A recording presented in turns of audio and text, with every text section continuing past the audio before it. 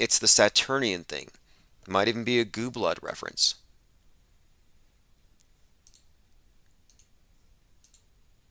Let's continue. We're looking through some more of these clips from this event. Again, the burning house. Now, here's another tie-in. So you have the house here that ties into the West World house. And again, we're talking about the destruction of the West. Well, the Rust movie set, which had a 42-year-old getting shot and killed by a 24-year-old, a mere of 42, 24, 42. So you have Halyna Hutchins getting killed, and then, of course, the other guy, Joel Souza, just gets shot, doesn't die. The shooter, Alec Baldwin, dresses as Donald Trump routinely. He is so deranged with his hatred for Trump that he has openly said, I want a meteor to hit the White House.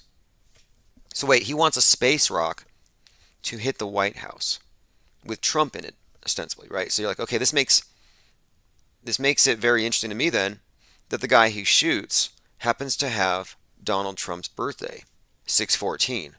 So that's one thing that stands out. The guy who dresses as Trump, who hates Trump, shoots a guy with Trump's birthday after saying he wants a meteor to hit Trump in the White House. And the movie Don't Look Up comes out, and the trailer even says this, in 6 months and 14 days, the world will be destroyed by a comet. 6/14, comet. Again, 6/14, Trump's birthday, meteor hitting the White House.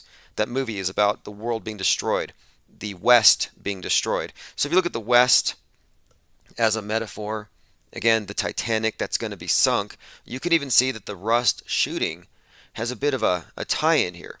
And again, these are not coincidental. And these are just a few. We're kind of just scratching the surface here. Again, Marilyn Manson being the subject of a documentary that's going to destroy him, the documentary called Phoenix Rising. Again, that to me suggests a sacrifice, kind of like Joe Rogan. Check out the numbers here. They pulled 42 Joe Rogan tracks. And I called it then. This was around the 42nd anniversary of the eruption over there at St. Vincent Island of that volcano. 42-year anniversary volcanic eruption, and Spotify says we're pulling 42 Joe Rogan tracks because snowflakes. Okay, 42. It's the number of falling from grace, just falling in general. He's going to take a fall. Well, then fast forward now, almost a year later, they pulled 71 more tracks, giving him a total of 113, the Phoenix number. So Joe Rogan, is he a sacrifice? Is he sacrificing himself for the cause of destroying free speech? Is Marilyn Manson a self-immolation? Is this also part of sacrificing an idol, iconoclasm? Not quite sure what they're going to do with him, but the numbers say it all. Even with Joe Rogan, 42 tracks, but he had 24 uses of the N-word. Now think about that word and how it polarizes. So he used it and defended it. CNN said his defense of the flippant use of that word is another 1/6 moment for America. And they had juxtaposition of Rogan and Kaepernick to say, hey, look, the double standard in society. This guy can be a popular racist with $200 million contracts, and this guy can't even get in the game. Engineered. Not a coincidence that Kaepernick's attorney had something to do with the compilation of those 24 uses of the N-word. My point being, again, 24, 42, 113 characters who are in the public eye taking a fall. So I look at Manson as about to likely take a fall, and we'll see how that develops. Let us continue. Oh, by the way, side note. Yara Sachs, politician, says that honk honk is code for Hail Hitler. And I think that matters now because the truckers are coming down. I got this email from Flag and Cross yesterday. We Americans, inspired by Canada's Freedom Convoy, are going to protest against the mask and vaccine mandates, and we're expecting tens of thousands in our departure on the Interstate 40 towards DC on Wednesday. So tomorrow, which is also the end of the, what is it, 22 days of peace. Tomorrow, the 24th, there's a convoy heading to D.C. In fact, they're putting fencing up right now around the White House. Echo Charlie says Rust was a Western. Not bad. And wasn't it in a place called Coronado? Like Corona? But yeah, you're right about that. It's a Western. And we're talking about West as a symbol. Or as a West is symbolically the Titanic that's about to sink. And you know, a Kraken could sink a Titanic, right? All right, let's continue here. I brought up the other day how Baby Yoda is just a shaved gizmo, and it's a fact. I found a lot of memes that echo that sentiment, so it's not just me. That little green baby gizmo, Baby Yoda is just Gizmo with a haircut. Nothing's original, everything's recycled. Okay, so we were going through an email from Boring NPC who's talking about these 42-year connections with these episodes and a house divided coming up. Okay, we'll continue later. I have a few more emails I want to get to and voicemails, but I'll probably play those tonight when we do open phones. I'm also going to premiere a podcast that was recorded. Just got to put that together, and that would be for the Conspiratainment Radio Network, and that was a conversation I had with Micah Dank. Okay, here we go. 20 years on, Associated Press, Richard Drew still gets asked about the falling man photograph. This is the photograph owned by falling man Elton John, who almost became Rocket Man, as they say, during his 11:19 a.m. emergency landing on 2/22/2022. Spirit Jordan says Kanye's West, his son is named North. Right, you get Northwest. By the way, I'll be getting the live stream notifications by text turned back on today. That was delayed because of a bank holiday. Okay, so there's a new movie coming out called The Man Who Fell to Earth. I guess it's a remake or it might be a series. It's on Showtime. But this is another one of these movies that, predictably, is ultimately about global warming. It's about a man who comes down from Mars to tell us that Mars was destroyed because of, I think, probably capitalism. But basically, yes, pollution, environmentalism didn't take off up there. And so Earth is on the same trajectory. Let me play a clip here. I saw something. It freaked me out. Okay, so this guy comes down from Mars, and his message is, I'm talking to someone from another planet. So am I. Do you have anyone? A family? Children? They are waiting for me if they survived. they're waiting for me if they survived. And so this is the Martian talking about how their world was destroyed. Dying. Earth My planet is dying and Earth is on the same trajectory. is on the same trajectory. Can you help me? Reoccurring theme. Again, environmentalism always works its way into this. And finally, science as savior. You're a scientist. You can save us. Just like the 33-year-old scientist savior in Moonfall. You are a scientist. You have the potential for all things. You have the potential for all things.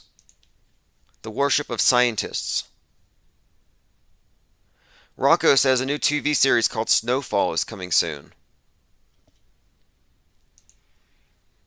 Definitely be watching that one. To me, it's opposition research. Oh, look at this. You have to delete a tweet. I have to delete a tweet really quick here. Apparently I melted a snowflake. You may not engage in the targeted harassment of someone. Okay, so I did a tweet. Let me see if I can actually show you what it was. It was a drawing I did of Marcus Goldfinch, aka Q. It was actually a charcoal portrait. I don't think it was a bad drawing. But yeah, apparently he took some action here. He reported it, and if I delete it, I'm allowed back on Twitter. So unfortunately, I'm going to have to delete my art, and in 11 hours and 33 minutes, I'll be back on Twitter. Yep, Q. Literally Q. The guy that sent the guy to spear his kid to death. The guy that sent Owen Schroyer to the Capitol. Q Anon, the high-level civilian slash military intel operative who's giving us the biggest intel drop of all time. Q got offended by one of my drawings and reported me. And I tweeted it to him, and the thing is, his account is closed, as in, like, you can't even follow him. He has no followers. It's one of these accounts that's private. But anyway, I guess he didn't like my art. I'm not offended. Okay, let us continue. Marvey says the pandemic is about to end and World War is about to begin. Yeah, I figured this. I figured that now they're moving into the environmentalist lockdown. And it was always about the Greta reset. This great reset was pre-planned probably a century ago. But it was always the Greta reset. An environmentalist thing. No coincidences here. With the names, that is. So now they're like, take off your mask. No more mandate. But they might as well say, put your mask on your tailpipe. Because now we got to curb global warming. Putin's sick joke on the world. This is from the West Australian. Putin as Joker. I kind of ignored it when I first saw it, but someone in Discord mentioned it, and now I think about it. Every Joker has a Batman in this PSYOP entertainment complex, so he's the chaos agent. He's the provocateur. Putin is the one who is being used to instigate, create chaos, which will then necessitate order to be restored. So it's this order out of chaos thing. So yes, war is probably coming next because you no longer need masks because the pandemic is over. Unless they veer into AIDS. I've been noticing a lot of actually AIDS vid or COVIDs. Like, oh, get tested for AIDS. And I'm like, what happens when people who, like virgins start coming down with AIDS? And the only thing they all have in common is they got the pokey. Like, that's weird. What's their excuse going to be? They're going to say AIDS is airborne? Oh, yeah, if you don't have a mask on, you're spreading AIDS. Oh, yeah, you don't have to worry about the vax, but yeah, you got to put your AIDS mask on. Like, it's literally like a face condom now. Put on your AIDS mask before you come in the restaurant. We don't want you to infect our babies with AIDS, our kids with AIDS. With your face nudity. Yeah, face nudists spread airborne AIDS. Pure-blooded face nudists. Not allowed. Masked goo-bloods only. Alright, Rocco, I will accept you on Twitter. I have another Twitter account. It's at Tim Osman _. Make sure you put an underscore beneath it. Charles says at least DC's building a fence. Yeah, I didn't think Democrats believed in walls. Like, oh, why build a wall? They'll just climb over it. Okay. Why are you putting a fence out then? We will be live, open phones, later on tonight. There's just so much to go through right now. I want to make sure we haven't missed anything. We've talked about Off the Edge, the book by Kelly Weil. She talks... Look, I read the book. Most of it. Skimmed it. I'm going to read it more in detail. There's some very fascinating material about the history of Samuel Rowbotham and the flat earth topic and the debate in the last couple hundred years. But she's not objective.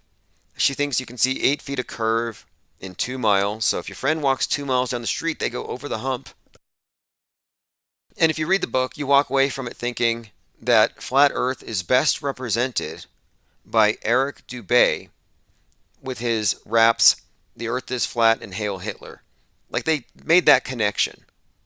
They 100% just linked it. They said, no, the whole thing with flat earth is ultimately about Adolf Hitler and Hitler worship. And the problem is, you wouldn't be wrong if you arrived at that assessment. just by looking at Dubé. All right, also, there's a new episode of South Pole in the works. We were doing the storyboard last night. You're not going to want to miss it. It's going to be about Domo the Clown. So I'm not going to give you any spoilers, but South Pole is back in production. We have a lot of ideas.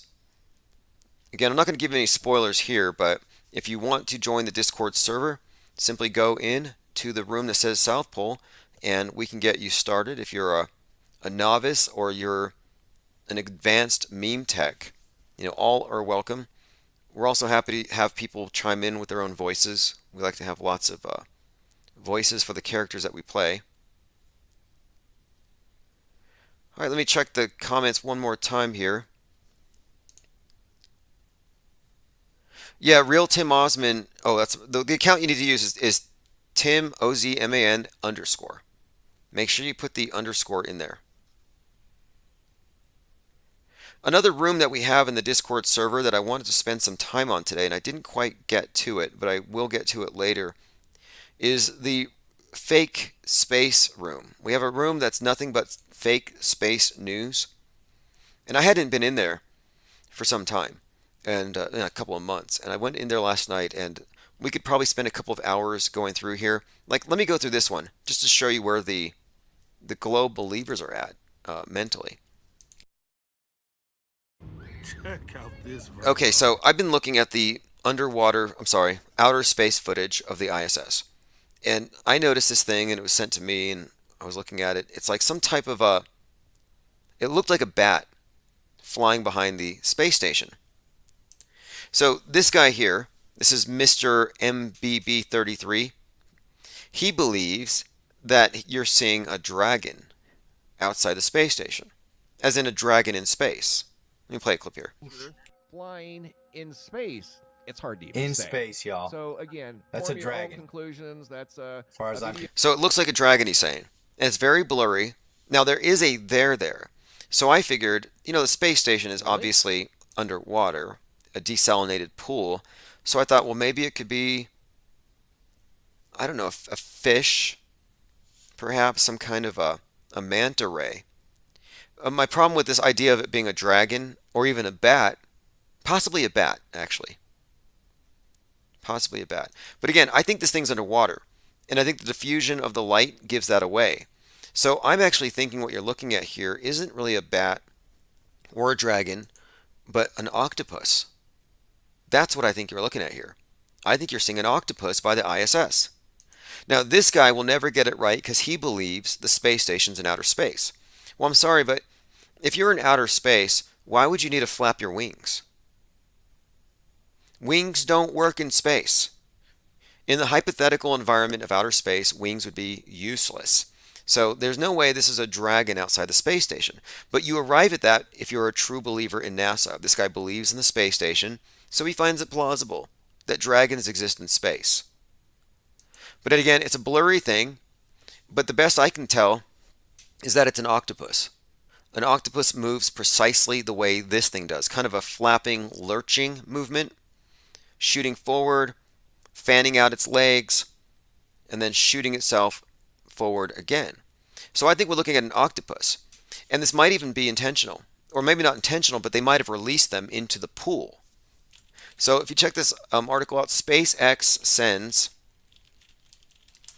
squids to space. SpaceX is sending thousands of squids to the space station. Why are they doing that? Well, because the way an astronaut adjusts their body to low gravity in space is similar to a squid's symbiotic relationship with natural bacteria. Sure. So they're sending squids to space. This has been going on for some time. And now people are seeing these squid-like octopus things just swimming around in the background. Look, I got a clip here. That is 100% a squid. I can't adjust this contrast here on the fly, but I see the bulbous head, I see the legs. There is a squid outside of the space station.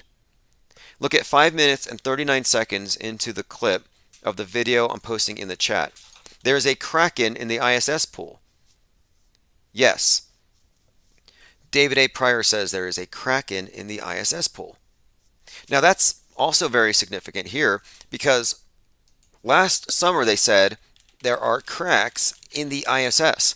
And this was about the time that you had issues with Russia and Americans getting along up there. There was some kind of a beef there.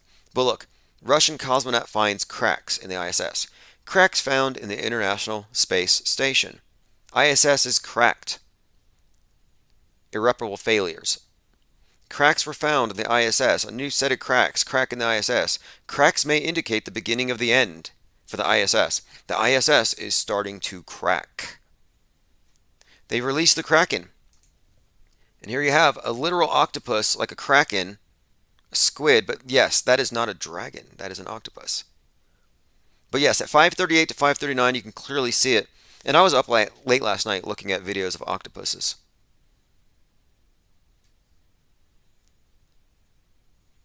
All right, Squidgate. Squidgate. You know what? I'm going to put Squidgate in the title of this video today because this is a big deal. But look how we are analyzing this, trying to figure out what it is, asking questions, and we arrive at a likely solution. Whereas this guy is like, yep, it's a dragon in space. I don't claim to know. I'm just going based off of what we see. You'll agree, maybe you won't, but nevertheless, very intriguing.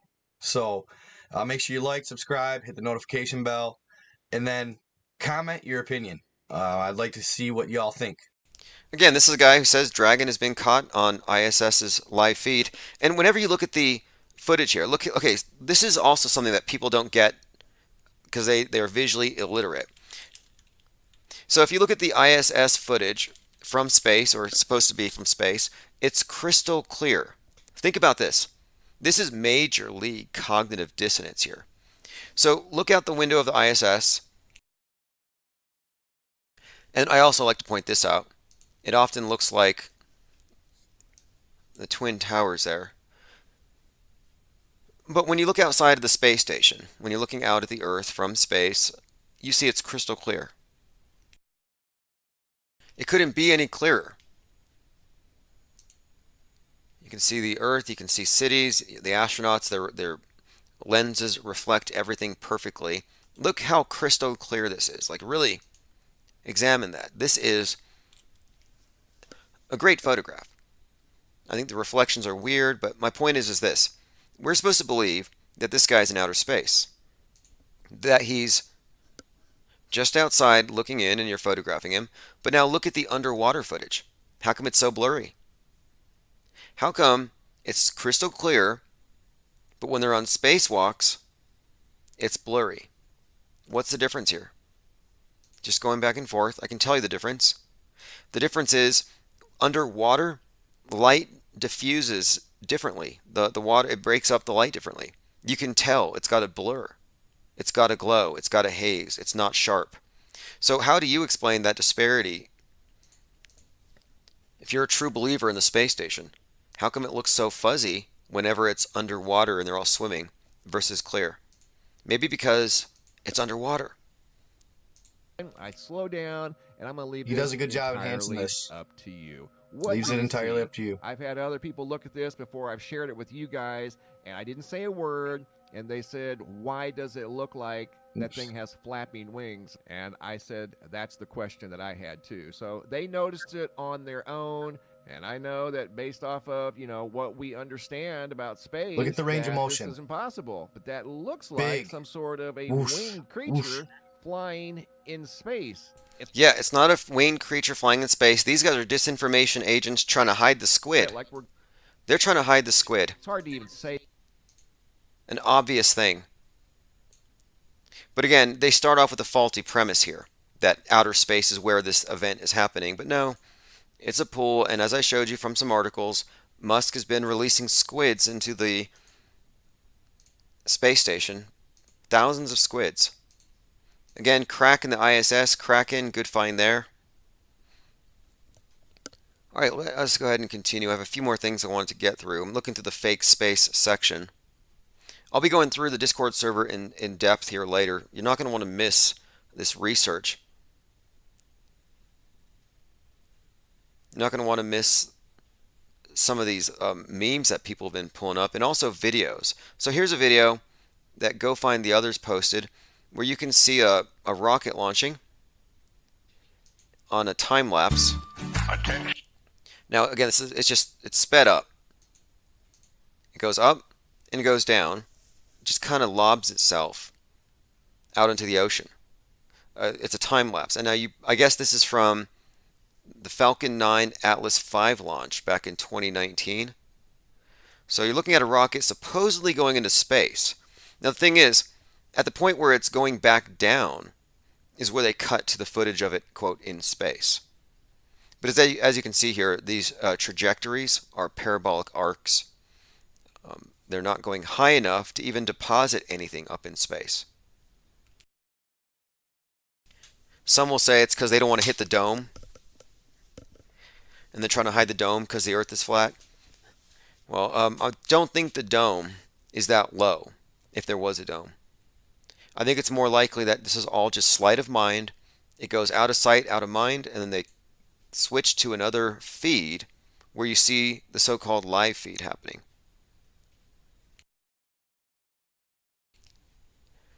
All right, again, I'm going through the rest of our Discord server to make sure I haven't missed anything with regard to the Donda 2 performance. We watched it together here as a watching party. So another reason to join the Discord server.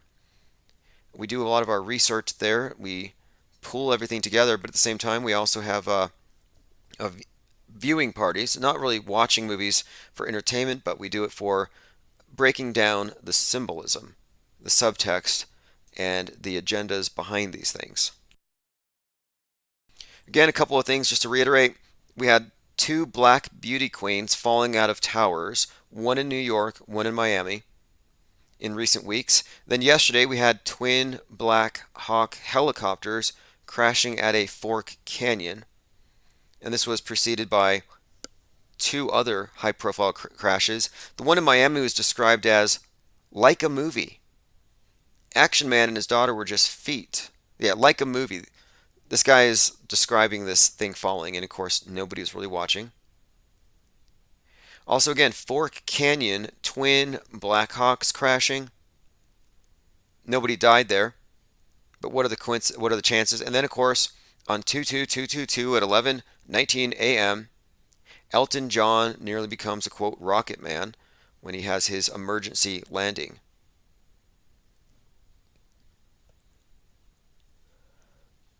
Let's see if there's anything else here. Co-founder and CEO of Kraken, one of the largest crypto exchanges, urges people to get their coins out of custodial wallets. Oh, yeah, these are people dealing with this,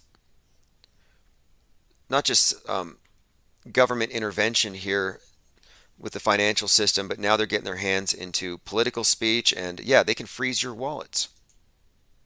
Just a heads up. The name Kraken stands out there, and again, there might be some kind of market crash coming as foreshadowed by this Moonfall movie and all this Skyfall stuff.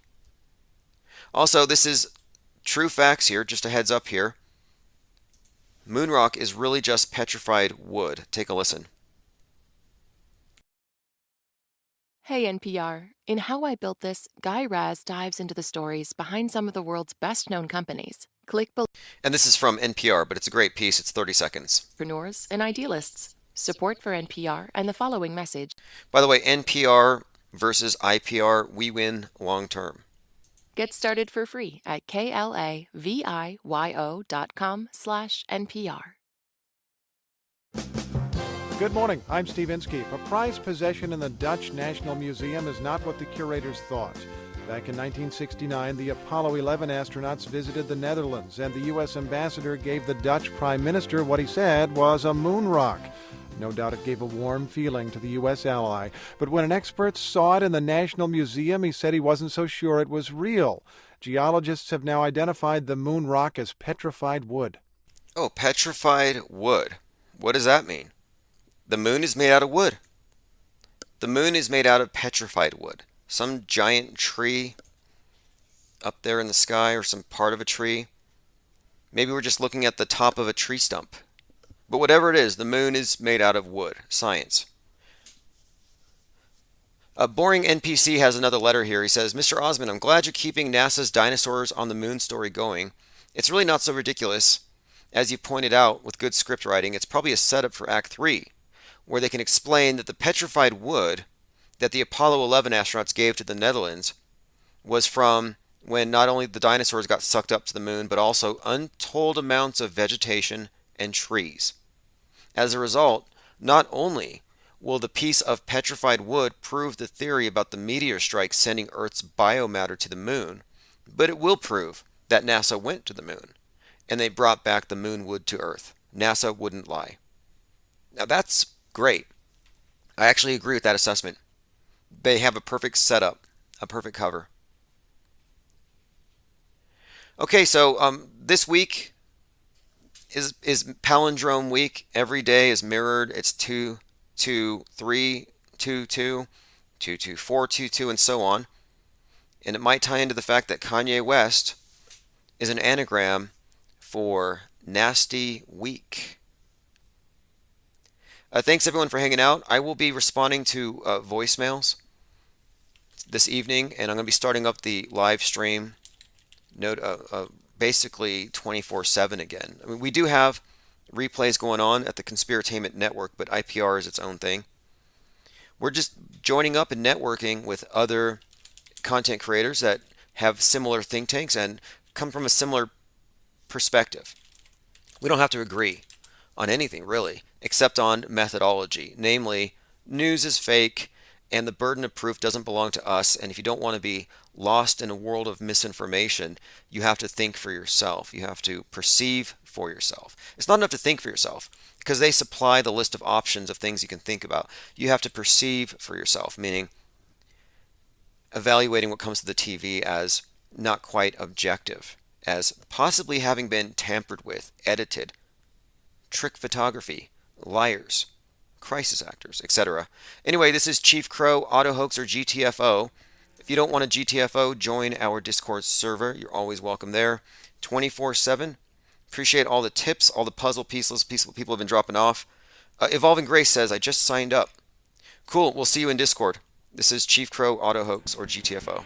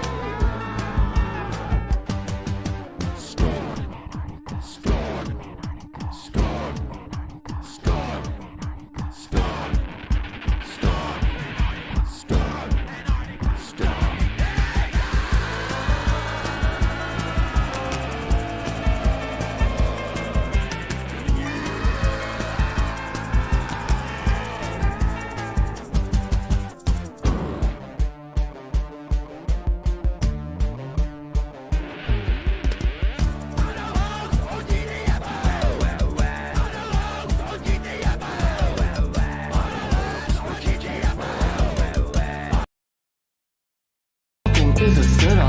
We got it and we get it. Offering refreshment. Level up your consciousness. Honestly, the essence. This wave is uncontainable. Facts are undebatable. You lanes are unrelatable. Give a fuck about saving you.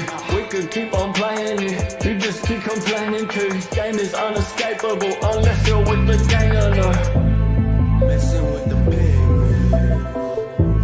We're messing with the penguin.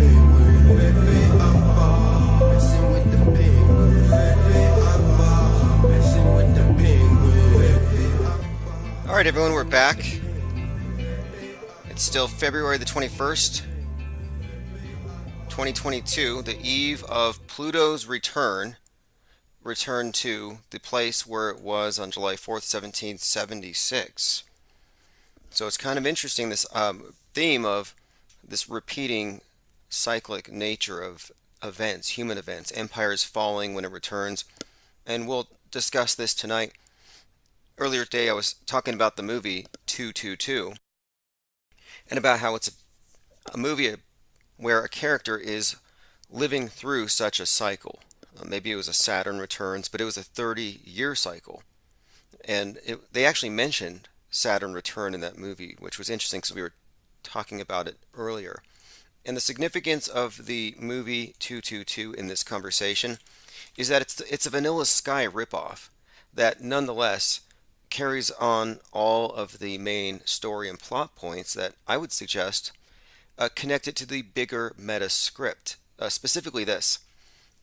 The theory is Kubrick is the great meta scripting director, a mind behind 9/11 and other events, not alone, but part of the storyline from Kubrick's work, whether it's The Shining, showing how he was part of Apollo 11. The Shining also forecasted, I mean, this is true with all of his movies. There's JFK tie-ins, death date tie-ins, JFK's embedded into various characters in various movies, JFK Jr. tie-ins. And this is where it gets interesting. Eyes Wide Shut is pretty much about JFK Jr. and this concept of him faking his death. So if you're with me on this, that JFK's assassination was a hoax, and look, you can find a pipeline from Riley's Coffee where Oswald was working, where all those people go over to like NASA and Chrysler, where basically a bunch of people get moved at once, suggestive of intelligence agents planted as coffee workers. Well, Oswald was with them. So it's not surprising that a guy that may have been drafted to work for NASA would be involved in the assassination PSYOP department, which apparently it's all connected. If Kubrick filmed or produced or directed Apollo 11, and we can deduce this from his works, same with 9/11, it's not too hard to see how his role in the JFK assassination would have also crossed his path with, he would have crossed paths with Lee Harvey Oswald. So anyway, so getting to the present, if it's true that Kubrick and Q are all integrated, because Q is the JFK family, and it's this agenda of this bloodline of Christ coming back to reclaim their kingdom, which is the story in Vanilla Sky. That's why he dies at 33 and he's reborn. I mean, the symbolism goes deep. We've gone over this for years.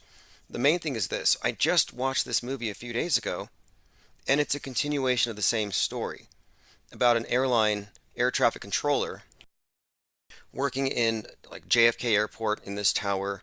Has everything to do with planes crashing, but it has to do with this event that's been more or less preordained. It's very fascinating the way that they introduce synchronicity into this movie. But my point being, it's on Netflix, it's popular now, it's called 222, and tomorrow, or rather today, depending where you are, on 222, we happen to be looking at a day which happens to correspond to quite a lot about this JFK story. Specifically, I think it's been, 22 years, 22 months since his death or something like that. I mean, it's getting to be pretty precise, and we have all of our receipts here.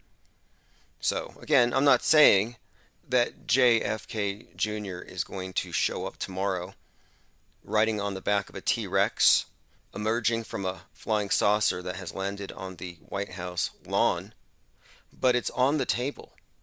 It's literally on the table. This is the movie 222. A man's life is derailed when an ominous pattern of events repeats itself in exactly the same manner every day, ending precisely at 222. So it's kind of a predestination movie. Save their future, we must fight his fate.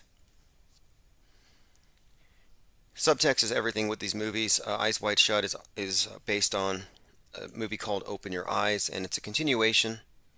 If you look between the lines, between the points where one movie ends and the other begins, there are stories that are contiguous. This is especially true with the works of Jim Carrey. And you'll spot it when you start seeing the role of Sirius, the dog star, in his films. A star which is central to the rituals and rites of all the secret societies of the world. All right, we're joined here by Eric of Bear Nama. Hey, speaking of bears, well, I'll bring this up later. We've been talking about the bear thing, and we'll probably get into this tonight. I wanted to go over that book also, The Over the Edge. Anyway, bears are the mascot of Owen Benjamin, the comedian slash flat earthers channel, and I've been kind of creating these penguin bear hybrid emoji things. And I noticed that he was showing off art in his live streams, and I'm like, I wonder if bear penguin paintings could be a thing. Anyway, it's midnight where Portal Complex is. Joined again by John Cordone, Thirst for Truth, Ellen Crooks, Maximilian. And look at the Drudge Report right now, if you're able to. On the cover of the Drudge Report, and considering that right now Pluto is entering into that place where it was, 27 degrees Capricorn, when July 4th, 1776 happened, look at the cover of the Drudge. It looks like the 4th of July. It almost looks like an alien, or rather a UFO, in the sky with a tractor beam, but for the most part, it looks like a 4th of July celebration. And the title here, the headline is, It's On, Defiant Putin Orders Troops into Ukraine, Plans Military Bases. UN Emergency Meeting. Now, emergency is just code, of course, for contrived emergency. It's about the emergence of their order. But what you're looking at here has probably a lot of symbolism we could look into. Anytime I see red and blue together, I think purple, I think Phoenix, Revolution, very consistent symbolism. But again, it looks like July 4th. So that's kind of consistent with the Pluto and the timing of that planetary return. Ryler05 says, every major bad event and lots of minor ones that happened to me have happened on a Tuesday. Okay, let me get into this.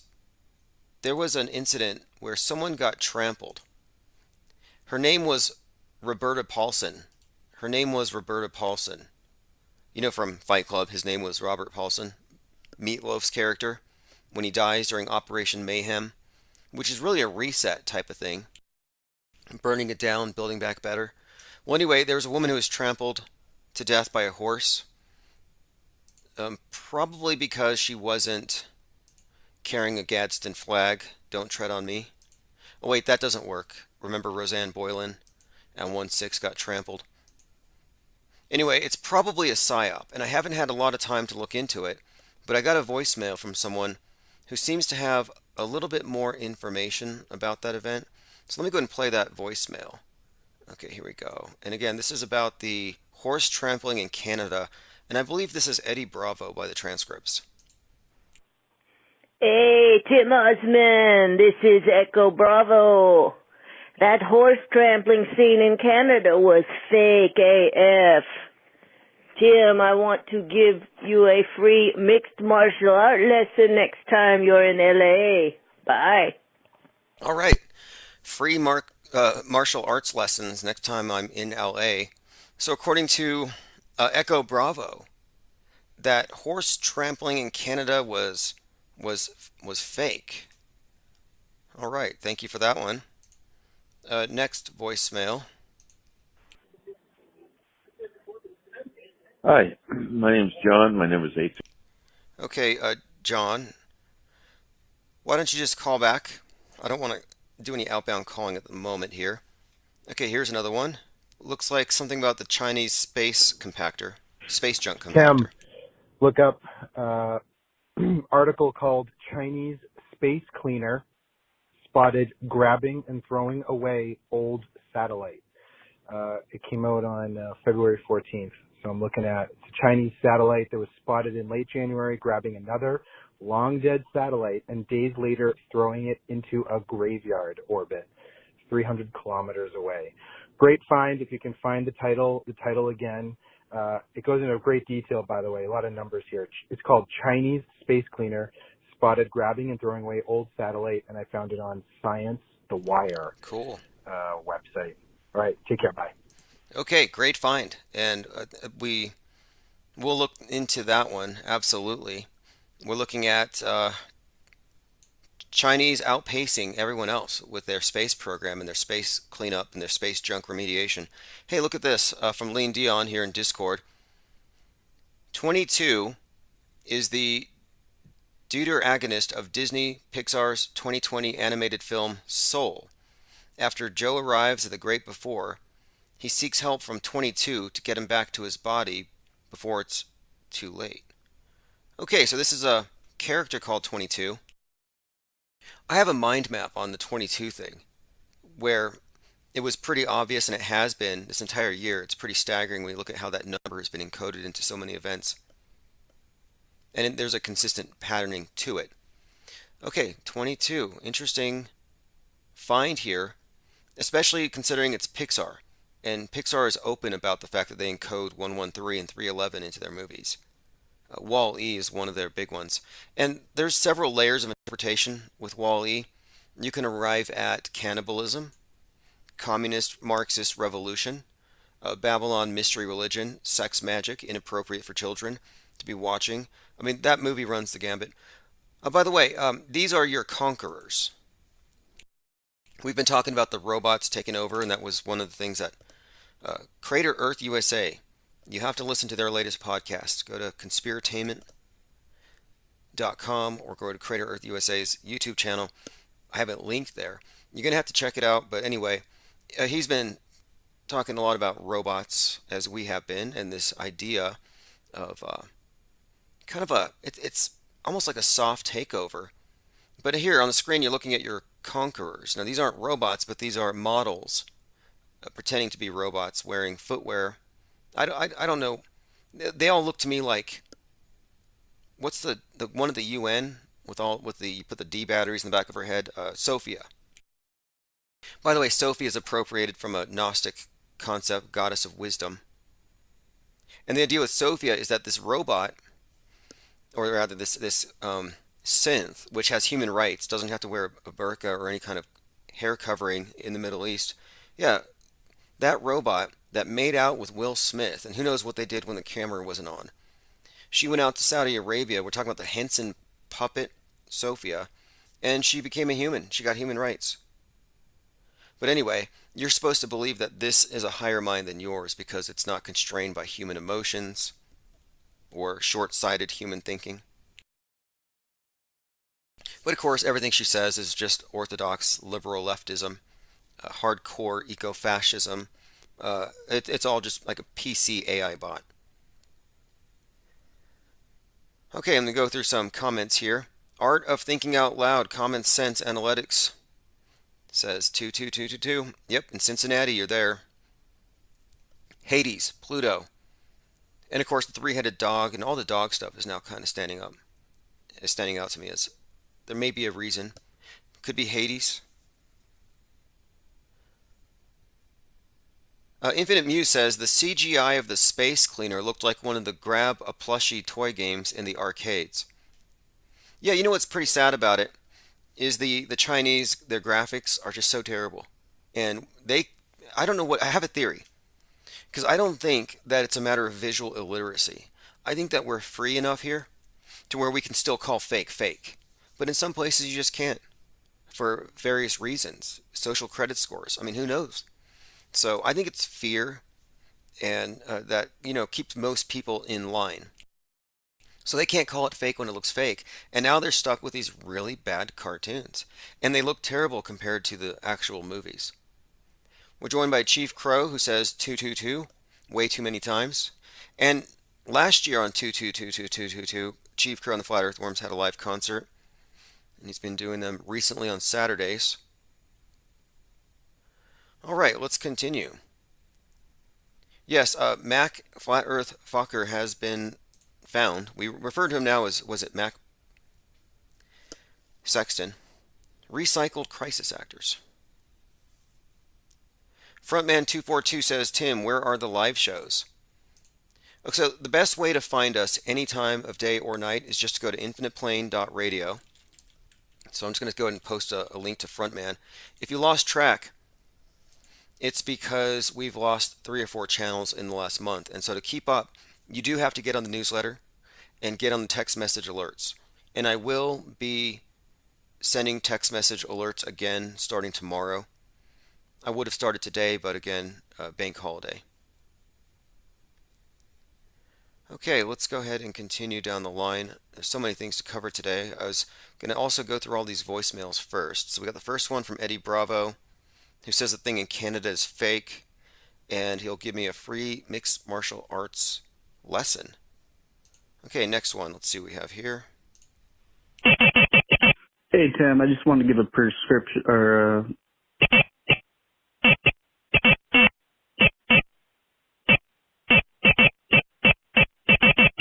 Okay, sounds like he's playing Pong or Space Invaders. Hey Tim, I just want to give a prescription. Okay, that's all we got out of that one. Okay, so anyway, phones are open 833-311-1984. Let me go ahead and continue through the notes. Let's go ahead and go through this book. I have some things to say about the book Over the Edge, so we'll go over that as well. To be honest, I'm not impressed, and I'll tell you why. I don't think it's legitimate anthropology. I don't think it's legitimate in the sense that it's not actual fair. It's too biased. She thinks that there's 8 feet of curvature in 2 miles. So if somebody goes 2 miles away, they're over a hump. She thinks that the Earth is the size of Rhode Island. So I don't know if I trust her.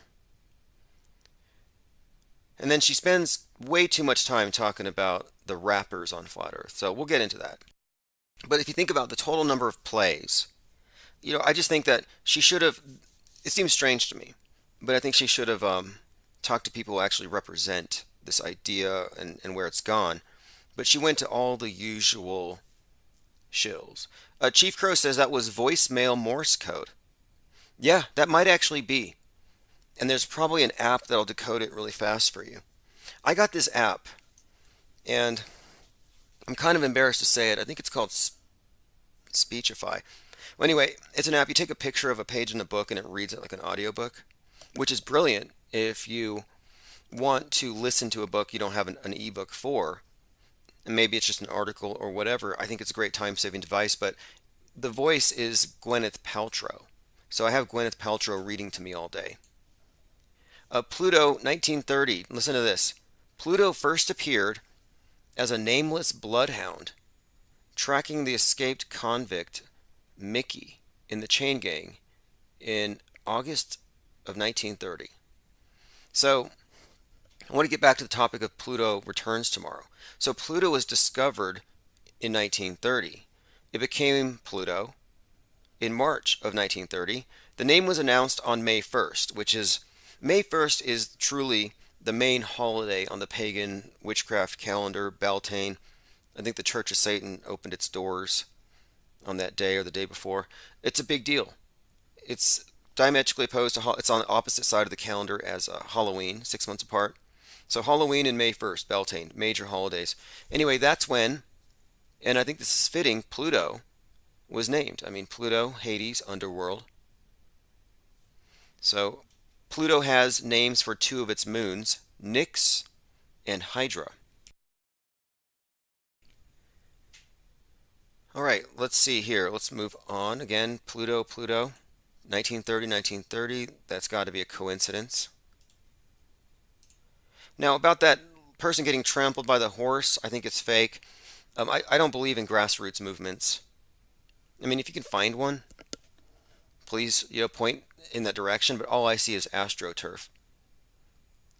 Again, this is something I mentioned the other day from Ryler05, mentioning that Marty McFly is Tuesday, and like Pluto, he is back. He also says here on the movie Truman Show, Truman was afraid of Pluto, the dog. Einstein, the dog, was the first time traveler, so this dog stuff could be a tell. And there is a lot of dog stuff, and there has been. And a lot of stuff with things falling from the sky. And I haven't been able to watch Space Force, but I know someone who has been watching it. And they've informed me that, I believe it's season 2. Yes, here it is. Sky is Falling.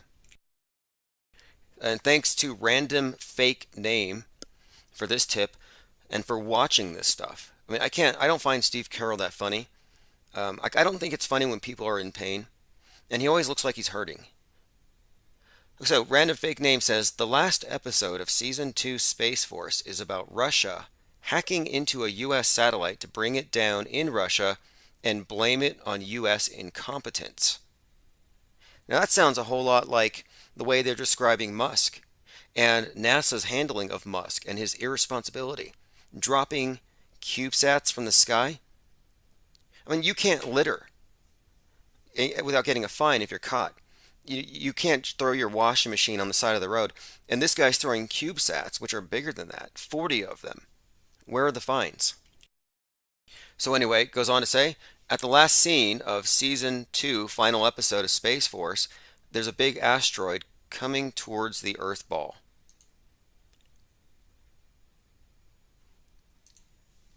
You know there's that meme.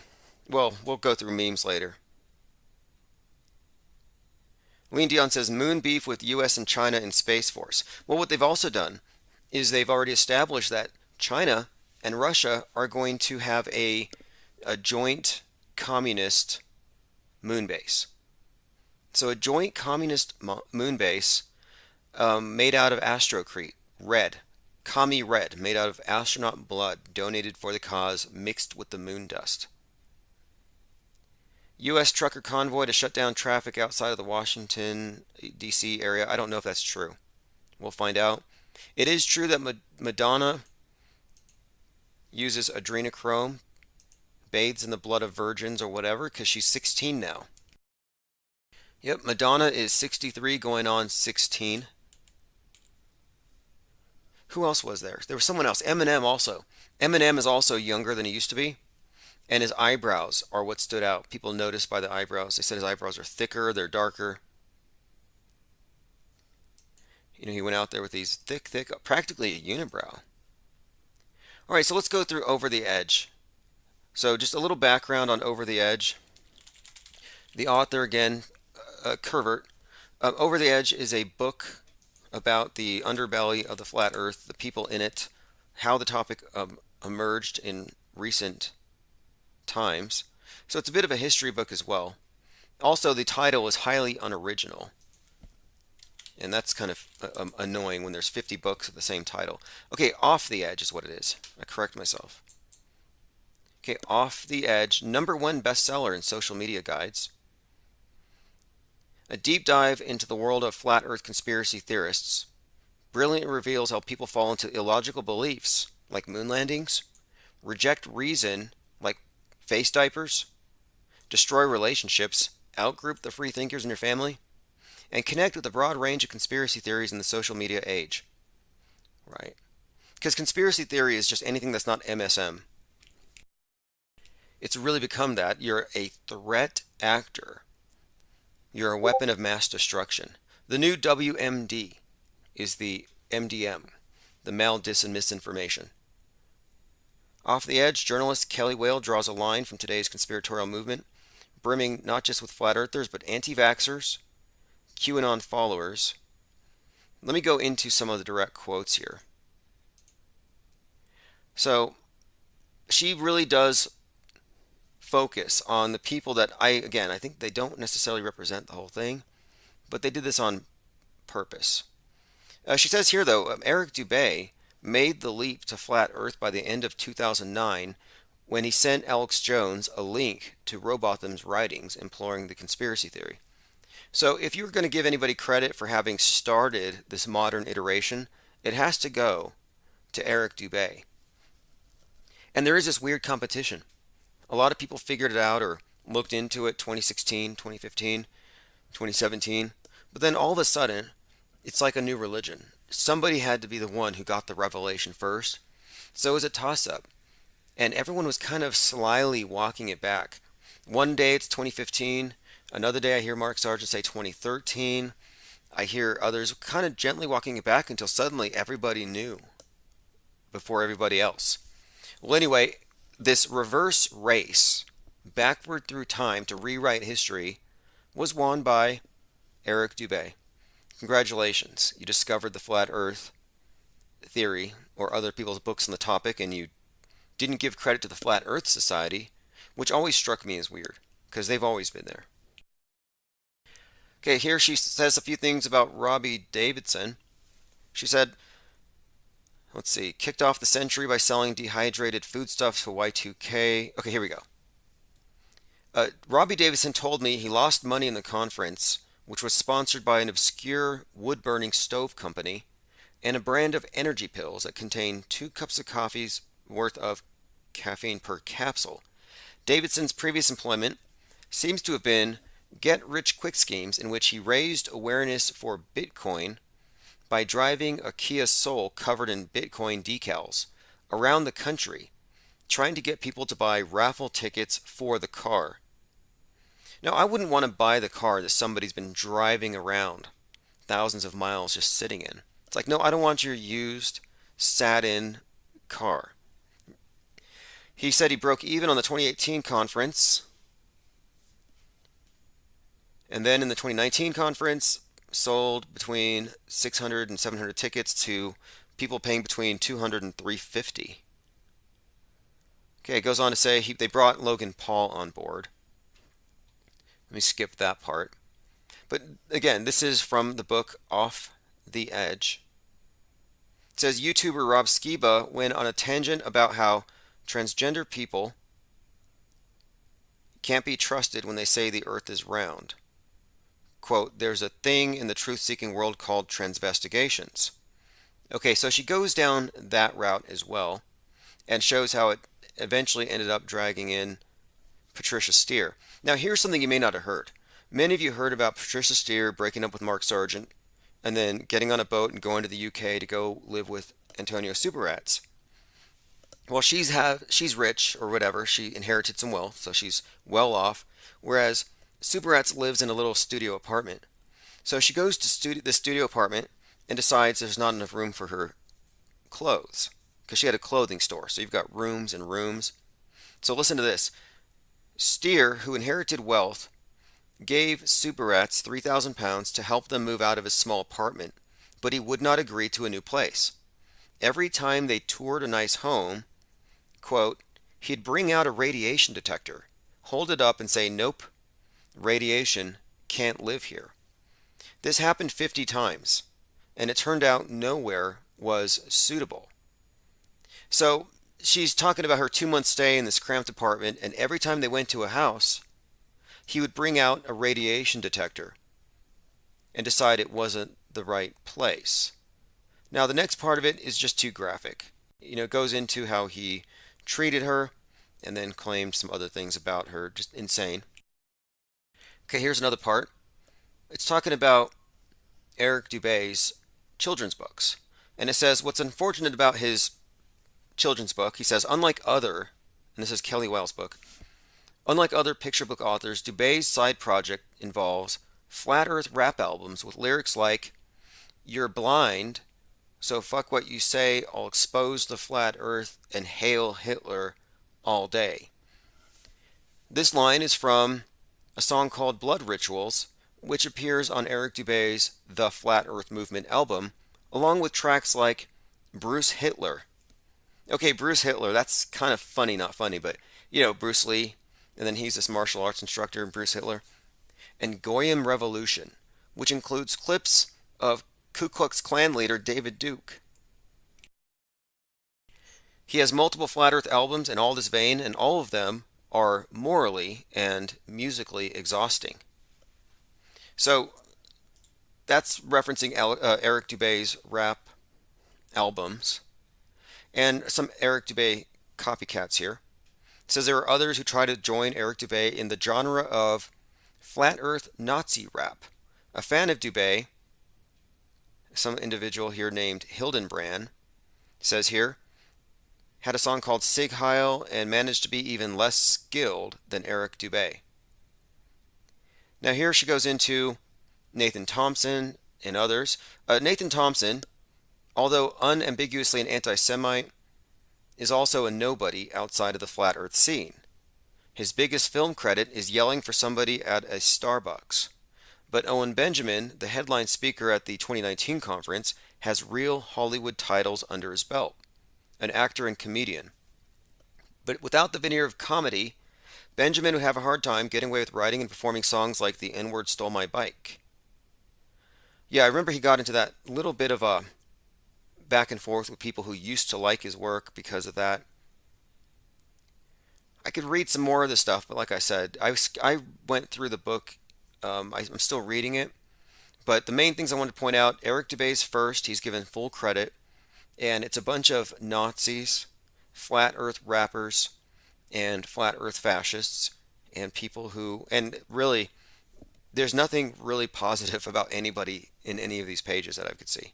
So just a heads up, there should be some interesting interviews. Although she did say this, there are dissenters within the flat earth world, of course. A group called the Infinite Plane Society suggests that Antarctica extends out into an eternity, a universe of ice, to cradle our little blue oasis. She says it's trippy. Infinite space, science. Infinite plane of ice, trippy. Right. Nothing trippy about just floating there. That's not trippy. All right, let me catch up on some of the comments. NASA posted a photo of the actual filtered iPhone cover as a real photo of Earth recently. Yeah, we're on the wrong side of the glass. This world, we are in the TV. We are in TV land. It's pretty bad. Ready or Not says Nyx is a demon. Channing Tatum, a new movie simply called Dog.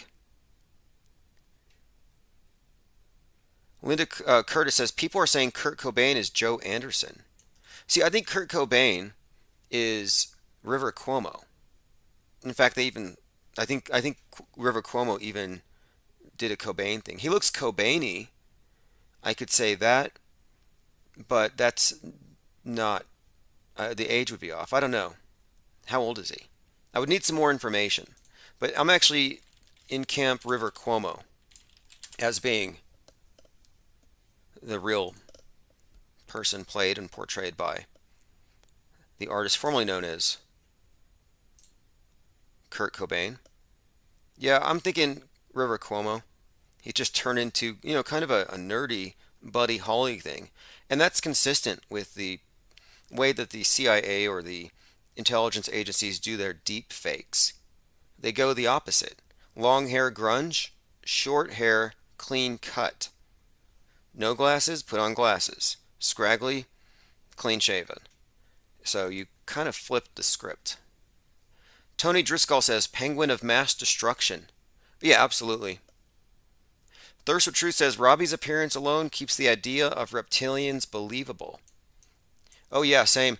And I met him before they had the incident where Jake Bird grabbed some woman and she tried to call the cops and Robbie tried to stop her and he made these weird reptoid noises with his throat. And then he ran when the police officer John, the cop John, the off-duty cop, said you have no right to stop her from filing a police report. Anyway, yeah, I would say reptoid. And I also noticed a pipe burn on his lip. And I was thinking, those energy pills that were mentioned in the article? Maybe it wasn't energy pills. Maybe it was dome glass. I can't think of any flat earther tall enough to reach over the ice wall. We had this idea before, that they were going on secret expeditions, chipping bits of glass, and that the elite at the conference were all just cutting lines of pure dome glass. It would explain their antics on stage. Did you see that lean, flat rap performance? There's got to be something in those conferences, something in the water in the hotel. Lean Dion says infinite balls floating and flying in nothingness is not trippy at all. Yeah, it's trippy if they say it's trippy. Aliens are not trippy if they're from this distant place, but that's one of their, they designate what is and isn't trippy. The whole spaceball thing is just inherently trippy. Okay, let's move on here. Yeah, we are the dissenters in the flat earth world, whatever that means. Now check this out, the King Kong versus Godzilla movie. Just more symbolism here. So, Godzilla, this is from the track, the motion picture soundtrack. He lives at level 33. Sub-level 33. So 33 levels below the ground. Sub-level 33 is where they keep this antagonist in the movie, the Godzilla. What could that mean? Mechagodzilla is stored in Apex Cybernetics Hong Kong facility on sub-level 33. Also, the movie King Kong came out, I believe, in 1933.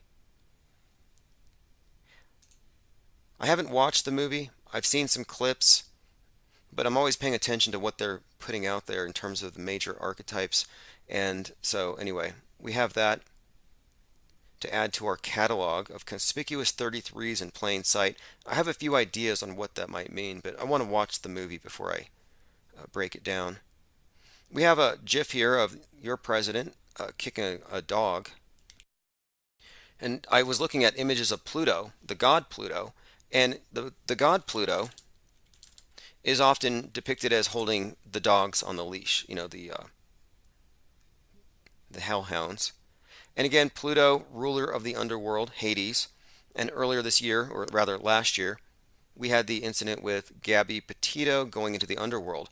Now, this was a storyline that was communicated throughout the telling of the news reports and the depictions of Gabby in front of the angel wings, posing like Virgo. Virgo is personified as Persephone and taken down to Hades. And the date of her body being found was the equinox, or was it really close? It was the 22nd. It was when we entered into Libra, you know, back in September. So this storyline also ties into My Pet Goat, where you have this Gabby Petito looking character holding what looks to be an apple, and she's in the underworld. Well, Persephone is usually depicted as with I believe it's a pomegranate, but they're more or less identical. And so I was suggesting that the story of Brian Landry and the kidnapping and the disappearance, that we were actually looking at a ritual of the spring maiden, Virgo personified, being taken to Hades. His name, Brian Laundrie, brain laundry, brainwashing, pretty obvious, I think. But I think the main thing about it was the idea of being kidnapped or held captive audience to the mind control, as we're all taken to hell, or Hades, the dark side. It's a story that is consistent with the I Pet Goat. And so I'm just looking at the dogs and their association with Hades and the underworld, gods of the dead, and of course Pluto and Pluto's face literally on the planet Pluto. And both Pluto the planet and Pluto the cartoon were invented or discovered or whatever, named in 1930. And we can go through a number of things in our solar system that are straight out of the Disney universe. We live in a Disney universe. And on TV, the news is pretty much like Scooby-Doo. Scooby-Doo Justice. River05 says, River Cuomo's mouth is definitely the same as Cobain's. Yep, that's correct. Yeah, phones are open, 833-311-1984. 311-1984. Numbers on the screen, actually. Okay, let's go ahead and continue. Patrick says dome cracks. Oh yeah, okay, so look, the domers, the hardcore domers actually believed, and they taught this, that the dome over the sky, and this was supposed to happen in like 2018, it was supposed to roll back, revealing the face of the Lord, and the shards of dome glass would rain down upon the non-believers. So if you believe in a globe, a giant chunk of dome glass, emerald perhaps, is going to crash through your roof and pin you to the ground. And the last thing you'll think as you're dying is, I shouldn't have laughed at the flat earthers. That's kind of their thing. It's a punishing story. They called it Skyfall. And it was basically the idea that, yeah, Skyfall, there's that again. Skyfall, 2019, they did it again.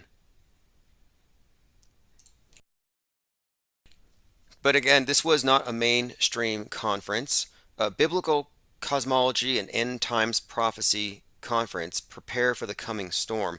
Now, this was only for the elite of the elite.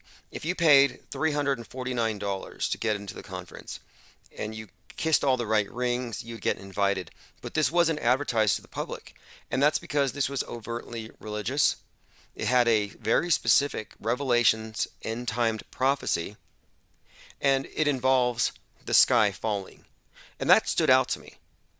That really did, because I thought, if they do start pulling things down from the sky, they have an alternate explanation here waiting. But it didn't happen. But it says here the alien invasion can't happen because the aliens can't get past the glass dome. But apparently, yeah, the dome's going to get ripped open. But if you believe, you're not going to get crushed by the glass. That's why we talk about the dome glass. That's where that came from, if you're wondering. I mean, we all have wondered. Why aren't the people who believe in the dome interested in going out and getting a piece? Ryler05 says Hades created the Kraken. Okay, that's exactly what we needed to know. Who created the Kraken? This makes a lot of sense. This makes a whole lot of sense. The Kraken appears in the 2010 remake.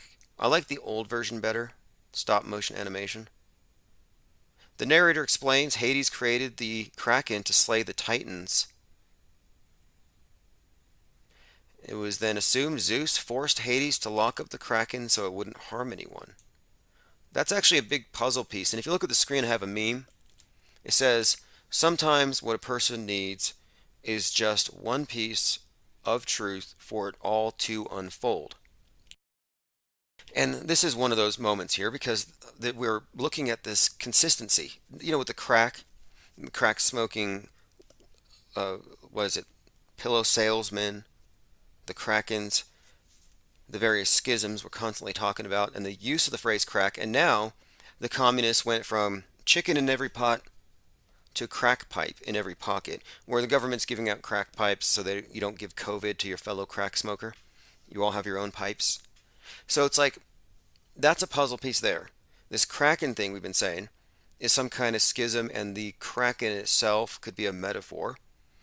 And this first really started being force memed into the mass mind with the NHL's 32nd team, the Seattle Kraken, and their 1 minute and 13-second trailer that seemed to suggest EMP, floods, specifically northwest, Seattle being taken out. So given all of that, and then the crack, which of course is very political because it's only one side of the political spectrum that wants to give out clean crack pipes. So given all of that, for Hades to have created the Kraken makes all the more sense. I would suggest that tomorrow would be Release the Kraken Day. Given that Pluto returns, 1776, and what's more, with 76 you have the idea of the schism, the split, the 13 colonies. Lean Dion says, Rogan's most recent guest got more controversial talking PSYOPs, 77th Brigade, Great Reset, Limited Hangout. Yeah, if they don't talk about crisis actors, they are crisis actors. That's a good rule of thumb when it comes to the media, because you can be one without knowing it. You have friends that are probably crisis actors. I mean, I was a paid, not witting, I was an unwitting but paid crisis actor, barely. They compensated us with the stimmies. Barely gave me enough money to do what I needed to do, but I made a trip to the place where the first UFO crashed, 1947, Roswell, Corona Field. David A. Pryor says the controllers push Skyfall 2. Yeah, exactly. That's why it stood out to me that the Flat Earth Conference organizers had this secret cult. And what's more, and this is why they don't publicize it, they actually have pieces of dome glass. Like, it's not only just a joke. I don't think they're snorting it, but they're getting glass out from somewhere, some desert somewhere, and they're saying it came from the dome. So they actually have evidence, but they don't show it to everybody. They got to make sure that you're not going to blab about it. They got to make sure you're a believer.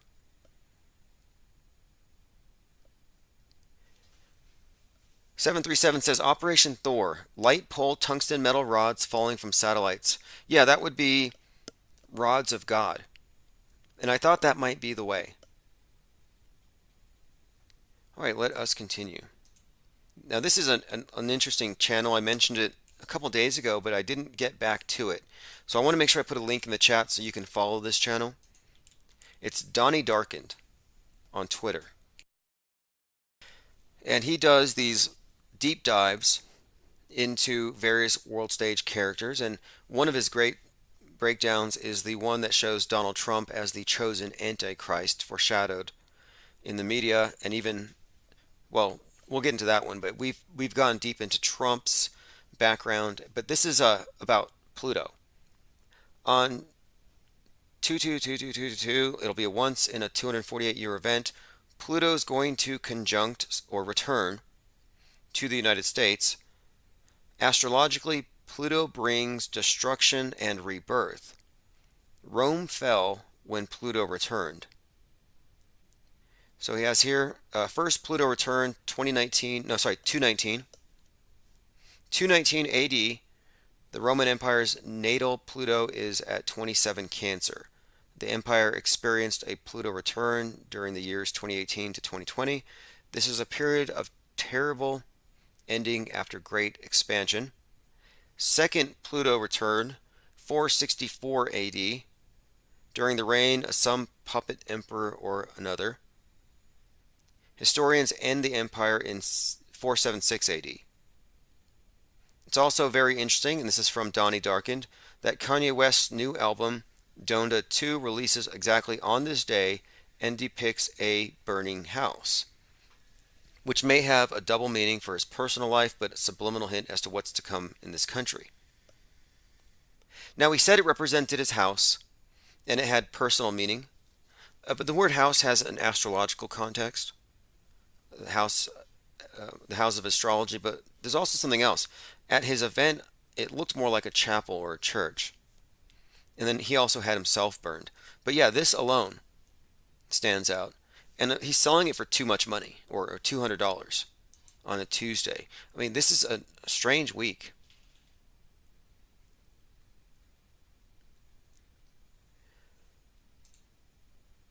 Kanye even acknowledged the significance of the date in relation to Pluto's return on an Instagram story post. So he posted this.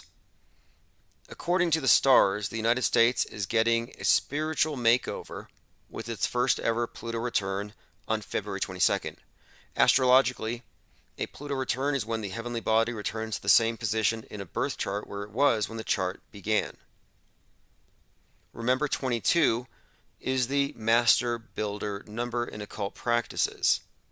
It is interesting that this will be the 22nd day, second month, 22nd year, and second millennia since Christ's birth. So his breakdowns here, 11 is the master dreamer, 22 is the master builder, 33 is the master teacher. I'm not big into numerology or ascribed meanings. To me, the meaning is used or derived from its context when we're deciphering and decoding. So you do have meanings people associate with these things, but to me it's just something to decipher. And there's a consistency with all their symbolism and the usage that does give away their bigger script here. And we've been able to predict with some startling specificity events that would be occurring within certain time frames. Like those 40 CubeSats dropping, it's very consistent with our read of the meta script as it's been presented. We're not connecting the dots, we're just reading their script. Okay, Donnie Darkened on Twitter says, I do not have any particular inclination to believe that something will happen on this exact day, but I do believe this signifies a turning point in history. We are in a season of destruction and rebirth, order out of chaos.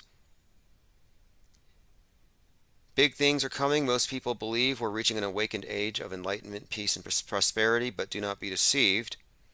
2 times 2 times 2 times 222 is 1776. Okay, that's interesting, which is true. 888 in Gematria is ascribed to Jesus or to Christ. So you multiply 888 by 2, you get 1776, which would also mean or suggest that 1776 is a second coming or a rebirth or a twin, a repeated character. Recycles. 888 times 2, 1776. Yes, 222. I mean, I have fatigue with this number and these patterns and their endless witchcraft. I mean, this is all just spellcraft is what it is in my opinion. It's just really too weird to me that JFK's death date coincides so perfect with the Pluto return.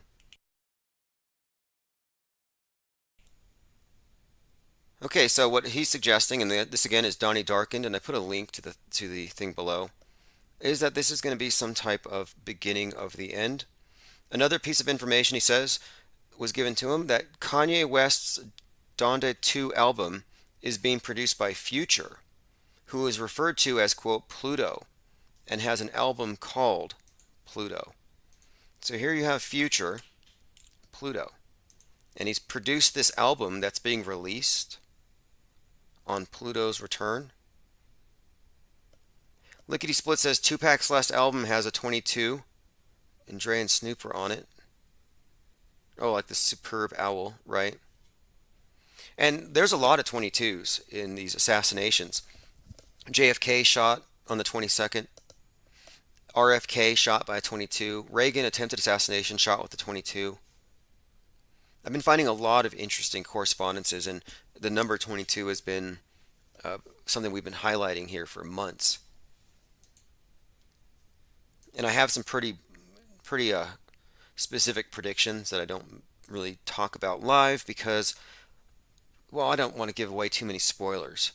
We have some really good spoiler alerts, though, so if you want to know what's going to happen in the future, if you want to have a pretty good idea, and we have a pretty good track record. Not that we're prophets. Like I said, we're just reading the stitches on the fastball.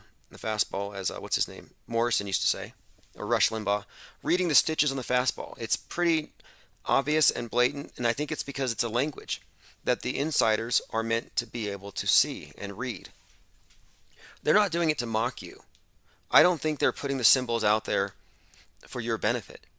I think that this occult language, this entire area of discourse that goes above our heads, it's meant to, because we're not elevated.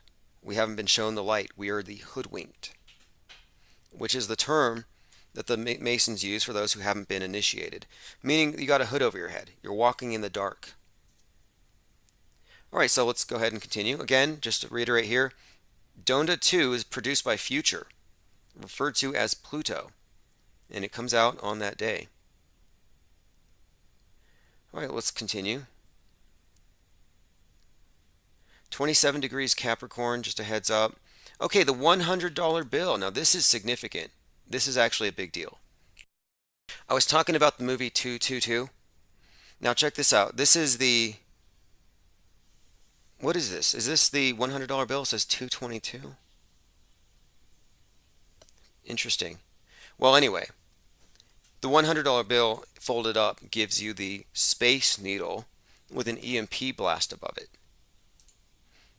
The $100 bill, like the $20 bill, seems to be foreshadowing the next major event. But yeah, it definitely seems to be the Space Needle. And the number 100 and this Century Project is associated with the Space Needle in a number of ways. Very consistent with this as well. So 222 on the $100 bill. Now the movie 222, the big bad thing happens at that exact moment. So it's all very interesting. All right, let's see what else we have here. I'm going through this thread. So basically, the long and short of it, Donnie Darkin says, from the ashes of the old order, a new will arise. So yes, we have an idea here. It's probably not going to be the end, but the beginning of the end. So the show starts. Stock up on popcorn and everything else you know that the panic mobs are going to raid from the stores. All right, let's continue here. Lickety Split says 22 paths on the Tree of Life. Yeah, the 22 paths correspond to the 22 letters in the Hebrew alphabet, which correlate to the 22 major arcana. And you may think tarot cards have nothing to do with your life, but the playing cards and the tarot cards are synonymous, and these things they're occult. They're encoded. It's not just like, you know, some people have this superstitious dread of tarot cards or Ouija boards. It's like, well, playing cards are the same thing. 4 seasons, 4 suits, the cups in the occult, the dagger, the pentacle, they're just rebranded more or less. So you get your hearts and your spades, but these are the same exact symbols. Patrick78 says, I wonder what the $2 bill reveals when folded. Interesting. I'd like to know if you find out. Now, the $20 bill and its 9/11 references is very consistent with the George Floyd Derek Chauvin event with all those 9/11 references. Given that the back of the whole thing has the back of the 20 has the 9/11 Twin Towers burning. And it never made sense. How do all these bills have these little hints, these subtle hints thrown in there? How does it make sense? How could this have been done? Well, it makes sense when you look at things from this long-term perspective. We're looking at plans put into place decades and decades in advance. So again, John F. Kennedy crashed and died 22 years, 222 days ago.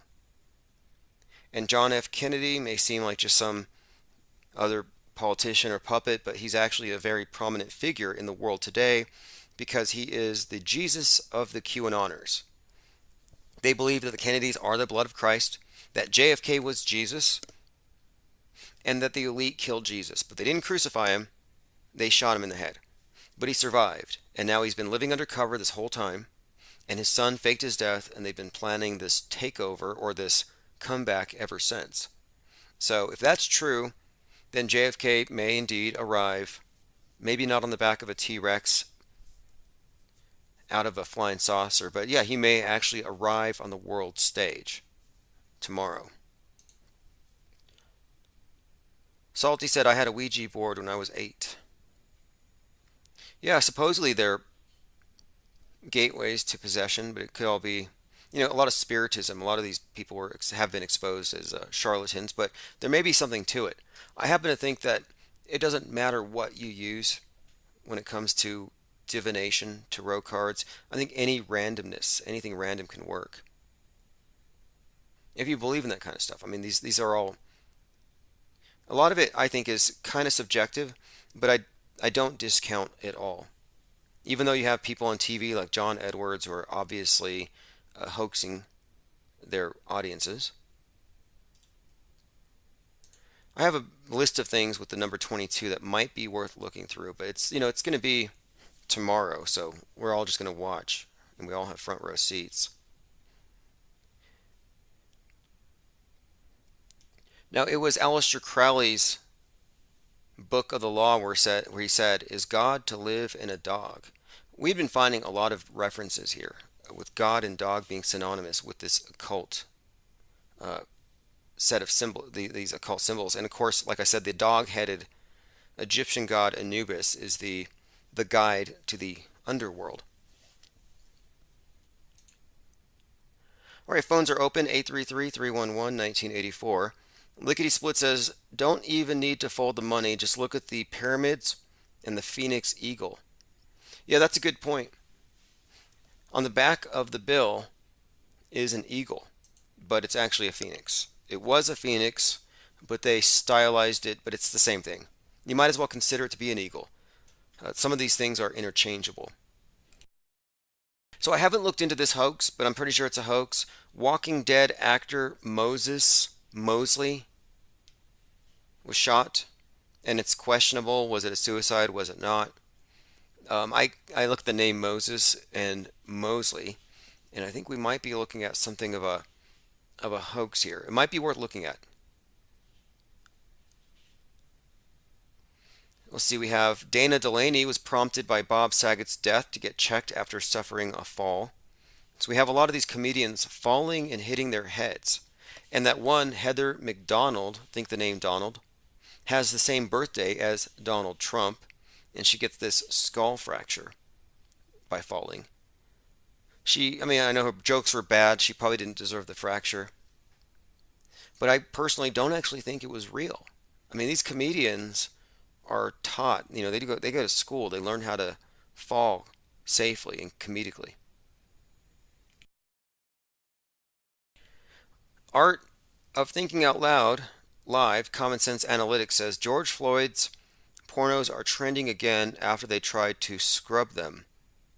The world stage martyr was an amateur porn star. Right, I kind of forget about that. Not that it means anything.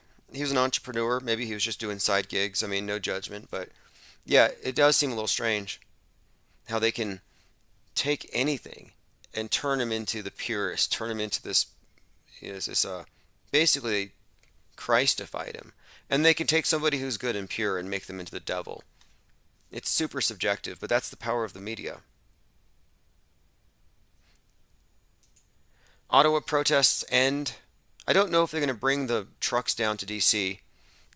I have no faith in mass movements or organized labor revolts like this. I don't think it's the way. Like, I wasn't into anti-lockdown protests begging for their freedom back at the capitals instead of just doing freedom. You know, when you stop doing freedom and you start lining up behind these politicians and demanding it, that's when you're actually submitting. You might as well be on your knees instead of walking around chanting for all the good that it actually accomplishes. And these events are highly infiltrated by, as we've seen, even 1/6. It's not a conspiracy theory that there were agitators and feds. Although that doesn't go far enough. This is how you know people like Tucker Carlson, who's friends with Hunter Biden, and I hope they don't share pipes. I hope Hunter's got some of these free pipes. What do they call them? Biden pipes? Like you had Obama phones? Anyway, you know, Tucker Carlson, who is literally friends with Hunter Biden, you know, he came out with this 1/6 narrative that it was a false flag. Oh, the feds went in there and they infiltrated it and they instigated. The problem with that is when you say it's a false flag, you're saying it still happened. You're saying it was more or less legitimate, that these are real people, that it wasn't totally simulated. And it makes a difference. It matters. It matters because Ashley Babbitt didn't die. And now they've turned Ashley Babbitt into a martyr. And Trump even sent a happy birthday video to Ashley Babbitt for her first posthumous birthday party. So she's dead, but her mom and others are hanging out. And he sends a video and he says it's terrible that that officer shot her. And his initials, the guy that shot Ashley Babbitt in that staged fake drama, his initials are MLB. Reverse BLM. No coincidences here. It's all part of this setup, if you ask me. A tit for tat type of setup. Somebody's going to want revenge for Ashley Babbitt, and Trump has more or less called for it. Zareth says T-Rex can't eat tacos with those tiny arms. A reference to the T-Rex that JFK Jr. will ride upon when he arrives for Taco Tuesday.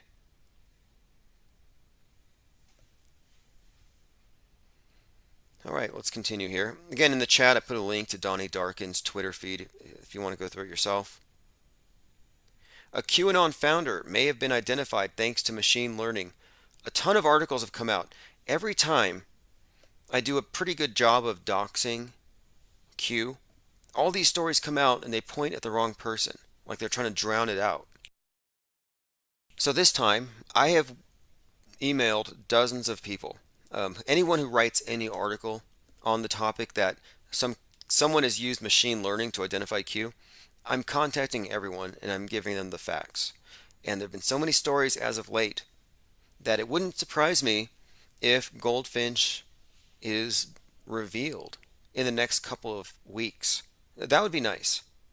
That would be big. In fact, listen, there is, I can't say a bounty, but however, if this person is doxxed, this person has admittedly committed many fourth-degree felonies, identity theft against me, actually claimed trademarks on my voice, and used that to shut down dozens and dozens of YouTube channels. So this person is guilty of major crimes, federal crimes, wire fraud. We could have this person put into a cage, which will make it very easy for me to file my damage claim, which is collectible. So it'll be good for everybody. It's a win-win-win situation. So if you have any spare time and you want to help in this endeavor, all you need to do is share the domain marcusgoldfinch.icu and share it with any journalist, aspiring reporter who wants to have a story that will be Watergate level if it gets out. Watergate level. And the damage, it's statutory damages. I don't have to go to trial. I've had some estimates, and I don't want to really, because I mean, it's going to go higher, but yeah, I've read the estimates, and I can settle the civil, but I can't stop the FBI from what they're going to do with the intellectual property crimes and the identity theft. I can't stop them from going into a cage. There's no settling here. And the money from the cyber squatting is statutory. It's already been established, and that's just going to be tallied up and paid over. But it's going to be difficult as long as he's flying around the country at the side of Donald J. Trump. Now again, this is 100% verifiable. He is at the side of Donald J. Trump. They actually were in the same room recently on video. He was holding the camera at Trump's birthday party. That was Trump's what 70 was what birthday was it that Trump had? How old is Trump? Let me see which one it was, because he's got a few weird birthday parties I want to bring up. So Trump's birthday in 1977 he was 42 years old in 1977, and they had a flying saucer at the party that just sort of descended on everybody, and I thought that was kind of strange. Patrick78 says, you're going to be rich. In a sense. I mean, it depends on how you look at it. To me, it's a standard of living thing. Like, I like the idea of not having to deal with my internet going down. I like the idea of being able to maintain a constant and consistent work schedule. The only reason I'm not at work some days, I'm not here, is I'm doing other things to keep this thing going because of his actions, which, yeah, it does work. You can drive people out of business, and that's what he attempted to do, and he admitted to it. And all of his admissions of malice are what make my case easier, because his only defense would have been, oh, I was accidentally cyber squatting, but you can't have that defense when you've admitted to malice and you've repeatedly repurchased the same domains.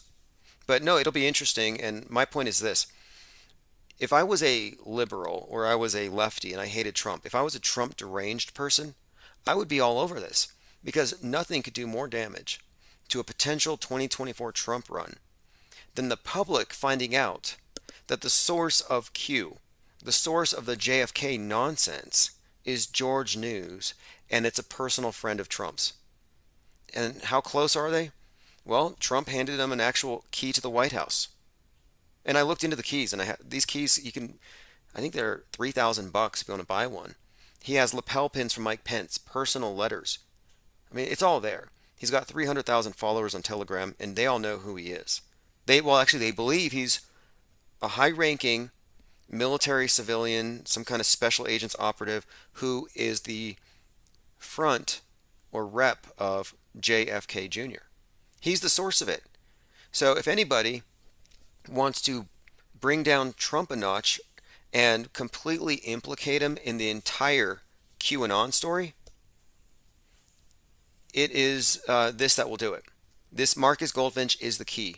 And the fact that I got him in the trademark courts, I went to federal court, and the fact that I got him in the system, and I have him as co-defendants on multiple cases, I used DMCA subpoenas to thoroughly dox him. He didn't think I was going to pull this off. But because I got that, he can't escape. It's a win. It's 100% a win. There's no way I can lose because there's no trial, like I said. But if you want to help speed things up, by all means. And I'll show you what I'm talking about. MarcusGoldfinch.icu.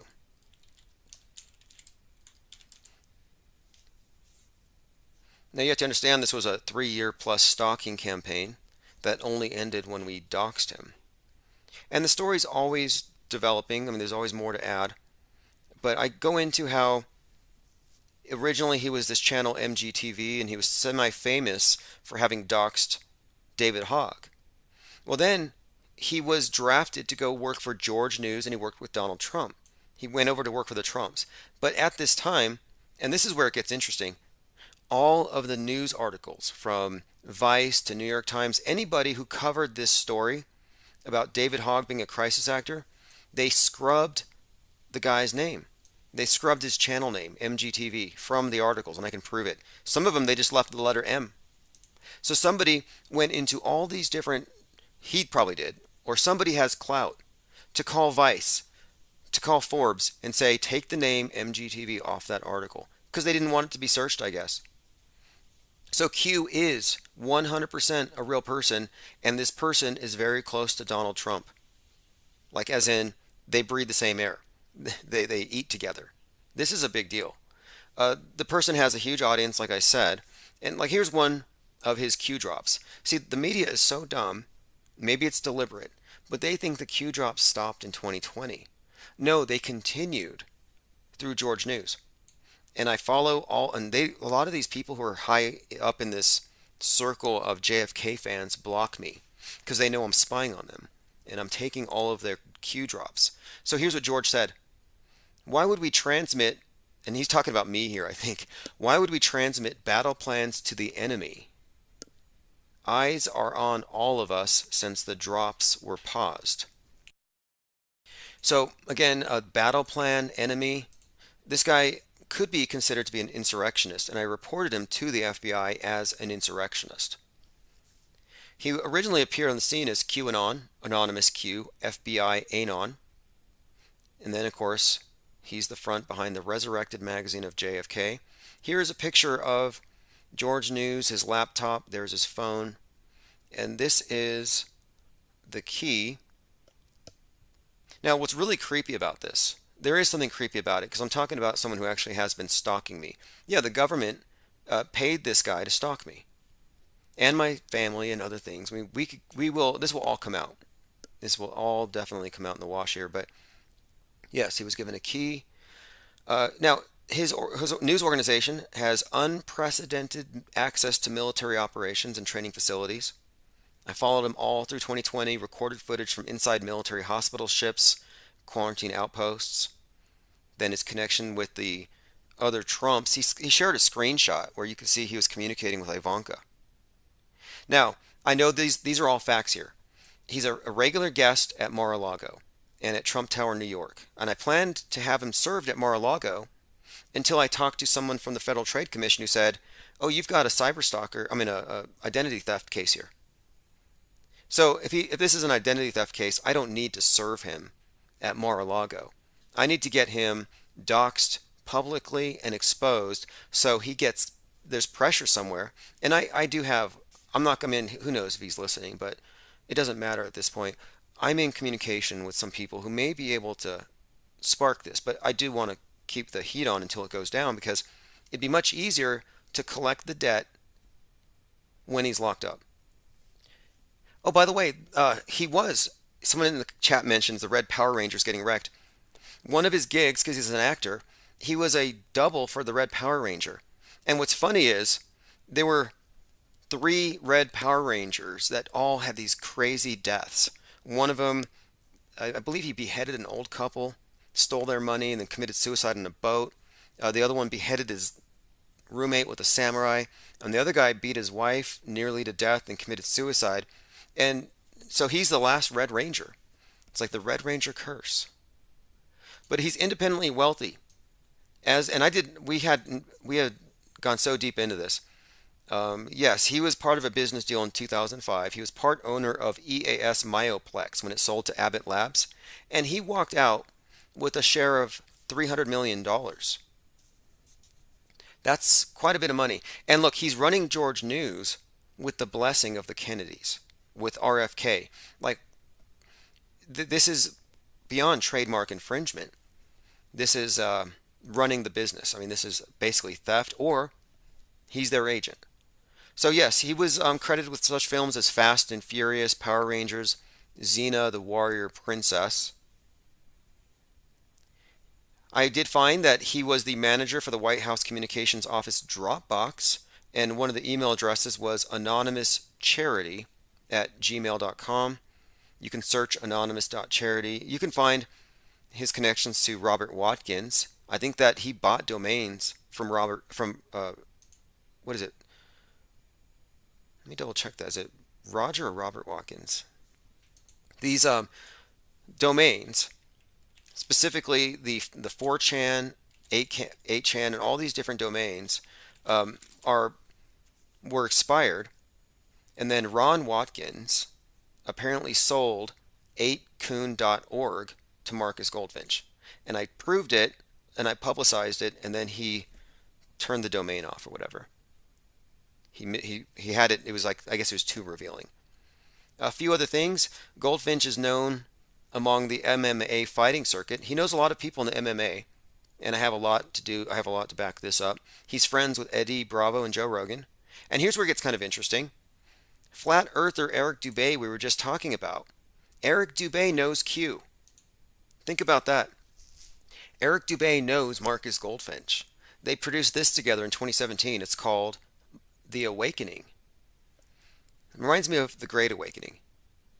The Awakening, producers MGTV and Eric Dubay, studio MGTV World, Prime Video. So this story was put onto Prime Video. It was a collaboration with MGTV World and Eric Dubay. And yes, Eric Dubay knows Eddie Bravo. Eddie Bravo knows MGTV / and I know for a fact that these are connections. Like we know that, like, for example, this guy Q parties in Vegas with Rogan and Eddie Bravo, and I have emails where he bragged about how much money they spend, because we were in talks at one point. Before I doxed him, he didn't believe me. He thought I was bluffing. He's like, "You don't know who I am." I'm like, "Yeah, I know who you are." And he didn't know about this thing called the DMCA subpoena, and I managed to figure out who he was. So he thought I was bluffing, and we were talking about a settlement, and the deal was I would remove all my defamatory content about MGTV, and he would remove stuff and he would leave me alone. And the settlement, he asked me for the amount, and I threw an amount out there. I said $70K, and I was basing it on 70 channels shut down. And he laughed and he said, "Me and Eddie and Joe spend that much in a weekend in Vegas." And I'm going to share all these emails. Many of them are probably very embarrassing to him, or they will be. But he bragged about it and then ignored my, not demand, but this arrangement that we were going to have. And so I doxed him. And then he sort of, he's been kind of mad at me ever since. Okay, what's more? He works as a Google administrator, and he manages a channel called YouTube TV Live. So yeah, he works as a Google admin. He used to go into our chats and delete comments and say, "Google moderator has removed your comment." And he actually shared with me an email that showed when he got hired by YouTube. So I knew that he was working for them. So this guy was toying with us quite a bit before we doxed him. And he hasn't been able to do any damage control. I mean, it's too late. He sent more than 400 fraudulent DMCA takedown notices to shut me down. So what that means is this. The Digital Millennial Copyright Act thing, it's all about who owns the video. Is it the person who uploaded it, or is it the person who's claiming it? Well, YouTube doesn't get in the middle of the dispute. So this Copyright Act is about settling disputes over who owns content. Now, it's a legal document. So if you say, "I own this, and I put this on the DMCA," I've then committed perjury. And perjury is not such a big deal necessarily, but I can prove, and I have a spreadsheet, more than 400 fraudulent DMCA takedown notices. So 400 instances of perjury. And this is just minor compared to the other stuff. Now, the cyber squatting, and you can find articles about that. I have a lot more to add to this, but this has been covered by trademarks and brands online. An author of a book about the Earth being flat has filed a trademark infringement and cyber squatting suit against an unnamed defendant using his name to spread defamatory content. Anyway, this article came out when it was still a John Doe defendant, and it says it shows that the defendant willingly infringed on trademarks, unfair competition, brand dilution, etc. When I refile it, he won't be a John Doe. Okay, I have a link here. You can see the White House Communication Office Dropbox, and you can see this is the anonymous charity. This is the same guy, Q, in the White House with the WHCA. There's more here. Yeah, he manages the White House, their entire folder that they were using to share documents with the press. Now here's a leaked email I have a few of them where he mentions Bravo and Rogan. Let's go on a little further. I don't want to go through all of this, but his brother, now this is something else. Another reason why he can never actually get away with this is that even though he may be able to run and hide, eventually he's going to be caught because we know who his family is. And interestingly enough, his brother works for Pat Robertson, the Christian Broadcast Network. Oh, he recently stepped down as the host of 700 Club. But anyway, yes, Q's Q's brother, works for this old Skull and Bonesman. Or who knows? I mean, is he Skull and Bones? I think Tex Mars had a good article about this guy. And yeah, Pat Robertson does all kinds of Masonic hand signs. And sometimes it looks like he's actually summoning Satan when he does the devil hand thing. But again, Pat Robertson works with Q's brother. That's a fact. I've actually contacted him once. Zara says there is a reporter suing Twitter for violating California laws, saying they aren't allowed to block opinions in the public domain. Yeah, YouTube is in California. And suing YouTube used to be tricky, but thanks to COVID and e-filing, it's actually kind of easy. I have a lawsuit against YouTube that's going to be getting some attention here soon. I mean, I should be getting a response. It's been a little bit more than a month. Now, think about this too. So his brother working for CBN and Pat Robertson, and he being a QAnoner, accusing celebrities and Democrats of being satanic. That's kind of interesting. David A. Pryor says this guy is like the spider that ties the web together. Yeah, definitely. So here are just some basic things. He's with the White House Correspondents Association, George Magazine, JFK Jr. He still works and travels exclusively with T45, or that's what he calls him, Donald Trump, every day, all day since 2016. He has official White House press credentials. I think he's with I have a few suspicions, but we'll have to wait and see. So to reiterate, he's been at the side of Trump since 2017. And the reason why this matters, of course, is that Trump has been able to hide behind a little bit of plausible deniability. Like he doesn't know who Q is, or he was just pandering to his base. No, he's sleeping with Q. Q shines his shoes. And if you had any doubt about any of this, this is the final puzzle piece. This here is linchpin. This is a channel of his that was taken down after I sued him, but it still shows up on socialblade.com. And this is the MGTV channel when he went by Team EAS, because he was managing EAS Myoplex before they sold for $300 million. So anyway, he has a lot of money. He bragged to me. He thinks of himself as some kind of a Batman, some kind of a black hat hacker doing bad things for good purposes or something. So anyway, on the Social Blade account, if you hover over the Facebook, Marcus Goldfinch Online, and I'm probably blocked there. Hover over the Twitter, Marcus Goldfinch, I'm probably blocked. Hover over the Instagram, Marcus Goldfinch. The connection between Goldfinch, MGTV, Anonymous Q, George News, it is solid. It couldn't be any clearer. Then, of course, we have all these other accounts. So, yes, it's 100% verified. So now I brought this up because we have these recent articles. Swiss startup claims to have identified authors of QAnon. New York Times, who's behind Q? Linguistic detectives find fingerprints. Daily Mail, forensic linguistics say they know the origin. So I'm just suggesting here that they are trying to do either A, damage control, or this is a legitimate attempt to find out who Q is. Let me go through some comments. Adam Geringer says, predictions for today, all twos. Well, Pluto returns another 1776, but do things always happen on the perfect date, at the perfect time when it's predictable? Experience says no. Like, these patterns usually reveal themselves after the fact. But I'm sort of on board with the idea that tomorrow would constitute really the official start of the Great Awakening, or the Great Reset, whatever this thing is. Because it's all astrological.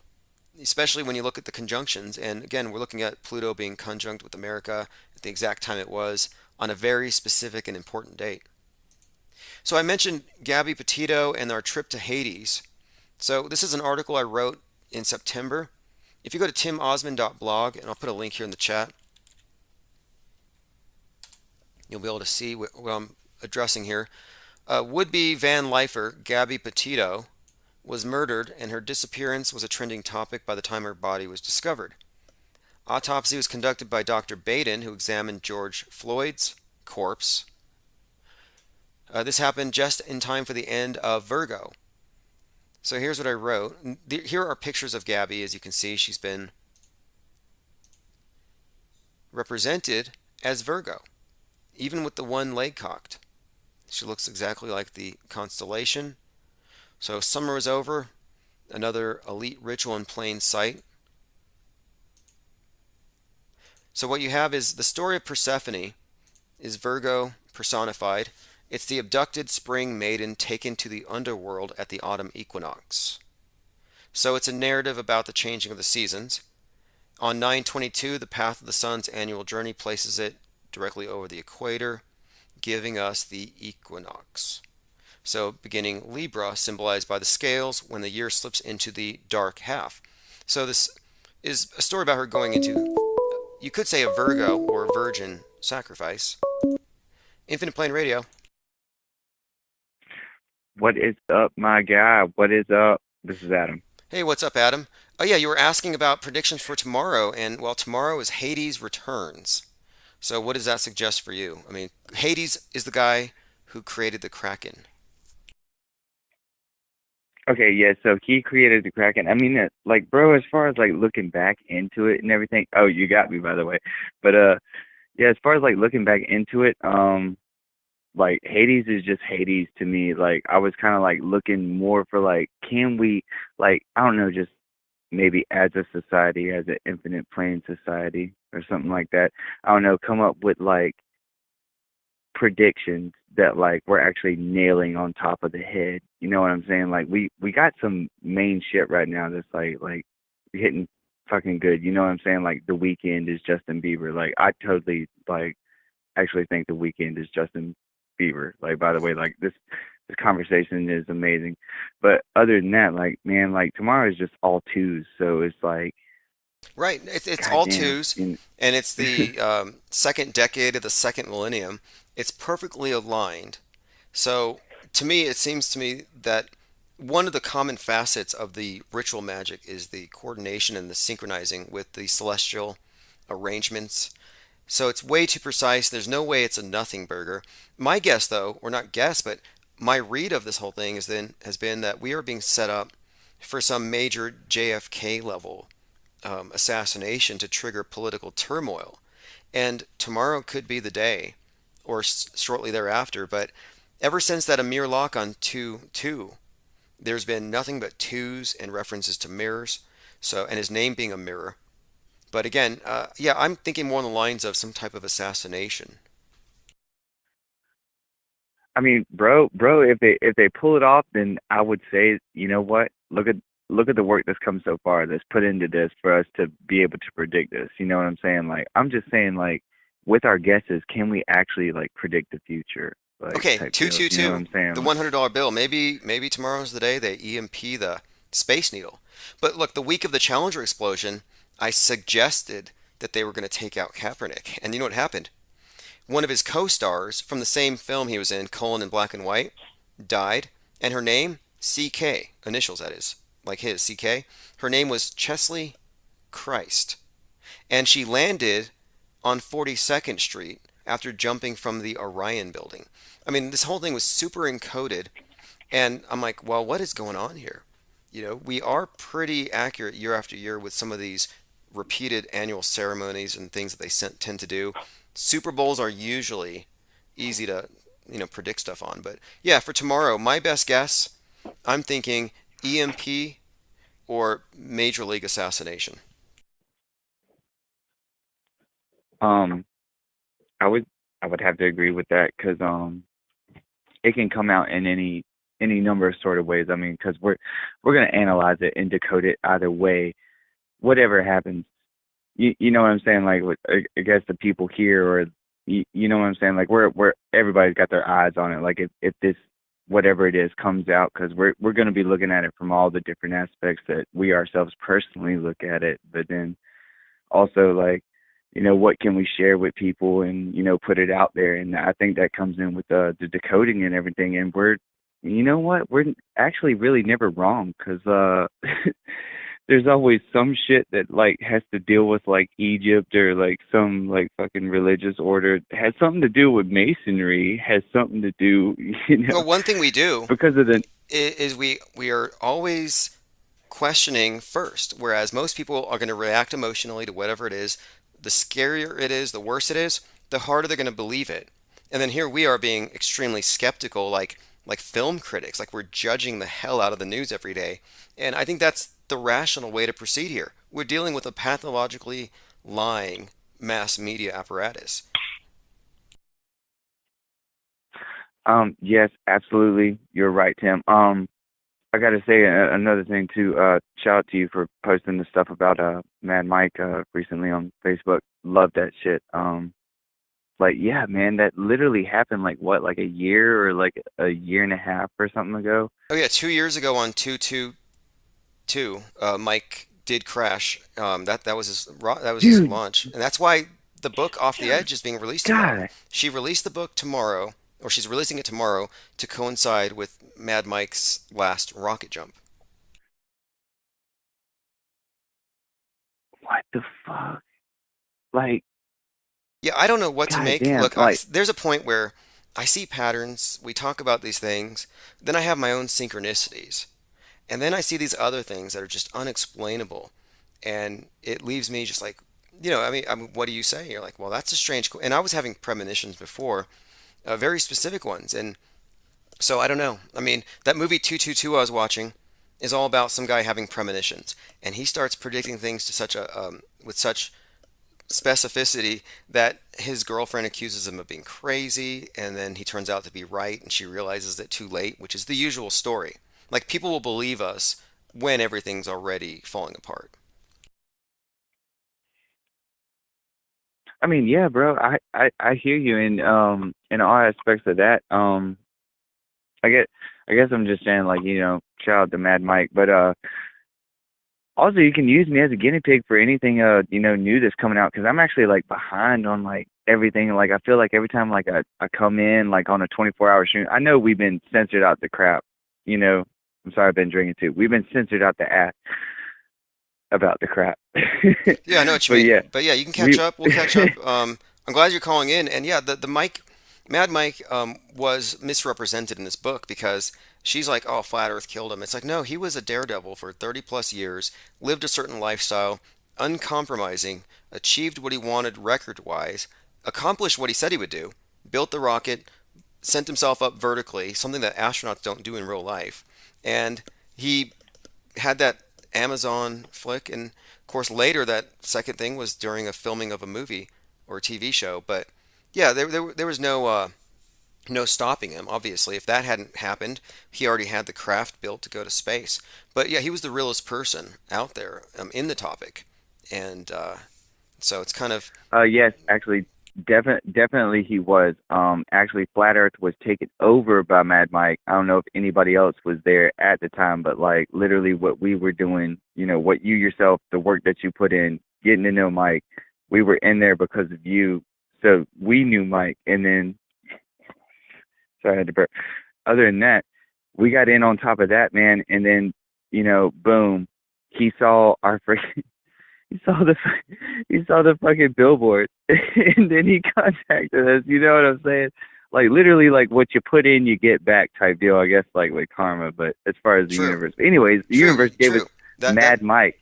That's true, because there's no way that we could have taken this idea. Well, like, let's get this meme, research flat Earth, which is it's not saying the Earth is flat, it's saying research it. And it's like, how do we make this meme go mega viral? So we do the billboard, and all of it's kind of spontaneous.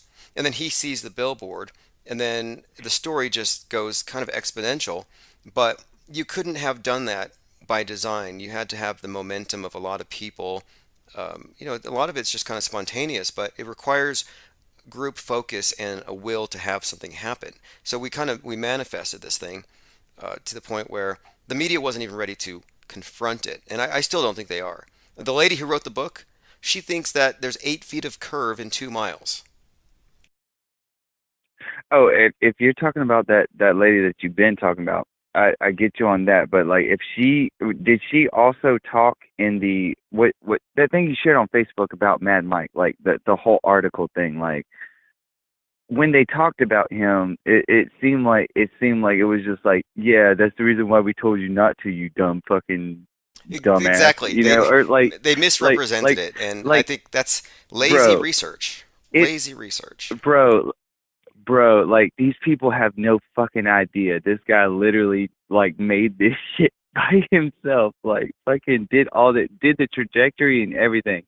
Even though I did call in and ask him if he was going to put multiple cameras on the damn rocket, but I'm actually glad that he didn't, because kind of wouldn't want to, you know.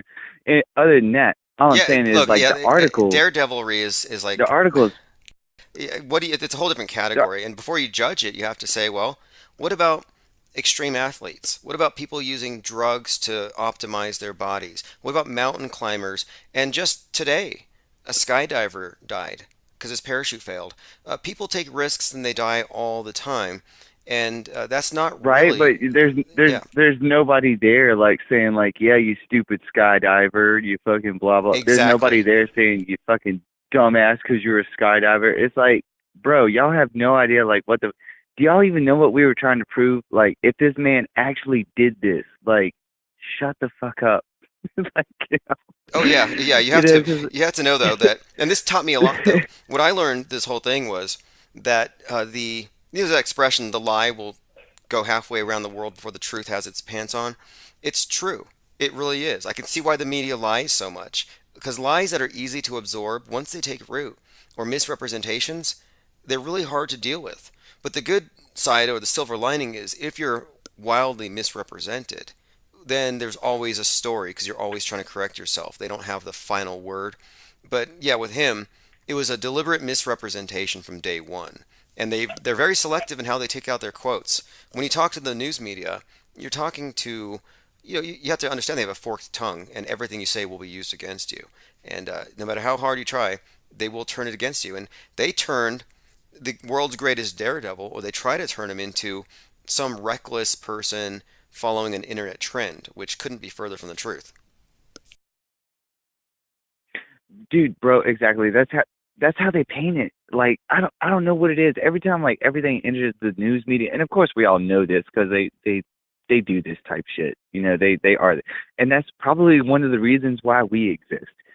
But like, bro, I love all the information coming in. Like, I love it all. I was glad to be a part of. I just want to let you know I never donated to Mad Mike because I had some complications going on with trying to just run my life and make money and stuff. But like, I was always like, I watched and I would call in and shit like that. And then there was that stream. There was that stream when he was on, man. And like, holy shit. It's like, goddamn, like shit. Like, and you actually got to meet the dude, man. Like, and that's so fucking cool. And it wasn't really the money so much that mattered. It was the energy from the community supporting him, the people around him, that made the thing even happen. And of course, I mean, we saw the uphill battle with trying to get the Flat Earth Conference people to even deal with him, and they really didn't want anything to do with him.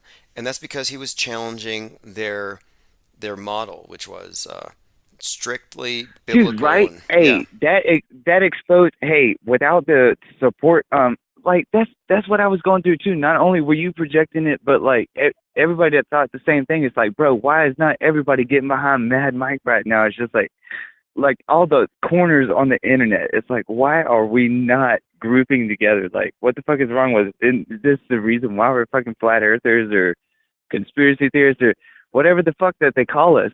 But like, isn't this one of the reasons why we get together and do this type shit, is to prove the rest of the world that, yeah, you're fucking wrong? Yeah, that was the other thing. So with the wake-up call with the media and how they they are liars, and that's what they do. They lie for liars in high places. But then within the internet fringe, you would think, okay, among the fringe, there's going to be unity. Everybody can line up because if this works, everything else falls apart and we see through everything. Let's just like get behind this one guy. And no, it was completely the opposite. Russian vids, even I have audio of these people. He complained. He bitched that Mike was taking the spotlight, whereas he wasn't a flat. He said, "Oh, he's not a real flat earther. He hasn't done this for years." And it's like, well, maybe he wasn't a quote believer in that sense. He was still open to the question, but they outgrouped him, and it was all out of personal spite and jealousy because their YouTube sub counts were being threatened. Wow, and it's like when somebody that's been in the realms of being called a conspiracy theorist for a long time, find somebody that actually is not a part of it at all, has no idea what's going on, and it tells them about it, and they're so open-minded, they're like, holy fuck, yeah, you could be right. And so that they go into it with, yeah, not only am I a daredevil, but I'm also going to prove whether this whole fucking thing is fucking flat or round. And, like, bro, that takes balls. And it's just like, God damn, that was so fucking cool of him to even do. Like, he had never even heard of flat earth before until, probably like we came into the situation. And then like, boom, Well, it was a smart move too. As a daredevil, you have to be you also have to know how to do publicity stunts. So he's a stunt devil, but also it's publicity stunts because without the attention, the support, it just can't happen. And he certainly did manage to make that happen. If you look at the publicity he got for his research flat Earth rocket, I think it was rather unprecedented in terms of a billboard message and going viral like that. And right after that, a few months after that, that's when I really noticed how the media will try to drown out stories by pushing other stories that, like, for example, Rocket Man was trending. Well, then suddenly the media starts reporting about Rocket Man in North Korea. And then a few months later, there's an announcement, Elton John biopic coming out, Rocket Man. So it seems like if you are an effective challenger, they drown you out. It's meme warfare. And I think that's a lot of what we're dealing with here. It's info war, as Alex Hicks would say. Well, dude, it's always, well, now it's evolved into meme wars, but like, I guess like in the past, like coming up through all of this, like you remember when you was in the past still watching, like right wing stuff and stuff, like we had no concept of this, you know what I'm saying? And then boom, blam, now we're just like right smack dab in the middle of it. And now we're just trying to make sense of it at the same time. So it's just like everybody grouping together with, bro, and I'm gonna say it like, and like I said it before, like without auto hoaxing, where the fuck would we be right now? Like any of these new listeners that I know y'all been like projecting and trying to get out there on like dark matter radio and stuff, like that's cool as fuck, like if we actually open up and expand and this whole conversation just goes like far beyond like what we even thought of, you know what I'm saying? Oh yeah. Yeah, But they say you're the fringe when you're on the outside at the very very fringe of the acceptable realm of acceptable ideas. So like we're on the fringe. And now the fringe, as they say, is the flat earth or the fringe, the borderline content. But the way I look at it, it's if you turn around 180 degrees from lie central and you think for yourself, the fringe becomes the cutting edge. And I think that's where we have always been, because this idea of reverse engineering the news at this level has just emerged over time with our experience of looking at it. So I really think we're cutting edge. It's a new field of media criticism. And without it, I don't know where I would be. Goo-blooded, head injuries, agoraphobic, scared of the asteroids with a Oculus over my head. I mean, I don't know. and juiced 4 times. Yeah. With whichever one that they're gonna come out with next, right? It's just like, just what's your order? Oh yeah, I want it with mayonnaise and French fry the toast. Okay, we know exactly what that means. Well, I'm convinced here that the best thing about this channel has always been the think tank, because that's what we started. When I first started this channel, it was a blank screen. It was just black because I didn't know OBS. I didn't know any of the software. I was new to it. I didn't even have a camera. I was just I was just a former telemarketer, and so I had the black screen, and then I had the Hell chat, yeah. and so it was always just communicating with a chat room, and so it was kind of like this think tank was actually always the genesis of this whole thing and the ideas and what we came up with as a group of people conspiring. So we're not conspiracy theorists, but we are conspirators in a sense. We're conspiring in the literal sense of sharing of spirit or breath. The word conspire, I think it has a very positive connotation. You're absolutely right, man. I freaking actually love it. The whole conspirating thing, like we're all here conspirating against something. We don't know what it is, but we're conspirating against something. But the fact that there's other people out there just shutting us down like all the fucking time. Like you get shut down like left and right. Like you can't even do anything on Facebook. Like it's so fucking, bro. When you explain the censorship, like as far as like this channel, it's, bro. Like you deserve an award. There's there's literally nobody with it. God, you never got an award? It's literally Susan who got an award? Susan Wojcicki, Who got an award? the CEO of YouTube, got an award for free speech. She got an award, not me. I mean, she got an award for free speech. I'm like, wow, this is Lady Fahrenheit 451. I wouldn't trust her with my books. Like, she just destroys everything that's real and organic. Just destroy. I'm like, just shut down YouTube. Why don't they? Because they're trying to deal with this misinformation thing. But yeah, their CEO, they self-award themselves, and she gave herself an award for being a free speecher. Oh my God, how do you even give yourself an award? Like, what the fuck? Like, how do you get any congratulations, like, except through just, the genuine good shit that you do? It's like, that's the only way that you're ever going to get that. I mean, I'd clap for some motherfucker that did something good, like, whatever he had going on in his life. I'm pretty sure this clap helped him out for the thing that he was doing. But if she's just doing a bunch of fucking dumb shit, then why would you clap for her? Well, Suzanne, I'm so honored to be able to present you tonight with a Free Expression Award. I mean, that's insane.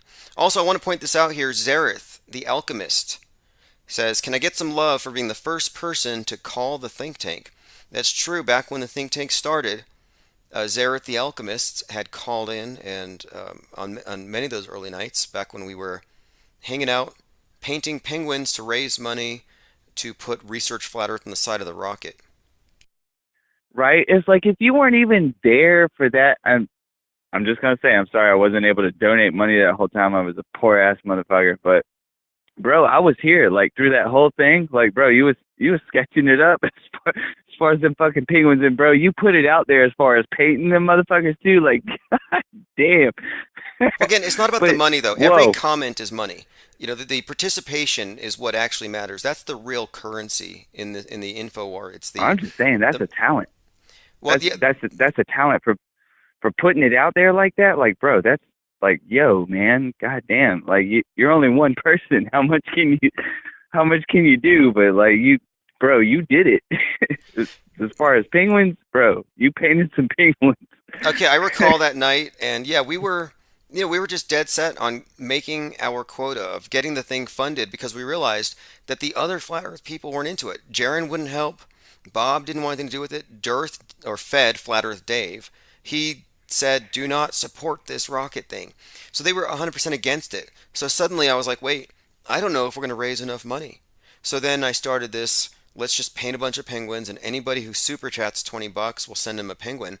And so I just started cranking out tons of penguin paintings, as you saw, and it did get us past the points where the thing could happen, which is kind of funny if you think about it. Yeah, it was penguin paintings that helped get the rocket thing going. Bro, I was there for the fucking whole thing, man. But, dude, I had a job while at the time you were doing that, and like sometimes I would pick it up and like I'd look at the YouTube feed and I'd just click it, and then all of a sudden it was you painting. And I'm like, shit, man, I gotta get back to work.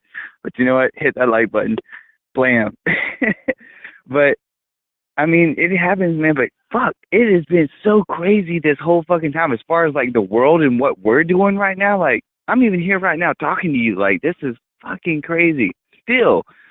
Oh, isn't it? Because we started this. We started this pre-COVID, so we were already breaking down fake news, agitprop, Infowar, already figuring out the world stage, and then they bring that about. So we have been conscious of the deceptions that are being played out that are fooling everybody. So we're watching the multitudes getting tricked while we're safely off to the side, not getting caught up in the tide of emotion and panic. So yeah, this has been a very interesting period of time, and it's getting more interesting as we're getting better, I think, at deconstructing their narratives as they go. Yeah, dude. As far as deconstructing the narrative, that's exactly where the infinite plane society is at. All right, like anything that comes out, like I know you know who Tim Truth is, and like I'll watch this stuff kind of religiously. But the thing is like, yo, man, like there are some things that we know are fake, and there are some things that are real. But like, there are some people that think that all we say is that everything is fake, and it's just like, no, stop. You don't even get what's going on. You don't even know what we're trying to do. Like, all we're trying to do, goddammit, is like point out that there are crisis actors and people faking shit. Like, can y'all just like hold the fuck up? It's you know tough. What I'm saying? It's a like, paradigm shift. I mean, people will think, okay, these 10 news items out of these 100 are fake. So they think it's hit or miss, use your discernment, the media sometimes lies, but they don't realize the monolith, that this is a monolithic media, and that when we're pointing out these things as being fake, it's because it's structurally fake, that it's systemic fakery in the media. It's systemic fakery. It's like you can't even present something real on a world stage basis, like a big event, if it's predicated on a lot of things that we know to be fake. Like the threat of Islamic terrorists were used for a while. Now it's the white Al-Qaeda. Like, we know these are characters that the media makes up to terrorize the public with. Well, the news people report the stuff, and they may be completely honest, but if you're a reporter reading off a teleprompter about the latest school shooting or terror bombing, you're just a liar. You just don't know it. You're kind of a dupe in that sense. So the media is duped. We're not. And if you don't get that the media is duped, then you're going to be duped. And a lot of these people give the media the benefit of the doubt, which is an error. You're absolutely right, Tim. Because I think everybody goes through that. Like, once you start talking to like family members or anything like that, everything starts going downhill. Because everybody's got like their own thing going on, of course, that. But like, the moment that somebody's like, hey, this is going to be going on and all this fucking shit's going to happen, and you better listen to me and fucking blah blah, and the dude turns out to actually be right. But like it's like, yeah, that one time the dude's actually right. So like the dude's like talking about, yeah, they're incrementally like fucking taking over everything under the guise of the red and blue paradigm. And it's like yeah, shit, it's like people still vote. We are still vote. Yeah, people vote. They get vaxxed, and they don't look up. They don't look up information. That's one of the big tricks they've played in the last year or 2 years, really. But the last year, they've been saying, don't look up information for yourself.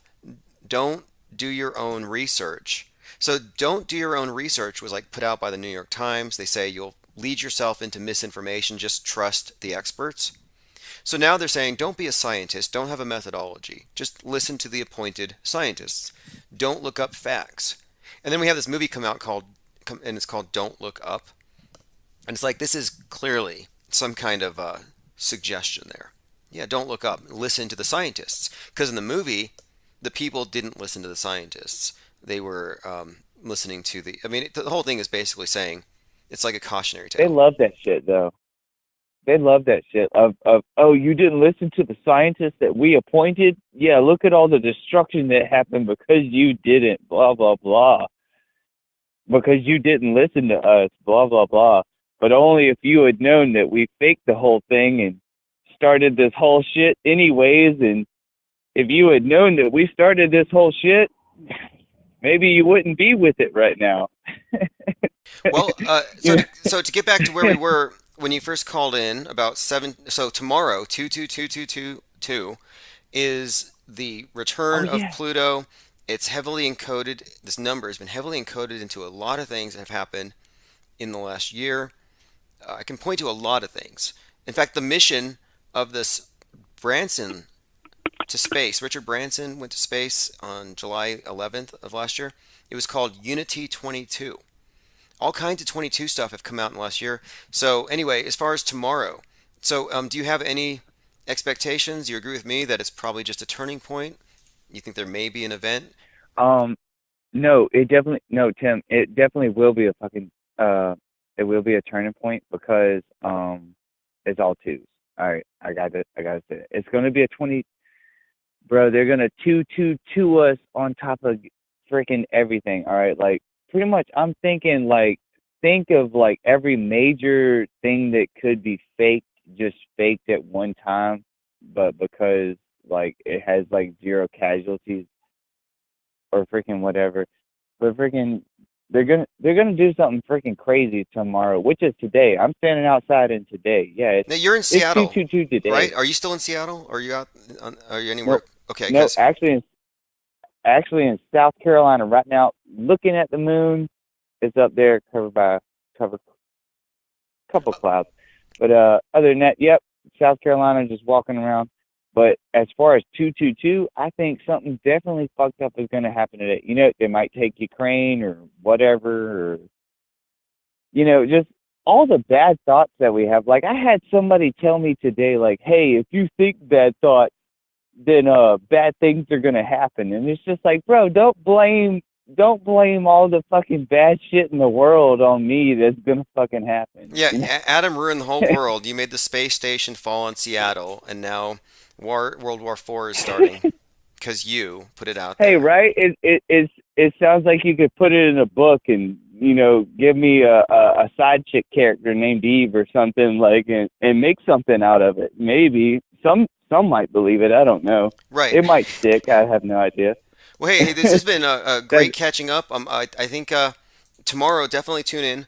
If you're not on the text message alert, you just get on the newsletter and I'll put out a link for that because starting tomorrow, I'm doing text alerts. So even if they shut down all of the social media platforms, I could send out a text message and have everyone on the same page in the same think tank. We can reconstitute this organization, this group, this congregation. We just anywhere, anytime, as long as we have that. So yeah, definitely stay in touch via newsletter and call anytime. I appreciate it. You know what, man? Hey, love the show. Everybody out there, Dark Matter Radio, get on the infinite plane. What is your fucking problem? And everybody else that's out there, love the conversation. Don't try to get too caught up in everything. We love you. Amen. Awesome. Anyways, love you, man. Bye. Thank you, Adam. Appreciate it. All right, long-term caller. Definitely a major... this is, I would say, he's representative of a majority of the think tankers. You know, people who've been part of it for several years, in it for the right reasons, because they like the information, the philosophy, the philosophizing. They like it's not even just conjecture.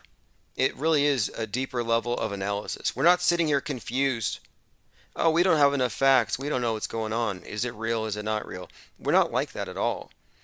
We actually know the official accounts, the official stories, but then we're also looking at the discrepancies. And we do live in a world saturated with conspiracies. You don't have to be a conspiracy theorist to point out the actual conspiracies. And for people who don't believe or they think you're just making stuff up, just ask them to look up Jussie Smollett. Say, hey, remember when Jussie Smollett got lynched? And show them the articles from the first 24 hours before it was exposed as a hoax. Because what we're talking about with this things being fake isn't everything's automatically assumed to be fake. It's we don't assume the news media to be objectively reporting 100% of the time. And specifically, their extraordinary claims need to be challenged because they generally do not meet the burden of proof. And if they don't, logically, you're not obliged to accept it as true. And if you accept a lot of things as true without evidence, what are you? You're a believer in something. And that's where we're at in the world today, where people are getting their information secondhand, third-hand, teleprompted, filtered, scrubbed, compartmentalized. The information that you're getting a sanitized version of things. That's what the pandemic was about. It's a holy war. They want to sanitize the world. And it's not just internally your circulation, it's not just your vax status or the hand sanitizer and sanitation. They want to sanitize the world of ideas. And that's what they're at war with right now. Joe Shit Biden posted this. Spudgy Pang shows predictive programming of a submarine attack on Seattle. So a lot of the Seattle stuff, a lot of the predictive programming. So if you didn't know, and you're probably aware of, you should be aware of the predictive programming suggesting that 9/11 was going to go down in precisely that way. Well, there is more predictive programming about something going down in Seattle. And a lot of it seems to suggest a submarine attack. Finbar says in Mountain Standard Time it is now 2:22. Now the Kraken Hades connection, that's the main connection we made tonight, is that the Kraken was created by Hades. So that's a pretty big deal given that Hades equals Pluto, Pluto returns, and we've all been awaiting this Kraken. Did you all see this? I mean, this is just in poor taste. Just like in 2020, the year of the rat, we had the quarters with the bat soup on the back. Let me bring that up. I keep these whenever I find them. Well, actually, I cashed in my change today. Okay, because the bank holiday. The reason why I didn't send out text notifications, I couldn't pay for my credits because of the bank holiday. So I was cashing out change. I can out Morgile the Morgiler. Do you guys know who the Morgile is? The Morgile, the original Morgiler, he's formerly a YouTuber. I don't know what happened to him.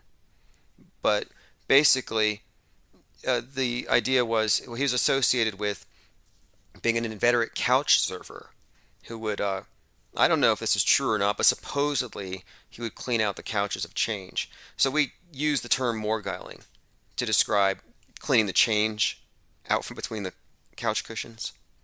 So anyway, I was morgiling today, and I brought up more than $15 in just change, nickels, pennies. Anyway, so this is the bat soup on the quarters. Let me get back on track here. How did I get lost here? I'm looking at a picture here. Oh yeah, so now they're selling bat-shaped pizzas. I was talking about the bat quarters, that's right. So they put bat on the quarters, and I'm thinking, okay, wait, you're putting bat soup on the back of the quarters for 2020? That's in poor taste. Suggestive of foreknowledge. But now we have this. We have bat-shaped pizzas coming out of Little Caesars. Lickety Split says, bat symbolism is the hanged man, is the Odin Jesus symbolism. Okay, that's interesting. You know who was hanging upside down was 50 Cent. Zareth the Alchemist says, I go through the couch at least once a year just out of curiosity. It's like I tip myself.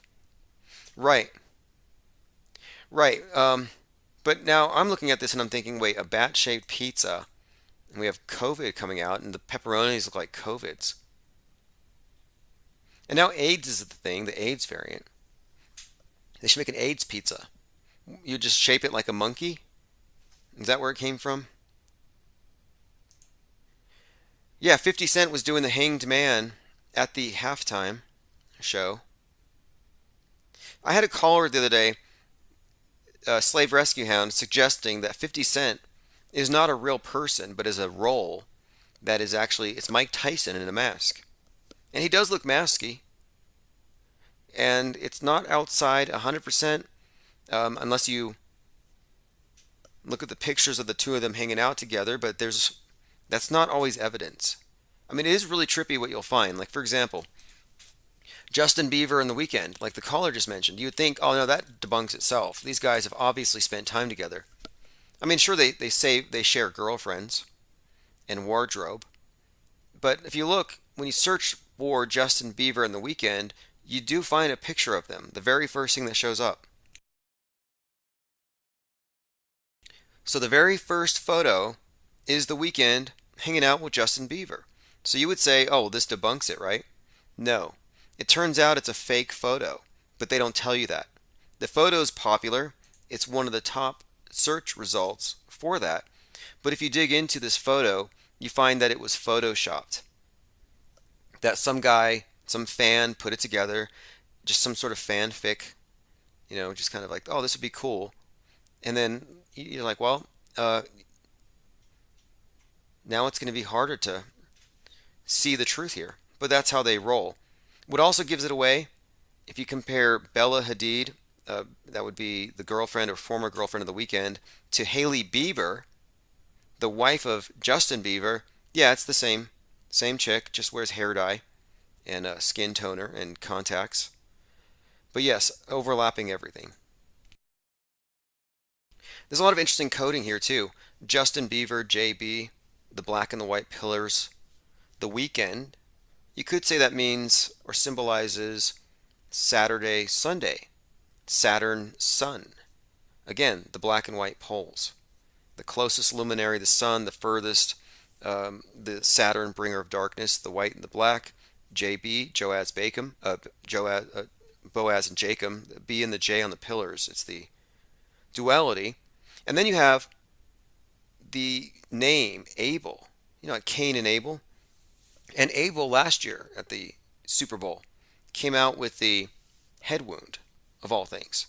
And if you think about it, a head wound, Abel, Cain and Abel, there's something of a story here, which made me think that maybe they're going to kill off The Weeknd.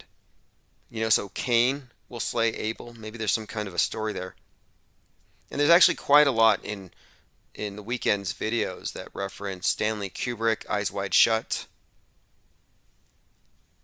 Look at this poster. This poster has a woman with a toddler, and she's breastfeeding a baby, and it says, "Future or climate killer." Translation here, future or climate killer. So your baby is a climate killer. Worse than a COVID. Although that's a contradiction, if you really think about it. So they're constantly about, oh, we got to get rid of the COVID. We got to make everybody safe. Oh, but the baby is a climate killer. Okay, so then why don't we just let the COVID be the climate killer killer? Just let it go. Why would you vaccinate against the climate killer's killer? It's good for the environment. Infinite Plane Radio. Hey, what's up, caller? Any predictions or expectations for the Taco Tuesday of all Taco Tuesdays tomorrow? Hey, this is Art of Thinking Out Loud, Cincinnati. Oh, what's up? Art of Thinking Out Loud, Cincinnati. Good to hear from you again. Yeah, my bad. I'm trying to get situated here, and I just wanted to let everybody know my smoke alarm is still making noises. Yeah, it's funny. I actually was I was buying batteries for a mouse, and I was like, man, I should get a 9-volt and send it to Cincinnati. But yeah, I was just like listening to you talk about like Justin and The Weeknd again, and just things like that. And what I was gonna say was this: I was listening to like a couple recent interviews, and something I noticed is this: like the interviews were with different Hollywood like actors, actresses, and what they were kind of getting at was the basic point of it is that when they ask like actors,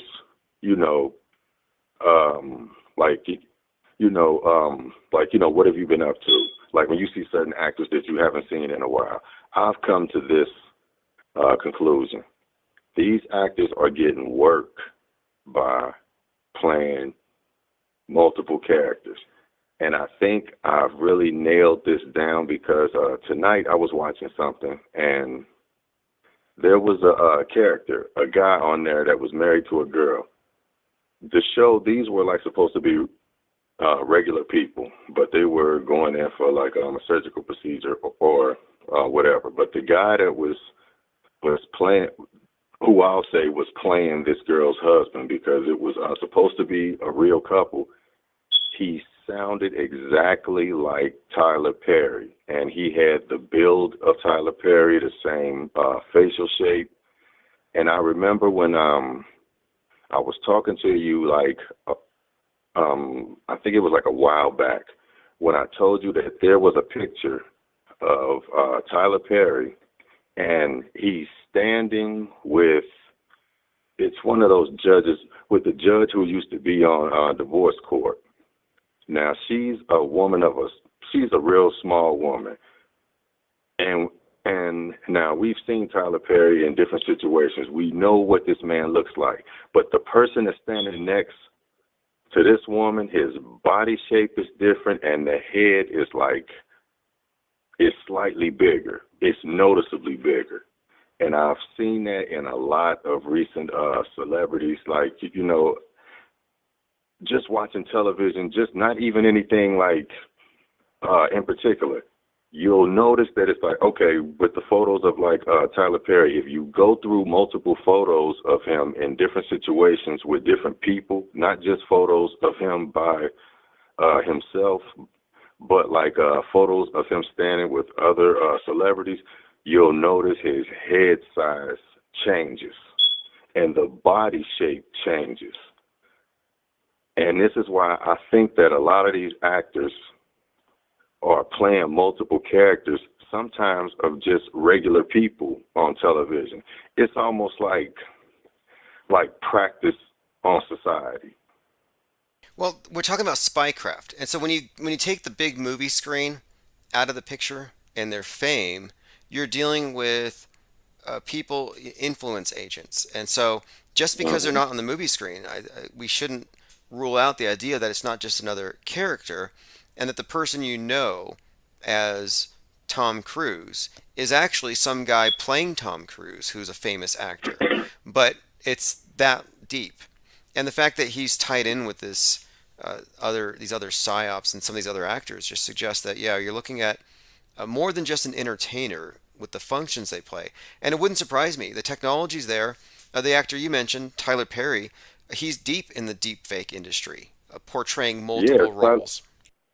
Oh yeah, Tyler Perry. I was watching recently where they were showing a tour of his establishment, which happens to be 330 acres. You know, maybe even more now, because he mentioned in it that he was trying to buy a couple more acres or whatever, which makes me think 333 acres. But on this facility, he has a replica of the White House that he says is an 85%, you know, complete. It's almost exactly like the White House. And what it brought me to was when we see those interviews on the news where you hear planes flying over, where you hear construction. During the time when they were showing him filming this tour, they were doing construction in the other rooms, because with each of these buildings that he had like on the property that he uses for different television shows, each side of the building is a different like house for another television show. So he kept making references to, we can walk around this house and be in a whole nother world and just put other characters. And when I was looking at that White House scenario, like I said, when we were hearing those planes flying over, when the woman was talking, and when we were hearing the construction, I think they were at Tyler Perry's studio, because he has the most complete replica of the White House, he said, in America. Yeah, and you're referring to that clip where a plane flew over pretty close to the flew over. Yeah, a plane, and Jen Psaki. Yeah, so you're right. And that would make more sense to me than anything. I mean, they can... And I'm going to tell you something else. On his facility, each one of he has all these trailers, and he put the name of different top black actors on there. Like you have Wesley Snipes, Halle Berry, Denzel Washington, and they're all each private sound rooms. Like they're that person's private place that they can record and do movies or whatever. And what I was thinking was this: we see like Denzel's Washington's son starting to kind of become popular now. At the same time, Denzel's name is becoming popular once again. There are a lot of men. His son has kind of a common look, I would say. So I'll see characters on different things like commercials everywhere, and I believe his son is playing multiple characters. I believe his son is playing athletes because his son played an athlete on a show on television, and there's also several athletes that kind of like favor him. They look kind of masky. I think that we're looking at like major stagecraft when we were talking about how sports is now sports entertainment, where it can be manipulated legally. Yes, which they have put that in that category. And when you say masky, for people who aren't familiar, we use the word masky to describe people who look like they might actually be wearing hyper-realistic synthetic faces that are just so thin that you wouldn't know it's a mask, or they're cosmetically adjusted so they look like somebody else. And we use the word masky because we're talking about stagecraft, not digital filters. And the public hears deep fake, they think digital filter. And I think, no, we're talking about a technology that's been used for decades. And masking. Yeah, I believe, and I'm gonna tell you, I think that with, like when I was telling you about the Reface app and with the deepfake technology, I think, like I said, a lot of these apps are preparing us and just kind of soft walking us into what's to come. I think we're gonna start. Well, I won't say gonna start seeing with the Super Bowl commercials. Like I said, with LeBron, his commercial, I think it was kind of a soft introduction of our meta reality, where they can basically create a scenario. I don't even think I think meta, the way it's being sold to us, it's being sold to us in a package, because as long as they can keep you in a package mode, like I say, you put on these glasses and you go into the virtual world. I think that's the way they keep you boxed in. I believe this meta shit is the world you're living in now through mainstream media. I think they're creating scenarios. Some of the stuff that we're going to see on the news in the coming days with this whole 2222, everything, I think, and with the Russia situation, I think what you're going to see is some of the things that we're going to see on the news, like some of the attacks or whatever, I don't think will even have actually happened. I think it'll just be visual manipulation. Yeah, if everybody's getting their info from the screen, like that's how 9/11 was. The only images you have of the planes hitting the building was through the screen.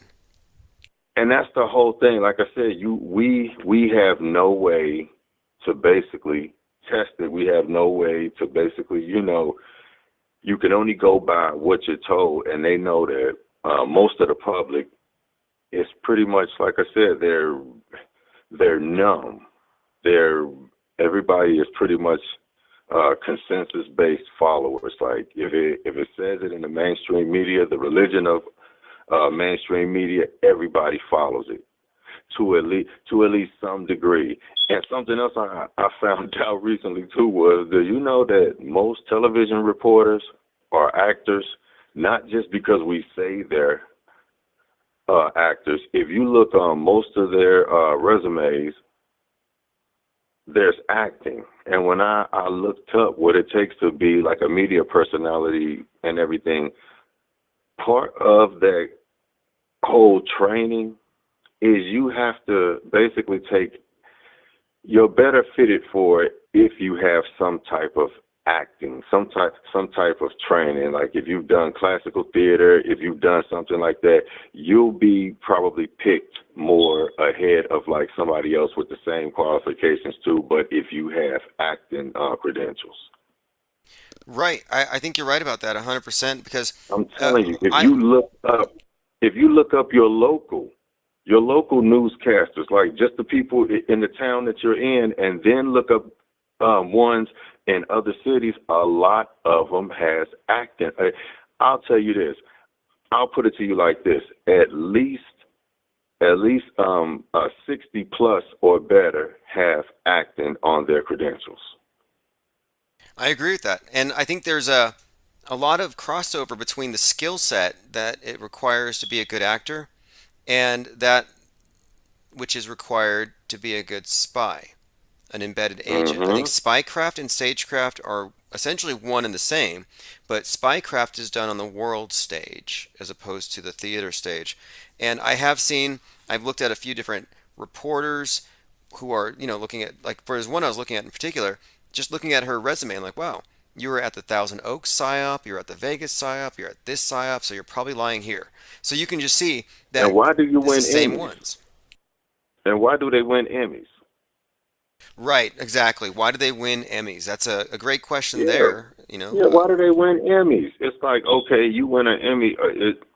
Like I said, we ask logical questions. And when you ask those logical questions, they look at you and they give you an answer like, oh, because of reporting. Why are you giving Emmys for reporting? That makes no sense. I'm glad you brought this up. Emmy Actors for playing football. Yeah, because we're talking about the trust that people have placed in media has turned them into faithful sheep of this new high-tech religion. And we are the ones who are being objective enough to even ask these questions. And when you find even some of these more high-profile alt media types like Candace Owen, always getting headlines, you think she's a champion of the people, and it's like, well, no, she was an actress who failed and got hired to do this gig because she can read lines. And the thing is, I'm going to tell you, like, people like Candace Owens, I think what Candace Owens is when I ask people all the time, have you ever read the book COINTELPRO?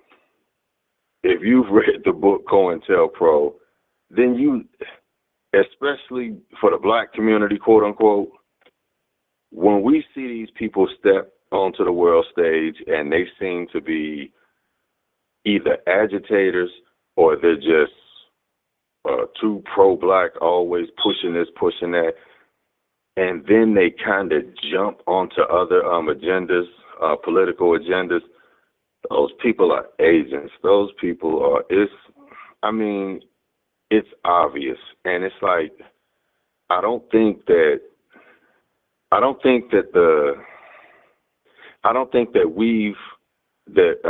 we quite understand that it's like there is no discernment between actors, entertainers, and politicians. Like I said, lawyers, everybody. It's all one big cabal. It is. It's a cliche that politics is show business for ugly people, but look at the crisis actors; they can't act. So I think we're looking at the widespread use of actors, but the very glossy, glitzy, glamorous ones of Hollywood, I think also serve as a red herring. So we don't see the actors all around us in their own capacities. Right. I know something else I was going to ask you. Have you noticed that a lot of the radical women that they will show, like in politics, a lot of the women that you see, like, from different countries and, for different situations or whatever, a lot of these women appear to be transgender.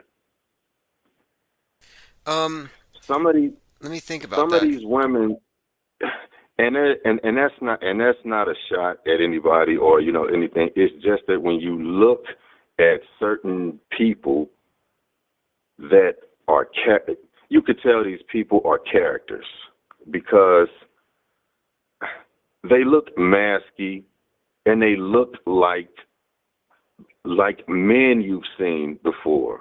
Maybe playing political figures or maybe actors.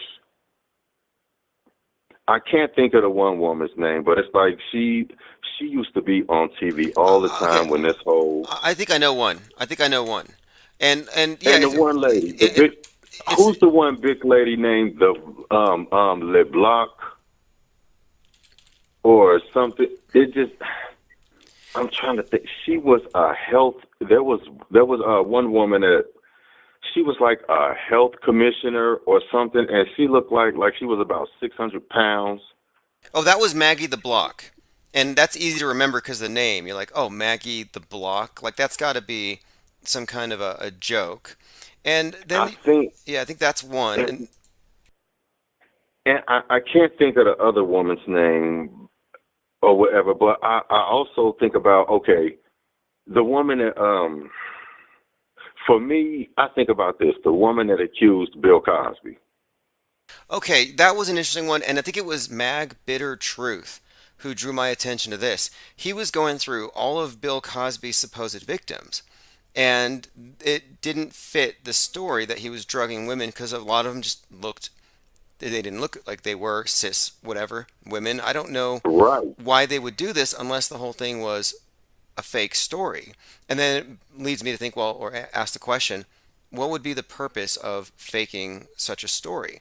And again, we're looking at PSYOP actors who are portraying evil characters and sometimes good characters. And I thought the story there might have been, you're taking America's dad, you know, like a figure like Cosby, and then turning him into this monster. And I think that's part of the Psywar as well, is the duality. And here's one here. Yeah. Mitch McConnell and Dr.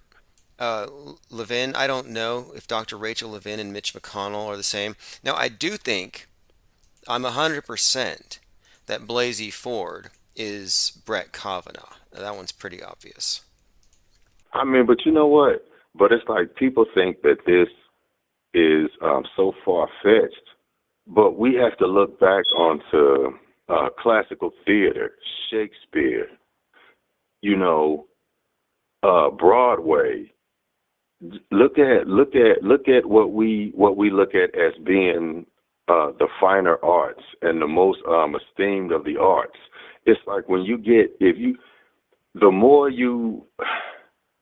the arts, Shakespeare especially, come on, man. It's like we act like when you go back and you look at the pictures of like Parliament and you look at, you know, at the Romans and everything, they were always acting out. And I did further research. The Romans used to do like acting out scenarios, like war game scenarios, where you would play out in different situations. If this happened, kind of like training scenarios. Okay. And I looked at that as like old school propagandist crisis acting training. Well, who was the name of the It's been first? going on forever. Well, the first man to get the COVID vax. Do you remember his name? William Shakespeare. It was William Shakespeare in Warwickshire, the same place where William Shakespeare was. I mean, yeah, the World Stage Read, the Globe Theater, yeah, it's definitely a thing. So when we're talking about these characters playing different roles, we're not talking about the identity group agenda. We're not talking about PC politics. We're talking about stagecraft at a very high level that the public has been blinded to, and you're taught not to recognize the nuance. And I think a lot of conspiracy theorists out there point to stuff like clones and reptiles and whatever, but I think they're being given red herrings to distract them from this tech, from the true deep fake. And that's why I think that like right now at the point that we are in history, we're at a point where, like I said, with the internet, we have too much access. It's just like when Bill Clinton, when they were first it was gonna be a lot of decentralization, and like the internet was gonna be more a social aspect and everything. He didn't want that to happen. He was one of those people pushing for that not to happen. I think because now we have everything. We have access to one another. We can constantly communicate and share this information and these ideas, this art, to where it's out of control. And that's why with these large-scale situations that become that some people call false flags or whatever, but we know these are just world stage events that are set to change public perception. It's like you're looking at like you'll take this whole with the pandemic that happened and everything, with that whole scenario and going into the summer of like unrest and the George Floyd thing, while all that was going on, censorship was happening slowly in different aspects of like with cases coming up, and then they'll have entertainers happen with different little things. They took so much away from people while they were concentrated on these other events that, you know, were like basically being decoded right in front of them. And I think that that's part of it too. It's the fact that when these things happen, people like me, you in the chat, we start talking, we start making videos and decoding them to where, as they're going on, like you said, the stories about the cloning and the reptilians and everything like that, they throw out those stories so that you make people like us sound cartoonish. Oh yeah, it's a tactic, and they're good at it. I mean, that whole book, Off the Edge, that I was going through earlier, it's 250 some pages, and I thought this was going to be a deep dive into the flat earth subculture, and actually is quite shallow, because I know the people that she interviewed more than she does. I've studied them deeper, and she missed all of it, and all she left the reader with was, oh, the flat earthers are represented by the rapping neo-Nazi Eric Dubay. So now she just basically said flat earthers are Nazis. So it's a smear, and that's the best they can do. But it was so shallow, the coverage that she gave. But I'm looking at it as, well, all they can do is misrepresent and try to obfuscate so people don't look. And then, of course, then they don't take you seriously because, like, oh, these guys talking about NASA being a hoax are probably Nazis. That's the connection that they've made. Yeah, you know what? And that happens right at the time when we were just talking about Candace Owens. That happens right at the time. And this is why I think that, like I said, as they put out situations, we can decode them. And as I was saying when I called, like, a little while back, we can time travel. We can go back and look at that NASA footage, and we can take 60s and 70s and 80s, 90s logic and look at it now through a 2000 plus lens, and it doesn't add up. And it's like, with this happening, and like I said, we're not that small group of people just sitting in the corner. No, we're the general consensus that's asking questions. So now what you do is you take a figure like Candace Owens, and you do the same thing that you do with like Kyrie Irving. Except I think Kyrie Irving was a little bit more sincere with him, like questioning the flat earth thing and all of that. He was far more. Kyrie was far more, I think, sincere, but you can see what they did. Right, but I think with Candace Owens, it's a thing where you now have commercials kind of making fun of the whole moon landing thing, and you have television shows and cartoons and memes and all of that. I think it got so far out of control that a part of getting it back guardrail is to now have one of these pseudo-political figures, Candace Owens, throw something into it. Oh, that's right. Candace Owens came out with the moon landing denial, and she's got this massive channel, so that's their way of damage control. It's like, oh, look, they took control of this leak. Let's get one of our big names, and now we can firmly associate moon landing denialism with right-wing extremism. And however the public feels about her is how they will then associate questioning landing. It's like, like you were just saying a second ago, you take anything that's associated with like flat earth and you start attaching dumb shit to it. Like you start attaching Nazis to it, and you start attaching like, terrorism and other shit to it. It's like things that have nothing to do one nor the other, yet the public hears it all put in together, and they just and and they kind of just associate it all as like one frame of mind. They think that if you question if the earth is flat, that you probably agree with Nazis. Well, in many Or ways, they, or, they do. In fact, the media and stuff. I think you're right about this. It's all about fear. They serve as mm-hmm, like we're gonna bark and warn you when something bad's coming, like they're your guard dogs, which they're just not.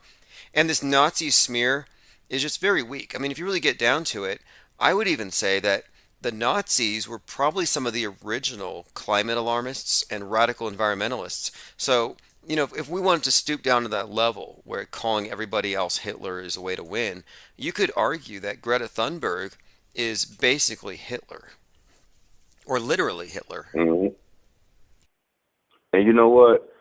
I have a book I got years ago that's called "The Swiss, the Gold, and the Dead," and it talks about how the Nazi machine was financed by the different financiers in the world. And when I go back and I read that book now, I got this book like back in the 90s when I think it was like in the late 90s or so, just picking up books. But when you go back and you read these books now and knowing about how stagecraft operates on a larger scale, then you see that when these different hedge fund organizations and these different groups come along, that they're not just coming along just because they're wealthy groups and they just want to put money into this. No, they fund events. They fund world stage events. They stage wars. They stage situations that shift the economy and shift perspective. And I think that was like a key factor that we had missing over time, is that we didn't really know that this was all like staged events. We thought that these were like real events. Yes, and what you're talking about here, and this is also cutting edge, because we're always looking at the present and the future, but retro auto hoaxing, looking back, because Mm-hmm. if they fake the news since we started paying attention in 2012 to crisis actors, well then it's pretty safe to say that Sandy Hook wasn't where they started this. So you start going back and it's like, wait a minute, how much fake news have I taken for granted as real? Right. And most people take all of the news for granted. That's just their default position. And so going back, and this is why they try to make it look like if you question history, you're a Nazi. It's like, no, we're questioning Right. the elite's interpretation of events, a highly curated interpretation. We're questioning that. And that's, retro auto hoaxing. And I think what's crazy is the fact that, like, just doing this retro auto hoaxing, when you go back and you start looking over wars and you start looking over these big shooting events, like I'm talking about, not even the ones from like in the recent times, I would say like in the 90s and the 80s, but just going back to some of the ones, the historical ones, you have to start questioning. Even the ones that they don't have video footage of, just stuff that you've heard historically. When you start reading into the different accounts, and you start hearing other characters come into it, and this person does this, some of those even sound like they were staged, and the Yes. public was just not supposed to find out about certain things. And I think that like that's why now you'll have movies and you'll have like interpretations come up on the anniversaries where people will start to add like other little tidbits to it now, because like I said, they know that we know more now because we have more access. So they know it's just like they can't feed you that same story because you're no longer 3 years old. You're 9 years old now. So they have to upgrade how they bullshit you. Yeah, absolutely. PSYOP reinforcement, and the movies make it even realer. And John LeBon has a great article at johnlebon.com about Pearl Harbor.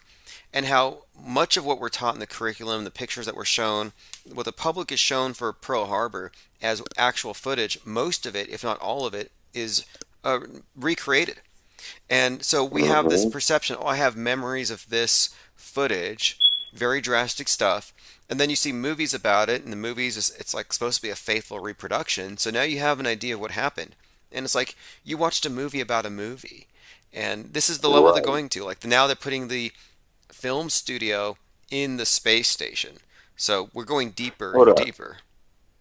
And you know what's a modern example of watching a movie within a movie? Do you remember they did a movie called like The Battle for LA or something?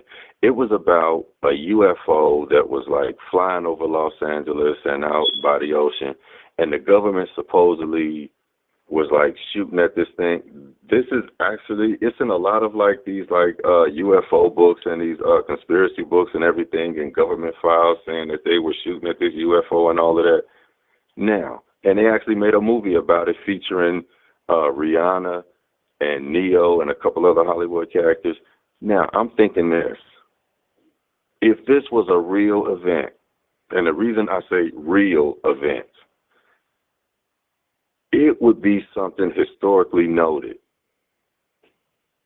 It would be something historically noted that, oh, they made a movie about this real event that happened, and it was a UFO did this, and they actually shot at one, and you know, all of that. They claim it was based on like actual events, and they made a science fiction movie about it. But you never hear anybody speak about that. And another thing, I'm going to tell you something. Not switching subjects, it's all on the same subject. Tupac, his mother, Afeni Shakur, went against the United States government, you hear me, the feds, for 157 charges. And she beat the government by herself in an 8-month trial. If you believe that, no lawyer talks about that. No law school talks about that. It's not noted as one of the greatest federal defeats ever. It was all staged.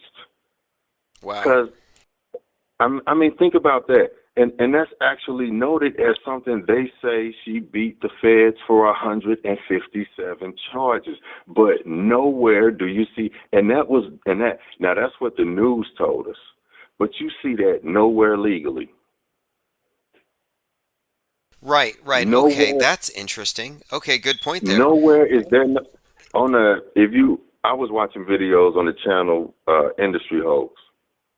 And good they channel, do a lot of good deep channel. dives. Yeah, Industry Hoax gets it about weaponized anthropology they do a and lot all of of it. deep dives into different stuff, and it's like when they were talking about that and was showing searches where you can't find any legal records of this. It was only what the media showed you, and they actually went to trial for 8 months and watched movies and just kind of walked around and talked to each other.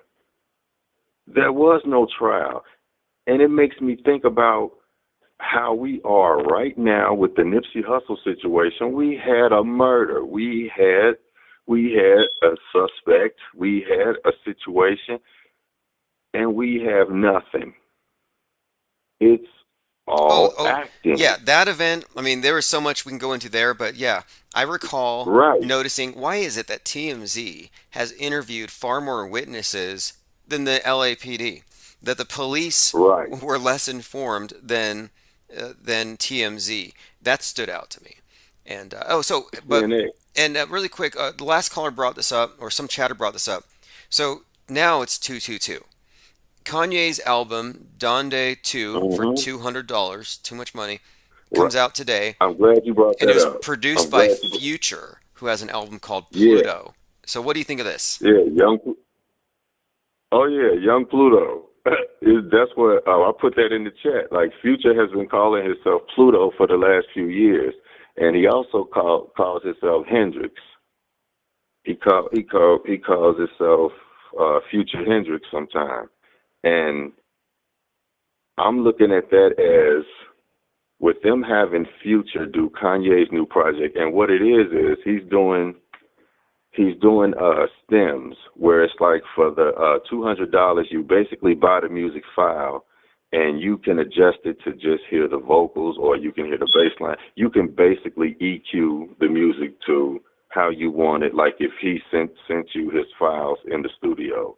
So you will actually own the music. And what it does is it gives the artist a chance to make more money, but on a deeper level. I was thinking this. You have Kanye, who we know has been doing all these different rituals with the whole Burning Man ceremony that he did, because that's actually what I think it was kind of a continuation of. And, it was the same day, yeah. But Kanye burned himself the anniversary of the usual Burning Man festivals that they did 33 years previously. And now I'm gonna tell you something else with Future. Future is one of those. Future is one of those top hip hop artists, those top mainstream artists that he's been like relevant for a decade, and it's like there's kind of a mystery to him in a sense, because even though he's a quote unquote street rapper, he doesn't do a lot of interviews, and it's like his music will go into some deep themes about like demons and about rituals and about stuff like that. And I think it goes over like a lot of people's head. He has a lot of videos themed around a lot of things, and it puts me in the mind that it's like he's one of these industry plants. Well, Pluto, Underworld, there's got to be, and then the mystery and all that. Yeah. And hey, Jake the A-hole in the comment says, this dude's smoke alarm chirps every minute for the last few weeks and he doesn't notice. It's kind of funny because I was driving the other day and I didn't put on my seatbelt, and sometimes I just don't want to. And the little dinger's going on, ding, ding, ding. And so I'm so used to it. The person next to me is like, I saw a meme today and it said, you know, the guys who drive around and don't care when their seatbelt alarm is going off? Yeah, they're serial killers. So I'm like, okay. I'm like, no, I'm just focused. Yeah, it's like, I mean, you get used to it after a while. Exactly. No, we just have our focus. But anyway, no, it's all good. But no, hey, this info on Future, very interesting, because again, it's Pluto who invented or created the Kraken. And so for Pluto return happening today, and then all this Kraken stuff that we've had for the last couple of years, and the crack, the schism, Joe Biden giving out crack pipes, something is up. And you know what else I just thought about? A Future connection? Okay, Future used to go with Sierra, who's married to the NFL guy. I forget. He was like in the Super Bowl and everything like a couple years back. And they're like this big Christian couple. So they're always on these religious networks and everything, and they're always they're pictured with, you know, the Obamas and, you know, with other people like with the T.D. Jakes and folks like that. And then you have Future, the duality. He's rapping about demons. Future has all these children with other women. He's like, and he calls himself Pluto, and he talks about he's from the underworld. You know, I represent this and I'm this and that. I think it's a duality being played, like I said, right in front of us in society. He's working with Kanye. We know what Kanye is doing. I think that we're just watching actors and pieces being put together for different rituals that are just large-scale stagecraft assemblies just being laid out right in front of us. Yeah, and I think they're that's and probably I think they tell us because, you know, I was going to say, I think that the reason we see it is because it's just like with when we were talking about vampires. A vampire can't do anything to you until you invite it in. And it's like with symbolism, you'll never know what's going on in society until you're looking at symbols, because as long as you're just watching the surface or you're just reading the words, you'll never understand what's going on with like what's being manipulated right in front of your face. I think when they show us Future, Kanye, they show us these different events. And then I'm going to tell you something. 9 times out of 10, this Future, Kanye thing, something is going to drop on a date symbolic to like something else happening, like with the whole Astro World situation. This Future Kanye thing is going to drop and it's going to be aligned with some type of big world event. Well, I do think that the coding here implies Westworld, Kanye West. Right. It implies some, and then the destruction of the house. This is all very significant, and Kanye is a key player on the world stage when it comes to communicating these symbols. Kanye has called his home Westworld. Has he? Okay. He said that in a rhyme a couple times. He said that in a rhyme a couple times. That's the reason I'm saying that I think with the whole Kanye Future thing and with the symbolism, like I said, when we were talking about how that's the same house pretty much in the Rust, scenario, and with other scenarios that you'll see, like in other shows. I think I believe Kanye and Future and others are just aligned for the big world stage. I think that like with the Kanye and Future are kind of like the Super Bowl halftime show for the world. Well, this is going to be tomorrow then. So tomorrow's the day. Possibly the Kraken gets released. It's Hades.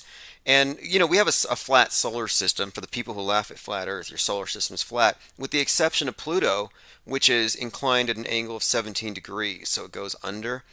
And so it's all symbolic. And for him associating himself with the underworld, and he's now tied in with Kanye and his record release, all super interesting. So I'll be following this tomorrow. And then think about something real quick. Remember, they declassified Pluto as a planet a while back. Yeah, that's right. Pluto, invented in 1930 or so, or first noticed. But yeah, it's been a debate. Is it a planet? Is it not a planet? And now it's apparently a planet.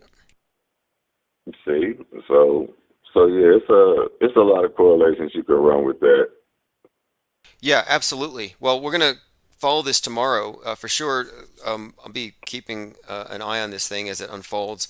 There's no way it's a nothing burger, but I think maybe like what the couple callers ago said, maybe it's the beginning of a new cycle, a new reset, or rather the reset actually begins. But I don't know.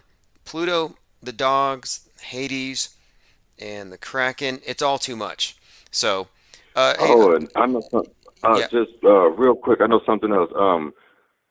50 Cent he just started production on a movie about a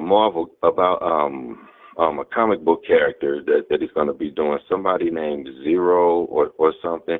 But it's like this character is supposed to be, the way he's going to work it is that it's a black character that he's a black character, like a spy or something, and he's in disguise as a white man doing like some espionage, and then a situation happened. I think it's basically playing on the whole prosthetic masking and everything. Just with anytime I see people talking about changing faces, or people with, like, there's a movie on Netflix or something about a woman that she's a spy, and she was known to like disappear basically from like public sight, and it's about how these people are basically masters of like stagecraft, masters of I just think that a lot of the whole prosthetic masking and the technology, I think it's even beyond prosthetic masking sometime at this point. And I think that, tomorrow will probably be some big propaganda to start moving us in the direction of, seeing where they're going with it.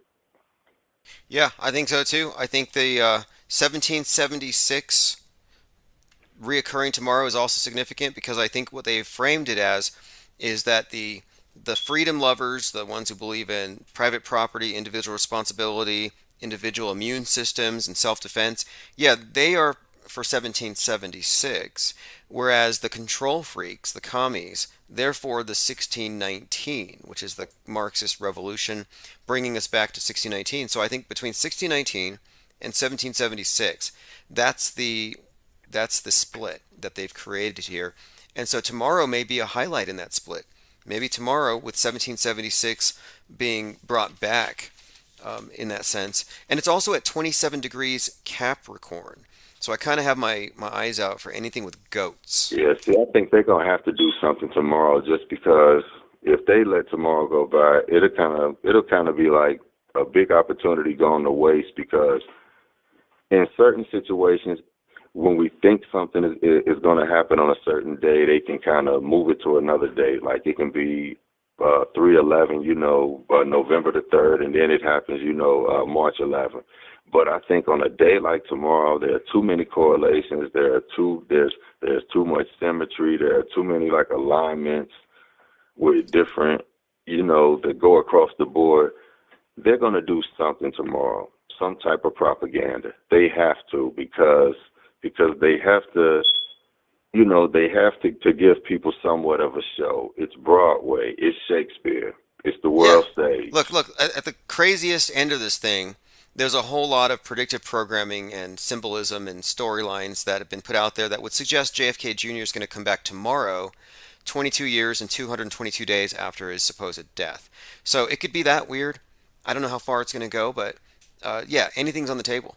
So we'll be watching. Right. And this, again, Art of Thinking Out Loud. If you want to go ahead and leave your Twitter in the chat again, definitely. I have a lot more people now on Twitter getting engaged there, and it's a great place to source intel. And okay. I follow you there. So. Cool. All right. Well, hey, good talking to you again, and we'll catch up here. Probably, hey, tomorrow I'll be live covering whatever goes on. Without a doubt. All right, y'all take it easy. Awesome. Thanks again for the call. All right, everyone. That's Art of Thinking Out Loud calling from Cincinnati. Okay, so let's go ahead and cover a few other things. God, there's so many. Oh, by the way, someone brought up celebrities and actors even playing different genders. This is supposedly General Flynn. Well, somebody suggested it was General Flynn. I see the resemblance. So they labeled this one LGBTQAnon. Hard to dispute, but highly doubtful. Although not outside of the realm of possibility. So, anyway, General Flynn, of course, being one of the main leaders of the Q movement. Clockwork 113 says, good call. Yep. Going through, Finbar says, the chirp. Oh, yeah, the chirp. Somebody says here, I'm just picturing chirping penguins. Yeah, the fire alarm in the background is just a theme with that call. I mean, it just happens every time he calls in, and it's like, it's not even an annoyance. It's just kind of funny. It happens here too, and those things are just annoying. Same thing with the car. Like, I'll be driving and I don't have my belt on and the thing starts beeping, and to me it's like a contest of wills. Like, I'm not going to let this alarm tell me what to do, and so I will drive for miles with the annoying ringing in my ear just to be just out of spite, like, just to resist it. So I don't imagine I'm going to fare well with a robot invasion. Am I going to let little robots tell me what to do? I don't think so. Let's see here. Let's continue. Oh, Maximilian says the Honda beeps are the worst. Yeah, I'm the type, I mean, I'll push the button to stop the beeping for 30 seconds. I just don't want to let it win. Okay, this is another article from Donnie Darkened. The Rise, the Wound, the Return of Donald Trump, a case for the biblical Antichrist. So just another thread from the same Twitter account. Again, if you're not on Twitter, I highly recommend it. Follow me and all the people that I retweet. So, Donald Trump, 70 years, 7 months, and 7 days after his birth, he was inaugurated. 7 months after this, the Great American Eclipse would occur on August 21st. That would divide the USA in half in a 7-year period. So from 2017 to 2014, we are being divided by an eclipse that passes through 7 cities named Salem. Interesting material here. The main thing is this: the crack, the kraken, the schism. It could be this. And Trump is definitely a part of this schism, this cracking, the split. So it could be that the cross of these eclipses is actually this split. Goes on to talk about the significance of the names of Salem, etc. And what's more, he also suggests here that Donald Trump may actually be one of these moon children, a moon child. A Moon Child is a book by Aleister Crowley about the timing of the conception of a child to incarnate the Antichrist, the thing that Jack Parsons and L. Ron Hubbard were doing. So the suggestion here is that maybe Donald Trump is that moon child. This article goes through the predictive programming, the significance of Trump and all the roles that he's played, and I'll go through this one in detail tomorrow. Today we went through his breakdown of the Pluto returns. But I think there's a pretty strong case here that, yeah, Trump may in fact be the Antichrist, if there is one. I mean, my bet's still on Greta Thunberg. She's certainly the crowned conquering child that Aleister Crowley said would come to bathe the world in blood. All right, I have a few other things to go through here. We're hitting the 3-hour mark. We'll continue tomorrow. There's just so much to talk about here. And tomorrow is the big Kraken day. And so who knows? Everything may change tomorrow. I don't think tomorrow is going to be a nothing burger. I'm with the last caller, Cincinnati, that there's no way with this once in a, not lifetime, once in a nation's lifetime event, 248 years, occurs tomorrow. Well, see, tonight we covered the book Off the Edge. We've been taking calls, mostly talking about tomorrow, 2222. Also, it's the 2nd anniversary of the Mad Mike Hughes' final rocket launch. In fact, when we were talking about Mad Mike, Lean Dion in the comments said, "A lady in front of me is wearing a Rocket Man t-shirt." I've had synchronicities like that. Unbelievable synchronicities. You know, you think of someone, you talk about someone, and something in the environment just appears. And you could say it's selective observation, it's coincidence, but I have too many of those, specifically when it comes to people who have passed. So anyway, this is Chief Crow and the Flat Earth Worms. This is Real Rocket Man. This track was performed at the Exit the Matrix event live by Chief Crow. This was a theme song for Mad Mike Hughes. We will return same time tomorrow. Also join us in the morning. If you haven't really been up to date with what we're doing, in the mornings we are live usually, but I'll definitely be in the chat with more likely Crater Earth USA first before I go live. So Crater Earth USA is now part of the Conspiratainment Radio Network, which is also where we are mirrored. So get on the newsletter. You won't miss anything. I'll keep you up to date with everything as it develops. Tomorrow should be interesting, or rather today. Now it is 222. Anyway, this is Chief Crow. Have a great night.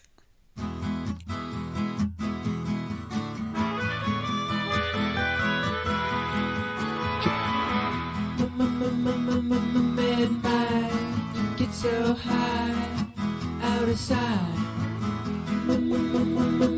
Midnight, yeah, sonic boom, put yourself through the plasma moon.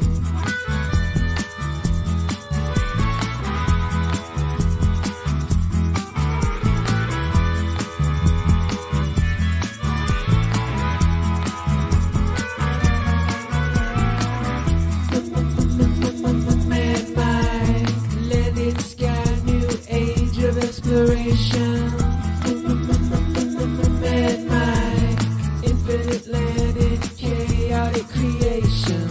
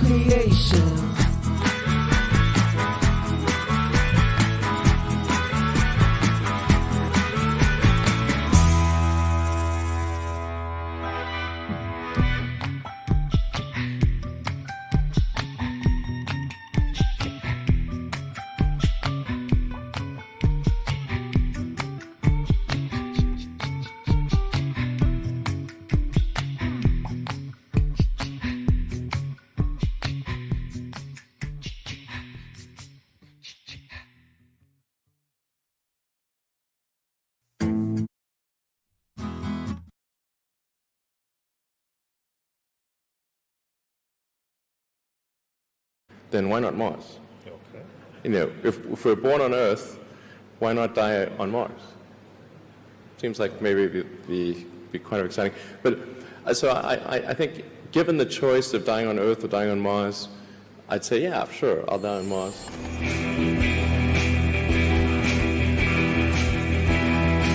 Father, hallowed be your name. Your kingdom come. Give us each our daily bread, and forgive us our sins. For we ourselves forgive everyone who is indebted to us. And lead us not into temptation.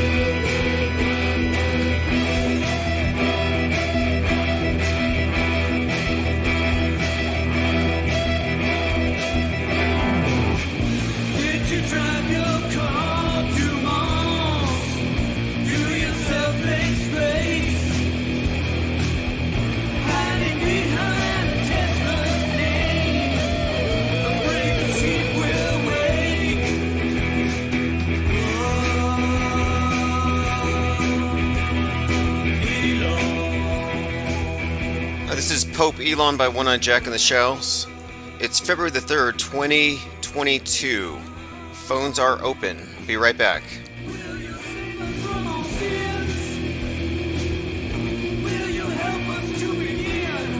are listening to Infinite Plane Radio.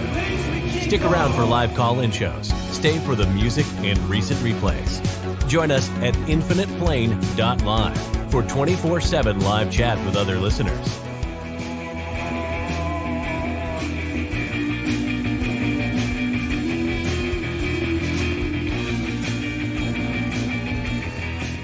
All right.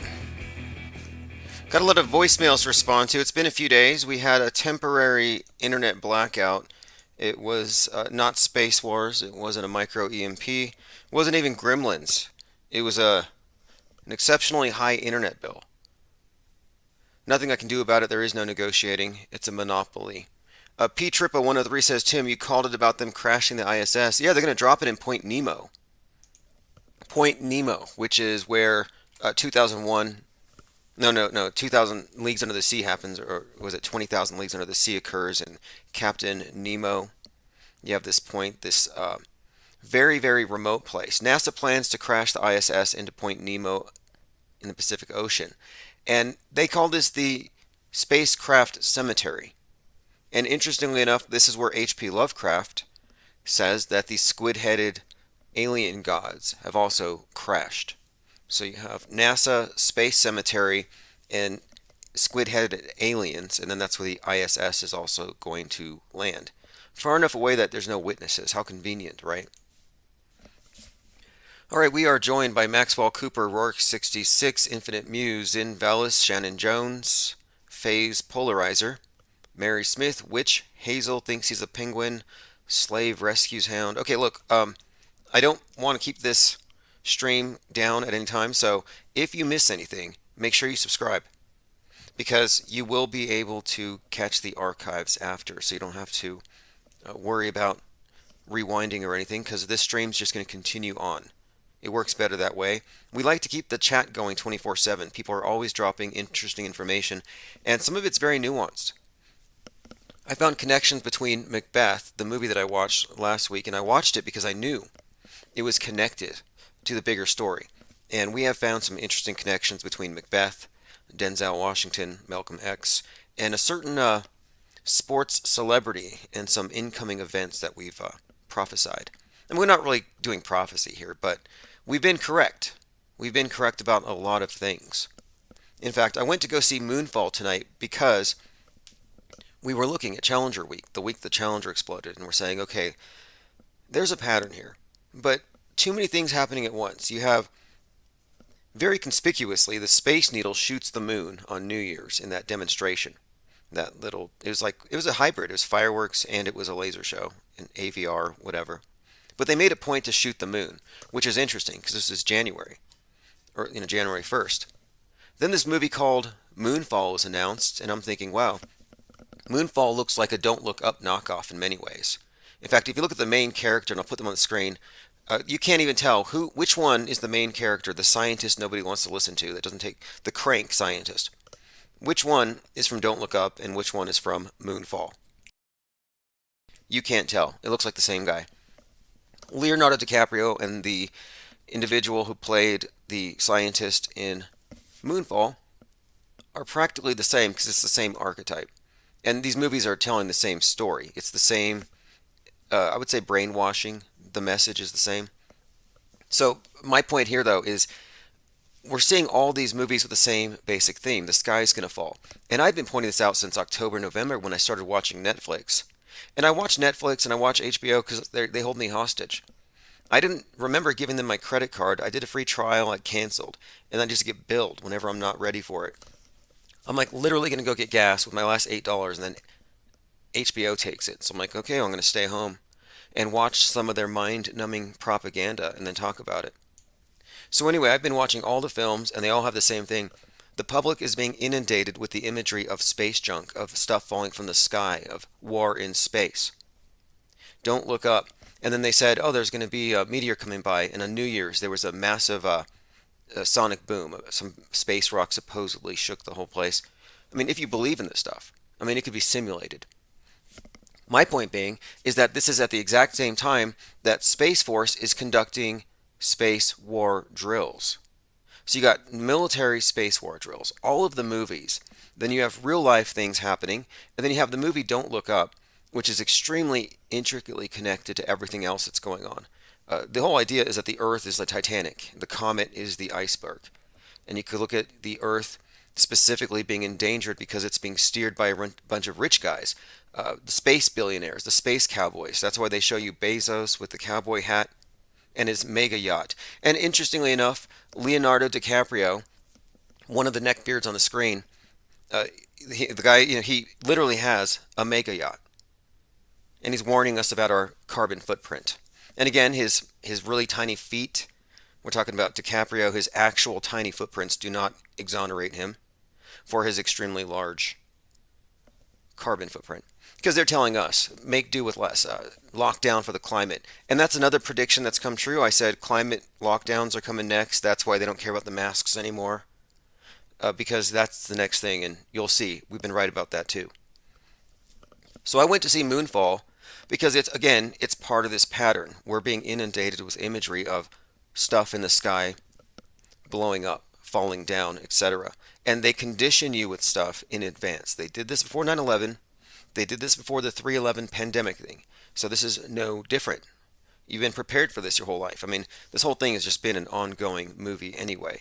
So not unexpectedly, just by coincidence, SpaceX announces, oh, by the way, we lost a piece of a Falcon rocket, a 4-ton piece that's going to conclude its chaotic orbit of the last 7 years, and it's going to crash into the moon any day now. So a SpaceX rocket that's 4 tons is going to hit the moon and explode. And of course, that's coming up very soon. And the movie is about the moon, of course, falling on all of us. What are the odds? And this even has an interesting connection because last week there was a movie called Moon Knight where one of the actors, he plays Midnight Man, dies in a collision under the Wolf Moon. There's so many interesting connections. We'll go on deeper into this. We're joined by Thirst for Truth, Jenna Lovecraft Reeves, Chalk Body Outline. Chalk Body says the meaning of Nemo is a radio or television broadcast that originates outside the studio. Interesting. Again, a spacecraft cemetery. We were talking about the place in H.P. Lovecraft's mythos where that's where the elders came from. They fell. So you have lights falling from the sky landing right there. And if you look at the way that they've replaced, I think in many ways, an archaic worldview with this science-y one, in many ways satellites have replaced the role of angels. I mean, you can't see them, but they can see you, supposedly. And then they can report to the government or God, the central authority, about everything that you're doing. These are God's spies, always watching from above. And if you look at the iconography, this box in space with the solar wings basking in the rays of the sun, yeah, it's pretty much a replacement in many ways, I think. This idea that we have this all-seeing protective presence. Okay, so again, Point Nemo. Not only is it the spacecraft cemetery, and let me go ahead and bring up the coordinates there, but this is also the location of 20,000 Leagues Under the Sea, and of course the squids from space, which is a reoccurring theme. I know last year Musk sent a bunch of glowing baby squids into space, and I started noticing how many movies there are where you have that kind of thing, where you have squids, octopuses from space. Here we go. Spacecraft Cemetery is a region in the southern Pacific east of New Zealand, Point Nemo, the oceanic pole of inaccessibility, furthest from any land. The defunct space station Mir was ditched there. The ISS is slated to end up there upon retirement. Again, it's just fascinating how all of these various science fiction places intersect with the real world places. And this is for those of you who don't know how fake everything is, this is a computer generated, this one's admitted, representation of space debris surrounding the Earth. And I'll get into the movie Moonfall in just a moment. I just wanted to bring up why I had to go watch it. Okay, let's see. Pete Trippa says, Tim Wade, I thought all these space dramas were real story. Yeah, you know what? This is the weird thing about the movie. I was probably laughing at all the wrong parts. You know, like there was this part where they had a space shuttle blasting off during a tsunami, and so it was actually coming out of the tsunami. And the people in the audience were like, wow, these astronauts are heroes because it's going to the moon to stop it. But even everything about it was just so corny. But I forget that people watching this stuff, it's like, well, you don't really have any business laughing at this. In a way, I felt like I was laughing with NASA and the insiders at the masses of people. Because you know they clown on us. What do you think Mousegate was about? If you don't know what Mousegate is, it was just an obvious joke played on us. Let's get into Moonfall. So in 2019, a couple years ago, the CRS-19 mission, December 5th, 2019, SpaceX was sending genetically modified mice to the space station. These genetically modified mice were described as mighty mice. You know, like Mighty Mouse, the mouse that flies in space. And on that mission, we happened to notice what appeared to be a mouse on the outside of the rocket. And they say it was space ice. They said all kinds of things, but it was obviously a mouse. And I thought, even if it's not a mouse, even if it's just space ice at Mach 8 shaped like a mouse, moving like a mouse, just the coincidence of it being on that particular mission with the Mighty Mouse on board, it just was like, it was very noteworthy. And we get called conspiracy theorists for pointing these things out. And my explanation is, well, it couldn't possibly be a mouse. And so, in all likelihood, the people who are creating these things are having fun at our expense. I'll be turning phones on in just a minute. Chalk Body Outline says Tom Brady announces retirement just when they announced the ISS retirement. Yeah, we've seen a lot of interesting code, and we'll probably address this. Like, I'm kind of conflicted about one thing.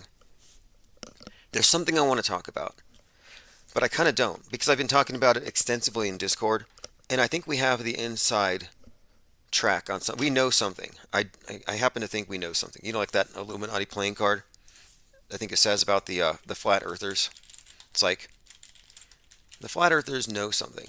And it's just kind of vague, but they know something. It doesn't mean they know everything, but they know that they've been lied to about something, or they have some kind of clue. And I think that I have a clue here about something, and I don't want to... I mean, every good conspiracy theory is a spoiler, I guess. Maybe I should just do it. But this is that card. Alright, let's see. Going through some comments. Maxwell Cooper says, it is the year of the Tiger, and Burrow won a national championship with LSU Tigers. And now we have the Bengals in the Super Bowl. Right. Okay, so let's talk about Moonfall first, because we were talking about this one. So Moonfall, and it's not that I'm giving you spoilers of these movies, but we're talking about the metascript, how it's actually part of a bigger story, how this Moonfall movie doesn't exist in isolation, and it's not just a way to make money off people and brainwash, it's actually part of a much bigger agenda. So the entire MSM, all of the entertainment, they're all in a vast conspiracy, really to construct a one world religion. And if you don't believe me, look at 2020. The world adopted a new concept of sin. They adopted a belief in a new devil, that being COVID, because they already have the God with the flood myth and climate change, global warming. They already believe that, but they needed a more immediate threat. And they did reintroduce something of a devil. The virus is 100% a replacement for sin. You got your hand sanitizer, holy water. You have your religious garments. You have your new priesthood. You have your injectable baptism / communion, your purification rites. You have your intransigent heretics who don't want to take it, who just want to be heathens out there, who are eventually going to be left outside of the protective dome cities. Like, it's a new religion. So we don't have to pretend like the mass media and all the movies aren't part of a vast conspiracy. We're living it. So here we are looking at a movie called Moonfall. And one thing, let me start off with this. So Moonfall was directed by the same guy that directed Independence Day. That right there is a huge clue. The world stands on the brink of annihilation when a mysterious force knocks the moon from its orbit and sends it hurtling towards a collision course with the Earth. They have a mission to save humanity. And saving humanity is the thing. It's about salvation, and it always has been. The space program is the heaven program. Space is heaven for the new world system. You got your new sin, you got your new heaven. And it's this outer space, utopianism, sustainability, transhumanism, digital transcendence. And all of this exists in this movie. I mean, it's all part of it. So, again, the fact is the director also did Independence Day, which had a lot of 9/11 predictive programming. So the next 9/11, as we've been discussing here, is going to be from space. So it's not a coincidence that Roland Emmerich, I believe? Let me see. Yes, Roland Emmerich. Not a coincidence that this guy would be behind a major disaster movie right in time for the next 9/11. And it's a space 9/11. And we've analyzed the cover from Independence Day in the context of the glowing Empire State Building slightly after the pandemic started. And basically it looked like the cover of Independence Day when the mothership descends down upon the Empire State Building and blows it up. But here's an image of it. So you're looking at the same director, same metascriptor. And I have a list of directors and writers and directors of interest. If you want to look into this concept of metascript, if you want to know who the insiders are, the ones who don't have any plausible deniability because they're too intricately connected to these news events, these psyops, Spike Lee's one to look at.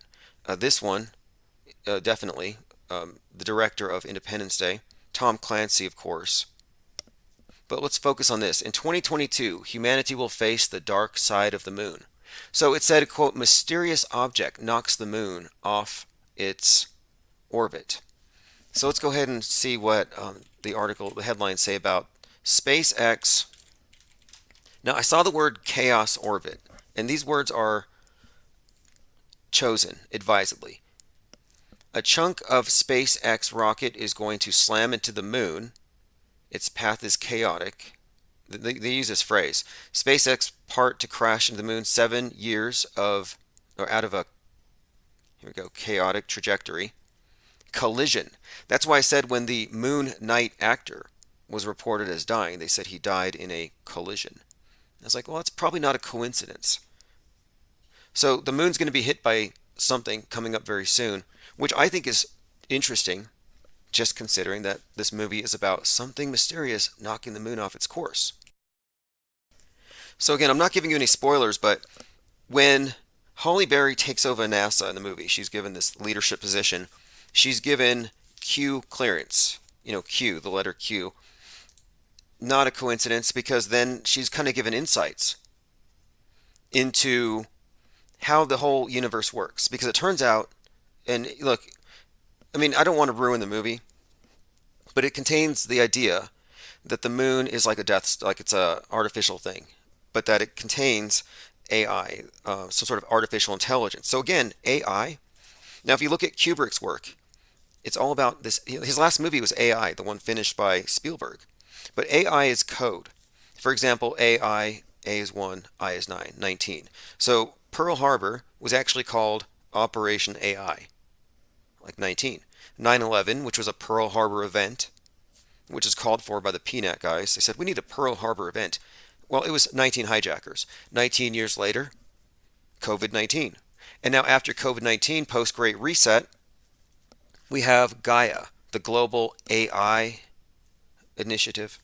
So this is a reoccurring thing with the number 19 and these major transitions or changes brought about by these psyops. So the movie has that digital transcendence AI as part of the salvation at the end after, and it's got an obvious post-reset. But now here's the thing. They have to nuke the moon before it kills us, or they're planning to do it, but luckily they didn't. Now take a look at this. Project A119. So this is interesting here because this was a top secret plan in 1958 developed by the United States Air Force. So A119, this has a code in it, both Apollo 11 and a reverse 9/11. Now 9/11 in reverse, 119, is often correlated with this Skyfall agenda. That's the release date for Donnie Darko with the parts falling from the sky. 119 is actually the date that the guy that was hit by the other skier, the actor who played, I think, Midnight Man, he died in the skiing collision on 119. I mean, the moon, Wolf Moon was the 18th, but he died the following night. So I'm thinking, okay, that number, very significant. But again, 9/11, you think about the Twin Towers in New York and the Pentagon, but this code pre-exists that, this code, and that's really what it is. And it's tied into all of these various psyops, as most of you listening know. But interestingly enough, here you have it, a combination of 119 and Apollo 11, a top secret plan to detonate a nuclear bomb on the moon. Now this is exactly what they were going to do in the movie. It says if the explosive device detonated on the surface and not in a crater, a flash of explosive light would have been faintly visible to people on Earth with their naked eye. This was meant to be a show of force and possibly boost domestic morale in the capability of the United States. And this was needed after the Soviet Union took an early lead in the space race, working on a similar project. So again, just bringing this up because A119 was a mission to do what they did in Moonfall. Also, Moonfall makes use of Saturnian symbolism, where it has a lot of the kind of tropes from sci-fi, Dyson spheres, digital transcendence being one of them, space arcs, but it has the Saturn all-seeing eye thing. It has this six-pointed star as the when you can see where its consciousness is emanating from. And look, Space Odyssey, Kubrick's movie, had HAL 9000. Again, another repeating theme of a malevolent artificial intelligence. This is pretty much in every movie. Stuff falling from the sky, a great reset, and then AI takes over, and it turns out that it hates us, and it needs to cut down the human population to save the Earth. I mean, Darth Klaus at the World Economic Forum 666, they have that objective out there to bring about this adoption of, quote, inclusive artificial intelligence, quote, globally. Listen to this from January of 2021.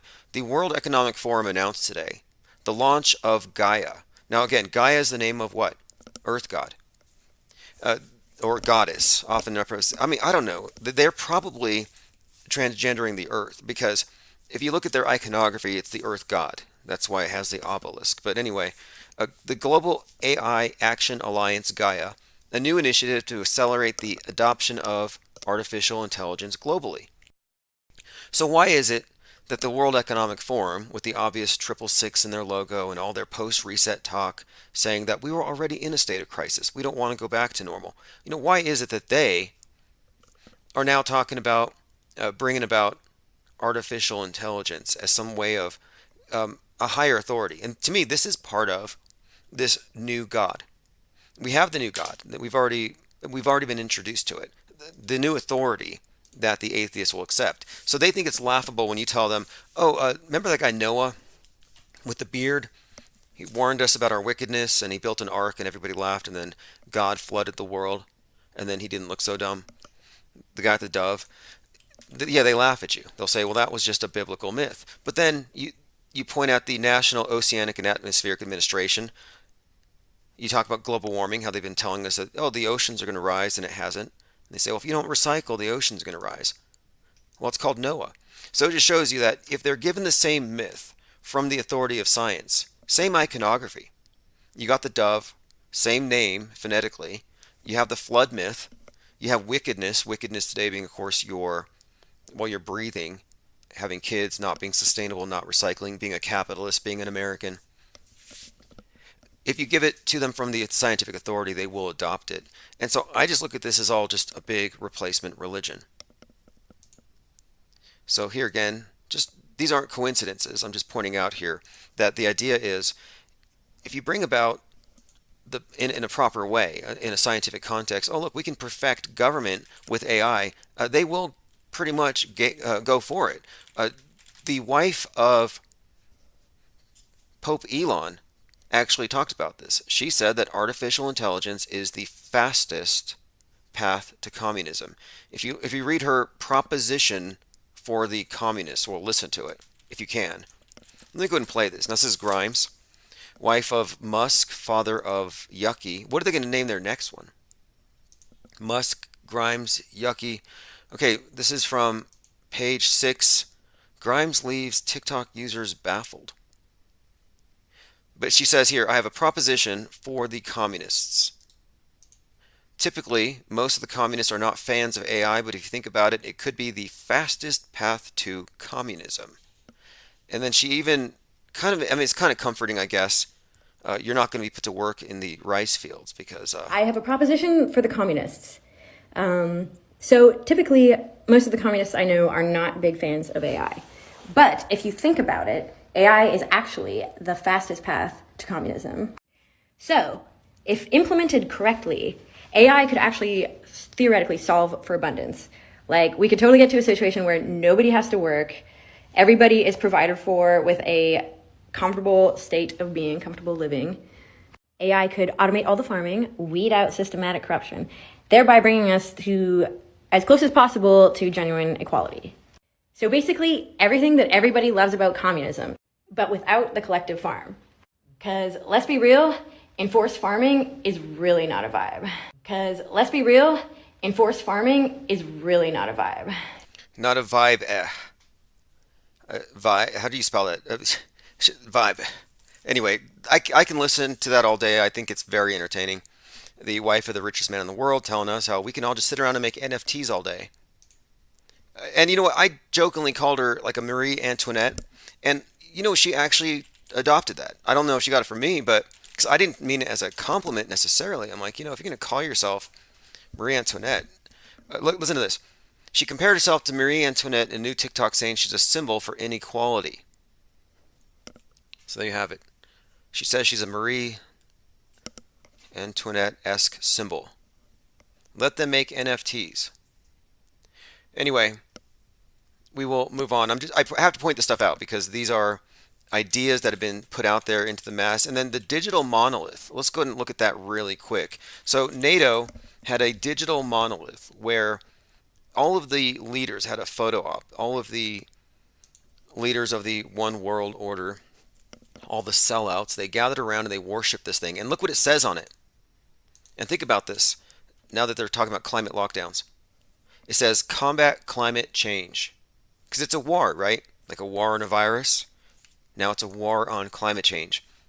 So your one world view, which comes from your controlled fake news, fake science against a backdrop of your fake history, it's now being introduced in the form of this monolith, which is like, I think, a perfect symbol. And this is right out of 2001: A Space Odyssey. I think this is a symbol of a monotheistic religion that has a monopoly over, well, media itself, the mediation of minds. And, you know, we should probably talk about Joe Rogan. We will get to that. Because I think he's paving the way for stepping back on all the free speech that we've been having, which we more or less have predicted here. But anyway, this is just strange. Here you have all these world leaders, and I'll play it, staring at what is an obelisk, the ancient emblem of the earth god. But he's been resurrected for the new age, and now it's about climate change, which is grovel before the flood god and his priesthood. Climate change is the new wrath of God, and you're born with an original sin attached. That would be your carbon footprint. And so the digital monolith at NATO was just ogled at by these individuals, and it just looked like some kind of bizarre ritual. So here we go. Go ahead and play a clip here. Like they were at church. There it is. They're worshiping right now. I'm surprised they're not kneeling.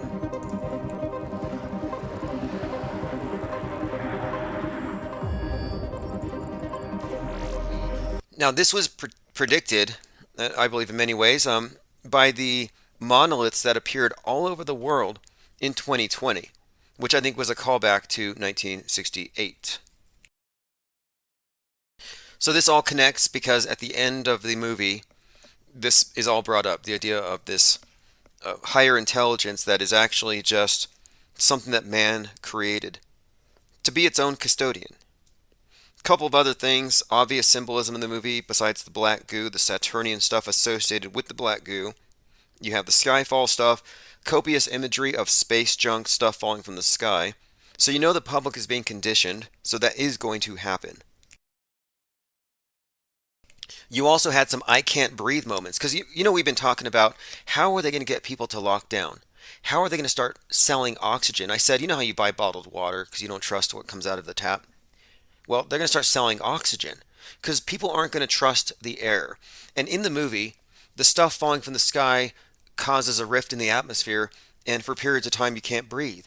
And so you have this really touching scene where, I mean, I probably would have cried if I was a believer in any of this stuff, and I'm pretty sure people around were crying, where this kid is saying, I can't breathe, I can't breathe. And so this adult sacrifices himself for her, handing over the mask. Saving her with his mask. I mean, the mask, a life-saving device. I mean, comical, really. Then, of course, you have the Chrysler building, tipped over like a big Tower of Babel. Anyway, it's all there. Let me go through some comments. Zinvella says, Grimes is my anti-spirit animal. Jack Burton 33 says, does anyone believe the moon is the real map? Now, if the moon is the real map, well, that's a good question. We could probably get into that because I was looking at it in the movie. The thing that comes out of the moon, and this is actually again part of the idea that the moon is an alien craft. It comes out of the crater that would be associated with Australia. If Australia is if Australia is, of course, projected on, if this is all a map, if the moon is a map, it's an interesting idea.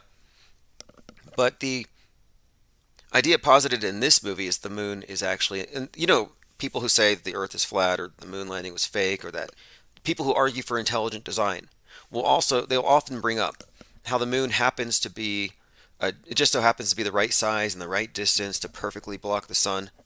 That's brought up in this movie to bolster the idea that it's some kind of a mega structure created by aliens. Chalk Body says if AI was really smart, it would solve slavery. Well, in all the movies, the AI ends up cutting down the human population in every movie. Let's see, going through comments. Maxwell Cooper says Roland Emmerich's first film was called The Noah's Ark Principle, about a weaponized space station. Again, not a coincidence there. Independence Day, Moonfall, and to me the most significant thing, of course, is the timing of it. Along with the timing of The Division with Donnie Darko. Like, these movies are running a parallel track with the news. We've already figured this out. That's what I mean when I say metascript. And it's beyond just movies. It's comics. It's everything. It's albums. It's music. It's books. All right, let's see here. Jack Burton 33 says Moonfall equals silver prices drop. I'll be watching. Okay, now again, the Moonfall movie, I just watched it. It's in the theaters right now, and the moon's about to get hit by a piece of space junk, or a rocket that's 4 tons. So what does that mean? You know, did they pay Musk to, I mean, is this some kind of a PR stunt? It's just too perfectly timed. And then, of course, the guy from the movie Moon Knight dying. Very, very interesting timing. Okay, so we're looking at the digital monolith. Let's just watch this for a few more seconds.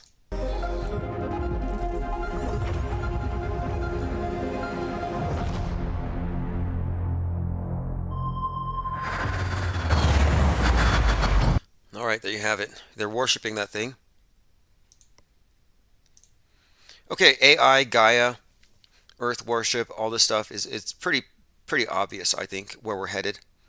And then, of course, digital transcendence, space, the new heaven, preserving your consciousness on a junk drive of all things, and then having it plugged into some kind of synth or robot later. I mean, these aren't new ideas. These ideas have been rehashed again and again. They're putting ideas out there, for a very specific purpose. In fact, just briefly, Meatloaf. I was looking at this clip from Fight Club, and it made me think of Meatloaf, where he plays Ronald Paulson, the guy with the Baphomet thing going on. And Meatloaf just dies. And then you see he's always been associated with this bat. If you look at his best-selling album, You're going. the Bat Out of Hell thing. Well, before he dies, he catches COVID, and he's majorly against the vax. He's like an anti-vaxxer. So I think, okay, that's fascinating, because it almost seems like a lot of these actors are having they know in advance how they're going to die. Like, they're going to die from this psyop or that psyop, and I think he's another one of those. And what solidified it for me was Meatloaf actually said he was there, because he ditched school. He was there in Dallas on 11/22/63 when JFK was shot. And he says that he was there at the Parkland Hospital where they took the body.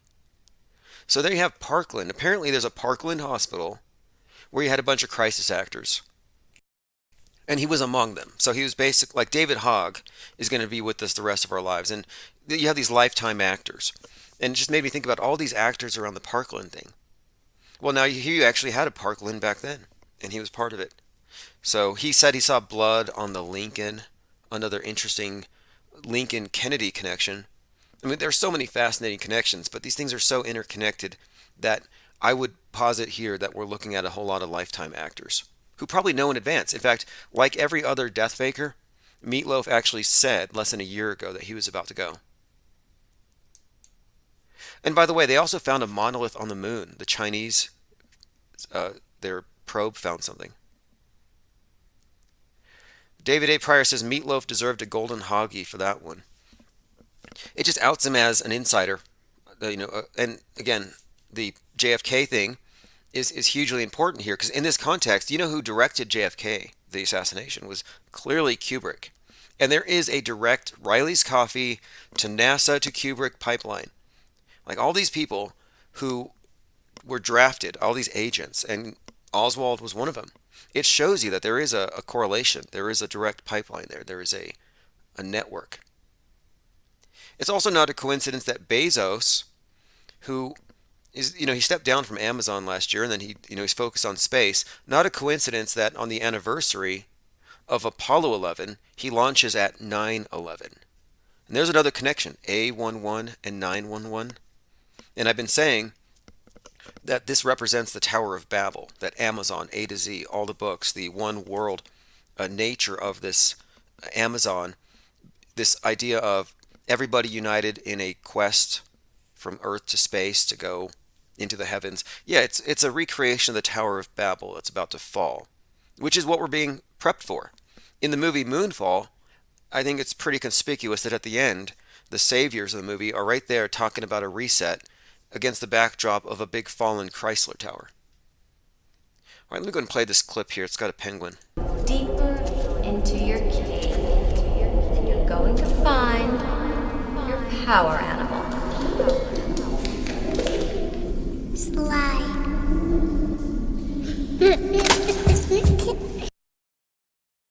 Okay. And see, what else? In Fight Club, Meatloaf was part of I think it was Project Mayhem, which is again about a reset, about burning down the system and starting up again from scratch. All right, let me go through my Minds account, and I want to go back a little bit so we can kind of catch up on where we've been. Guess there's a pregnant man emoji. I thought there was a beer belly. Okay, here we go. IPS ahead of the MSM again. I think Donnie of the Dead posted this one from the Hill. Coming soon, climate lockdowns. And I said this was coming. And they're going to start saying, well, the space junk is ruining the atmosphere and you might want to put on your helmet today. So all the people out there, the mask Karens, are going to become helmet Karens. They are going to be selling you air. You're going to see them in fish bowls. And then you got to see this guy. So the scientist here, and this is on the Hill, warning us about climate lockdowns. He looks exactly like the guy from Moonfall or Don't Look Up. It's an archetype thing. It's another neckbeard scientist with glasses. Don't Look Up tells the story of two scientists who discover a planet-killer comet headed straight for Earth. And despite their protests, society fails to heed their warning, with some ignoring or outright challenging. Doesn't that not sound like Noah all over again? And Maxwell Cooper mentioned that the director also did something about Noah. Noah was ignored. We're talking about somebody, they don't believe him because they're wicked and they're in love with their sin and they're in love with their fossil fuels, and look what they're going to get. But again, pay attention to this neckbeard coming up. Challenging expert data. In a recent article for The Guardian, climate scientist Peter Kalmus writes that scientists' feelings in the film mirror the desperation and worry that he, many other climate scientists, feel every day trying to wake people up to the climate crisis. He joins us now to discuss how the film captures the... Okay, now, when I say neckbeard, I'm not trying to knock people who have... What I'm saying here is that they're trying to give you the appearance that he's been up all night doing calculations. He's got his chalkboard. He's got his notebooks. He's got coffee. His hair's messy, and he doesn't have time to shave because he's trying to save the world, but we're too busy having fun with our mega yachts and our fossil fuels. And he's like, there's a planet killer coming and nobody's going to listen to me. Well, that's the plot of pretty much every other movie out there. And look, again, let me compare them for you. So here you are looking at Leonardo DiCaprio and then the actor who stars in Moonfall. And I would challenge you again to tell me the difference, because they are pretty much the same. So now, again, this is not a coincidence. And now let's look at the climate scientist who, again, doesn't have time to shave, and he's warning us, and he feels exactly like the guys in the movie feel. Madness he sees every day. Welcome. Hi, thanks for having me on. So I haven't seen the film yet, but we talked to David Sirota the other day, and my wife watched it while she was quarantining, and she really liked it. Your sense was that this was almost surreal because this is a problem you contend with, trying to get people to, be as concerned about climate change as you are. See, there you have it. And this isn't life follows art. This is Metascript. Absolutely. Yeah, it feels surreal to have this. It feels surreal. Every crisis actor says that. It was just like a movie. It feels surreal. Knowledge, and to see some number of years or decades into the future on this trajectory that our society is heading. Our trajectory our society is heading because we are the Titanic heading towards a space comet, heading towards climate Armageddon. And by the way, climate change is 33 years old. And if you've learned anything about their patterns, it's that they are, in fact, patterns. It's predictable, and they tend to use the same numbers again and again. So if they started climate change 33 years ago, then they're probably going to have their I told you so moment this year, sometime in the next 6 months. So heads up, climate change is going to happen. And that was a big part of the Moonfall movie. And it's a longer time scale than a comet impacting the Earth, but it seems to me of a similar level of... Did you hear that Duper's Delight where he was laughing? He's reading a script. I think I can see his CIA teleprompter in his glasses reflected there. Catastrophe. And it's very strange to, see everyone going about their regular lives. See, going about your regular lives is the problem. You see what they've done here? It's all subversion. All right, let's see. It says here, in the past 2 years, we've seen a checklist for the worst impulses of government and public sentiment. COVID allowed for temporary measures to morph into a 2-year emergency restriction. But what if COVID was the opening act and another crisis is the main event? And I said this all along. And in fact, RT picked up on this back in March of 2020. They said, is COVID doing Greta's work? Because this is the Greta reset. It's about the climate. And yeah, it says here, Implementing significant restrictions or partial restrictions one by one in the name of the common good can allow for encompassing government control with relatively little backlash. Little tiptoe totalitarianism. Don't want to wake anybody up. Fear over climate change could lead to long-term soft lockdowns. Now, if you believe in this stuff, you ought to lock down right now anyway. You shouldn't be driving. You should sell your car. So all kinds of climate hypocrites. I mean, you thought the COVID hypocrites are bad. Climate hypocrites are worse. I'm always pointing them out. That's why I point out Leonardo DiCaprio and his mega yacht, or Bezos. And Bezos has advocated for societal lockdowns, civilization lockdowns, a civilization of stasis, freezing civilization. He's argued that, hey, if you want to have freedom, you got to go to space because we can't do it on Earth anymore. They want to move industry into space. Says this is not a right-wing fever dream. Calls for harsh government measures in the name of saving the environment are already in the parlance of influential organizations and figures. The Red Cross proclaimed that climate change is a bigger threat than COVID and should be treated with the same urgency. So if you're not wearing a fishbowl on your head, if you're not abiding by, if you're not recycling, these are the things, you are now going to be outgrouped. Bill Gates demanded dramatic measures to prevent climate change, claiming it will be worse than the pandemic. I don't think he's really going to blot out the sun, but there are people who would be behind that. They would support that idea. So what would a climate lockdown look like? Ideally, if the world wasn't full of hypocrites, all the annoying people would just not be there anymore. I mean, think about it. The people who believe in the pandemic, the people who believe in climate change, if they actually followed their own rules, we would never see them. And it wouldn't be that bad. But it says most cities and states would begin gradual and discrete ramp up of restrictions. Working from home could become a permanent norm if special carbon taxes are put in place. See, that's what they will do. They will tax you for the air that you breathe. Limiting driving, limiting air miles. Schools, those heavily influenced by teachers' unions, could impose permanent online-only days. Delhi, India is using a version of this concept to crack down on smog pollution. So they've already tested out these climate lockdowns in India. Kind of on an unrelated note, but I've noticed that a lot of the energy drinks seem to have shifted away from heavy doses of sugar, and they've replaced it with nootropic or like things that are almost like smart drugs, like creatine and copious mega doses of B12. So I'm like, wait a minute. The energy drinks with the sugar have you skateboarding, doing stunts, running around, and then now they're kind of phasing that out and putting in B12s and things that help you focus. And I'm like, well, maybe they want people more comfortable, focused in the metaverse. Because I think the metaverse is meant to be part of this replacement for how we live so that we cease to interact out there. And I think it's all part of this. I even said that basement dwellers, the idea of playing games all day in the basements with your mom dropping off pizza pockets every couple days for you and your friends, like that's the model of the future. It's lockdown culture.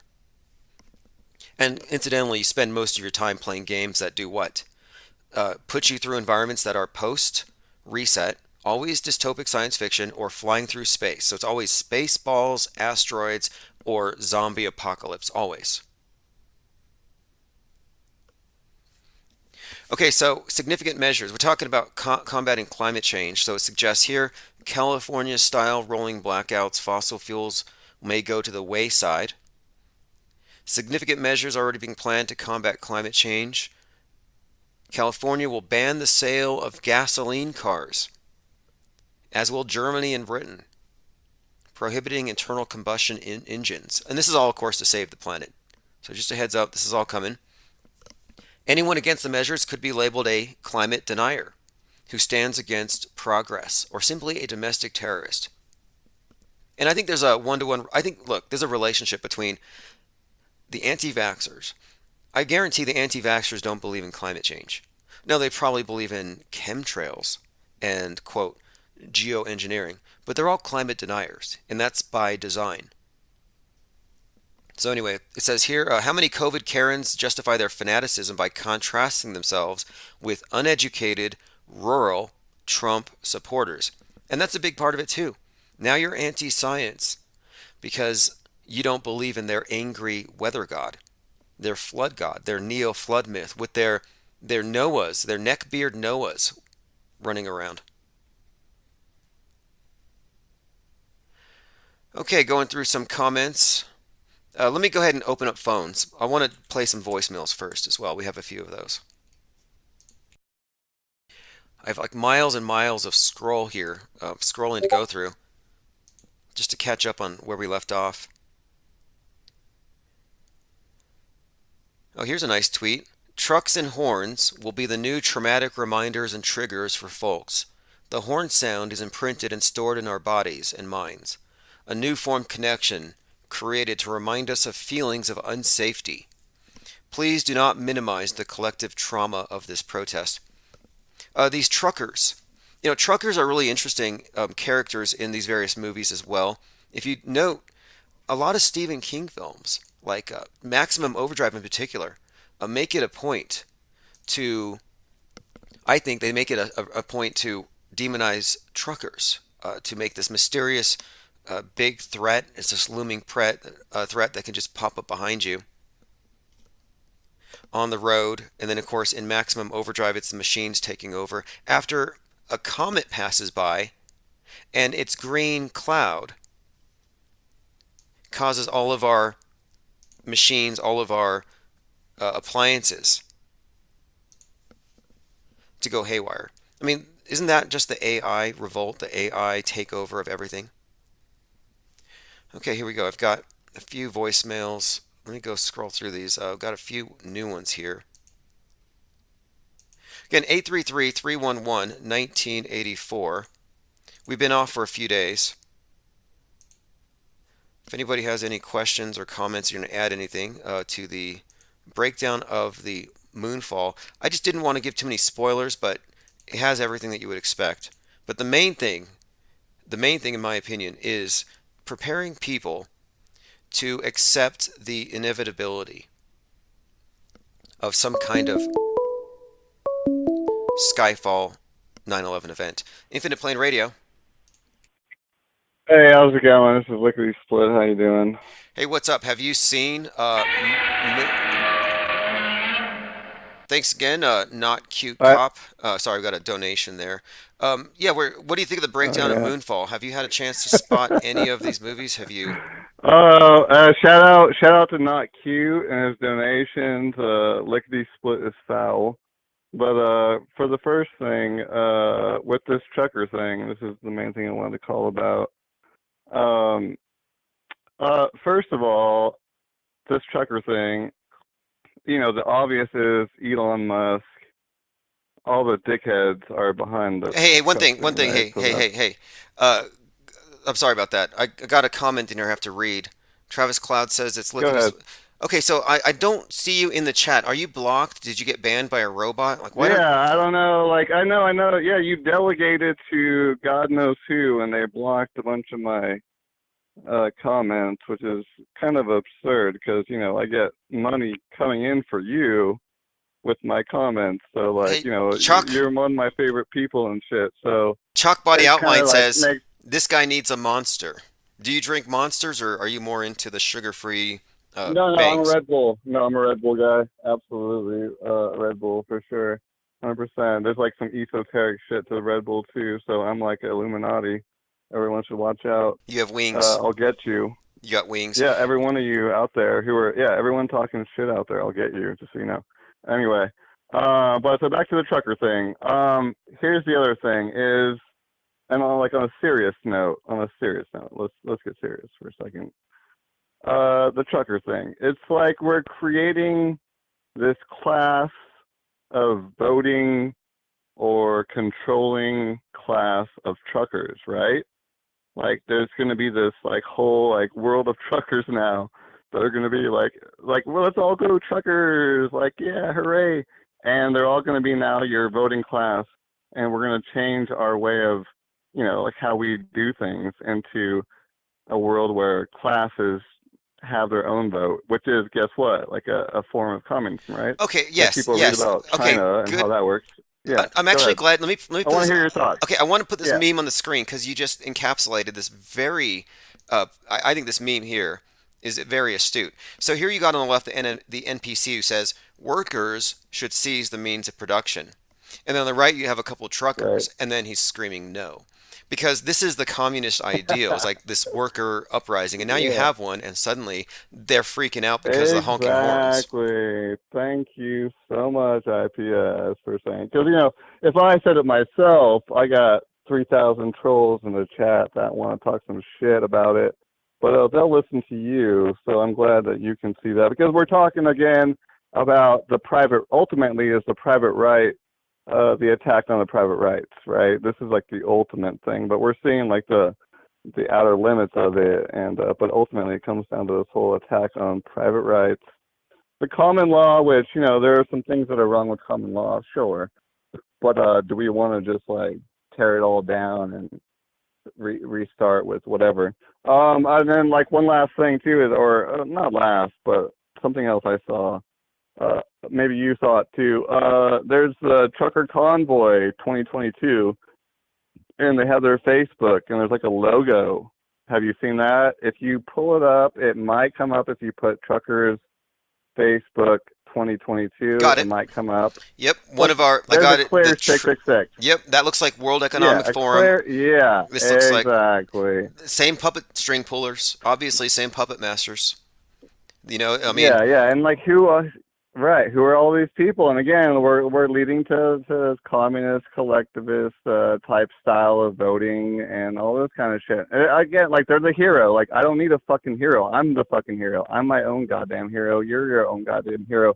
I mean, I remember back in the day when the IPS started, right? You were always talking about like everybody in the IPS is a leader.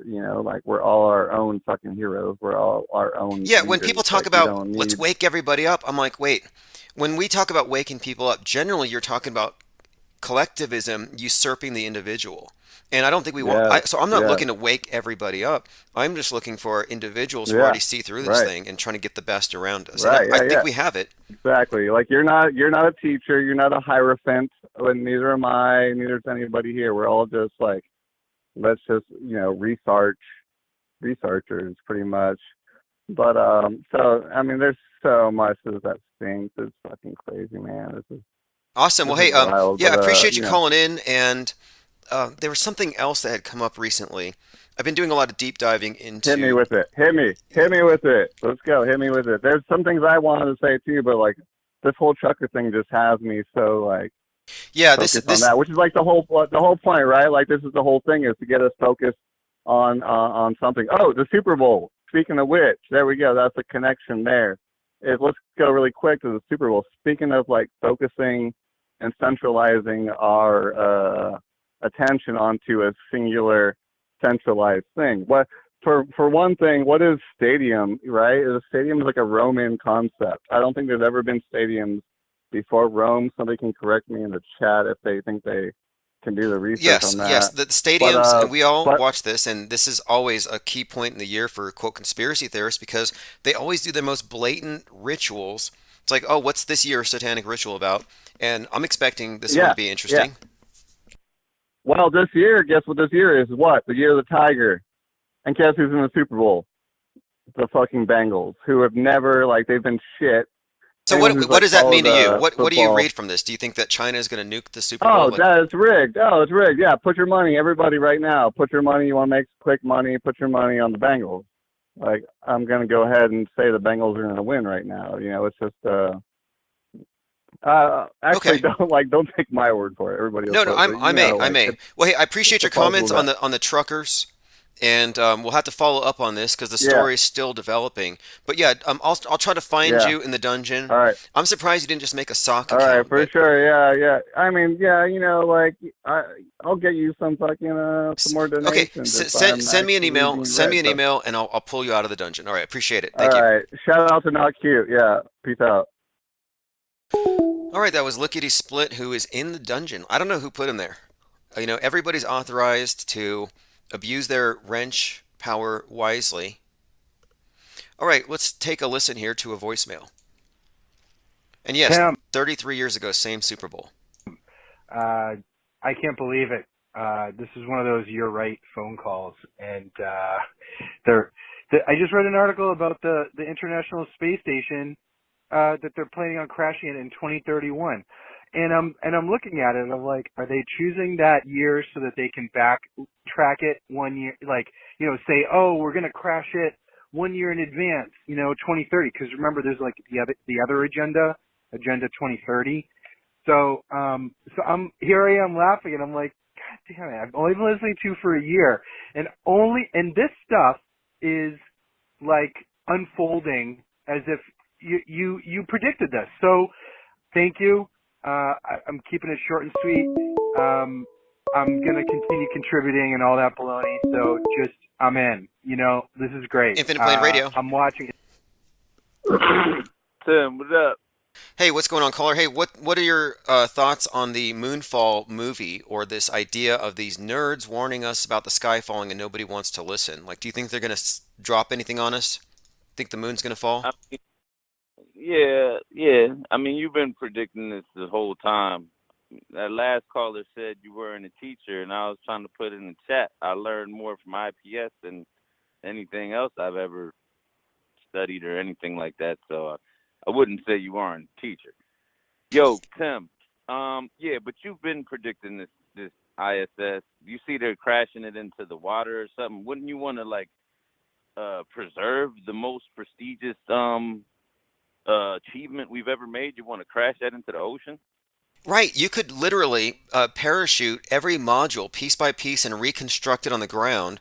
But no, they're going to drop it when nobody can see it, which is dangerous. And I'm like, if you just want to get rid of it, why wouldn't you just throw your trash, I don't know, into infinite space? Maybe it'll hit a star. But no, they always drop it on Earth. I think that is kind of conspicuous. And did you see where they're landing it? No. They picked a specific place already? They call it the spacecraft cemetery, the pole of inaccessibility. It's the exact space in the ocean where H.P. Lovecraft aliens land, where 20,000 Leagues Under the Sea takes place. That exact place, a major science fiction location. Yeah, so maybe the space drop or whatever the space thing is heating up. Like you said, the space heaters and all that crap. But yo, I got a burning thing I gotta ask you, man, because somebody in the comments was like, yo, you gotta check out Sparky Lee. So, you know, I probably found you through the comments. I've always found more and more. I've been doing this for super long, bro. So I checked out Sparky Lee's videos, and so I reached out to him through the comments. I was like, yo, man, you gotta get on the show, man. Like, your videos are good. And he said that you and him don't get along, and I want to know what's going on and like what's up. Sparky Lee. I don't know who that is, actually. So no, I totally to me, blank slate. I don't remember any beef from past prior to 2020, anything over the internet. I think 2020 pretty much shows where everybody stands, and people who can see through the world stage right now are invaluable. So I'm certainly not about holding grudges. Yeah, I'm like, I know Tim would have him on. I'm like, I don't even know. I can't believe. Maybe, but you know, you do have a few alter egos online, so maybe someone's been like playing as you. So it could be that. I was thinking that as well too, because I've seen like fake use a couple of them. So maybe it was that. But man, his videos are pretty good. I don't want to sidetrack your show right now, man, but I want you to check it out because a lot of it makes a lot of sense to as far as like, I'm just a quick couple spoilers. And, you know, because we deal with this like role player stuff. He's all into it, man. And it's like, it really looks like Jacob Rothschild was Jimi Hendrix. Okay. I'll check him out for sure. If you want to put a link, because one of the things about this, and you know, the idea of a teacher thing, someone made a comment.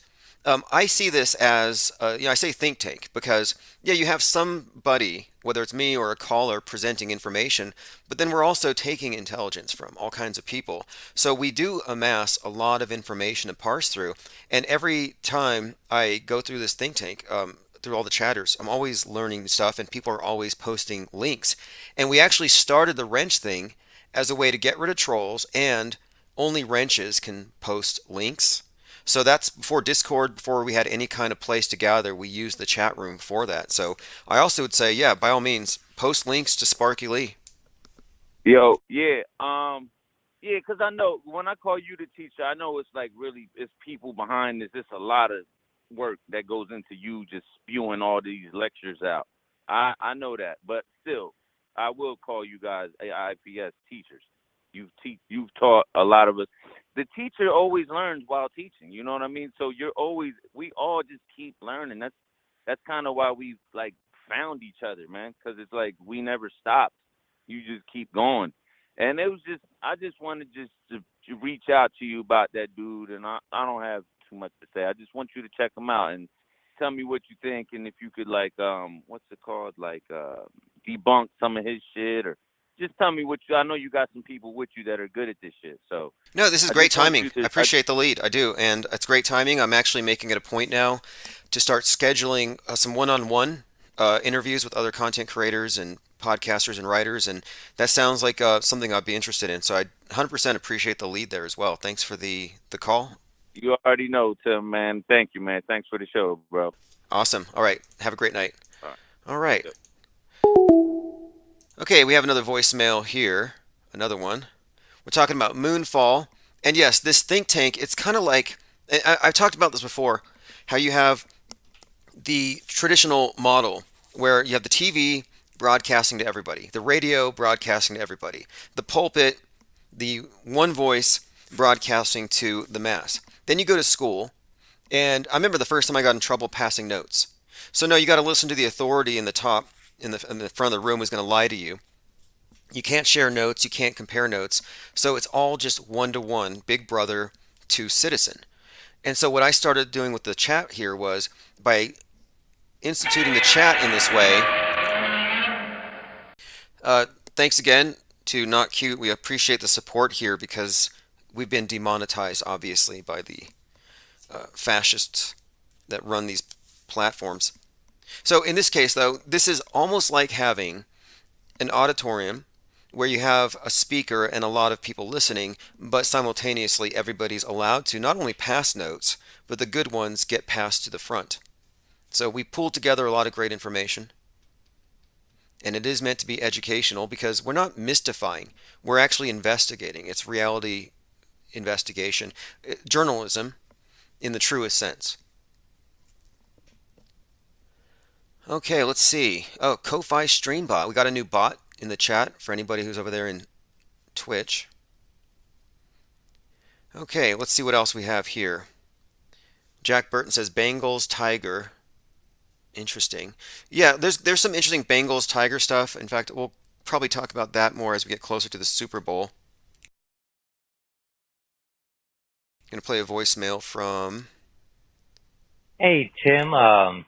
So it's been a while, but this is going to be a little long. So in the past couple months, since this entire passing of 2021, or should I say the 1221 paradigm, I've come to a realization / a couple studies and a couple encounters that the incel narrative is highly fallacious. So on one starter, the incel, like the average incel is actually ethnic more than anything, because I mean, the way that the Supers Market shooting, the fake one, you know, and the other one from New York, also fake.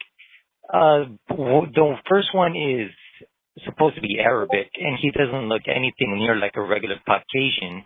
And the one in New York is Mexican or Hispanic, as I say. And no, dude, I mean, the incels are not mainly white. This is basically a, you know, mainstream media pushes all. Yeah, he's talking incels. Okay, so the incels aren't real. You look at Elliot Rodger, one of the first incel shooters to rise to public attention, and he was the son of a guy who was a cinematographer for the Hunger Games, grandson of a guy who did war photography in concentration camps in World War II, and of course you have the Hunger Games, Sandy Hook connections, all kinds of psyop connections to this incel idea, which is really just a way to demonize the manosphere, males, and the idea that, like man cave. I don't like the phrase man cave, like you're a caveman, but this is just sort of this notion that the males on the internet who have their own little manosphere have become radicalized into extreme sexism, and since they are involuntarily celibate, they take revenge on society with a gun as a proxy for what.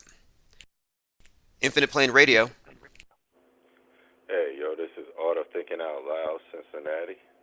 Oh yes, Art of Thinking Out Loud, Cincinnati. I was actually scrolling up. I saw your comment about the upcoming football game. You said the Bengals went to the Super Bowl 33 years ago, and we are a pillar Masonic city, and it's Year of the Tiger. I forgot about that.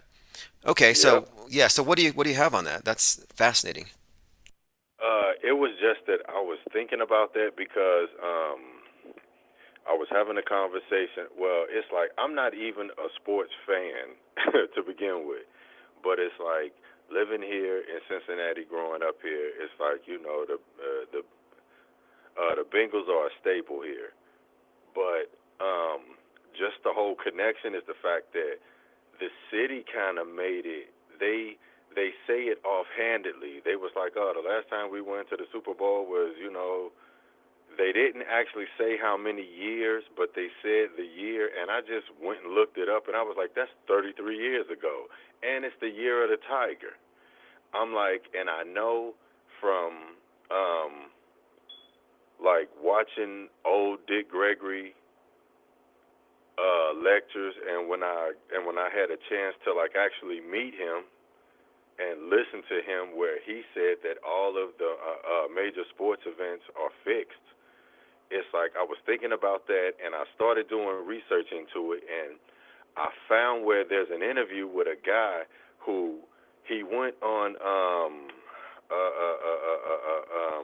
he went on the Tonight Show years ago. He's written several books about how the NFL games and everything are like fixed, and he names key players, everything. And it's like I was thinking about that and thinking about the Year of the Tiger, and what it basically came down to was that he was saying Las Vegas calls the shots. He was like, if you want to know who's going to win all the major events, and Dick Gregory said the exact same thing. Las Vegas calls all the shots. He was like, so it could be in the middle of a game. They might, like at halftime, they might have a quarterback come back in the back, and he may talk to like somebody that's whomever these people are, some of the big shots or whatever. And they let him know what they're supposed to do, and the players know what they're supposed to do. It's already scripted. Like I said, we've already put this together that like it's all scripted. This bread and circus is scripted. So what would make and then something else I found out. Sports used to be labeled in a different way. It used to be labeled as like sports and like athletics and something else, blah blah blah, but it got rebranded to sports and entertainment, because in them rebranding it with entertainment, you can then fake entertainment, you can hoax entertainment, you could persuade entertainment, and we know about the Smith-Mundt Act, where they can actually legally promote propaganda. So this all ties into why they changed sports over to sports and entertainment, because legally under the term entertainment, you could do whatever. It's a free-for-all. Great comments, and your breakdown. I think you're right about this. It has to be. We're looking at NFL containing copious amounts of predictive programming, all kinds of psyop actors involved. It has all the same number codes that you would see in World Wrestling Entertainment. And how is it any different, except a matter of the public's ignorance about it? And it's undeniable that World Wrestling Entertainment is integrated into the psyop sphere. They're always overlapping. And here we have this 33-year cycle here. And this is not the first time the number 33 pops up with the NFL. Like, you have the conspicuously timed leg breaking of Alex Smith and Joe Theismann, exactly 33 years apart. Then you have the blackout bowl where the lights turned off for 33 minutes. So, yeah, this is 100% Masonic theater. And yeah, there's some athletics there, but we don't know who controls the outcomes. And the idea that it's rigged, I don't think it's that shocking or hard to believe. Something else I was thinking about is this. I was thinking about the fact that, okay, just as far as like all the Masonic ties, it's like I've always said for years when I did research into like Cincinnati, my city, hell, this is where I was born and raised. I live here. So it's like we have statues of like Cincinnatus, and we have Fountain Square, and we have Schmale Park, and you know, we have Eaton Park and everything. It's the city of Seven Hills. This is what I tell people. Our city is designed around Mount Olympus. It's the city of Seven Hills. So it's like it's 33 years since the last Super Bowl. Like, you know what I'm saying? The Bengals have always been counted out as a team. They've always been a joke. The rapper Scarface had a line in a song that was kind of like, you know what I'm saying, clowning the Bengals years ago and everything. But it's 33 years. And like I said, if people know anything about just Freemasonry or just a lot of the signs and rituals in general, you'll always see where somebody will go into this defeat mode, and they'll stay there kind of dormant for years, and then you'll see this quote unquote phoenix, as we've already broke down this whole thing about the phoenix being the like reoccurring symbol. The phoenix will rise from the ashes. I feel like, come on, man, it's the year of the tiger, 33 years. Even if we don't win, it's going to be some crazy-ass numbers. Like, it's going to be something like Cincinnati 33, the other team like 47 or 42. Know what I mean? Yeah, exactly. And hey, listen to this. So, according to Jordan, Brady has 7 Super Bowl rings. And then Lean Dion remarks that Olympus Town is the name of a Mars settlement in a National Geographic series where they leave the Earth in 2033. Yes. I'm going to tell you, it's like, it's so much. That's the reason it's like, I tell everybody, man, for real, Cincinnati is weird because when you start looking into like the history of it, and then with everything that we can now connect and kind of, you know, bridge together, you see that they're not doing all of this. Okay, just to let you know a little bit about what's going on here. They just built a new entertainment complex downtown where they can have different like outside entertainment. It's made to where you have everything COVID, you know, regulated. You know, you're 6 feet apart and everything, yada yada yada. But I feel like when cities get these type of adjustments, when you start getting entertainment fixtures like this in your city out of nowhere almost, it's like your city is being prepared for their place on the world stage for whatever purpose it is. And I feel like Cincinnati is taking its place on the world stage right now. And I saw somebody say in the city, in the comments, why did I say Cincinnati is a pillar city, a pillar Masonic city? Go research. We have everything about our downtown, from Proctor and Gamble, everything. This shit, if you look at it from an aerial view, it makes all kind of symbolism. If you know how the buildings are positioned, it's symbolism. If you know what companies are here, like I said, this city, when I looked into it, and like I told y'all, on every major show that they had on Netflix, and we know Netflix is all metascripting and like prescripting. On like several shows on Netflix, they kept mentioning Cincinnati when it came to like prohibition, like and everything, because I know personally a lot of buildings here downtown in my neighborhood where there are actually underground tunnels, and when they were doing a lot of excavating, like as far as, redoing like a lot of shit here, they found a lot of those different prohibition tunnels. So it's like, man, like I said, our city it's got a lot of secrets. It's connected in a lot of ways. Like I said, it's the city of Seven Hills. We can go there forever, but hey. Well, Zach Hubbard here says WrestleMania predicts the Super Bowl. There is a lot of that too, overlap. And I look at all these Super Bowl events as highly suspect. Always, they tend to put their political messaging in, which is why most people watch. But then there's always the really cryptic stuff. Like I mentioned the Blackout Bowl, where it was 33 minutes in the dark. That we have last year, I think it was The Weeknd, who came out with all kinds of clones of himself and the head wound thing. So, that didn't make any sense. It just seemed like strange, macabre art. So I don't have any specific predictions about it, but I'm all on board with this thing being mostly rigged. I think the same can be said of NBA, and it's noteworthy how many NBA players are tied into the PSYOP sphere. Like Kobe or Steven Jackson. Yeah. It's You know what? But you know what else too? I was also thinking about the Super Bowl halftime show with like Eminem and Mary, Dre, Kendrick, everybody.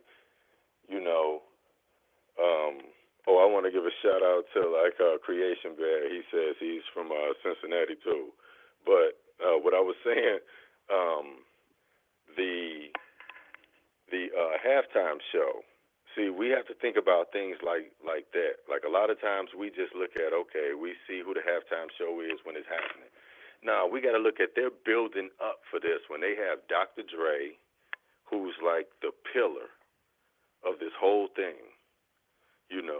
Dr. Dre is like the pillar of this because he's worked with each and every one of these artists that he's featured with in this halftime show.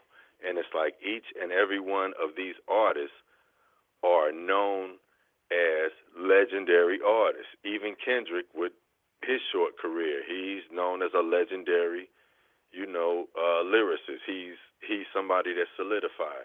So what I'm seeing is they're taking, and with this particular Super Bowl, I believe that I don't know what the stage show or whatever is going to be, but I'm willing to bet that it's going to be something that when we see it, it's like, oh, shit, this shit is right out in the open. Because I've noticed that just with several TV shows coming on, everybody is using, where I heard what the previous caller was like talking about the checkerboards on like Black Ink Crew, show coming on about the one in New York. The character Caesar, his name is Caesar. He's wearing a pair of shoes with black and white checkerboards on the bottom. Caesar. And okay, wasn't that the name? I think that was the name of the lead in Planet of the Apes, that movie, one of the lead characters that led the rebellion. Interesting. Oh, I know what I wanted to tell you too. I found a book that I had that I didn't really think about. The book is called 20 Years of Censored News by Carl Jensen and Project Censored, cartoons by Tom Tomorrow. I picked this book up in a thrift store for like 50 cents, and I never really read through it, but I started going through it like a couple days ago, and I mean, Tim, when I tell you that it's like you find some gems that it's like you never knew you would just have. This book talks about how news stories are censored, how news is basically scripted, how certain stories get omitted, and it makes a reference to how certain stories are even filmed in advance. Right. And then Okay. broadcast later. See, and this book was published in like 1997. See, there's no way to explain certain psyops, like 9/11. None of these things could have been conducted real time. There's certain components that had to have been. I just thought about something. When you brought up 9/11, people always say, "What were you doing at the time 9/11 happened?" Right? Yeah. I remember when I saw it on television. I just saw the building on fire. Right? I saw the building on fire, and then I think, and now that I go back and I really think about it, everything I saw was like aftermath footage. And then a couple days later or whatever, they showed those planes. And that's what I think is the duper's delight that the public doesn't really look at, is the fact that we were given something quick, and at the sleight of hand, they were then able to test technology, like I said, CGI technology, and get us. And when they saw the impact of it, now look at it 20 years later, hell yeah, you can innovate it now to where you can now CGI an entire president. Joe Biden, come on, man. One of my biggest TikTok videos is the one where it has his hand going through the microphone, and the one where it has his head fluttering, where you can see he's not even part of the actual background. Yes, I've seen his head disappear. I've seen his foot disappear into the ground. Exactly. And those are two of like my top TikTok videos, which is why, like I said, when I called you before and I told you that it's like, I don't think that it's a thing of they're writing this metascript and we're following. No, I think now the litmus test is being done on us constantly, to where they see just how alert we are to what's going on, and it's like now we're like ghostwriting this metascript unbeknowingly. Like we're like everything like that. That's just like with this conversation right now. Now they know, we know, they know, we know, they know, we know. Look, so it's like, that's why I'm afraid to say what I want to say. I got some strong clues. I watched the Macbeth production, the Macbeth movie with Denzel Washington, and there are connections worth looking at. Yeah, connect Denzel Washington. It's not my favorite Shakespeare. I think Titus was better, but the timing of it, the fact that it's in black and white, actually ties into the script. Denzel Washington and his connections to Malcolm X, like there's some, it's predicting some stuff. So I mean, I think it'd be worth watching, but it's kind of. And then I'm gonna tell you something else. Now that you brought up Denzel Washington, I was watching. He has ties to the rapper Ludacris. I was watching where he was talking on a red carpet somewhere, and he brought up the rapper Ludacris. He was like yeah, like I know Chris. I went to school with his father. We've been involved for years. Yada yada yada. And I noticed that when Denzel started making a resurgence in the public, Ludacris started making a resurgence in the public. I'm now seeing him on those peanut butter commercials. As a matter of fact, I don't know which peanut butter one. I don't want to say Jif and cause a mandoozle up here. Right. I'm not sure which commercial, but it's a peanut butter commercial. But it's just the fact that when you brought up Denzel coming back into things, and I've seen the advertisements for that Macbeth. I was going to watch it, and with it being in black and white, and like I said, on the Black Ink crew, New York, the character Caesar on the advertisement walks out, and the soles of his shoes are black and white Masonic squares. And it's like, and the theme is another Masonic theme, and it's like, I'm going to tell you something. Yeah. This is where I could really unload, because I know that the only way that we can actually know what's going on is to be able to look at symbols, which is said by, like I said, some everybody from like Aleister Crowley to like all of the others. They all said that most of the public will remain dumb because man, their stupid ass can't read symbols. Yep, and let me bring this one by. Okay, so the Colin in Black and White series came out recently, and one of his co-stars just died by falling from the Orion building. So she was in color in black and white. And the image of her falling onto 42nd Street, very significant. And in several ways, it ties in because she's the crowned beauty queen. She was crowned. So you have this falling queen, and she's a black beauty queen falling from the Orion onto 42nd Street. And this is huge. I think I tagged you on that on Twitter. Yes, yes. Hugely significant. And I'm thinking, wait a minute here. The movie Black is King, not by Beyonce, was based on The Lion King, which is based on Macbeth. So you do have a Macbeth connection here with this Black is King, and it does tie in, especially when you go into this colon in black and white. And it's also significant that Spike Lee is now about to direct a movie with Colin Kaepernick. So Spike Lee's another one of these major metascriptors. And one more thing, he directed Summer of Sam about the blackouts on 42nd Street there in Manhattan where she died. You know, the 1977 and the 2019 blackouts that were coincidentally 42 years apart to the day. See, you know what? And I'm gonna tell you something else. I think that a lot of it is.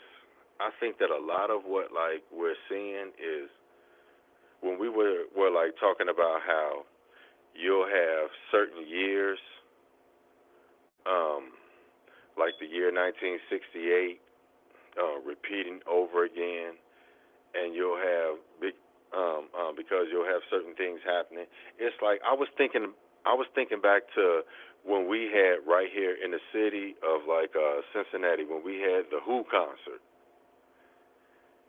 and those folks got trampled. Yes. And it made national news and everything. It's like, in looking back now, I'm about to do a deep dive into that because I'm pretty sure the date, the amount of people who supposedly died, everything else, I can look over the news coverage now and actually look at it with. What I tell people now is this. We have a habit of when we saw things happen then, we may have been like 9 years old, 7 years old, 10 years old, 19 years old, whatever. I'm 49 years old. Like I said, I saw a lot of stuff, like as far as a lot of the Tupac stuff and everything, when I was like a lot younger. So it's like with looking through like a 1995, 96 lens through evolving into a 2022, 23 perspective, it's like, come on. If you can't see the bullshit in what's going on, then it's like you're just, you know what? People are just purely just refusing to see. Yeah, we are dealing with, I call this a visual illiteracy, where yes, you can read books, you understand the language, but visually, one, they're blind to the symbolism and the architecture of the media and how it actually works.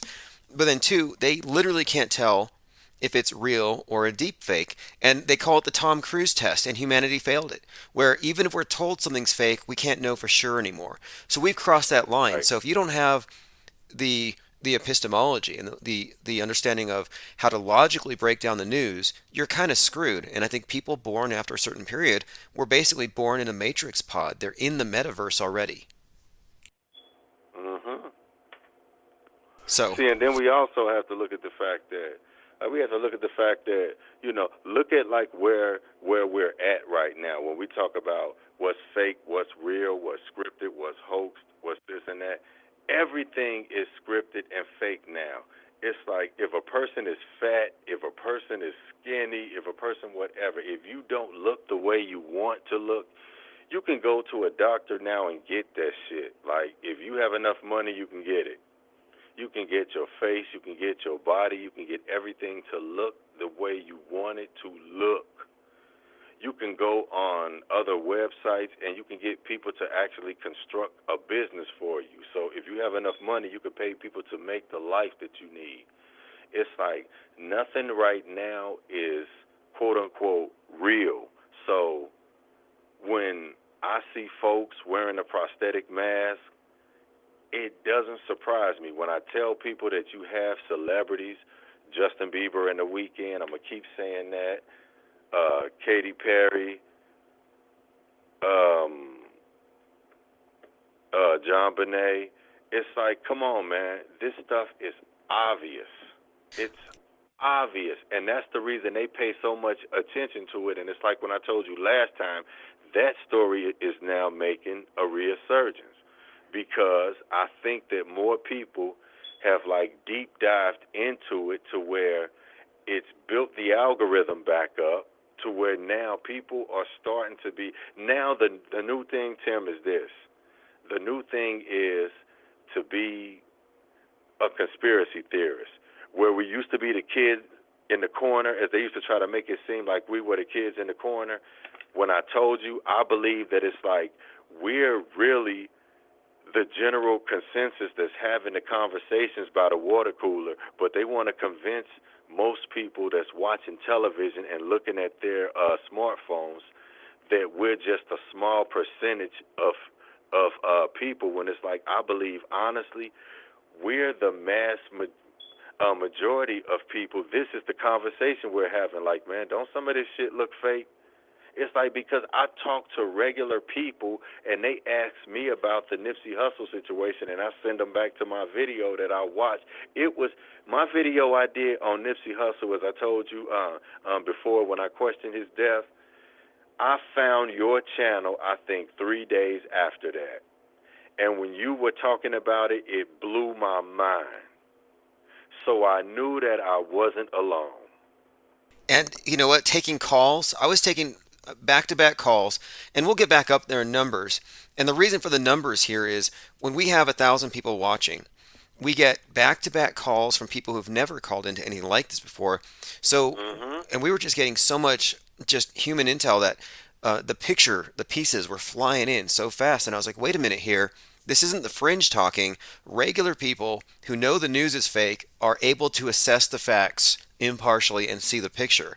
So no, the media has constructed this idea that the people who don't believe them are wrong, that they are somehow anti-scientific and they don't think straight. No, actually, we're actually just making observations. We're not even conspiracy theorists. We're just observers and reporters. See, and that's the thing that's the big part of it. Like when I called previously and I said that I think the war is on perception and art. That's why there's a big push for these NFTs. I'm gonna keep saying that, and I'm developing NFTs at the moment. But there's a big push because you can actually monetize your art, whatever you consider art. It's like I posted a story where a girl made a bunch of different, pretty much memes, and a guy made a bunch of memes, and they both wound up millionaires within like a year's time because people bought these things on different occasions.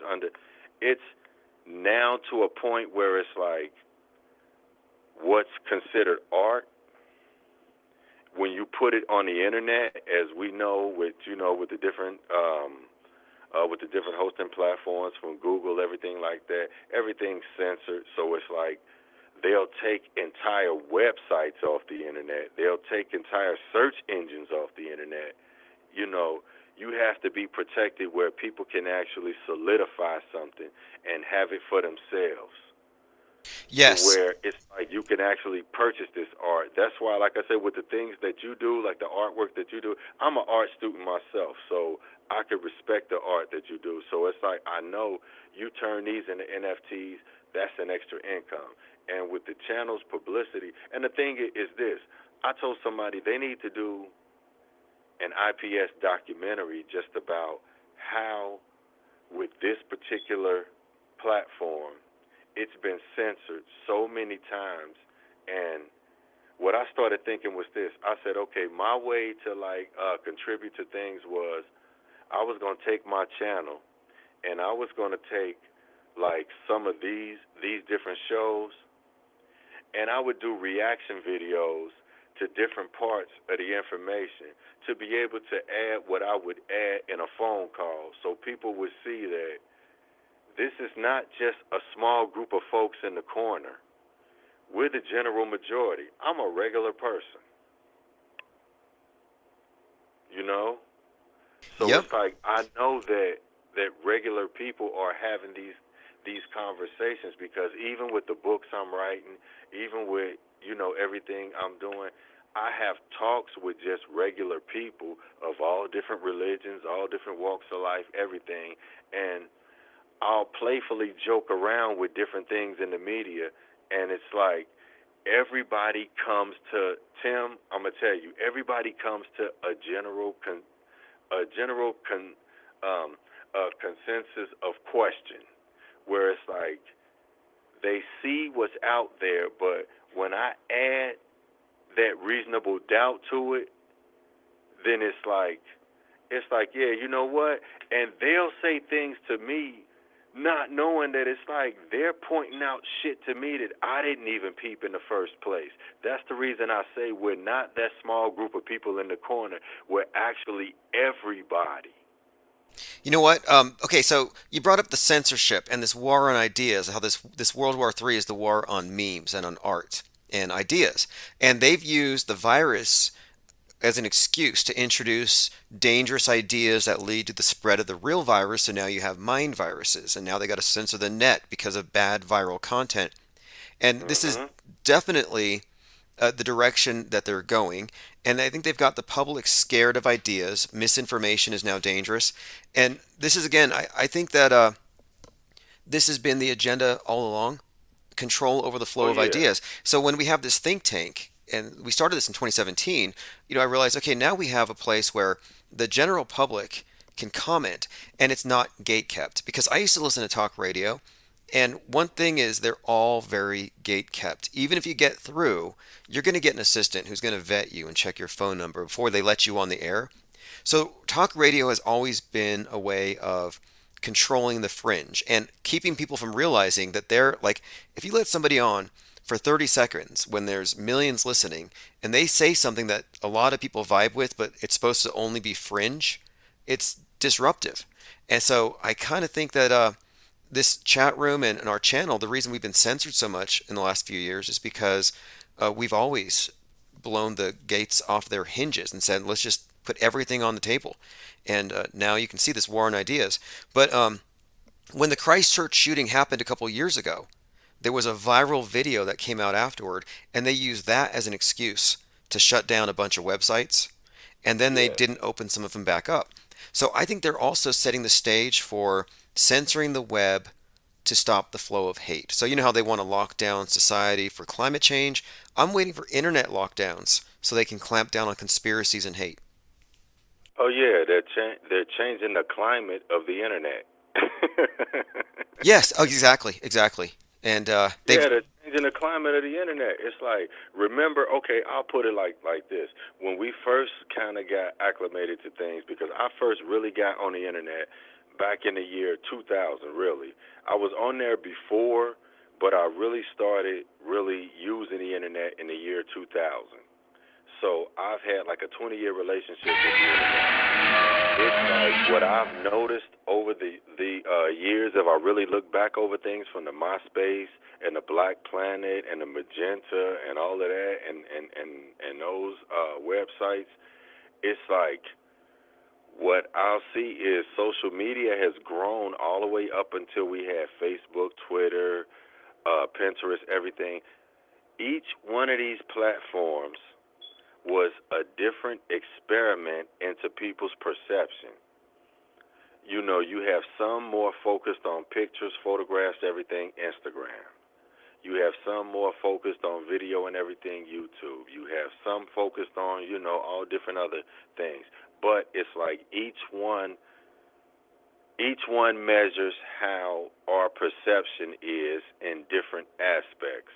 So when I look at it, it's like I've watched this thing grow over the years to where we're on all these different platforms, but we're not all on these different platforms for the same reasons. And they can kind of gauge people by what you post, your content, what you talk about, who you engage, how you engage these people, you know, how often you engage, and what they do is they create an algorithm for you.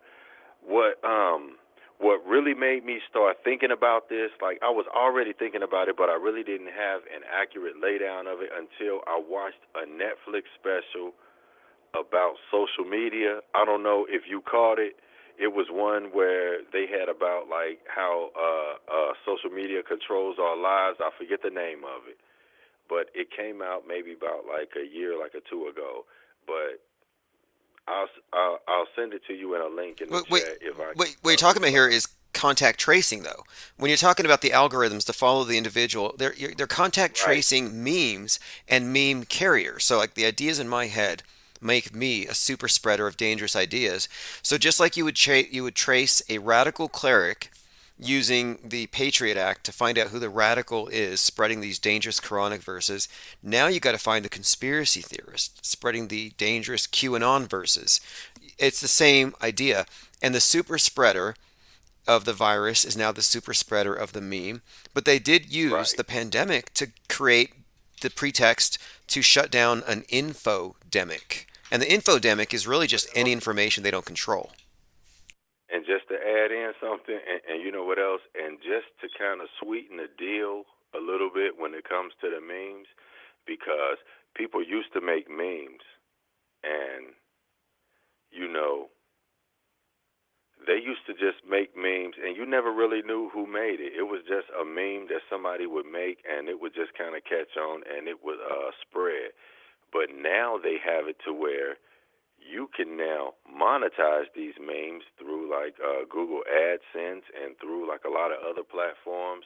So it's not even to where there's just random memes out there. Hell no, people claiming that shit. It's like I made that, and they're monetizing them. So like you said, you can now track who's making these memes. Yes. You can then create a profile algorithm for this person. And it's like, and that's all an algorithm is. See, people don't understand that it's like an algorithm is just basically a profile. It's a group of numbers or whatever that it's a group of situations that explain enough to where they can create a character profile for you. So now they know if they watch this particular algorithm, they can see how you're moving, who you're talking to, what you're doing, and they can then compare this to other people that have a lot of similar algorithms, and they can then composite who's then just like what, yada, yada, yada. And that's how they come to these different terms. Like I was having a conversation with some folks about how they came out with this term a couple years ago, Black identity extremists, where what they were doing is they were going after black folks that were putting up memes that were maybe about slavery, maybe posting different facts about, you know, stuff that the government did, yada, yada, yada, whatever. But what I saw it as on a larger scale was I saw that when I saw how they orchestrated this crackdown, because honestly, I think it was all scripted. I'm just going to put it out there. I think the black folks that they had posting those memes and everything were all paid informants, FBI, because the reason I say that is because when it started, it came, I forget what event happened, but it's like right after that, then all of these memes started from different quote unquote. It wasn't even accounts I recognized. It was all new accounts, just these new angry black folks posting stuff about slavery, posting all these different facts about the government, and then it's like after that you start seeing articles on like CNN, MSNBC about the government talking about black. Okay, sounds like okay. You have Al Qaeda, which means the base. Right. Well, here you have the white Al Qaeda in America. Yeah, they call themselves the base. The white nationalists are actually called base. I'm like, wait a minute, it's like the same thing. And the Vice did a story where they found that the white neo-Nazis who were publishing books were being bankrolled by the feds. So if we were to contact trace their controlled opposition agents and their propaganda, it would all lead, I think, to the same handlers. They create extremists. The new one is DVEs, domestic violent extremists, DVEs. And you know what? And when I was telling you about this book, 20 years of censored news, there's actually a chapter in here talking about international terrorists versus domestic terrorism. And when I was just skimming through the chapter, what it was basically talking about was, it wasn't even talking about the actual acts that were supposedly happening. It was talking about the way the media was manipulating things to where when things weren't going on over there the way they had already propagated it up to be. Like, you know how they'll tell us there's a war in Iraq, and they'll give us all these gory details, or they'll tell us there's a war wherever, and they'll give us these gory details or whatever, yada, yada, yada. They may show us some footage or whatever, but then you won't see anything because there's probably really nothing happening. This is all prescriptive footage. Then they'll come up with something to where they can then convey a story. They can then keep the public onto it as to where they think that there's this bloody war going on when there's probably nothing even going on. This is my medicine, I'm steadily fetishing to make sense out of this nonsense they relish in. Look at all the poison they're feeding us, always misleading us. All they're doing is bleeding us dry.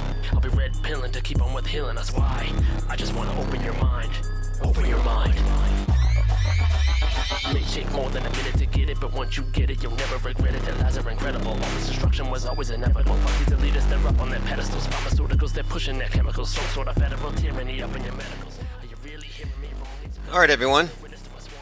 Thank you again for joining us. This is still March the 8th, 2022. You're listening to Wake the Masses.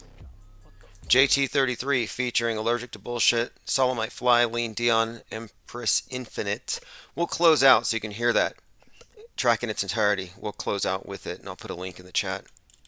If you have any interest in finding any of the music after, just go to infiniteplane.radio and there's a link.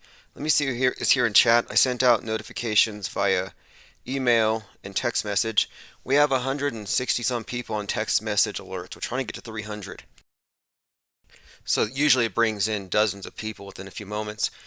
Peeps Ahoy says, want to become famous? Buy followers, primes, and viewers on yourfollows.com.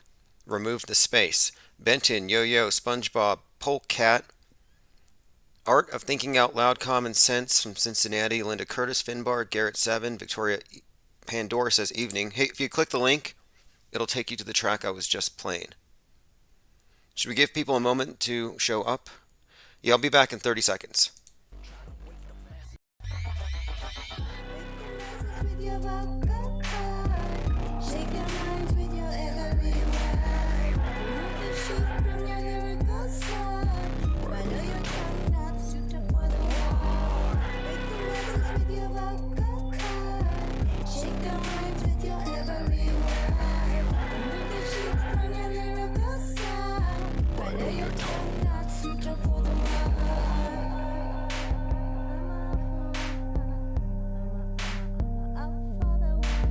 Nothing in your world works the way you think it does. There's a far higher, bigger picture going on the earth, or at least some... Gordon Maxwell. We'll have to check on him soon. All right, let's see. Wee has joined us, says, got my snack ready. Yeah, penguins eat popcorn. And I've been saying for some time, if you're reaching for your ammunition and not your popcorn, you're reading this thing wrong. It's all such a terrible, tragic comedy. Check this out. I thought this was fake news, but this is from 2010. It's from a few years ago. But this is Putin singing Blueberry Hill. New to me.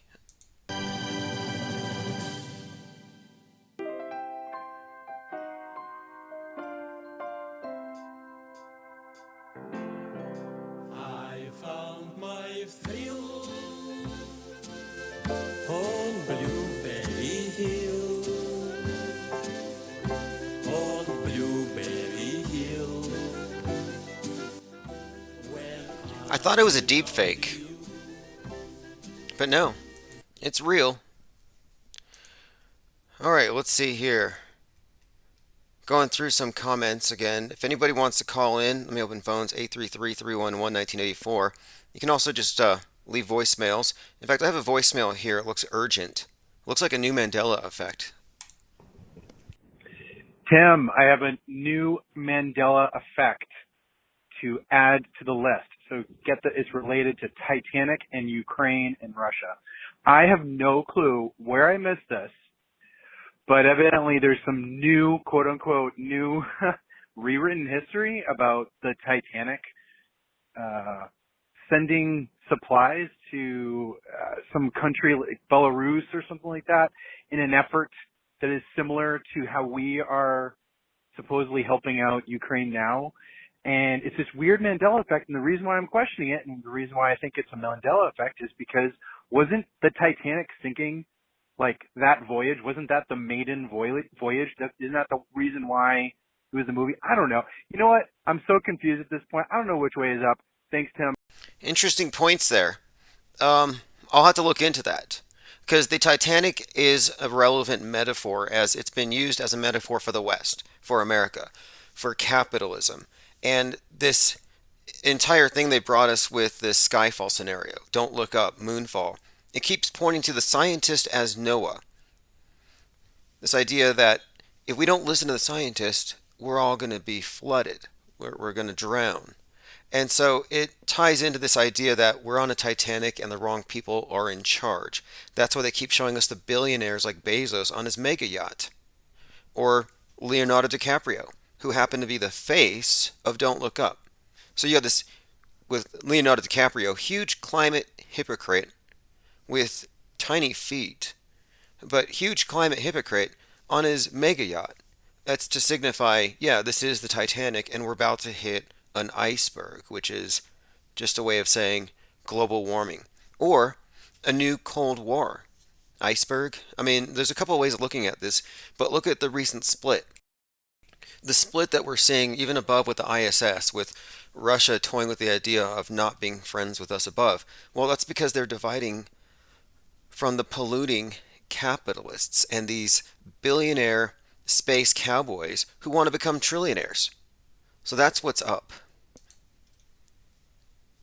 Now, as far as being confused, I don't necessarily think that what I'm offering here is anything other than clarity. So if you're confused, you've called into the right place. The average person is confused and they just don't know it, which is fine. I mean, someone asked earlier about, we were talking about something, but it was about 9/11, and I was just saying, if you knew everything about 9/11, as far as the 9/11 truth movement had uncovered in, let's say, 2008 or so, you would still think it was zapped with space lasers or some kind of direct energy weapon, and you would still think that thousands of people died. So there just wasn't enough information available at that time to know what it actually was. So that's what I mean when I say the regular person is confused and they don't know it. AA space AA says, I know I'm confused. Well, look, here's what I know. I know that I have many explanations that have been pro-offered that I'm just openly rejecting. And I'm open to better information.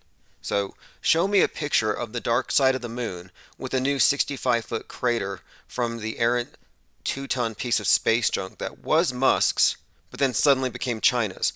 I'm sorry, but if this thing was loose for 7 years, and you traced it on a very specific trajectory, there's no way you can just say it's China's all of a sudden. And it just conveniently hits the other side of the moon, where there's no craters. Why is the other side of the moon as smooth as the top of Putin's head? You would think that if there's incoming space rocks, they'd be hitting the other side, not the face of it that we see. The face of the moon we see is all pockmarked, and I'm like, wait a minute, were we shooting the moon at some point? How are the rocks going around us? Not making sense to me. But I also think it's kind of contradictory that you have synchronous orbit with the moon rotating every 27 days. I'm like, okay, well, synchronous orbit combined with being tidally locked, I kind of find a contradiction there. RJ has joined us, says, holy shit, haha. All right, let me go ahead and open the phones. We have Was that a Mandela effect? I didn't really quite catch it.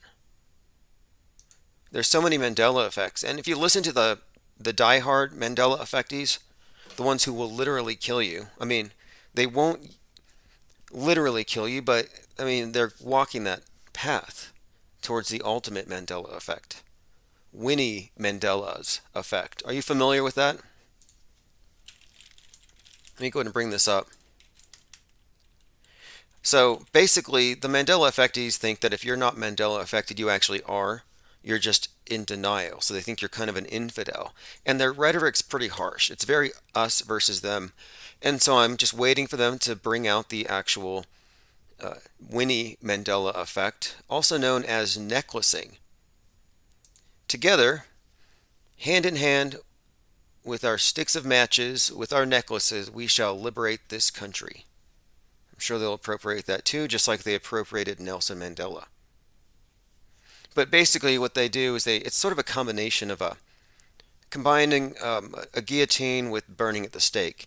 It's a tire around the neck filled with, I believe, kerosene.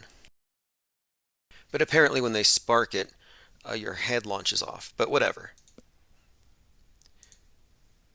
All right, let me get back to the voicemails. So I don't think that was a legitimate Mandela effect, and you have to get it approved by the right authorities. See, for years I thought it was, you'll shoot your eyes out, kid, in the Christmas story. But it's, you'll shoot your eye, singular, out, kid. So I brought this up to one of the main Mandela effect promulgators, and he said, no, that's not a legitimate Mandela effect. That's how I know it's a hoax. Because if reality is splintering, and it is that subjective, there would be an infinite variety of every one of these misremembrances that they're actually saying represents a parallel universe. It wouldn't just be Jif or Jiffy. It would be all kinds of variants, and different colors too. You could wake up tomorrow and all the labels on all the food that you own would be blue and gold for Ukraine. And it was always that way. It's like a very the Mandela effect is a very Ministry of Truth style of thinking. It's very subjective. RJ says it's easier to trick a man than to convince him he's been tricked. Yeah, we may get into that. I mean, I don't really care to debunk the Mandela effect. It's kind of like Flat Earth's ugly cousin. You know, it's like, I don't want to kick it. It's already been down. It's been debunked. There's no new Mandela effectees. Unless the Mandela affected are having conferences, and I haven't noticed, and they're having babies. But what are you going to do? I mean, you could raise your kid as a flat earther, but you can't raise them as Mandela affected unless you force them to watch all those movies. And then you tell them, you're going to have to just trust me on this. But originally, the one of the pigtails had braces. And you just have to really impart upon them how mind-blowing it is that she doesn't have braces anymore. So we were live this morning because Discord is down. And so I titled the stream Discord Down Chat here because the Discord server is where we do what you do here. You just post, link, and discuss different topics, and this is our meme pool. Our meme pool it's a reservoir at this point. And that's why we have been so gatekept. They have dammed up our flow on so many levels. But Discord's been under attack lately, and this morning it was down. So I started this 24/7 back up just in case. And also, like I've been saying, if I find anything good in Discord, I just copy and paste it and I drop it right into the Minds account. So if you put anything in there, I give credit due for all of our researchers, so you can find them in their channels, but I also make it a point to preserve all of these comments in case they do burn it later. Victoria says Tim is Mandela affected into thinking he knows history. You know, I came up with a new name for the Mandela effect a couple of years ago. It was Mandoozled. But Mandoozled has a prior definition on Urban Dictionary that I do not care to get into. But you'd use it in a sentence like Eric Dubé likes being Mandoozled. I mean, you can look into it. But I've been calling it now the Lidella effect. L-I-E. Why would I do that? Let's go over it. I hate to call people out on stuff, but all we do is we bust the media for all of its hoaxery. So, Brian Staveley's Lidella effect and this was posted in Discord, thanks to David Pryor, today at 10 a.m., was listening to the Mandela Jokers and Stavely, and he's moved from delusional to liar. Now he's in the same boat as Matt from QOC. He just claimed that no one has ever sent him proof that Dolly's braces were altered. Okay, so he claimed today that nobody has ever sent him proof that Dolly's braces were altered. So here we go. This is an email from January 2022. Again, this was in the past. Hey Brian, I watched the old VHS of Moonraker, hoping she would still have braces, and that edit was done for DVD releases and later, but what I found is just interesting and maybe more. I can assure you this is real, and that anyone can get a copy of this tape and see the same thing. The error only happens for 2 frames, and you can see they whited out the headgear. I've attached the image stills of the 2 frames in question, even when she walks up to Jaws in profile. So anyway, Brian responds, can you send me the clip? You can download it. Interesting. Thanks, is what he says. So what does this mean to those of you who don't care about the Mandela effect? It means that sometimes they pretend not to know it's been debunked in order to keep the con going. So there's no question about this. And moreover, I have a lot of beef with Dolly and this whole braces thing, because they're always saying she used to have braces. Well, it wouldn't just be one scene. If Dolly had braces, she would have had braces for the entire damn movie. So anyway, yes, Brian Staley got caught. Is that a lie? I don't know. All I know is a lot of these Mandela effect pushers, these Lidella effectors, like to say that you're in denial about the supposed effect. And if you don't believe in it, you're some kind of massive hypocrite. And I just don't appreciate being called a hypocrite, because I happen to think that the Mandela effect is caused by a very specific thing. It's called interrogator bias. And this is what causes faulty eyewitness testimony and gets people wrongly convicted all of the time. It's actually quite a problem. So people overestimate their memory. And then with the Mandela affected, you have these massive egos, and they're like, it's more likely that the dictionary changed than I got it wrong. It's more likely that the Bible changed than I got a verse wrong. When their original memory might not have been constructed from an actual biblical reading, but maybe just some kind of, popular quote derived from the Bible. I mean, there's so many explanations and so many contradictions that just ruin it anyway. Like, for example, one example. They say that Jesus hanged on a tree, that now it's a tree, not a cross. Well, then how come every time I drive by a church, I don't see a tree on top of it? It's always a cross. It's like domino. I mean, it's just simple. If you change the original, everything subsequently would be different. And they don't have that happening, so it doesn't quite make sense. But whatever, I mean, I'm not really trying to debunk it. Like I'm saying, it's been explained. It is a thing. It's just not what they think. It's not supernatural. It's caused by a very well understood phenomenon. Again, it's eyewitness testimony being influenced by the interrogator. And it's not that it's under duress necessarily in this case, but you are presented with a false binary. Did she have braces or didn't she? But there are all kinds of alternatives if this was indeed what they say. But anyway, let's move on. If you still believe in the Mandela effect in 2022, I don't know what to say. Like, every single one has been systematically debunked. And they're at the point, it's like climate change denialists. Well, they used to be global warming denialists. Well, I'm sorry, they call you that. They call you a climate change denialist. You're now a Mandela effect denialist. It's like, you can't call me a denialist when your whole explanation comes up short. And there's a point here where the Mandela effect theory is based on not even the original basis, which was CERN. They don't even talk about CERN anymore. So it's kind of been appropriated, if anything. It's not all that original. It's kind of mainstream, though. That's what I've noticed.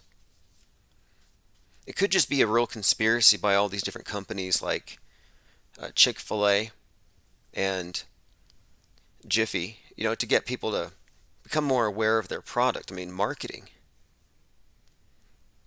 All right, let's get back on track. Oh, speaking of global warming, climate change, be kind, mask up. Look at this pile of masks.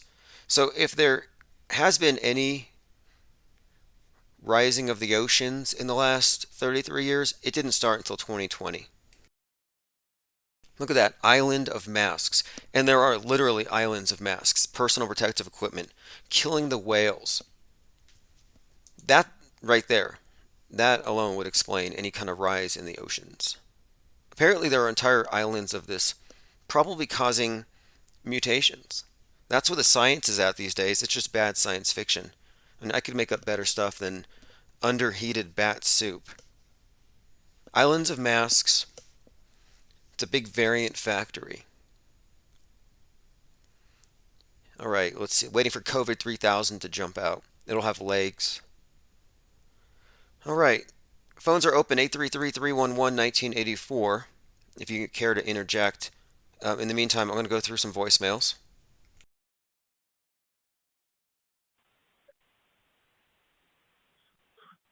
Hey, what's up, Tim? Hey, man. So there was a Bang Bang event today at a school in Kansas. Oh, really quick. Putin did cure it. I said that the other day. Putin cured COVID, and I don't know why I did it, but I was walking into a Target and they don't have a mask mandate, and I'm just like, thank you, Putin, as I walk in. Like I'm just kind of grateful. All right, anyway. And I live close. I'm in Missouri, so one state away or whatever. So it was like news.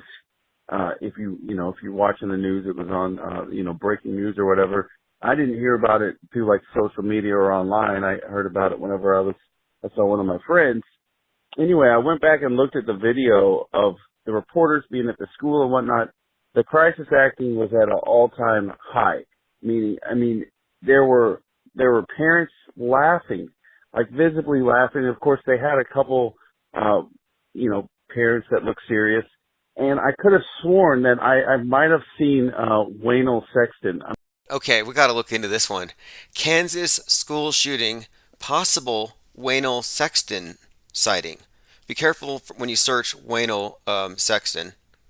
I was going to search that. Search Kansas shooting. I'm sorry. It's not going to be listed under her crisis actor name from a couple of, what do you call these, episodes ago? Events ago? Oh, Kansas shooting. He called it a bang bang event. You can call it a shooting. We don't censor here. Wichita police officer details in Monday's deadly shooting. Now, if it's fake, you're more likely to see laughing parents. And also, here's something to bring up. If you're a minor, you're not going to be on TV unless your parents have signed a waiver. Just to let you know, you're looking at actors, crisis actors, child crisis actors like Kyle Rittenhouse and Greta Thunberg, who, by the way, interesting kind of side note here, Greta Thunberg and Kyle Rittenhouse were both born on January 3rd, 2003. Kind of a interesting coincidence there, I guess you could say. January 3rd, 2003. You couldn't have a more polarized pair, left and right. And they're equally famous / infamous. It looks very much like evidence of this scripted reality we talk about. The public is being played black and white with this perfect schism, this crack I've been talking about, this split. Okay, so yeah, if you want to send me videos of crisis actors in action, please do. I'd like to see some. Man killed on... There's so many here. Looks pretty bad, but yes, please send me the links. I'm seeing some very interesting headlines. High school shooter used a ghost gun. What is a ghost gun? I've seen wooden guns in the Ukraine footage.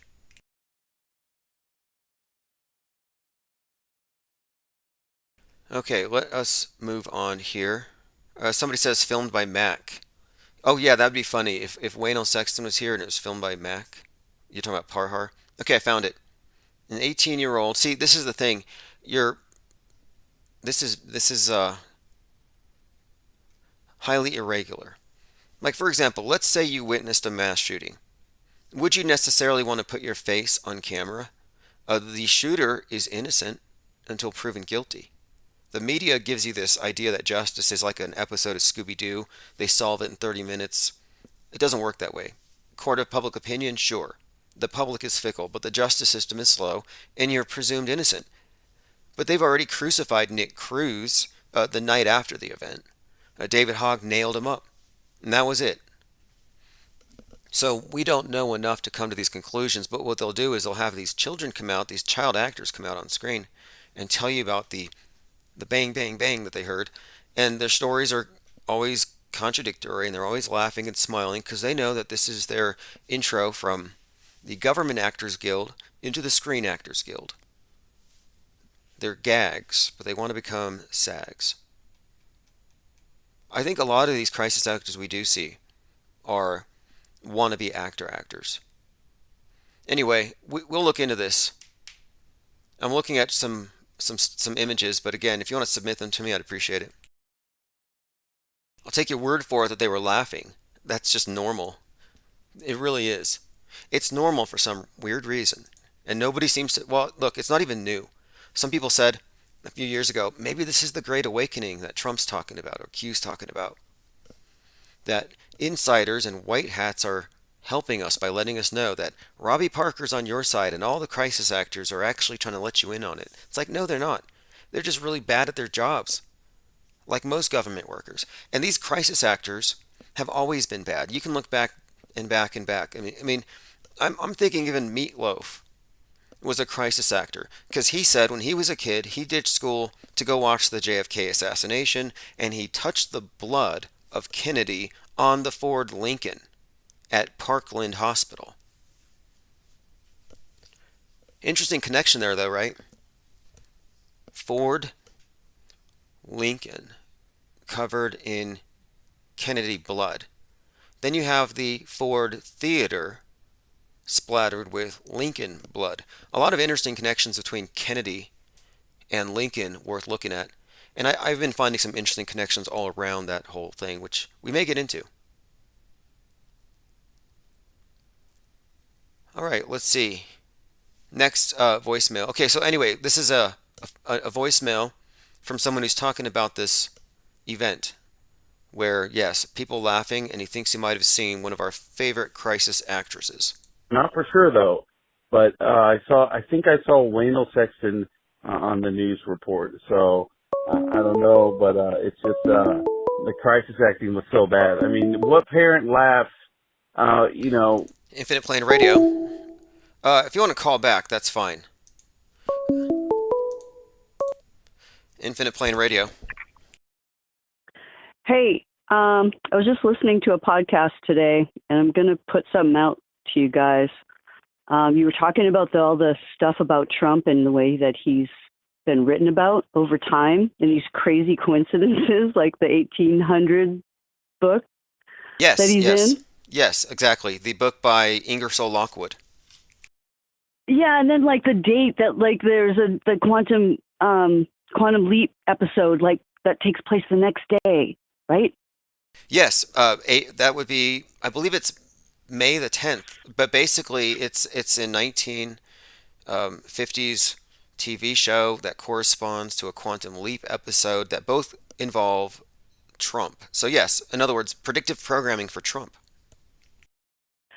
All right, so when I heard you say that, something came into my head that I've heard fairly recently. It's I don't know if you call it theoretic science or just hypotheses that have to do with the nature of time. And it's called retrocausality. I don't know if you've heard of it. I think I've heard it before, but why don't you describe it? Because it sounds kind of like something that Quantum Leap dealt with a bit and Back to the Future dealt with. But so in other words, like in Back to the Future, Marty changes something and something changes in the future. And this was my complaint about the Mandela effect. They'll say, oh, that changed, but it didn't subsequently affect everything else. So how does retrocausality work? Well, so we'll look at somebody like Trump who affects millions of people, basically. He's a world stage actor, and he's pretty high up, and he has a big effect. So he's like an event, or a human that has a big event. And so, give me a sec. Oh, so an event or a big person like that, it's obvious that they're going to affect future things that happen. But they're starting to realize that the nature of time is a lot different than we imagine it to be. And we have talked about cycles. You've talked a lot about cycles and repeating shit that happens. Well, retrocausality hypothesizes that an event, a large event or human, can actually change the past also. So the ripple is all around. Interesting, because we were talking in Discord about the idea of magic, what it would mean if human beings were co-creators in this place. And so that's kind of built into the idea of being somewhat a co-creator, that your sentience somehow influences reality. But you're suggesting it might extend backward a bit, and it's more pronounced with somebody big or somebody like Trump that has a bigger splash. Yeah, or even 9/11. And let's look at all these metascriptors, all the authors and the movie and all the writers and movie shit that very, very closely predicts events that happen, large events that affect a lot of people. And yeah, and so these people, these writers, I think, in you as an artist too, there's a way that things just come and channel like from nowhere. They just are there, and those are usually the best things that we create, are things that come spontaneously, that just jump into our heads. And these writers are also doing the same thing. Well, where does that come from? And so this is an idea that could possibly explain this stuff, because I know we don't really have down exactly how an 1840s book predicted our president, or the Elon Elon story. Right, the Elon story with Werner von Braun, the Mars Project, A Technical Tale. And there's a point where I question, did the Trumps finance some stuff and have it backdated to make it look like prophecy? Because, you could make the case that they're time travelers, as crazy as that sounds. And by the way, the episode we referenced, the TV show is called Trackdown. Is a May 9th, 1958 episode called End of the World that has predictive programming for Trump. And that phrase, end of the world, May 9th, and then, of course, 1958, all kinds of interesting things with Trump. The number 58 sticks to almost every predictive programming instance of Trump. Even Trump Tower is 58 stories. There are connections between these dates and everything else. But I'm saying Trump is hardwired into this thing, whether he's a totally fabricated character or some kind of meme wizard, and he's bending our reality to his will. Well, I thought you looked into the fact that they could have predated stuff, and you had figured out that actually was not the case. Yeah, I looked into, you're finding books that are in the Library of Congress, and it's like, well, where would they have fudged with it? And there are other things as well with Trump. There are things that you can find, like curious things about the names of his parents, bits of scripting, even the fact that in Devil's Advocate, Satan's office was Trump's office. Why would they do that? Yeah, why exactly? Well, I think, if the idea of retrocausality is true, it would at least it would explain some of it, and the fact that this event with the ripples that go outward in all directions, you have sensitive people that are open, creative people that are streaming this information that just comes from possibly a future event. Fascinating. I've looked at this before. Like after 9/11, I started asking, what is with the Coup? The group The Coup, their album Party Music, which has a red star on the way. And it says The Coup, and it has the towers blowing up and the performers, the rappers, actually detonating the bomb on the Twin Towers. And that album came out on 9/11. And at the time, I remember conversing with friends about it, and they said, well, maybe it's just the people who are into the arts are a little more intuitive, and they're picking up on signals subconsciously. And it's aligning them with these big transformative events that are about to happen. And I've seen that theme repeated in a few different movies here and there. Very interesting. And what you call it, retro causality, it would make sense in terms of the theory behind magic, as I understand it. Well, yeah, and I just thought of something else too. My brother started having these premonitions about 9/11 several years before it started, and he thought he was going crazy. He didn't know what it was until the event actually happened. He thought he was losing it, and then he started going online and looking into things and found that there were, I don't know, hundreds of thousands, millions of people that all had a similar experience to what he had. So it was an event that affected people, although they didn't know what it was at the time. Fascinating. And that was, I mean, today I think we're in a more interesting position because we're all so intimately connected to the internet and the web, whereas then everything was more mediated. And so I kind of like to think that now we're not as vulnerable to a 9/11ing, that they couldn't pull off such a spectacle with so many witnesses. But I don't know.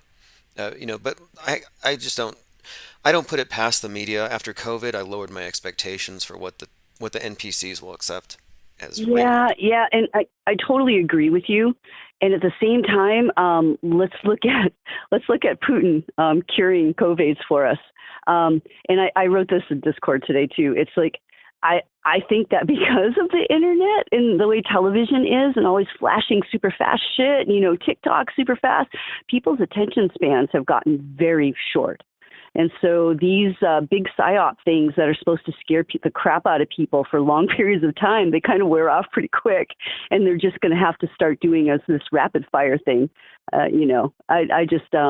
I'm hoping they can't keep it up for too long. So they can change it from like World War will become weekly World War or something because people's attention span are being decimated. I've noticed this, and Miles Mathis talked about this. He said, why did we go from serial killers terrorizing us for months at a time to school shootings that just take place in one day?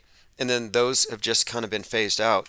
And I think you might be onto something. It has to do with the fracturing of media. It's not as centralized.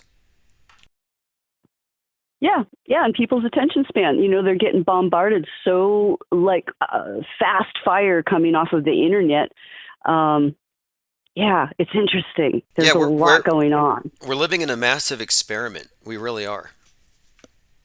I mean, it's an experiment on, I guess, what would you call this field? I mean, because we're talking about people being entered into the merging with the metaverse thing, and even Zuckerberg is sounding like the madman these days. Because I look at Zuckerberg with his thumbs up, thumbs down, and his Augustus Caesar, haircut, and I'm like, what are these people planning? Because they are managing the bread and circuses of the day, and I just see the circus going wild. Oh, something else occurred to me too. So we have talked about the way that they present what they're going to do, and all the what do you call it? Pre-what with movies and shit? Predictive programming is what I usually call it. Yeah. So I keep losing my train of thought. Sorry. Well, predictive programming or meta-scripting, the term predictive programming has been around for some time, and I always saw that as a softening up process in the entertainment to get you ready. Just like Saul Alinsky in Rules for Radicals wrote about how if you want to influence somebody's voting choices, you have to tap into the culture because politics is downstream from culture. So I always saw predictive programming as serving a few different purposes, mostly getting you ready to accept something incredible. But now the deeper I look at this stuff, I'm like, wait, this predictive programming is also tightly woven together in a fictional universe. And that's where the metascript comes from, this idea that all the predictive programming assumes all the other fake events to be real, and you can see they're building up this massive narrative. Anyway, my point being, predictive programming is a thing, and it's just a way how it's just basically hints about the future that they give, and it's been consistently borne out that you can look back and see almost every major transformative event was predicted in stuff that you would have seen. They give you notice. All right. So what I was thinking of is, if the magic that they're using requires them to show everybody what they're doing in order to have the power to actually do it on a wide scale basis and affecting a lot of people, then and because people are becoming more aware of what they're doing, and so you just said this again. You said this today, and it made me think of this: is that they are starting to have to kind of hide it more because it's getting too obvious. And I would think that if this idea is real, then if they're not being as clear about what they're going to do, it would rob some of their power, and they wouldn't be able to pull shit off as well as they would ordinarily, because they're kind of undermining their own magic. I see what you're saying. Like again, we've in Discord we were talking about this. The place where magic and media seem to meet, and the more I look into magic, the theory and practice, it does seem to be the case that for ritual magic to work, you may not need everyone to know the purpose of the sigil or the spell, or even what the words mean that the incantations use, but you do need their full and undivided attention. And that one person not focused detracts from it all. And so if we're looking at some kind of a consensus-based reality, even on a small scale, maybe just maybe we're not the dominant influence here, but whatever it is, apparently this world-spanning cult is obsessed with getting our focused attention at all times, and so that is key.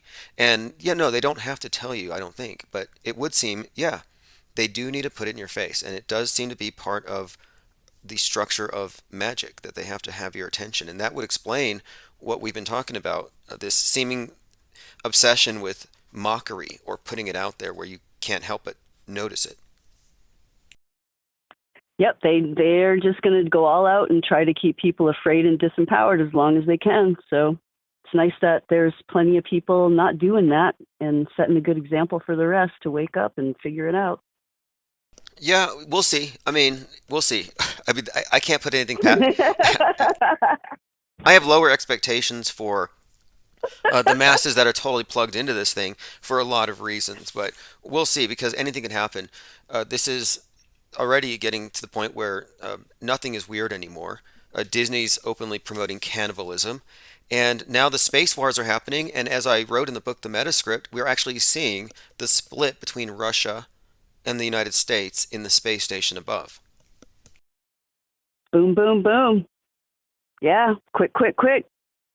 We'll see. Exactly. Well, hey, I appreciate the call very much, and by the way, right. On Friday, it is the second hoax-iversary of COVID-19, of the pandemic, 3/11. Oh, dude, they just freaking let go of making people wear masks here, and I'm so happy. So, yeah, thank you. Thank you, Vladimir Putin. Yeah, exactly. Shout out to Putin. All right, have a great night. Appreciate the call. All right. All right. Let's see here. Going through the Minds feed. Thanks again for the call and all the chatters. We've been talking a bit about the Kanye West drama with Pete Davidson and his public murder fantasy. What is that about? It looks to me, my suspicion is that we may see another OJ.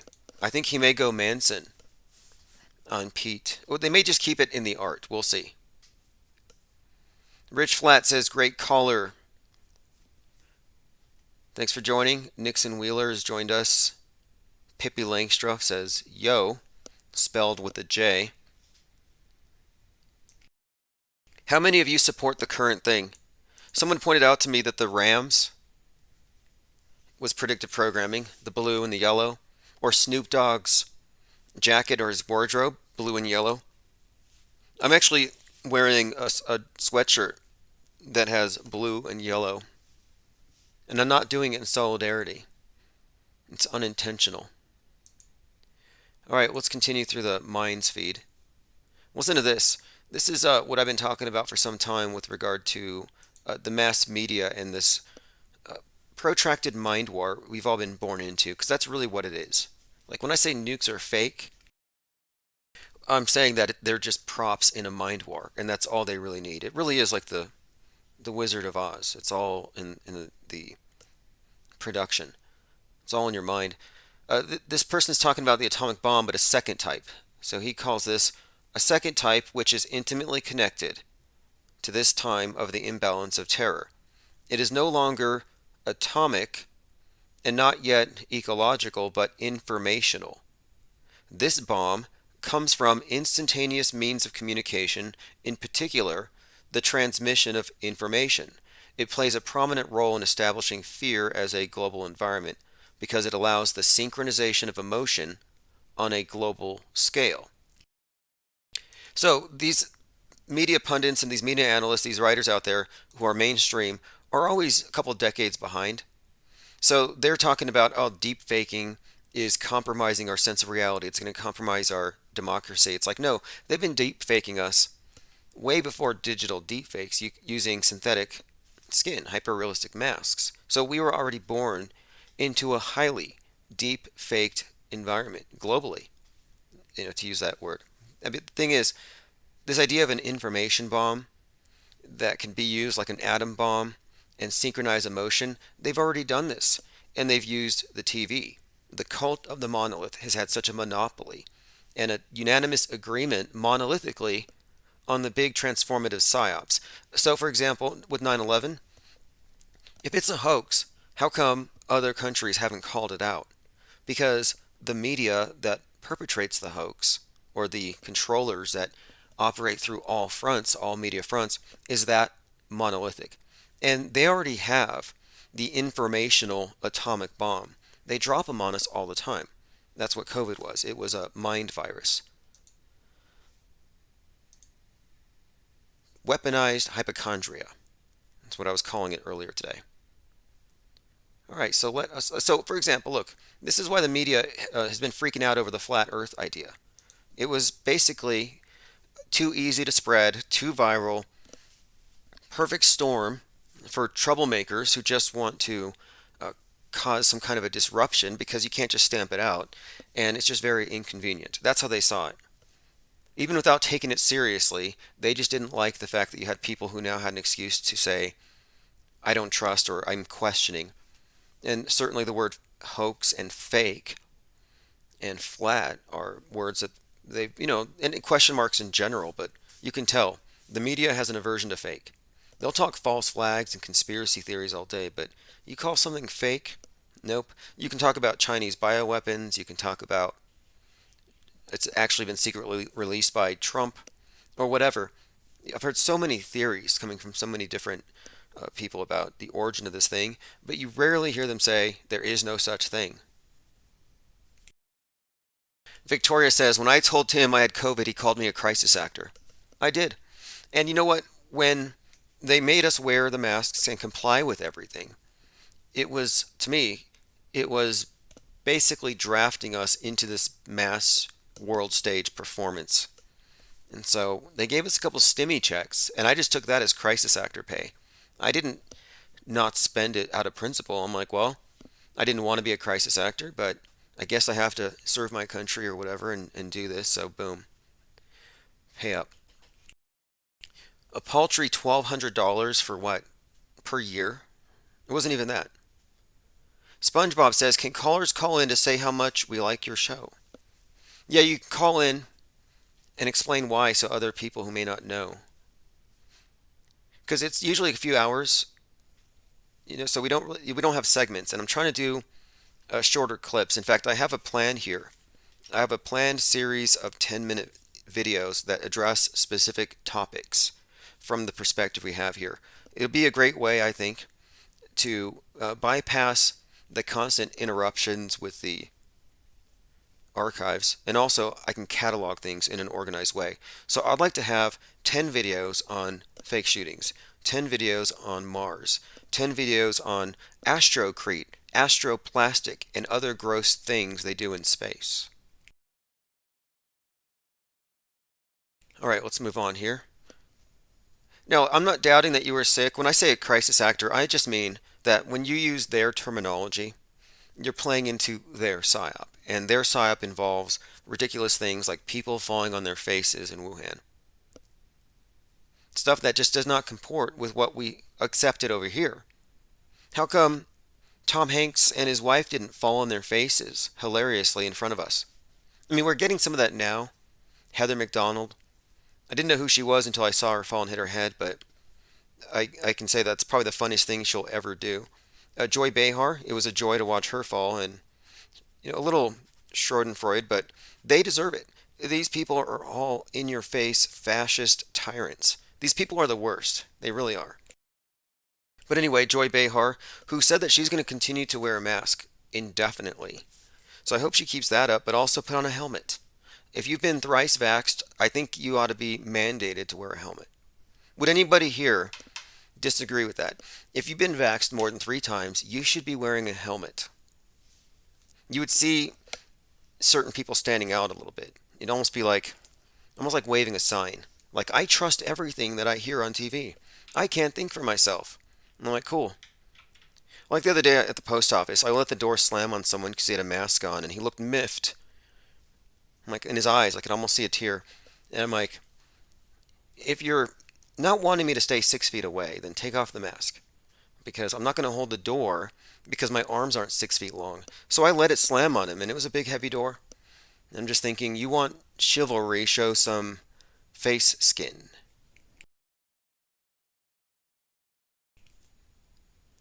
All right, let's continue. A lot of interesting stuff coming up about Pete Davidson. So predictive programming is head explodes on Mars on the SNL with Elon Musk. And the significance here is Musk was just hanging out with Marilyn Manson and Kanye at that Donda Pluto Hades ritual, which is what it was. That Donda 2 record release party was a ritual summoning of Hades, an opening of the gates of hell. What else are you going to call it? Pluto is Hades. It was an Illuminati ritual because this event occurred on 2/22/2022 at the time that Pluto enters into its conjunct with the Earth, I guess at 27 degrees Capricorn, which is where it was in 1776, July 4th. So what we're talking about here is 1776. That's the Illuminati year. That's the number has a great significance in and of itself. But for Pluto to be in the same place that it was right now, very significant also because of all this talk about the Kraken. Because it's Pluto, aka Hades, who creates and releases the Kraken. So anyway, at this ritual, Kanye West is hanging out with Marilyn Manson, and Musk is there in the background wearing a shirt that says crypto on it. So here we have Pete Davidson, who's an enemy of Kanye West now, with his head exploding in a Musk video. Then Kanye has him buried up to his head in his own video, head on a silver platter. So Manson may fit into this. I'm thinking here still. I'm thinking that Kanye is going to go Charlie Manson. I mean, think about it. I mean, I think I said this last year too. I was like, 2020 seemed to be templated off of 1968 in many significant ways I could point out. The mainstream media pointed this out. In fact, when I do these shorter video segments, I'll focus on the Metascript correspondences between these years, 68, 2020, 69, 2021. It's very interesting. But I've been saying since last year, it just seems like we're due for some kind of Hollywood atrocity. It would just fit. And I've been wondering, it's like, well, maybe OJ, Juice is Loose, this public breakdown of Kanye, maybe there's something coming, especially when you get into Kardashian and the Kardashians' relationship to OJ Simpson.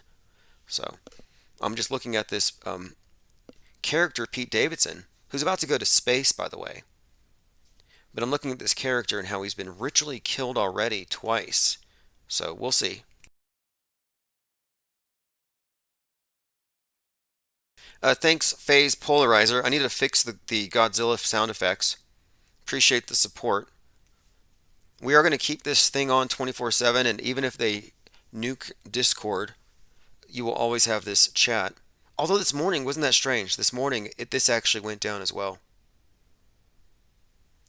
Humans will live in a metaverse soon, claims Mark Zuckerberg. What about reality? This morning when Discord went down, I went to their Twitter feed and they said, touch grass. And touch grass is just a way of saying get in touch with reality. I call it the meatverse. There's this new dialectic here. It's the meatverse versus the metaverse.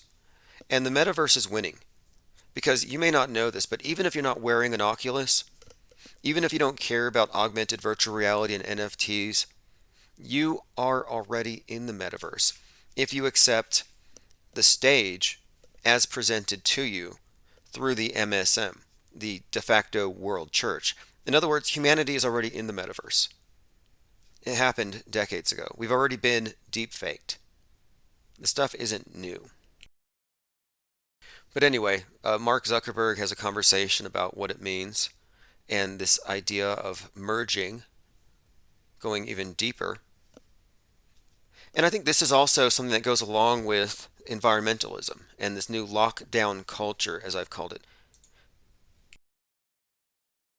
They may not be able to get you to lock down for fear of a virus or fear of global warming, but they'll get you to lock down if the entertainment is good enough.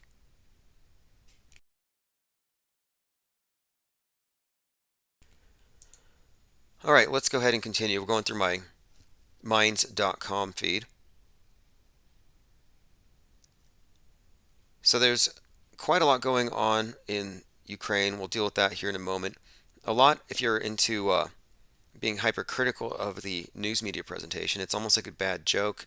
Recycled crisis actors, recycled plumes of smoke. Again, nothing is weird anymore.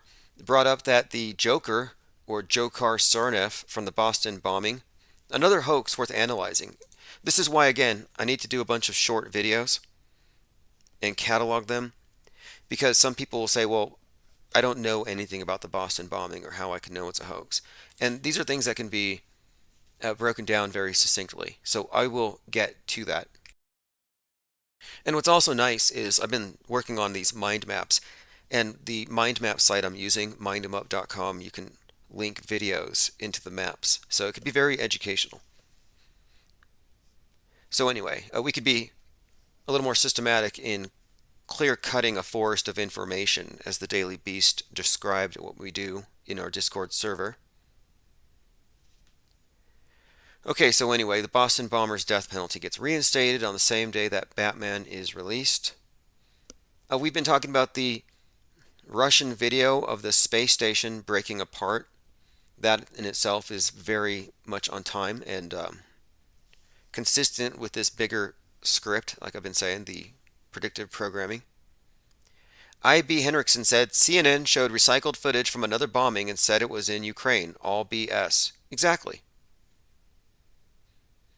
Now, I found something else here too. If anybody cares, let me play this. Some more Mandela effect debunking. Or Lidella effect, I think is what I'm going to call it. I mean, there's a point where you lose your plausible deniability. Were you tricked or fooled, or are you now consciously aware, but now you're just lying to deny this? So anyway, someone found this. Apparently, Centralville and Centerville, there's two names, two spellings for one place. So it's not technically a Mandela effect, but this is one of the formative Mandela effects for one of the lead Mandela effect promulgators on the internet. It's like his main breakthrough, ME as they call it, in Mandela effect cult speak. His main ME, the one that woke him up, is actually just a discrepancy, not a parallel universe thing. I mean, it's almost like shooting fish in a barrel. Like, sometimes I don't even want to mess with it. It's like, yeah, fine, have it. New donation from We. Thank you, Ko-Fi Streambot, for letting me know. Oh, another meme here. Greta comes out, trust the plan, build back better. I think that one's been modified. I think it said support Ukraine. I lost all respect for Greta. Oh, that's actually interesting. They put Kyle's face over her. It's perfect because we were talking about how they're the same character. One on the left, one on the right. But anyway, I lost respect for Greta when she only had oil dumped on her head digitally. You know, the black goo picture? Now, Greta is a very interesting world stage character as well. When you look at the symbolism inherent in all of her pictures, all of her media presentations. So this is the one from magazine cover where they dumped black goo on her head. And I thought, okay, she's sacrificing her environmentally unsound hair. I thought, okay, that's a statement I can support, but no. Anyway, the whole thing is just a movie production, but my point is the symbolism here is just rich. So you got the one eye thing. This is the Black Eye Club. Also, the one eye is the Eye of Horus, the god of the new age, the androgen. And then, of course, black goo. We know what that's about. Finbar says she was being initiated into the club. I'd say she was born into it. Her child pictures has her flaunting the Illuminati hand signs. So it's a bloodline thing, I imagine, which would explain a lot. It really would. A shallow gene pool at the top of the Illuminati dung heap, as we've been saying here, and it seems to be.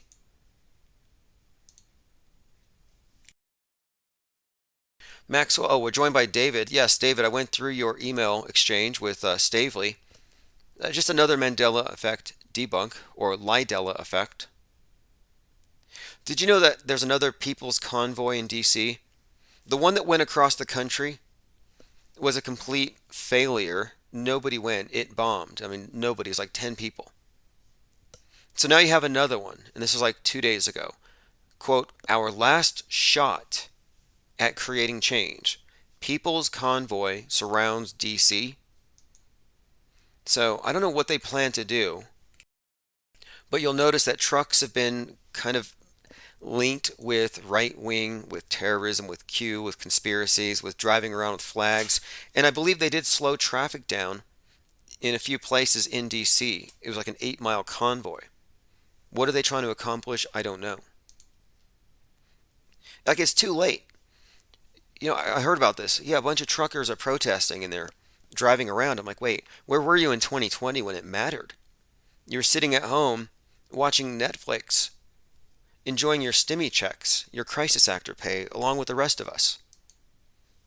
Although I did do all that, but I went out to Roswell, New Mexico, and I checked out Corona Field, where the first UFO landed, because there was an interesting connection and story to be told that correlates the virus with alien invaders, and our science fiction is just replete with this.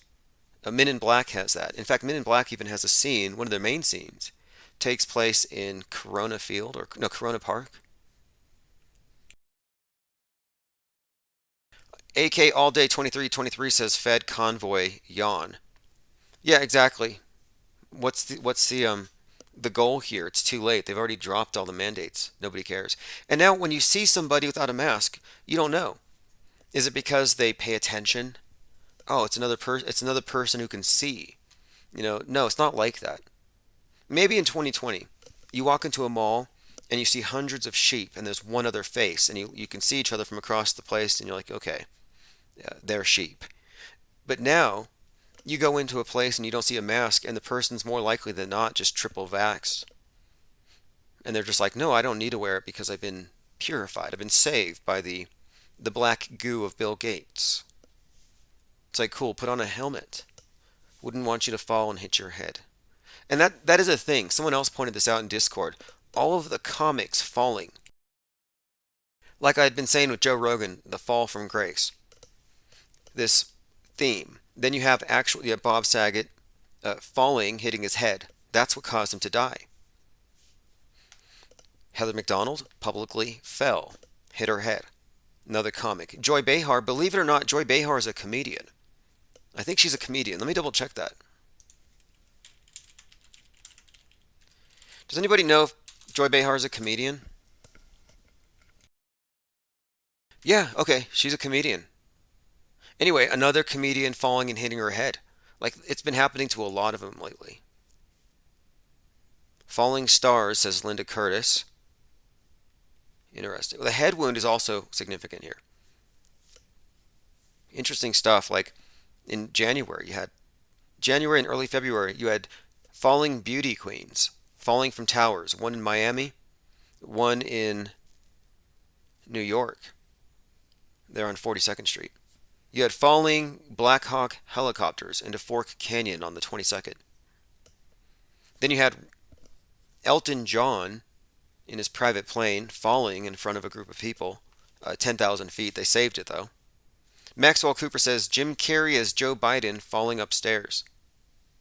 Yeah, that scene when Joe Biden fell up the stairs to the plane was very reminiscent of the Truman Show.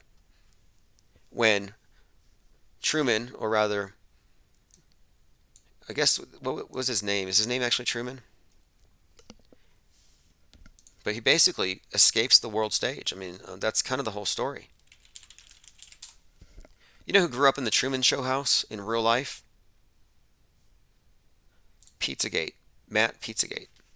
Yep, Matt Gaetz grew up in the Truman Show house. Something else too, this one has Ed Harris as the creator of the base. This city. He's like if anything, he's kind of like the demiurge. He's created this prison for Truman Burbank, the unsuspecting star. They call it the Truman Show. What I think it means, though, is that Truman is actually a false man until he sees through the illusion. And then he escapes, and then he becomes a Truman. It's about, he evolves more or less, but he has to deal with a lot of gaslighting and liars and manipulators. So he's trapped in the TV. In a way, you could say he's trapped in this monolith, the cube, the black cube of Saturn. This, which you see on the Devil tarot card. It's worth looking at the symbol there, because I think what we're seeing here is he's escaping this Saturnian mind matrix in the movie, and his awakening is actually precipitated by a falling star. It's the dog star, and that in itself may have some significance too. In fact, with regard to Ed Harris's role, maybe he dropped it on purpose, because Ed Harris seems to be, in this movie and a few others, he seems to play the role of this antagonist slash catalyst or initiator. Anyway, look at the screen here. It's got Truman and a TV between two buildings. Very interesting. I'm going through your comments before I go any further. Tyrone says, Bob Saget's death was a redo of Bob Crane's death. Crane was found in a hotel room with his head bashed in, and Crane was a perv too. Fascinating. Salty Siren says they want us all to fall and lose our crowns. Sponge says, Tim, if you get a Tim Muppet singing a song, I will stop following. I'm not a fan of Muppets. I saw this Flat Earth Kids show. It's a bunch of Muppets. Stavely was on there as a Muppet, or it might have been Stavely as Stavely. But anyway, it was Muppets, and I'm like, that's just, I don't know. I'm not into Muppets. I think they're creepy. Let's see here. What does this all mean? Comics falling and hitting their heads. By the way, on Friday, there's going to be an asteroid that's going to come by and possibly hit us. Earlier today, we talked about the feminist-designed vulva spacecraft concept, kind of a way to get even with the other guys, the space billionaires and their phallic rockets. Just absurdity upon absurdity. And this is real. It's, quote, real. It's as real as Bezos' stuff. So you can mock it, you can think it's a joke, but, I mean, it's all a joke. That's the whole thing here. They get you laughing at part of it, but they're still laughing at you. NASA will be opening a pristine 50-year-old lunar sample. Careful of splinters, because every bit of rock they have brought down from the moon has been exposed as petrified wood. If you had a piece of moon rock, NASA would kick down your door, and their SWAT team, they would kick down your door. They would take you, they would search your house, they would confiscate it. They do not want the public getting their hands on moon rock. Why? Because it's fake.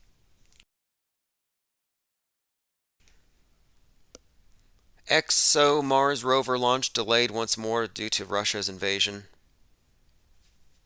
They always have these convenient excuses. Maybe it's because the CGI is not convincing enough. We're too discriminating an audience. The audience is too sophisticated. We can't fool them with this 1960s era rear screen projection. Green screen, not cutting it. Nope. Can't call them flat earthers forever. They have a point, so we're going to have to advance our tech or delay everything. And they went with, let's delay it. So here you go. Huge. Now somebody needs to crack this. Somebody who's good with numbers. Asteroid 138971. Watch live. Huge, dangerous space rock 3 times bigger than the Empire State Building. And that's on Friday. So we'll see. NASA has labeled it potentially hazardous. And the space war thing is heating up, and we predicted this. We said after the space heaters burned that tower with all the 9/11 symbolism on the 9th of January, we said space heaters, Northwest Tower burning, all these 19, something's up from space. But anyway, this thing in space with a space station in Russia, it is heating up. Russia is talking about dropping this 500-ton space station on America. And now, their director general of their space agency, Roscosmos, has said, let them fly on their brooms. So, kind of mocking what we have, what America has.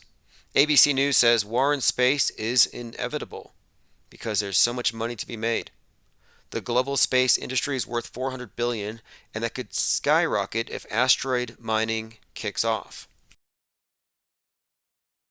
So where are they going to get the actual minerals from if they get into asteroid mining?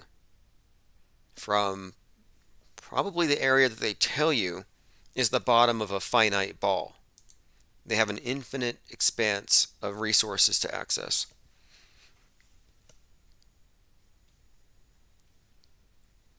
Yep, Pete Davidson in talks to go to space with Jeff Bezos. We'll watch that one.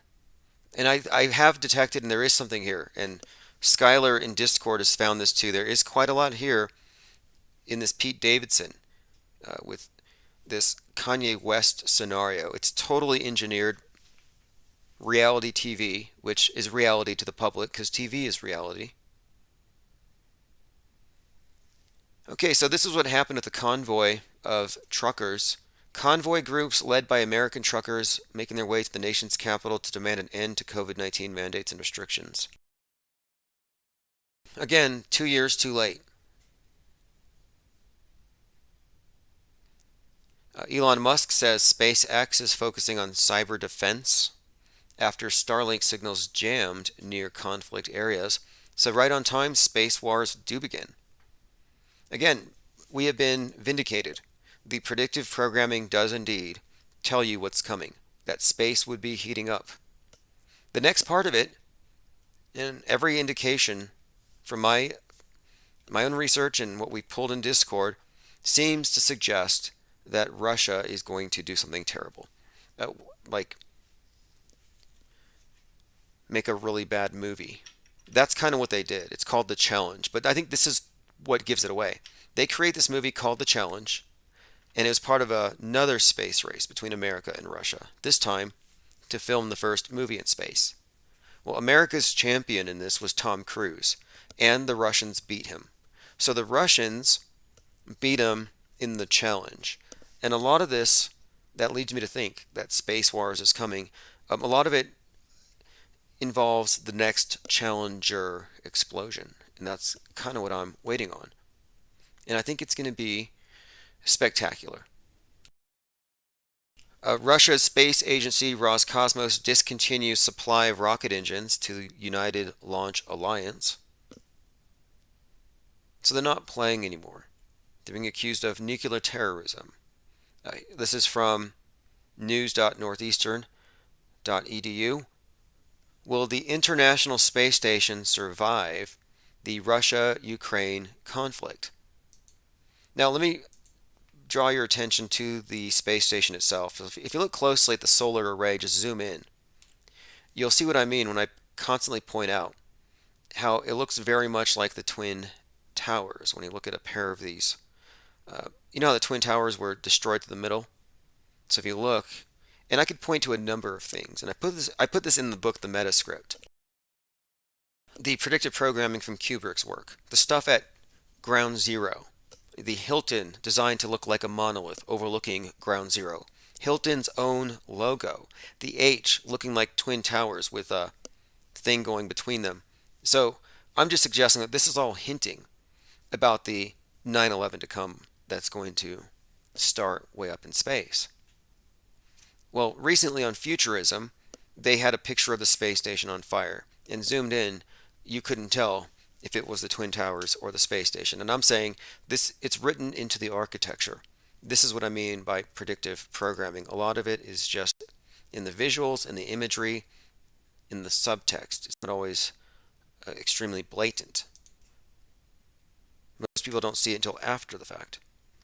AAAA says, how would the space junk get to the dark side of the moon? And their answer would be, don't look up. Leave it to the experts. Don't look up. Don't find facts for yourself. One of my predictions that I hope doesn't come true because it's ominous is that the Chinese will be sent into America. They'll go door to door. They'll have tanks, blue helmets, and they will take the question marks off of all of our keyboards. They don't want you noticing inconsistencies. Adage.com, most consumers worry the metaverse may lead them to lose touch with reality. Surprise, but I mean, they're going to be surprised to hear this. Maybe if you're listening for the first time, but the masses of consumers have already lost touch with reality. So, the new normal is a continuation of the old normal. The new world order is just the old world order. It's been dressed up differently. Space trash could kill satellites, space stations, and astronauts. More excuses to delay going to space so we don't notice how bad their production value is. And check this out. This is the back of the moon, supposedly. This is the face you never see. We're in synchronous orbit, tidally locked, and it rotates on its axis every 27 days. Yet, you never see it because you're always asleep when the other side is looking. I mean, give me a break. This is what the other side of the moon looks like. So again, why is our side all pockmarked? And why is this side relatively unmarked? And now there's a new crater on there somewhere. It's going to cost a few $1 trillion, but they'll find out where it is and they'll tell us. So I can't wait for that. And they're going to sell us a bridge. So your tax dollars at work, you're going to pay for a bridge on the far side of the moon to cross a 65-foot crater created by a piece of space junk that nobody wants to own. Anyway, thanks for joining. Appreciate the callers as always, and leave voicemails. We're back on a somewhat routine schedule, so we'll be here in the morning. I have a lot of work to do with the Conspiratainment Radio Network, so if you haven't checked it out yet, please do. I'll be archiving today's and yesterday's recordings for both myself, Creator USA, and we have a new member on the network I'll be announcing here shortly. So again, thanks everyone for joining. This is Wake the Masses. I'm going to play the rest of this song out. JT33 featuring Allergic to Bullshit, Solemnite Fly, Lean Dion, and Empress Infinite. Have a great night. 1,000 years of human history that we modern day people really just don't relate to. I keep my mind over matter, all I see is propaganda. Snakes and ladders up on every channel. Lights, camera, action, what's the latest fashion? Welcome to the Ghost of Saturn. Do you really know what's happening? When you watch the movie, do you see the patterns? No, it's not hard to fathom. This shit is far from random. I see the puppet driving on, man. Sifting through the rubbish like that's a strong man. Where's the gummage? Don't be unique and build some courage. Breathe it deep and do your best to make it flourish. Feed your soul the best of fruits to keep you nourished. Stay honest, find your strength and solace and become a colossus. Make the masses with your vocal cord. Shake your minds with your every word. Remove the shoes from your lyrical side. Why know your tongue not suit up for the war?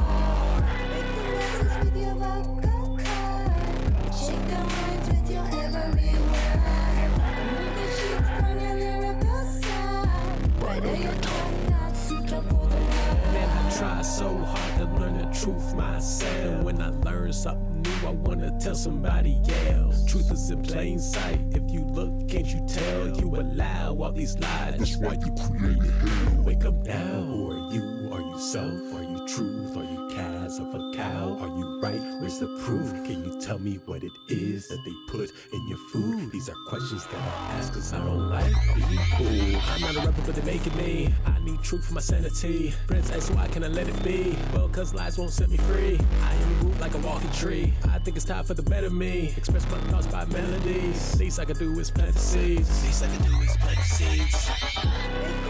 With your vocal cord, shake your minds with your every word. Remove the truth from your lyrical song. Why know your tongue not suited for the war?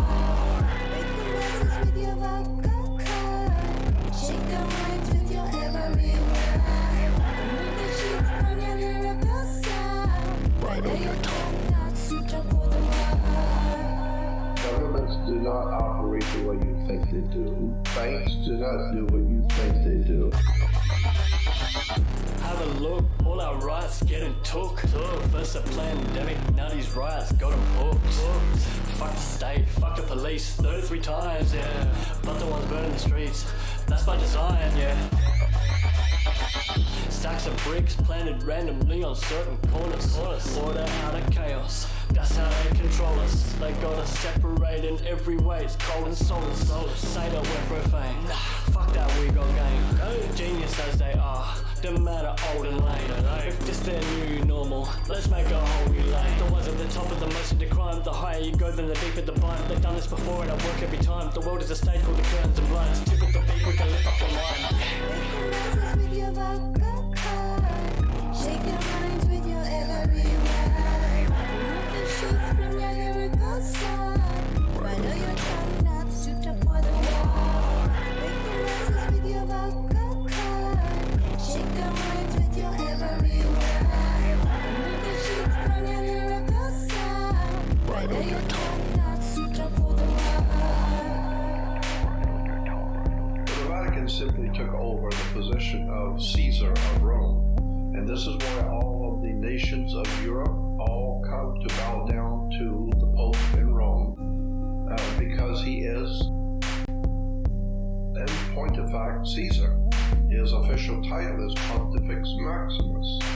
That was a term that was given to Caesar of Rome. So the point I'm making here is that for 3,200 years, Rome has dominated Europe. And for 3,200 years, Europe has dominated the world. Therefore, there is the old saying that all roads lead to Rome.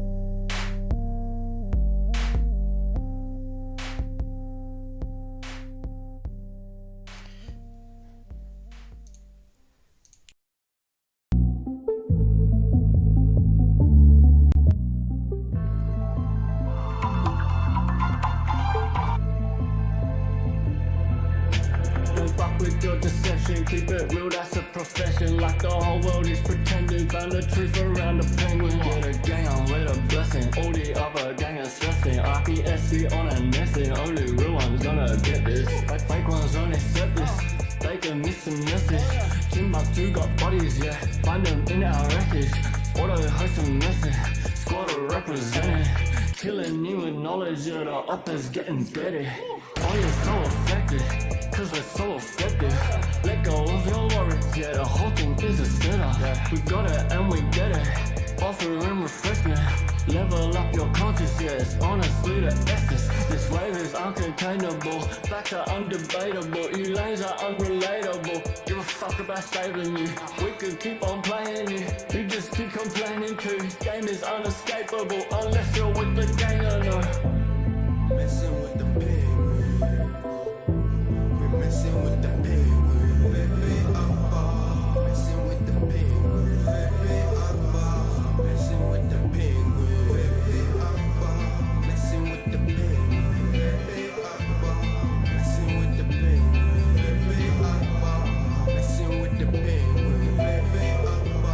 fucking with the penguins, yeah, with the penguins. Coming with a vengeance, trying to make you come to your senses. Forget the general consensus, just pay attention. The rules to has paid for good intentions.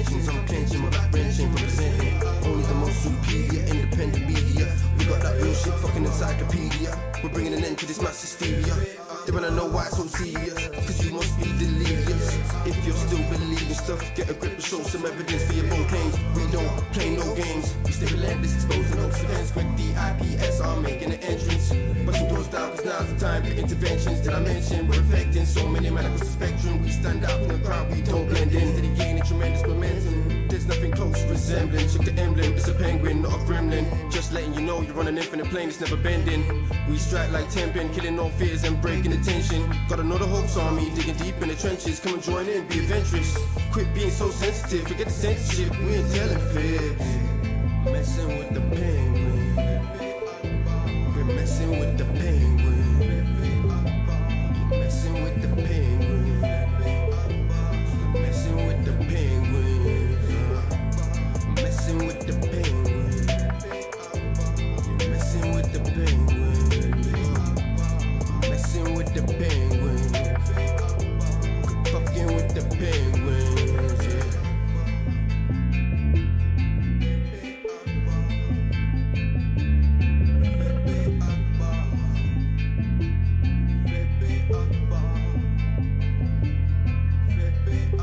One of the things that I like to analyze with all these events is, yeah, you can analyze what you don't see, the actual victims. You don't see any evidence of real mass casualty, the victims, the crisis actors. You never see tears. I haven't seen a single tear yet. Nobody cried, nobody died at any of these events.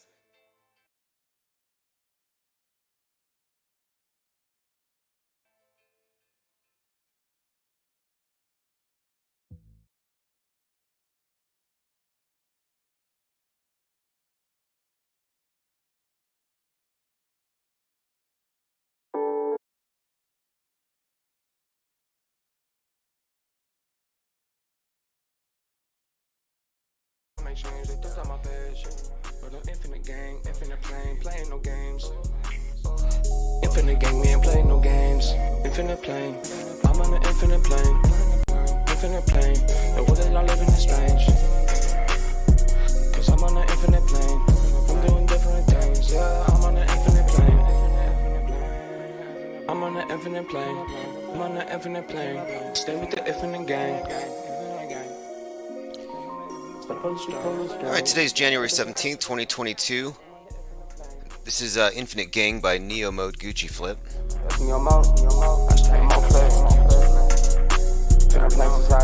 Put a link in the chat to the track. It's Monday morning, just got back from Crater Earth USA. If you haven't been listening to that, just go to darkmatter.radio, where you can find links to the latest archives, or search Crater Earth USA on YouTube. Super easy to find, great channel, always fun. Always informative, and always poignant. I mean, it's entertaining and it's great to be around people of like mind, but it's also pertinent if you want to understand the reality that we're in from a perspective like ours that takes into account that most of what we're presented with is false, deception. As Commander Lou calls it, counterfeit. Check this out. Bob Saget predicted his own death. Now, I remember when he died, we all shared that Instagram post where he said something about he's waiting for his last shot, or he's going to keep going until he gets that big shot. And a number of people said that that could be a reference to some comedy gig he was aiming for. So I'm thinking, wait a second here. Sounds like predictive programming, because he just publicly got his shot and then this happens. Make of that what you will. It just seems like there's propaganda to incite this extreme division of opinions over the pokey, and this would just feed into it. So anyway, he somewhat predicted his own death by that Instagram post, but now check this out. He predicted his own death very explicitly when he was on episode 118 of Kelly Rizzo. Now you got to hear this. He explicitly says, and I have the quote here in the headline, "I don't have long to live, and I'm going to be found dead in bed." So I don't have long to live. These are your favorites. I'm going to be found dead in bed. You better watch out. So I don't have long to live. These are your favorites. I'm going to be found dead in bed. You better watch out. Clip together. Michael Cervantes says, was MLK's assassination fake? X33 says, Penguin. Marcel, greetings from the Netherlands. MLK's assassination. Good question. I came across something I would say kind of convincing that maybe, yes, not only was it staged, which would fit the pattern in the program, but that he was actually repurposed, like a lot of these death fakers tend to be. So if MLK was repurposed, who did he come back as? I've got a few hints. I have a few people who've suggested that it's actually Don King. Kind of an interesting little deep fake possibility. We'll go ahead and look into that one here shortly. Let me go ahead and play this clip again. This is Bob Saget talking about how he is going to be found dead in bed. Well, that's it. Look what's happened. The world's ruined with Well, this I mean, one I would video. assume that these kids aren't seeing Squid Game. Maybe they're living it. Okay, I'm going to go ahead and go straight to the source. Bear with me while I find this clip. And I'll go ahead and edit this out of the final cut for the upload so you don't hear any searching. I mean, I usually have these things perfectly synced, but you know what happens when you're banned on dozens and dozens of Gmail accounts and YouTube channels? I can't actually share. I can't share a video with Google Chrome logged in. I have to go into an incognito window. I have to do backflips to do a lot of the stuff that normal people just do, and they've rigged it this way. They've made it very difficult to function as a free thinker. Absolutely love movies as well. You but love there's just 5 something- movies. You love Big That's not Lebowski true. every day. You could watch Big I love Lebowski Big 4 times a day. Lebowski, The Godfather, Wayne's World, Godfather 2. If you just got here, we're fishing for a soundbite where Bob Saget says he's going to die. Goodfellas, Casino, Scarface. But So I don't have long to live. These are your favorites. I'm going to be found dead in bed. That's it. It was hidden in there. You see how that was buried? It was so easy to miss. I probably didn't miss it the first time. I just didn't catch it. He said, I probably don't have long to live. I'm going to be found dead in bed. And she doesn't even respond. If you notice, Kelly doesn't even notice what he said. you better watch out. So I don't know. There's just something. Maybe it brings back that like cozy quarantine feeling that we had. But there's something I love about just You see what I mean? They just kind of gloss over it. That's what's so peculiar about it. Let's do this again. Let's go back to 48 minutes and 40 seconds into the October 25th episode. This is Bob Saget's YouTube channel. Wayne's World, Godfather 2, Goodfellas, Casino, Scarface. Okay, here we go. But So I don't have long to live. These are your favorites. I'm going to be found dead in bed. but So I don't. I'm going to slow this down a little bit. So for those of you who want to archive this or whatever, this is a great example of what I would call predictive programming, and this was just last October. So let's put it back down to about 0.5 on the playback speed. That way there's no mistaking what is being said here. Maybe 0.75. I don't want to go too slow. This isn't slow motion, but I want to make it very clear. Bob Saget says something very ominous. These are your favorites. I'm going to be found dead in bed. Yeah, very clear. I'm going to be found dead in bed. So there you have it. Bob Saget, going to be found dead in bed. Almost subliminal. I mean, I was getting a little frustrated there trying to find that clip. I knew it was buried in there, but he said, I don't have long to live. I'm going to be found dead in bed. And again, she barely responds to it. no Scarface. But So I don't have long to live. These are your favorites. I'm going to be found dead in bed. Yeah, so he inserted that line in there. Very subliminal. Non sequitur, absolutely. And that was from October the 25th, 2021. So a few months ago. And then again, he sort of foreshadowed it with that jab You comment better watch. on his Instagram. And then she says something unrelated. So anyway, if you find this interesting, you can find the links to everything we discuss over at my Minds account or get on my newsletter. Bob Saget predicted his own death. Let's go through the other headlines really quick here. The Dallas QAnon cult believes JFK was disguised as Trump at the Arizona rally. You know, this is the stuff that only we used to talk about about 6 or 7 months ago, and the regular QAnoners, the quote normal QAnoners, were like, "Oh, we're not like that. You're just making us look crazy." And then I talked to one of the top authors on the subject. That would be Mike Rothschild, who wrote a book about Q, the coming storm. And I said, "What do you make of this JFK is Jesus, JFK is coming back thing?" And he said, "Oh, it's marginal. Pay no attention to that." Now here we are, almost 9 months later, and it is the main story. The Dallas QAnon cult believes JFK was disguised as Trump. So this is the next thing. I was watching Trump's speech last night, and there were many, I'm talking like thousands of QAnon believers who were convinced that wasn't Donald Trump on the stage, but it was JFK Jr. in a disguise, or possibly JFK himself. So there's a couple different interpretations here, but one of the things they noted was that his ear, the thickness of his neck, the fact that he had the hat lower on his face, all made people suspicious.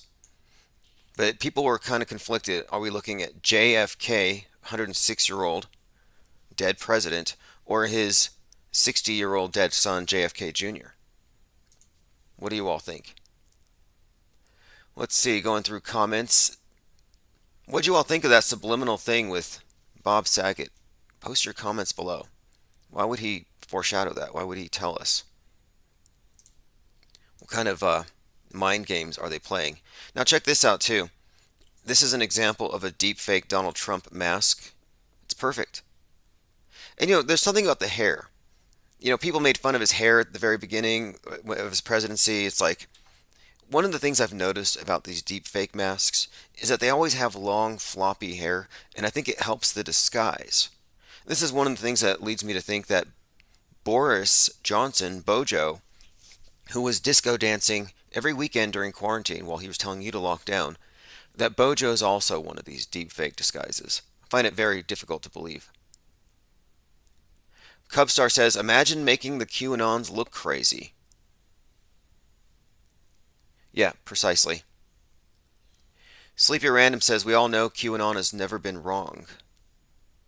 Well, the QAnon PSYOP, I believe, was authored and created by the same people that wrote 9/11. So believe in it if you want to. Believe in George W. Bush if you want to. You can see what they've done. This has all been the creation of the American counterpart to ISIS, Vanilla ISIS, White Al-Qaeda. The American Taliban is the MAGA band.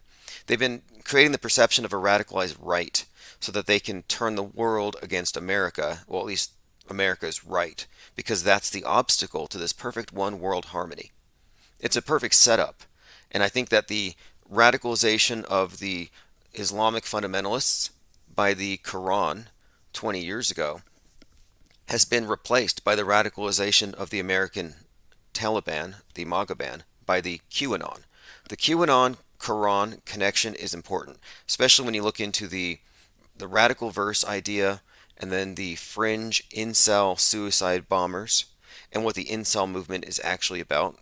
It's the far right's view of women and their place in Western society and how they view Western society as having been hijacked by some satanic forces from a small country over there somewhere. And that's the exact same narrative as the Islamic terrorists with their war on Great Satan and Little Satan. Little Satan's Israel, Great Satan's America. Well, the MAGA band and the Taliban, or the vanilla ISIS thing, they have the same exact MO. They're fighting the deep state. All right, let's see. Someone else, Master Simp 12, said this to me this morning. He said, "Hey, Norm Macdonald used to talk about an actor who had cancer and never told anyone until after he died. He said he would do the same thing, and then he did." Okay, there's some foreshadowing with Norm Macdonald. We'll have to look into that one. Anytime one of these SNL characters goes, I have to really question it. And this is an interesting one, too. So special effects masks were discussed on the show Mythbusters. And so you have these actors from Mythbusters. And look, Mythbusters is myth reinforcement. They reinforce the myths that the public are supposed to believe. And they make sure that nobody figures out the truth. So these guys are this is what I would call controlled opposition. I mean, they may dismiss certain popular myths, but ultimately we're looking at gatekeepers. So here you have the characters from Mythbusters putting on deep fake versions of themselves. Oh my God, now I have the power. Don't you find this a little weird? Yeah, it is. And of course, it led to a whole heap of hilarious hijinks. This is my brother, Jamie. So each is wearing the mask of the other. The thing is, this isn't the best that there is. This is simply a hood / mask with hair, and you can see the long hair and the floppiness of it, how it, I think, completes the disguise. This is probably what Bojo is. If you're, Boris Johnson is probably Matt Lucas wearing one of these. So when Vice is mocking the QAnon cultists for thinking that Donald Trump might be somebody else, well, they're not too far off. I mean, it's within the realm of possibility. And that's the reason why I cover this. Our whole reality has been deepfaked, and if you don't know about it, you might be laughing at the people who know the truth. Okay, let me go through some comments here. All right. David A. Pryor says, more like Truthbusters. Yeah. Okay, Pete Shea's in the room. He says, where is George W. these days? Well, if you believe QAnon, he's already been executed at Guantanamo. The QAnoners believe that the, quote, the shot that they were all getting, whenever they talked about these celebrities getting the shot, was a code for their execution. But they still seem to pop up. But they could all be deepfakes, and that's one of the things that's been suggested. Incidentally, Governor DeSantis and, Florida's Governor DeSantis and Donald Trump are butting heads right now. Donald Trump threw shade at DeSantis just the other day, or at that Trump rally. So before they were friends, but now it's like maybe not. But anyway, there was this video going around a few months ago where DeSantis was exposed as using the exact same hand gestures as Donald Trump. They move the same, they look the same, and many body language experts examined this. Why are they using the same exact hand gestures? So I'm going to play this clip here. This is DeSantis copying Trump? And I'll explain the significance. Judges are a priority. Now, if you're watching the screen, you can see it's a split screen, and you can see their hands are moving in the exact same way as they speak. And honestly, we have businesses that have been locked down and lives destroyed for over a year based on saying no COVID vaccine passports made in China and shipped here. Why would we want so many important things? Now, looking at them both, looking at their skin, their hair, and their body language, I'm actually open to the possibility that DeSantis and Trump are both played by the same actor. That's within the realm of possibility, I'm saying. It's really either that or DeSantis is copying him. But my point is, that's what it would look like. If you had some actor playing the role of a politician wearing these deep fake special effects hoods, it would look like this. The hands would move the same, the body language would move the same, the gesticulations would be the same. Very nuanced, idiosyncratic. But the faces are different. So, again, what are we looking at here? Deep faked reality? Are you open to the possibility that these are all literal characters? So there's more. This is where Mythbusters gets myth busted. And I have someone in one of the think tanks, I think it was one of the YouTube channels, had posted this to me, and they said, look into it. Here it is. There's a character named Professor Simon Holland. And it was suggested to me that maybe Professor Simon Holland is in fact a character being portrayed by one of the guys from Mythbusters. This is how I found Mythbusters trying on these rubber masks. What are the odds? So Adam Savage is the one we're referring to here. And I want to give thanks to the Fenris Unchained for the lead here. He said, have you seen Professor Simon Holland from YouTube? And compared him to Adam Savage from Mythbusters. So if you take a look here, you see Professor Simon Holland, who looks like an older version of Adam Savage. Note the teeth if you're looking at the video. Now here you're looking at Adam Savage. What's the difference? It's very close, and Adam Savage, I would say it's about within, it looks like they're related, father, son perhaps. But now that you know that this guy is familiar with the technology, in fact, I have a clip of Adam Savage wearing an old man hood. Like he looks like He might have picked it up that day from the shop. Okay, Cubstar says it could be the same actor playing digital avatars.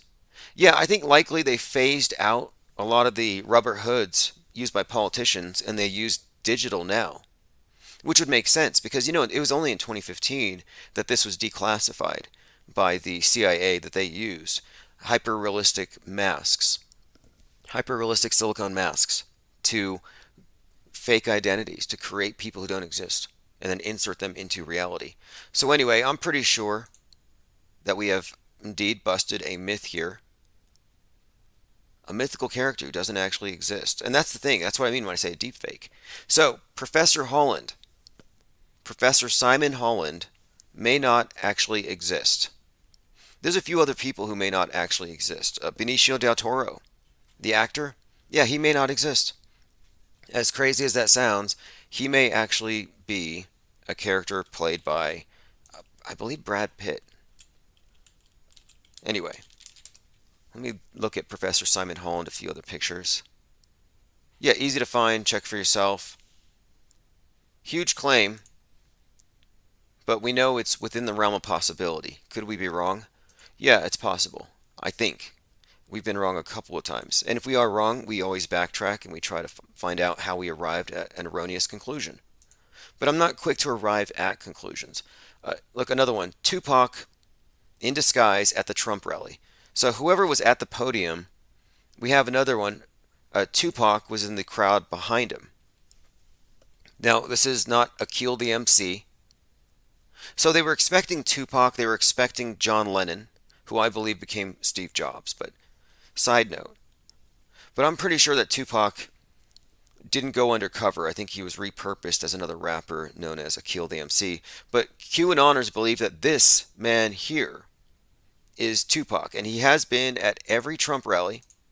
And I would say that he does look rubbery.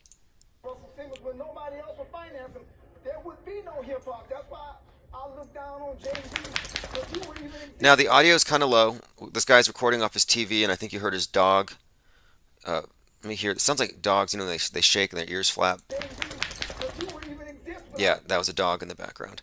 But this is supposedly Tupac.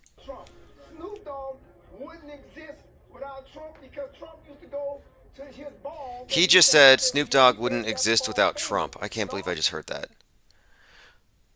All right, let me go back and assess the chat. All right. Silent Siren says the minute they went digital is when the Reptoid boom started with the CGI glitches. Good point, and I agree with you. I think that was actually a cover. A great way to cover it up, too. They have great ways to explain away the glitches that we see in the Matrix. David A. Pryor says, makes sense to declassify when they move on to a new tech. Well, here, one of the big stories today is how the deepfaker that impersonates Tom Cruise just got kicked off Instagram and that people can't tell the difference between digital and real anymore. And they're saying, oh, our reality's been totally compromised. What could this mean? And I'm like, don't you realize they've already been doing this?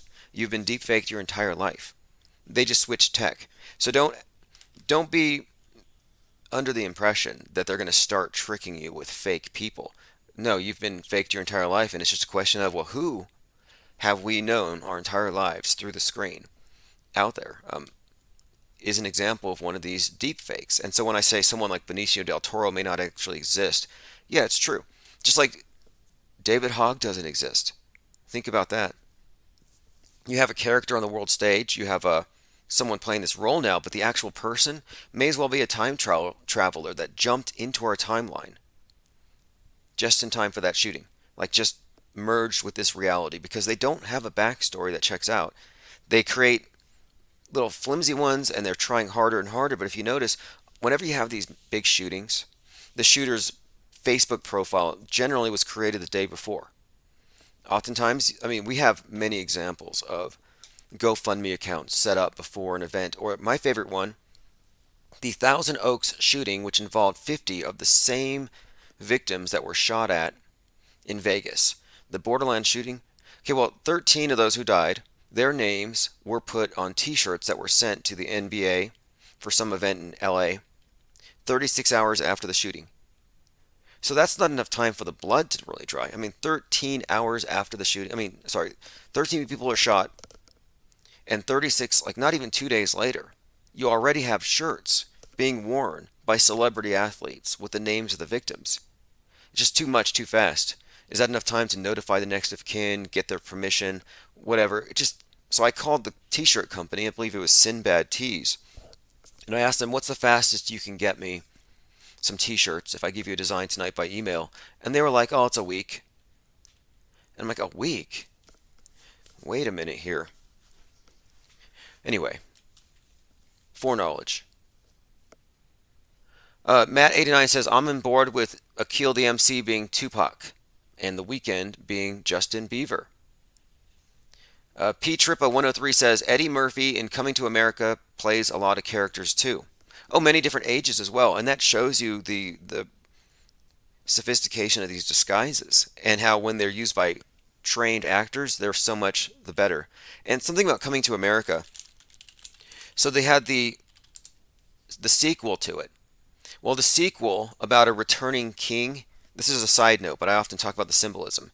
Crown, king, phoenix, this return or rebirth cycle, all of that relates to the number 33 for a number of reasons.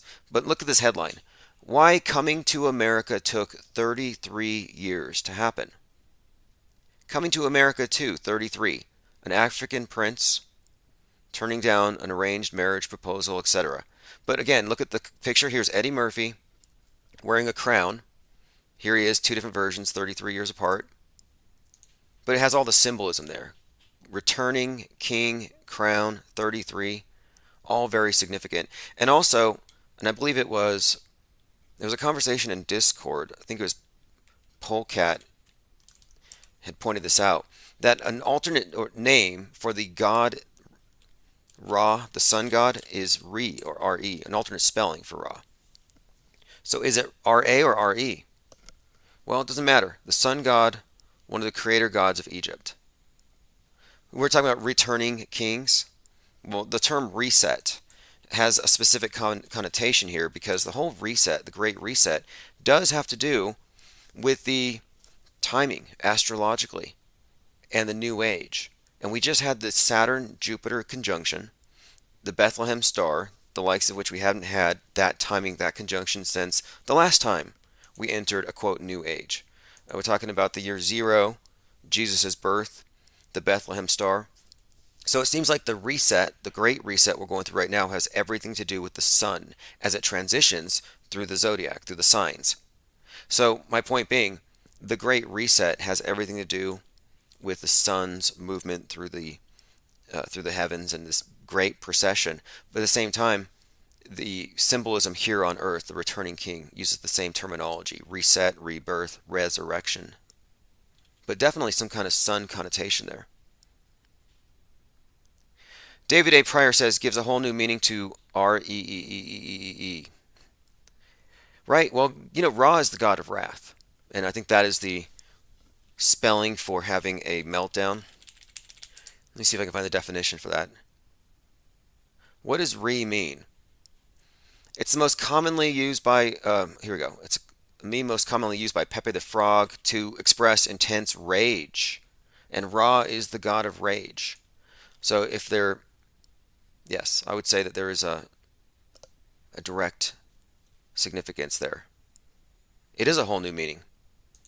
The god of wrath, the god of rage. Hike Neuter says, IPS, does he listen to Crow 7777777? I used to watch his videos about the moon waves, and I like that.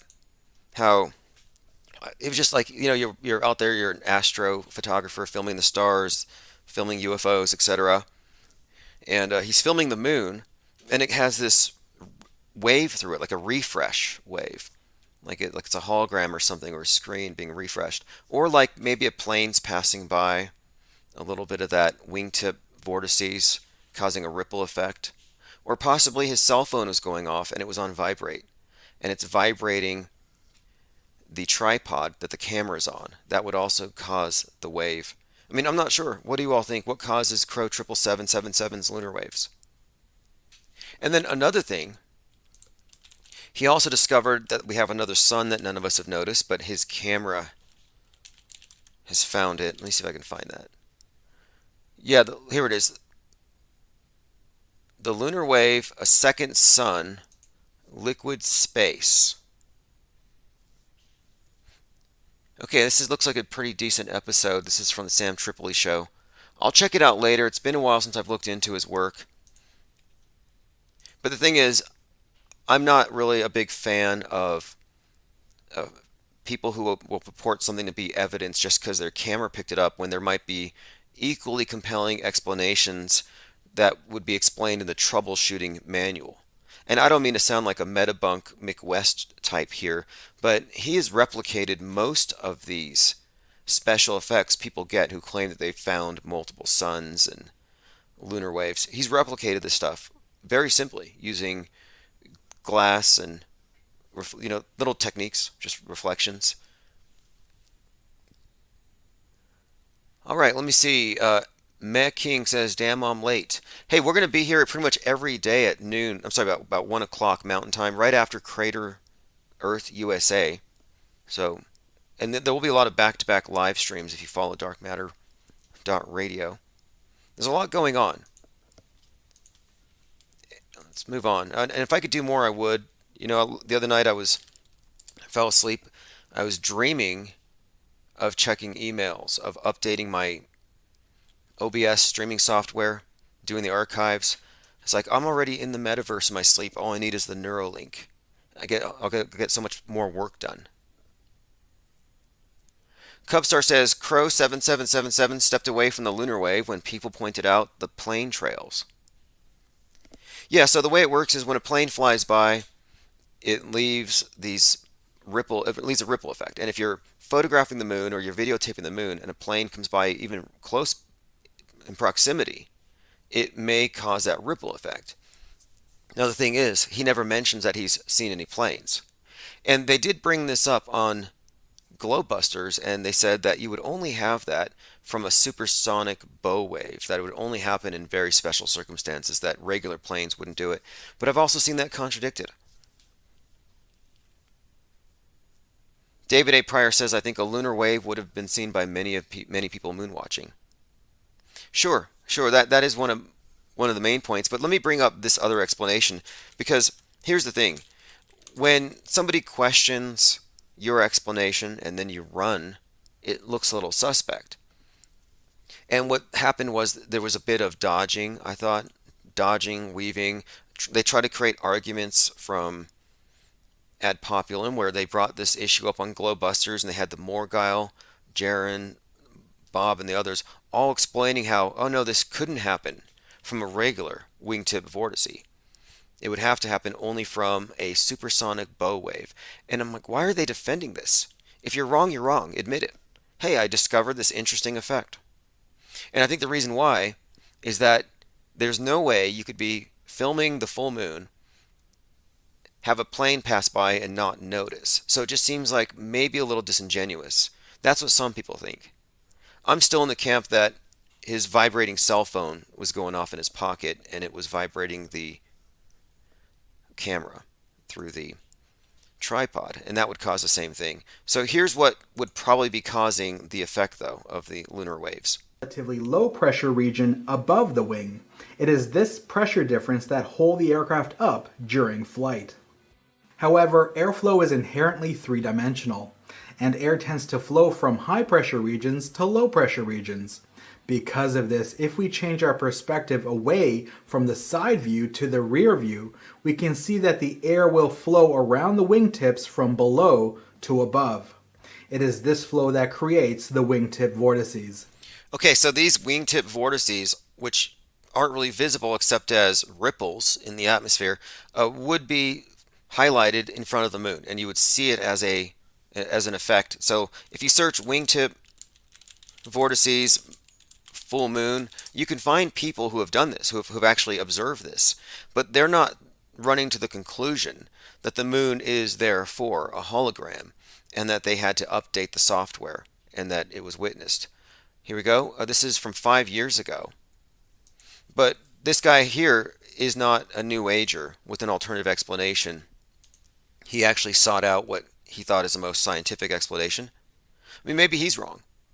Maybe someone needs to let him know, actually, man, you discovered that the moon is a hologram. Which I'm not saying it's not.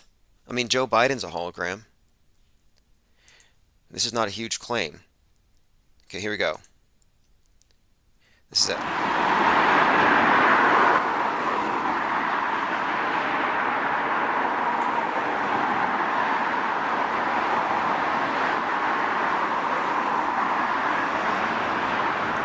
All right, so what is that? The whole moon just had a wave, a ripple go through it. Not a difficult thing. Not a difficult thing to recreate. It's repeatable. And if that's again, we'll get into that later. I'm just again, I'm a very skeptical person when it comes to extraordinary claims. Like this one, the third booster will increase your chance of getting hit by space rocks by 33%. Does anyone here believe that? I think there might be a correlation though. I think that someone who gets their third booster is probably 33% more likely to believe that they're probably going to be a victim of space rocks at some point in their future. It's really all about belief. What they can get people to believe. They can just manifest it into reality. Okay, we mentioned that Bob Saget predicted his own death. He said, quote, "I don't have long to live.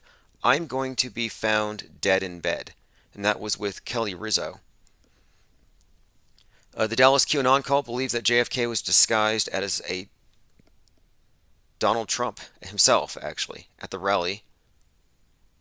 Again, this was an interesting rally. I watched the whole thing, and yeah, they do have a point. It was kind of hard to see who was there. Trump's neck did look very thick. He did have a hat pulled low over his face, and so there's a lot of room there. So this is from Vice.com. Former President Trump's rally, Arizona, Saturday night. There were many conspiracy theories about election fraud, about psyops, but one of the conspiracies went to a whole new level. Here he is. This is talking about Michael Protzman, -48. He said, in an audio chat on Sunday, he claimed that Kari Lake, the former TV anchor who's running for Arizona governor, had just finished speaking but was brought back up on stage to show people that Trump was in fact JFK in disguise. The basis for the claim? Trump was much shorter than he should have been. Okay, so if you remember, if you watched it, Kari Lake did go back up for a photo op and stood next to him. So what he's saying is that this was a way to signal to us, or to those in the know, that this wasn't Trump, that we're actually looking at JFK. 106-year-old JFK in a mask. It says, while the number of people around Protzman has dwindled from a few hundred to a few dozen, he still has a huge online following. People online claim to have spotted JFK Jr. and his wife, Carolyn Bessette Kennedy, in the crowd. Separately, a rapper called Prime Minister claimed that the two people behind Trump were Tupac and Kobe Bryant. So Kobe Bryant was there as well. Fascinating. Because Kobe Bryant's death was very questionable and it had a great deal of foreshadowing. In fact, there's no reason to think Kobe Bryant's actually dead. I mean, there are some who believe he's been repurposed, that he's some younger NFL player. I think his name is Garrett. I don't believe that's true. But anyway, Tupac and Kobe Bryant. Okay, so 24 or so of Protzman's army. You know, I have some pictures actually of Protzman's army. They're walking around. Here's an image of it. Dallas. No, here they are. Look at this. They've got these shirts that have JFK, Trump, and JFK Jr., and they're carrying these big signs of JFK Jr.'s face with MAGA hats. Big red hats, and they're marching around chanting that this is the second coming, the manifestation of Jesus Christ. Nothing can stop what is coming. It's Jesus F. Kennedy. Jesus F. Kennedy. It's unbelievable, but it's true.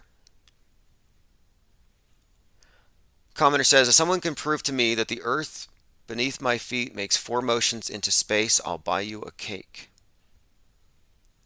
Mark Beretta says, it's way past the point of knowing who, what, and where is real. Well, you know, this is the irony of it is, anything coming from the mainstream needs to be vetted if it's an extraordinary claim.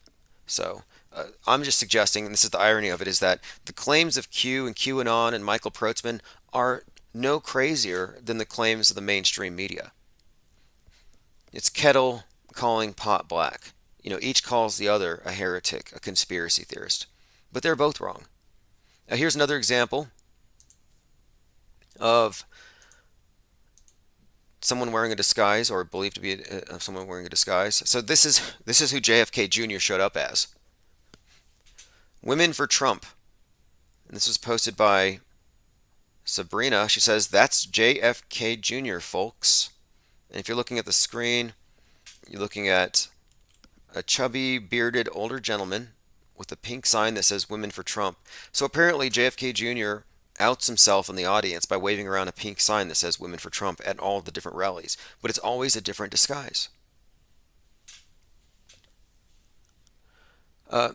Hike Neuter says, "Nobody famous is going to save us." We says, "JFK is Trump, okay."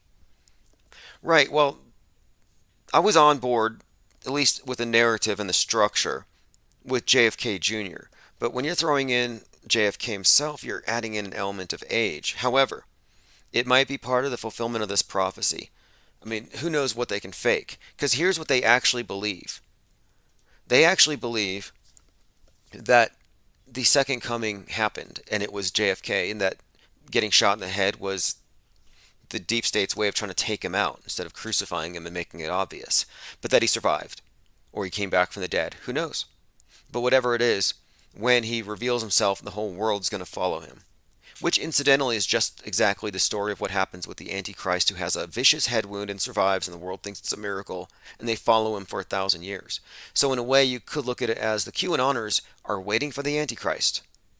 They're on board. They always say the best is yet to come, and I've been thinking maybe it's the beast is yet to come. AK All Day 2323 has a correction here. Tupac and Kobe were selling popcorn at the concession stand. Jessica White says, "Do you think the moon has any effect on human behavior?" I actually do. I do. I've seen some correlations. And lunacy, the term lunacy has a basis, I think, in observations. What kind of effect? I think it's an interesting topic. I had a caller the other night calling in about astrology, and I kind of touched on that, about the effect of these different bodies on the sun itself, and apparently there's a crack in the Earth's magnetosphere right now. Just a heads up. Lily Bell says Junior was hot. I don't understand this way, the reason why people fetishize these celebrity politicians, but the fact is they did turn the Kennedys into pretty much this American royalty family, Camelot. And they have called JFK Jr. America's crown prince. And so, this idea of a prince returning, someone brought up that movie Coming to America. Interesting story here. Very interesting story. I'm going to have to look into it. Reminds me, there's a new version of Macbeth I may go check out. Any high-profile movie like that with characters, with actors that are always in predictive programming is worth checking out. It's the reason why I immerse myself in Netflix. I'm not a TV watcher. To me, it's just opposition research. Reverse engineering, the mind control. All right, let's move on. Matt King says, "What happened to bearded women being only at the circus?" So many interesting headlines today. Again, Bob Saget predicted his own death. That's a big deal. China and Russia are teaming up against NASA in the race to put a base on the moon.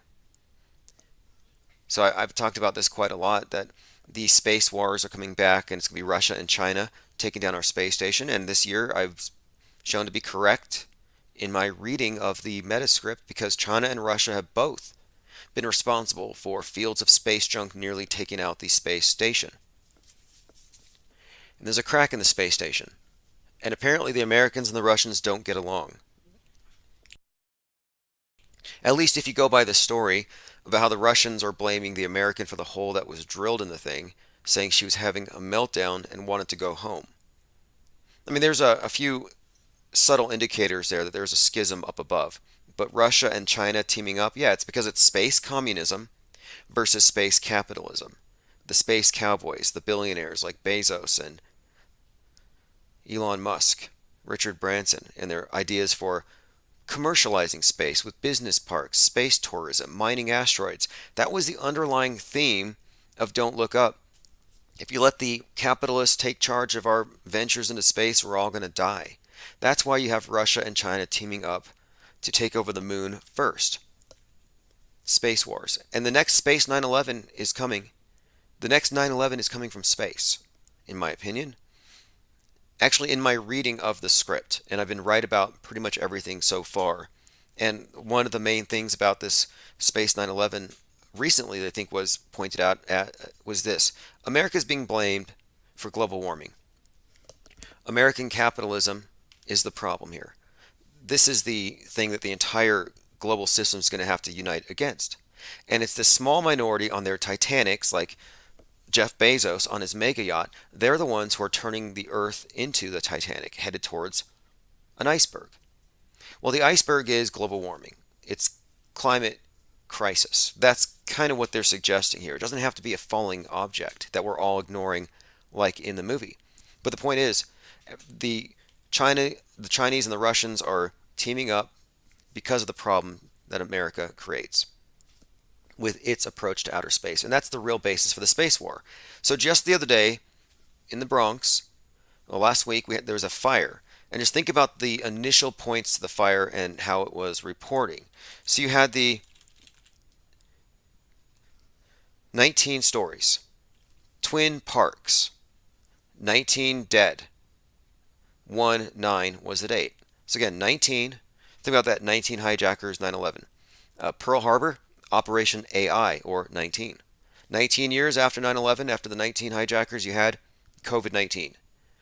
Post-COVID-19, we have this Gaia operation from the World Economic Forum, which is all about AI taking over government. AI 19, this is code for transforming the world with psychodramas, with powerful transformative psychodramas.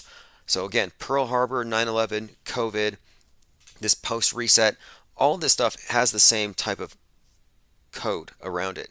So here you have an event. Again, listen to the code here. So we're talking about in the Bronx. So you already have New York. Twin Parks. And it was the Twin Parks Northwest. So the twin, as in Twin Towers, it's a callback. 19 stories, 19 dead, 9. Now these numbers changed after. They might have counted the death toll down, but my point being, when it's initially reported, and this was the 2022 Bronx fire. Now, the thing was caused by what? So we have this mini 9/11, a lot of callbacks to 9/11, but what was the cause? And by the way, it was at 333 East 181 Street. And if you look at the thing itself, the fire truck, we actually had a reporter go down there and examine this, and we have pictures, and I think it's 100% a psyop. There's no reason to think anybody actually died. And that's how I can be so flippant about it. I don't trust the news because I know they lie. The narrative here, I can't breathe. Now, the reason I can't breathe was the main meme pushed in 2020. It wasn't just George Floyd, I can't breathe because Western chauvinism, police oppression, but now it's I can't breathe because climate change. I can't breathe because the pandemic. I can't breathe was a reoccurring theme. Happens to be an anagram for a better China. Think about that and the significance of the war of space commies versus space capitalism. A better China. A better China, to me, suggests this communist revolution. We can't breathe with this American system, with this private property supporting system of capitalism, and we can't breathe because it's destroying the atmosphere, global warming, etc. So they have this way of reintroducing the same themes. Even Astroworld, people were chanting, I can't breathe, if you remember, because there were too many people. That's the subtext to that psyop. Too many people in the world. So in Astroworld, you had too many people, they were chanting, I can't breathe. And the survivors, the victims, they're getting legal help from the same guy that represented George Floyd's family, Benjamin Crumb. I can't breathe. Give me a break. But this is a reoccurring theme, and it's telling us that the world can't breathe overpopulation. We've got to change the way we're doing things. We've got to go with the reset. So there's one more tie-in here. that the reporter, the IPR reporter pointed this out to me, that you had fire engine number 42, which is, he believed, he said, hey, 42 is probably a reference to Washington State. Moreover, Twin Parks Northwest. Maybe that's a reference to the Northwest, that we're going to have another Twin Tower, another 9/11 in the Northwest, possibly in Washington. So I'm like, that connects pretty well. And then what's more, the fires were started by space heaters. So to think of this theme of global warming, of space war heating up, of China and Russia teaming up against America. So space heaters. Well, the thing about space heaters is, not only are these said to be the cause of this recent fire, and they look like CubeSats with lasers, like the type that Elon Musk is putting up there. But anyway, I think it's all a suggestion of the coming space war. But what's even more is, of course, space heaters are now being said to be a symptom of poverty. That if you're too poor to actually be able to look, symbols of inequity. Deadly Bronx Fire, this is from NBC News, puts a focus on space heaters, which they see as, quote, symbols of inequity. So like capitalism, it oppresses the poor, how climate change disproportionately affects the poor. Well, here's another example. We have space heaters killing people who are poor. And again, it's the system that puts them in the position of having to use this. And they can also say, well, our weather's more extreme because of course, capitalism. And I believe even right now as we speak on the East Coast, I think they just got hit with a major snowstorm. And I think 200,000 people have their power out right now as we speak. So you can bet, yeah, winter storms hit the East Coast, causing power outages and flight cancellations, 200,000 without power. You can bet they're going to blame this on capitalism, climate change, on you not recycling or whatever. So it's like the angry volcano god. You're not making the necessary sacrifices. This is the version of, this is like the flood. Your wickedness, you brought about the flood. You're not listening to Noah. Not Noah from the Bible, but the National Atmospheric Oceanic Administration.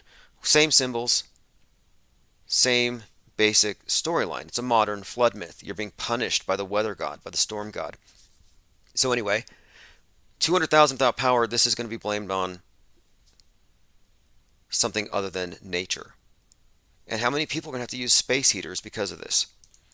But again, I think the whole space heater narrative is foreshadowing that space wars is coming. Russia and China, they're going to create a better China for all of us so that we can all breathe again. And it's going to involve Russia and China teaming up, initiating space wars, and it's probably going to start by, I don't know, maybe some kind of attack targeting the Northwest. I think you can extrapolate all of that from the information given, from the headlines and the stories. All very highly choreographed, a bunch of crisis actors. One of the actors at the scene said, it's like something you'd see in a movie. Okay, let me see, I'm going through some comments. Hike Neuter says it's too cold in space. Oh yeah, exactly. You know, I was watching this Chief Crow and the Flat Earthworms live stream the other night, on Saturday night, and he was in what looked to be a garage or something, playing music, a studio, but he had a parka on. It's like maybe he's in Antarctica, but it's because it was obviously so cold. And I'm like, do flat earthers not believe in space heaters? Anyway, I'll put a link here. I'm going to play a quick clip from this. It was really incredible. Chief Crow and the Flat Earthworm, we play a lot of his music, but a lot of what we play was from prior to, well, 2020, and then a lot of his 2020 stuff, which was extremely interesting and relevant, COVID-19, 84, Mask of the Beast. But what he played the other night was what he calls drone pop, throat singing psychedelia. Incredible, incredible sound, incredible music, awesome droney live performance. And I'll go ahead and play it now for about 30 seconds just to give you a heads up. And I'll put a link in the chat that if you're not subscribed to Chief Crow, you might miss some of these spontaneous live streams.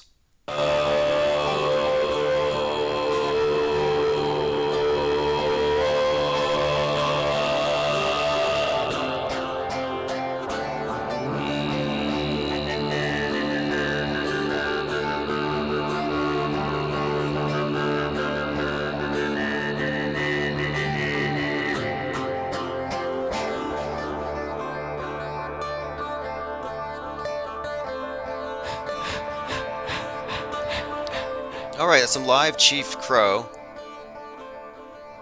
Incredible soundscape, 50 minutes, non-stop awesomeness. All right, let me go through comments. Someone says there's a new moon coming. Jimmy Crump says, I have a feeling aliens aren't far away. I don't think they are either. I think they're beneath your feet. I think when the aliens come out, it'll be like that movie Tremors, where these big toothy whale-like things that burrowed beneath the ground would just scoop you up, or just they'd come out of the ground. Just they had tentacles too, I believe. But yeah, my point is, I think if there are aliens, they're subterranean. So no, they're actually within a couple of miles at all times. Shannon Jones says, in space, no one can hear you scream. They say that, but I saw a video on the moon where one of the astronauts, N-O-T, or actor-nauts, was hammering a nail or a spike, and I remember thinking, wait, I'm hearing that, and it's in space, and I think it was a glitch. Maybe they just, special effects guy didn't account for that, but I'll find that clip. But anyway, I think they might have goofed there. All right, today's 1/17/2022. We're about a week away from some significant military drills in North Carolina. They're going to simulate going to war with conspiracy theorists and anti-vaxxers in 25 counties. So that should be interesting and entertaining. And you've been warned, if you're in North Carolina, that they're going to be using, I believe they're going to be using actual rounds or blanks, but it's going to sound like actual warfare. So simulated warfare. And look, this is why I bring this up. So they're doing simulated warfare in North Carolina from January 22nd to February. Well, late December, Space Force was doing simulations for warfare above, for our satellites being attacked. So I'm like, wait a minute here. They have movies about satellites falling, about stuff falling from the sky, Don't Look Up, and then we have a big asteroid that rumbles Pennsylvania on New Year's. Meanwhile, Space Force is doing drills for the same thing. So I'm looking at this as, well, they're probably going to do something, because these drills are usually just rehearsals. And that's how I look at all of these things. If they're doing a drill, it's because they're putting everything into place so that they can pull off some psyop later. Okay, let's see here. Happy birthday, global warming. Climate change is 33. Yep, last June it turned 33. So look, this is the reason why I thought this might be significant again. So climate change, I think it replaced global warming, because global warming entered politics in June of '88. It says in June of '88, climate change celebrates its 33rd birthday. It was born. This June it was the 33rd birthday. So they had actually put out an article, global warming has begun. So this is 33 years. But before that, you had other things, like it's going to freeze, we're being overpopulated. And global warming had to change itself. It became climate change because it was too obvious that nothing was happening in the direction they said it was going. But I think it's important to note that if climate change is 33, then we would expect the culmination of all their prophecies to come true this year, would we not? For example, I called this Space Junk Armageddon Space Wars as kicking off 42 years after Skylab fell, and I was correct, because of the number 42 and how encoded this is with their entire metascript. Well, this 33, order out of chaos, is also a very consistent thing. So they bookend these things. They start something off, 33 years later, it comes into fruition. Remember, 9/11 happened in 2001, but when did it start? It actually started in '68. The construction of the towers to their destruction, that was a 33-year ritual. 911 became an emergency number in the United States in 1968 as well. But my point is, you had a 33-year creation to destruction cycle with the towers. And then 13 years later, they erect a new tower to replace them. Originally, it was going to be called the World Trade Center Phoenix. They opened it up on 113. 13 years later, think about that. 13 years after 9/11, at Ground Zero, they put up a new tower, opening it up on 113. And it looks like a big Vax needle. And the next iteration, the next major psyop, the next 9/11ing was 3/11 and 11/3, the election and the whole kraken and the schism that's created.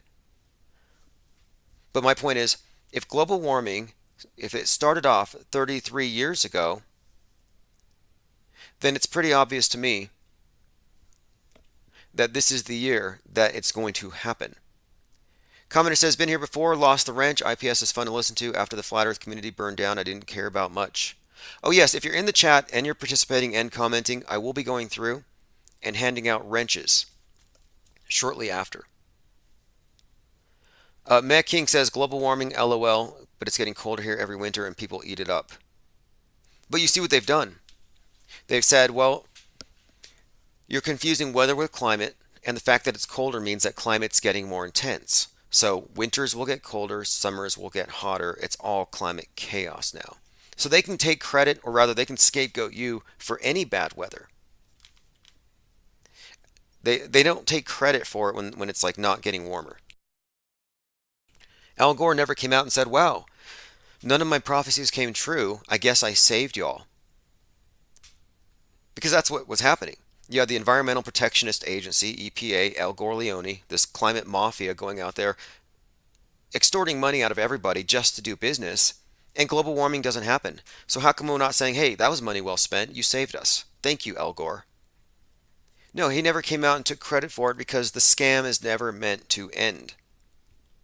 Now you might find this kind of interesting because Al Gore, savior, mankind, you might find this interesting that there is this conspiracy theory that Christopher Reeves is a death faker and that he was repurposed and brought back as Al Gore.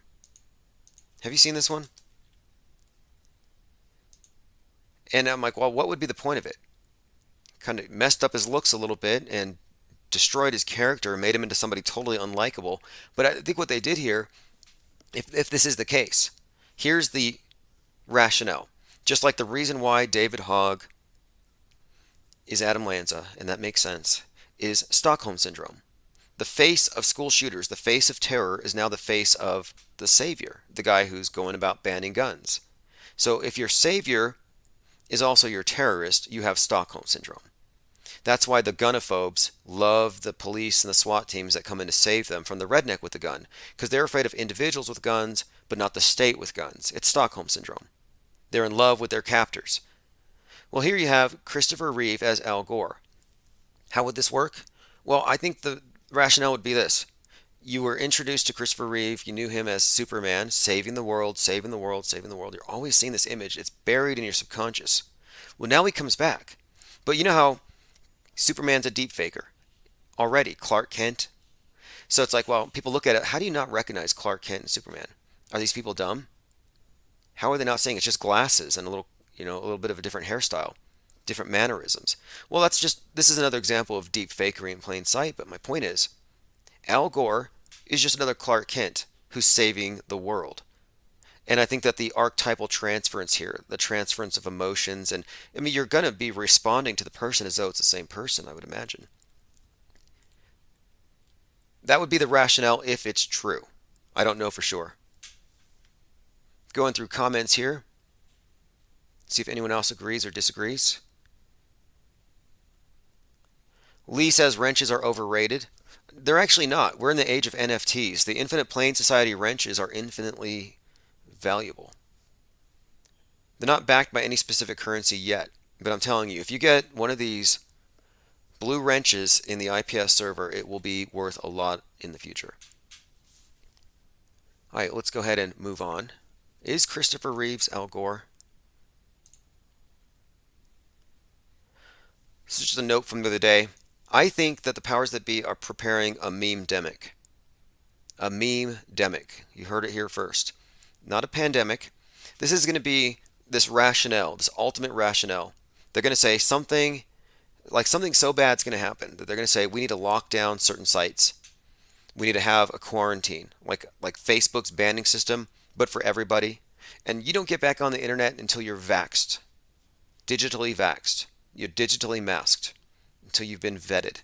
So just a heads up, I think that there's going to be a meme-demic, just like they did a trial run, and they succeeded. Think about this. There is a precedent for this. Christchurch.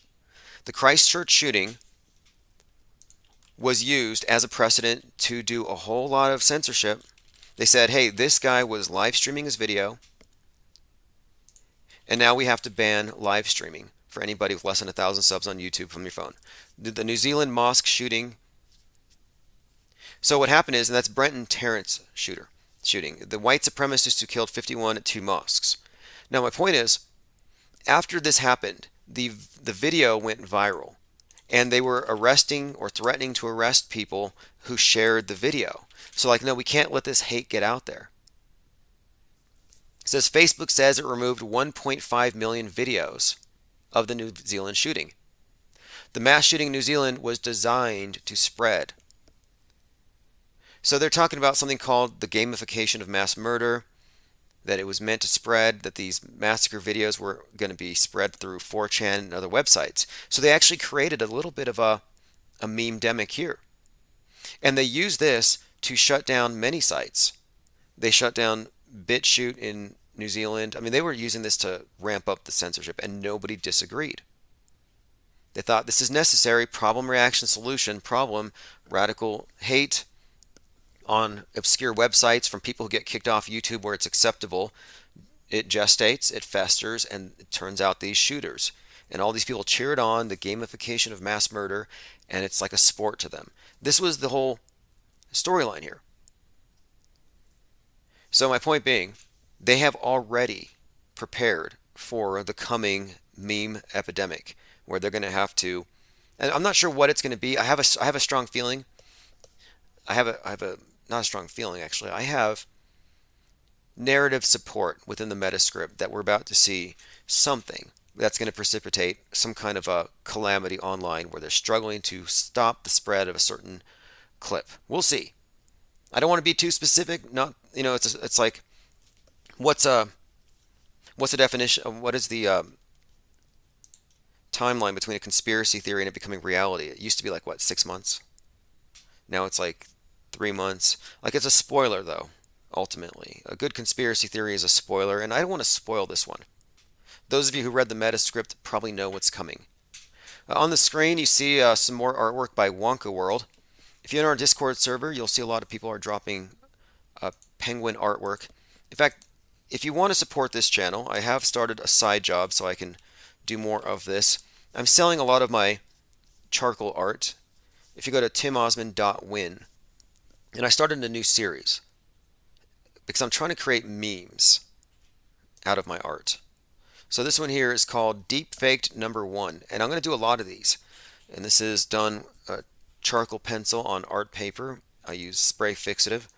You will receive it in a protective plastic sleeve and everything. And this one's called Adam Hogg. And I was talking about this earlier, how you have the savior and terrorist all rolled into one. Just a bowl cut away. But here you have it. Adam Hogg, and on the left you see Hogg, on the right you see Adam. Same basic face. But I thought, if I do this type of artwork with charcoal and I cartoonize it a bit, it's going to be so much more difficult to censor. I'll probably even create an NFT out of this. But my point is, I'm starting a series.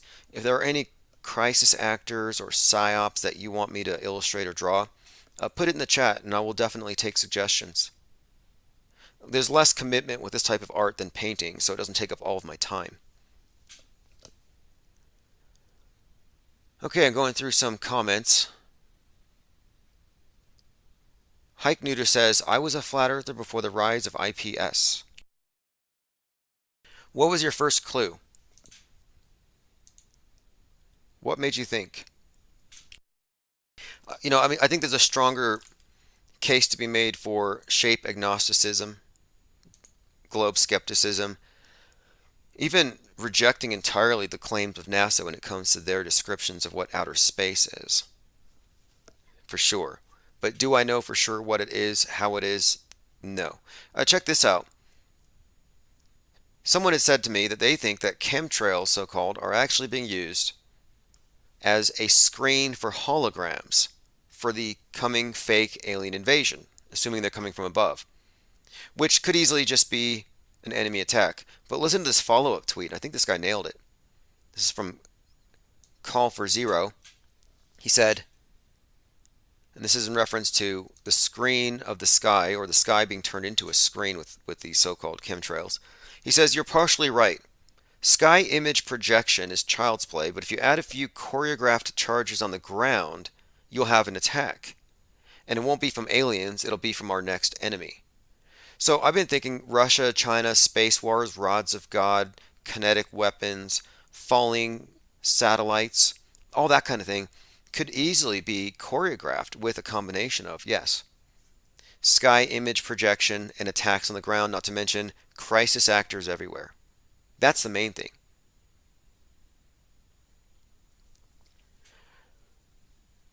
All right, let's go ahead and move on. Jessica White says that's a great idea. Well, you know what? I've been attempting to supplement the site here, the ability to finance it, with subscriptions. It's mostly there, but not quite. So I'm trying to supplement it with art sales. But selling art is really tricky today. It's always been tricky. It's probably never been easy. And I'm not on eBay anymore, which makes it very difficult because that's one of the few places where you have constant traffic. So my new angle is I'm going to create memes, censorable memes with art, and I'm going to basically highlight a lot of deep fakers.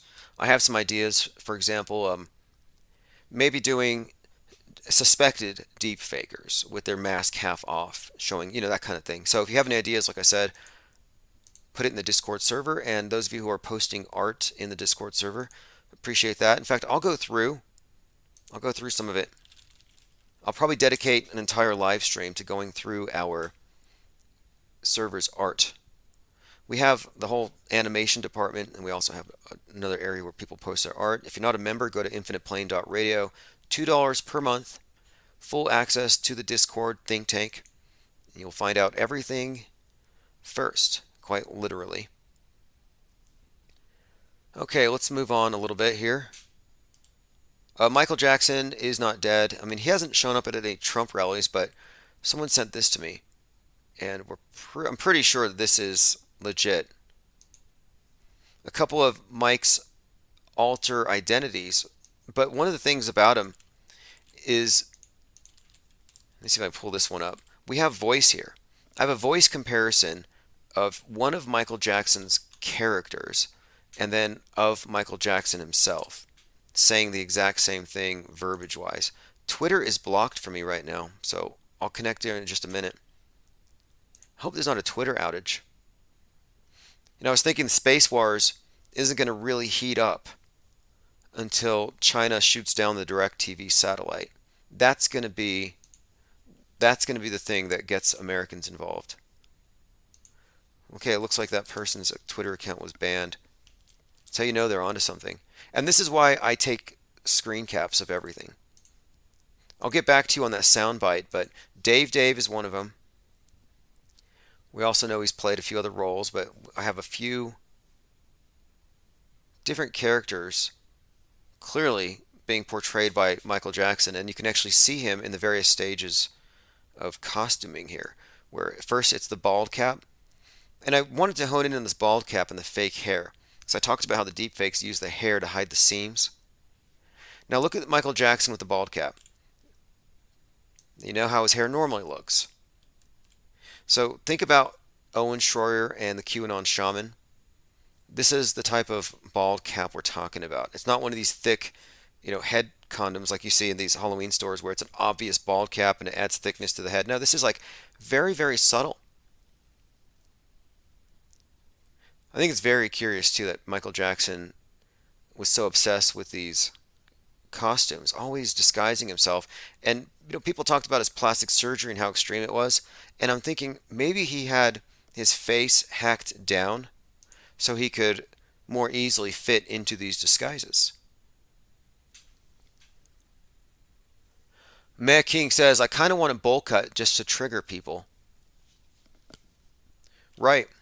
Well, the thing is, you'd be one of the boulders. It's like brothers, but they call them boulders. It's a dumb word. The ADL probably made it up. They claim that the bowl cut is a hate symbol. Here's the actual ADL website. The Bowl Cut, or the Dylan Roof, says that the Bowl Gang, they call themselves Bowl Trash, the Bowl Waffen Division, and they're aiming for the final Bowlution. This is so dumb. I can't believe this. I don't believe this. I really don't. And then they have these memes that they say are glorifying Dylan Roof.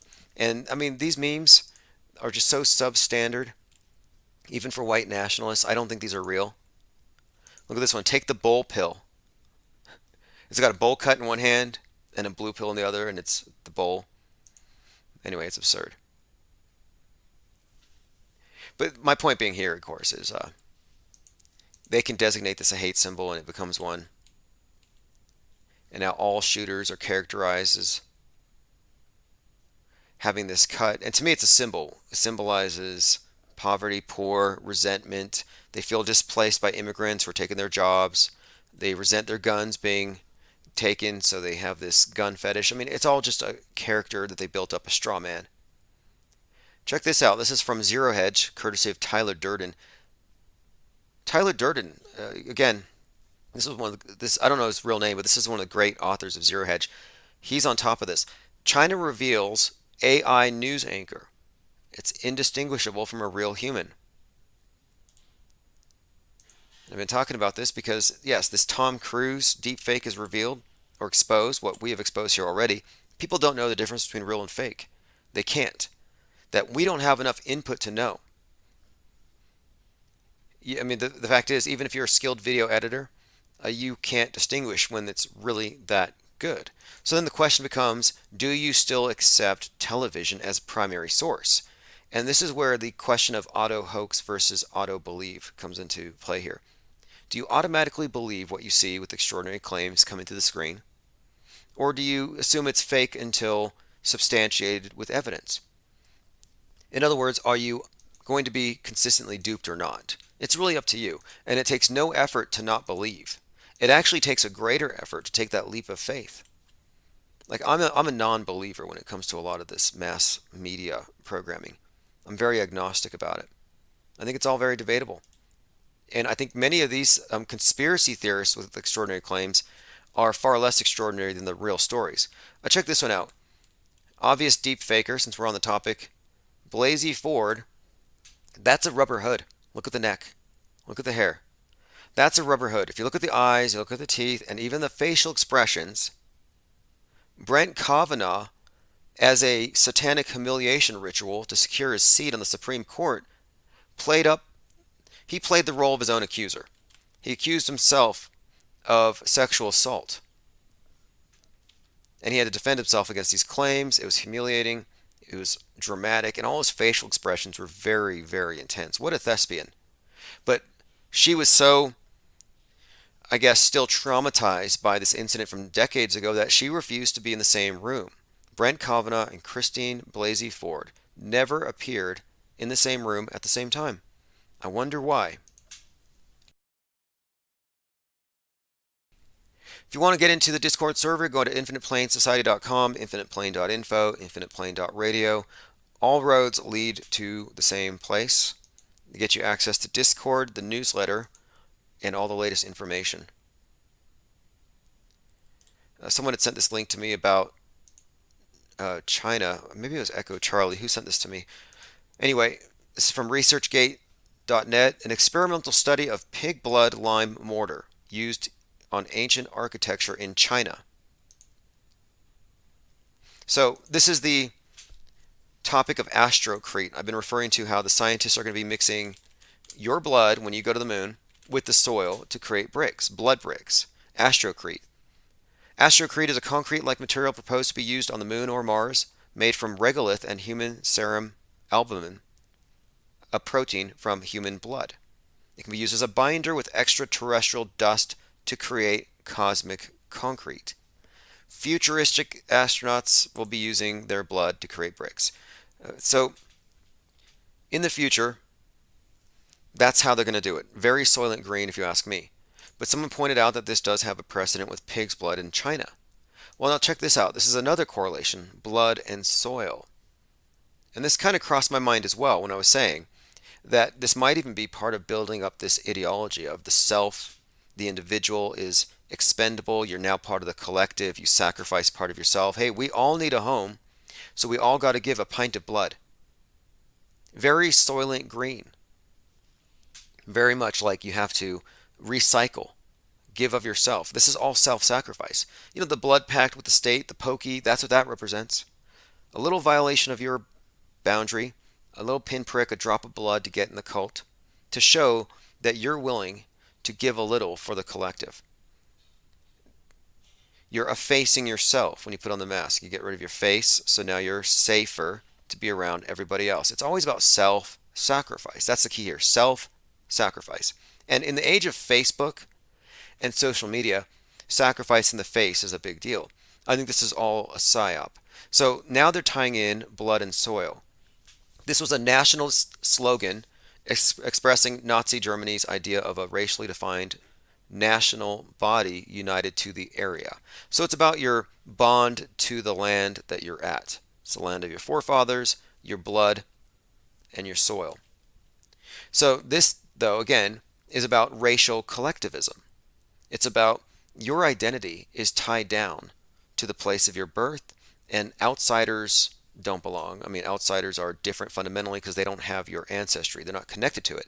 Well, I think this is part of the collectivist ethos that they're engineering into the American mind, so when they go into space, they will be fine in the space gulags. You know, it's space communism. They're engineering you to live as a collectivist. That's why they want to make an example out of the space cowboys like Bezos, Branson, and Musk. These are individuals, the richest individuals in the world, facilitated by our system that is built on allowing individuals to, quote, exploit others. I mean, that's their Marxist narrative, but they've applied it to outer space. That's the reason for the coming space wars, and that's why Russia and China are teaming up against NASA in the race to put a moon on the base on the moon. Yeah, a moon base, a communist moon base is in the works. All right, let's go ahead and continue. A few other things I wanted to go into. Novak, the tennis player, continues to make headlines. Again, the world stage actors, they always have names that reflect their purpose. A new QAnon conspiracy about clones and a governor. Yes, the true believers in MAGA believe that DeSantis has been replaced. So I was suggesting that it was the same actor that was playing Trump, wearing like a rubber hood. And I'm thinking here, someone might be onto this, but he thinks it's a clone. And I think clones, the theory of clones, conspiracy theories like Dave Chappelle is a clone, I think it's absurd. I think you're more likely dealing with body doubles or rubber masks, rubber people. Clones, I don't really think that there's any kind of basis for what they're describing. But a rubber mask would explain it away. Take a listen. And California, Arizona, Pennsylvania, Georgia, and Wisconsin. Yeah, they all those states. Yeah. But we just need one. Yeah. And he won the election. Yeah. Well, and Newsom's a clone. Okay, they just took him out. He's a puppet for the left. Oh, Newsom's a clone. I thought this was Governor DeSantis. He said Governor Newsom's a clone. Okay, so he was taken out by the deep state. That's one of their themes. They're saying, oh, they've been replaced. Well, again, I don't think clones exist. Now, I do think there is something about Governor Newsom, though. So take a look at the face of Governor Newsom. I know if you haven't eaten breakfast yet, you may not want to. It's kind of earlier here. Okay, there you have Governor Newsom. Now look at Ron Goldman. Ron Goldman was supposedly killed by the recently freed OJ, Free the Juice. So here's not Governor Newsom when he's young. This is actually Ron Goldman. Again, this guy was supposedly killed by O.J. Simpson. Now again, just do a quick side-by-side for yourself. Tell me that Ron Goldman isn't Governor Newsom in a previous role. A previous made-for-TV role. I mean, isn't that what politics is? It's just show business for people who couldn't make it. You know, I call them the GAGs, the Government Actors Guild.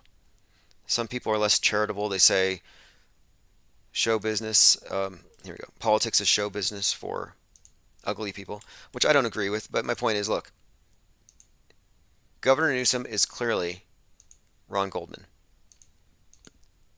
Prove me wrong. Truman B3000 says a lot of deep fakes on Netflix reality shows. Yeah, no doubt. You know, Netflix, Propaganda Central, that is pretty much church. That is the altar of the NWO de facto state church. And the co-founder and one of the first CEOs of Netflix is the great nephew of Edward Bernays, the progenitor of public relations, the science and art of manipulating the mass mind with media. Joined by Pete Shea. He says, it's been a while. Good to hear Tim Win live. Yeah, join us pretty much every day at this time, and also in the evenings we'll be taking calls. Anything I don't get to now, we will get to later. Anything I bring up now that piques your interest, definitely mention later. Again, I think it is likely. I think it is likely that MLK is a death faker. I guess today's the day to talk about that one. MLK is definitely Don King, or rather Don King is Martin Luther King. Again, the name means everything. Don is another way of referencing a king, like a mafia don, a leader, the head. But now here you have a classic example of how you would do a deepfake. You reverse everything. You change everything about their character. If they're bald, you give them long hair. If they're reserved, you make them boisterous. So here we have... So today is Martin Luther King Day, so I figured I might as well expose him.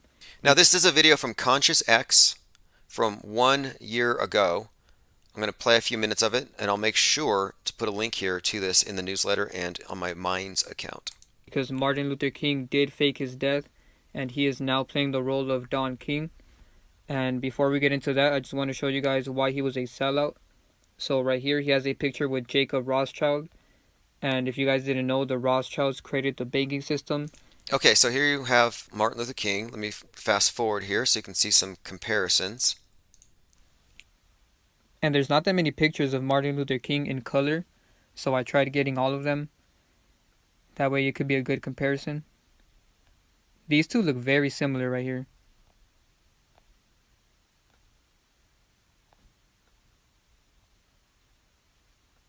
Don King has like this crazy hairstyle. That way it can throw you off. Yep, that's the classic CIA technique. They throw you off by reversing expectations. They always have to do something to try to throw you off. You know, look at this, you guys. Like, what is this right here? You know, they always do this crazy type of thing to just throw you guys off. You know, nobody would expect Martin Luther. Anyway, this is Conscious X. Very, very compelling. And you know what's kind of interesting is there was they said it was a Karen. So you have a lady in a crowd who sees Don King, and I believe this was last year. She sees him out in public.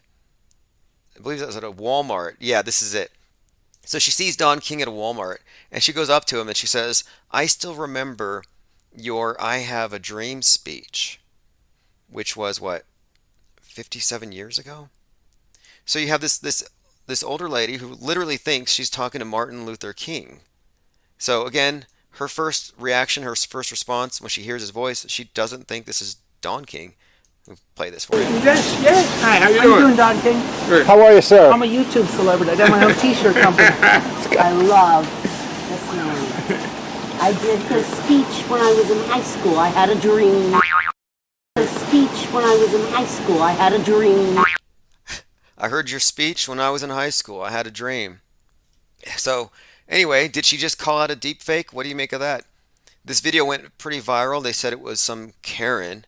But no, I think maybe she legitimately thought they had a physical resemblance, which is objectively true, according to Conscious X and many of these photos. Interesting. Let me play that little clip one more time. Speech when I was in high school. I had a dream. All right. Interesting. Then we have Tupac in disguise at the Trump rally. We have Bob Saget predicting his own death, who said, quote, this is a direct quote, "I don't have long to live. I'm going to be found dead in bed." He said that last October. If you missed that clip, you can find it just at the beginning of this live stream. I play it, but I have a link. And so it's kind of subtle, and I had trouble finding it earlier in the live stream, but I have it marked at the right timestamp. Again, Bob Saget literally predicts his own death. Okay, we'll go through a few other links here. Like again, we're going to probably be back tonight to take calls, and we'll fill in any of the blanks here. Let me take another look through the chat, see if I've missed anything. Clockwork says Conscious X has some interesting work. Charles says Newsom was gone, nowhere to be found for like 2 weeks with no explanation. He missed the big climate summit. Wow. Maybe OJ found him. OJ was free. A lot of stabby stuff going around. I want to check out the new Scream movie, by the way, and see if there's anything there, predictive programming wise, because remember Halloween came out with the knife guy, Michael Myers. Same archetype, same Saturnian archetype. Guy in black with a scythe or a knife and a skull-like visage. But the interesting thing is the knife man in the Halloween Kills, Michael Myers, uses the face of William Shatner, who was the Rocket Man this year. And another interesting thing, 42 years prior, he sang the song Rocket Man at the Saturn Club. 42 years prior, Halloween came out. The connection there, Halloween, Rocket Man, Knife Man. Well, in Wicca, the high priest is the knife man. The knife is the god symbol. The chalice is the goddess symbol. The rocket is an analogous symbol if you look at the iconography. So the rocket man, the knife man, same phallic symbol. So the idea that William Shatner went to space, and he jokingly said to Anderson Cooper, he jokingly said he was going to, quote, inseminate outer space. Does that make any sense? I know.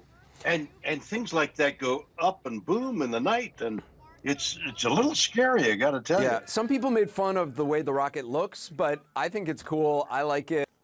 Well, no, there's nothing to be, nothing to make fun of. We're inseminating the space program. That is. No, it doesn't. Well, the idea here is we're looking at a fertility rite.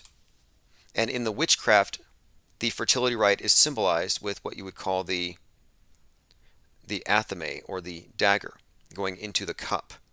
I'm actually going to play a clip here. This is Anderson Cooper's one-on-one with William Shatner. And having explained what I just explained, their little inside joke here will make a little bit more sense. Well, no, there's nothing to be, nothing to make fun of. We're inseminating the space program. That is. William Shatner, Anderson Cooper, I just found this post here. Joke about inseminating the space program. The New York Post actually covered this. It kind of took me back there for a moment. They literally caught on to this. So, does this make any sense? Yeah, William Cooper was definitely against the whole. He exposed the space program had Masonic symbolism. I think he was the one who actually pointed out the code or the cipher that comes out when you look at the names of the different space shuttles. The Columbian Endeavor to discover Atlantis, Challenger will be destroyed. Now take a look at this though. Johnny Chain says, in space no one can hear you moan. Oh, you got to hear the William Shatner in space moaning videos. William Shatner, Anderson Cooper joke about inseminating space program. So does this make any sense? Now it says here, in a laughter-filled interview, they discussed the long cylindrical shape of the vehicle, and Shatner said, there's nothing to make fun of with the shape. We're inseminating the space program. Now again, this is one of these things that wouldn't make any sense if you didn't know that you're actually talking about the phallic symbol that represents the earth god, who is going to inseminate the sky goddess. And this is part of their nightly conjugal visit where they give birth to the sun god. This is Mystery Babylon. This is a ritual. So my point being, William Shatner is the rocket man to go inseminate space. Now again, space is heaven, it's Isis, it's the goddess. That's what his role is. So then you can add on to that he's also the knife man as the face of Halloween Kills, Michael Myers. Now Michael Myers, Halloween Kills, knife man, same symbolic role. The knife and the chalice represents the conjugal visit of the sun and the moon, the god and the goddess, earth god, sky goddess, same thing, same story. So again, we're just looking at people who are probably, I would say, in the know. What? I never. Anyway, these two, I don't know if I want to listen to the audio. I'm going to find it later perhaps, but not a big deal. Just the fact that the New York Times honed in on that should tell you something. We're looking at the creation of a structured narrative, storytelling. What a bizarre thing to say. Just saying. Like, if you didn't have this proper context, would it make any sense to you? And then again, if you listen, let's go and play this, since we're on the topic. William Shatner in space. Having all of that, having heard all of that, now, when you hear this, it'll make a bit more sense.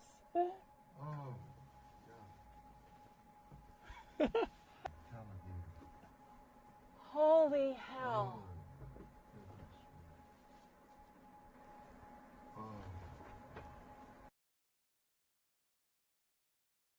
To you. Like, I mean, he's a great actor. He's actually he is one of the finest actors. In fact, now there used to be this debate we had a poll, who's the better actor, who's the better astronaut? Neil Armstrong or Buzz Aldrin or William Shatner? And we decided that the guys who went to the moon were better actors because they have to stay in character for decades and decades. Whereas Shatner would be the better astronaut since he has spent more time in simulated space environments. He's actually been around a bit more. But now I think you could make the case that Shatner is both the better actor and the better astronaut. Alright, this is Shatner in space. Rocket Man. Holy hell. Knife Man. Inseminating space. Whatever that means. From atop Dr. Evil's Dong rocket. And yet, Dr. Evil's rocket looks exactly like Bezos' rocket. Another non-coincidence. So many non-coincidences. Okay, so we covered a lot of deepfake stuff, predictive programming, people calling out their deaths in advance, like Bob Saget. Twice, I would say. Twice. Bob Saget effectively called out his death. So yeah, the burden of proof has to be shifted if you don't want to be an auto-believing dupe and fool who doesn't know the difference between real and fake. As admitted by the media today, people don't know because you can't tell. It's not your fault. It's not about being smart or aware. It's about the fact that the technology is so good that it fools the senses, that we are in the metaverse already. You don't even need the Oculus thing on your head. You don't need to tape your phone to your head to be in the metaverse. You're already kind of in it because we live through other people who are all immersed in it. We live in a global, so-called global doomsday cult. And people believe in things that are essentially superstitions, but they're dressed up in science, and they outnumber the non-believers. Anyway, this is Auto Hoax or GTFO by Chief Crow. I'll catch up with you all tonight. We'll take calls.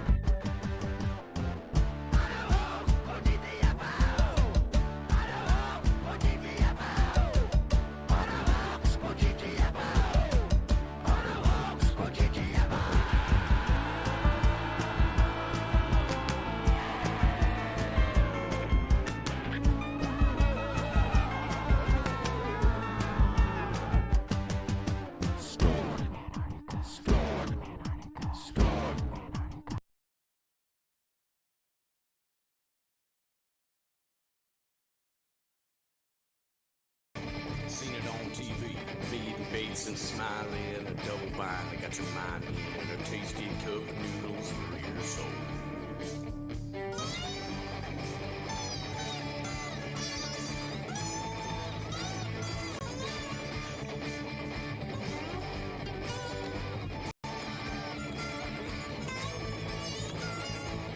Take a look at South America, and that's what made me realize, whoa, South America's like 1,000 miles over. And again, it moves more after that. It's even further than 1,000 miles. And I'm just guessing, it's guessing way over to the right, way over to the east. And, when Okay, you're listening to One Eye Jack and the Shells, Ed McMahon. Absolutely. I'm going to talk about flip-flops as well. Well, what will you do when you find out you don't exist? You've been faked out. No gold notches, no box of chocolates in this neighborhood. Well, I was there, man. I ate the Fruit Loops. I seen that movie with Tom Cruise. Okay. I think we're on, and yeah, interview with the vampire, not interview with a vampire. Really mind-shattering stuff here, the Mandela effect. Thanks everyone for joining, assuming I'm not alone here. Had some gremlins, and we're not sure if it's going, but we're just going to proceed as if. So if you're there, say hello. I'll hand out wrenches here shortly. We started off with that song by One-Eye Jack and the Murder Hornets. Some people remember One-Eye Jack and the Shells, which is in fact a Mandela effect itself. But the reason why I'm starting with that song today is Meatloaf supposedly died, and the name itself, Meatloaf, is something of a Mandela effect.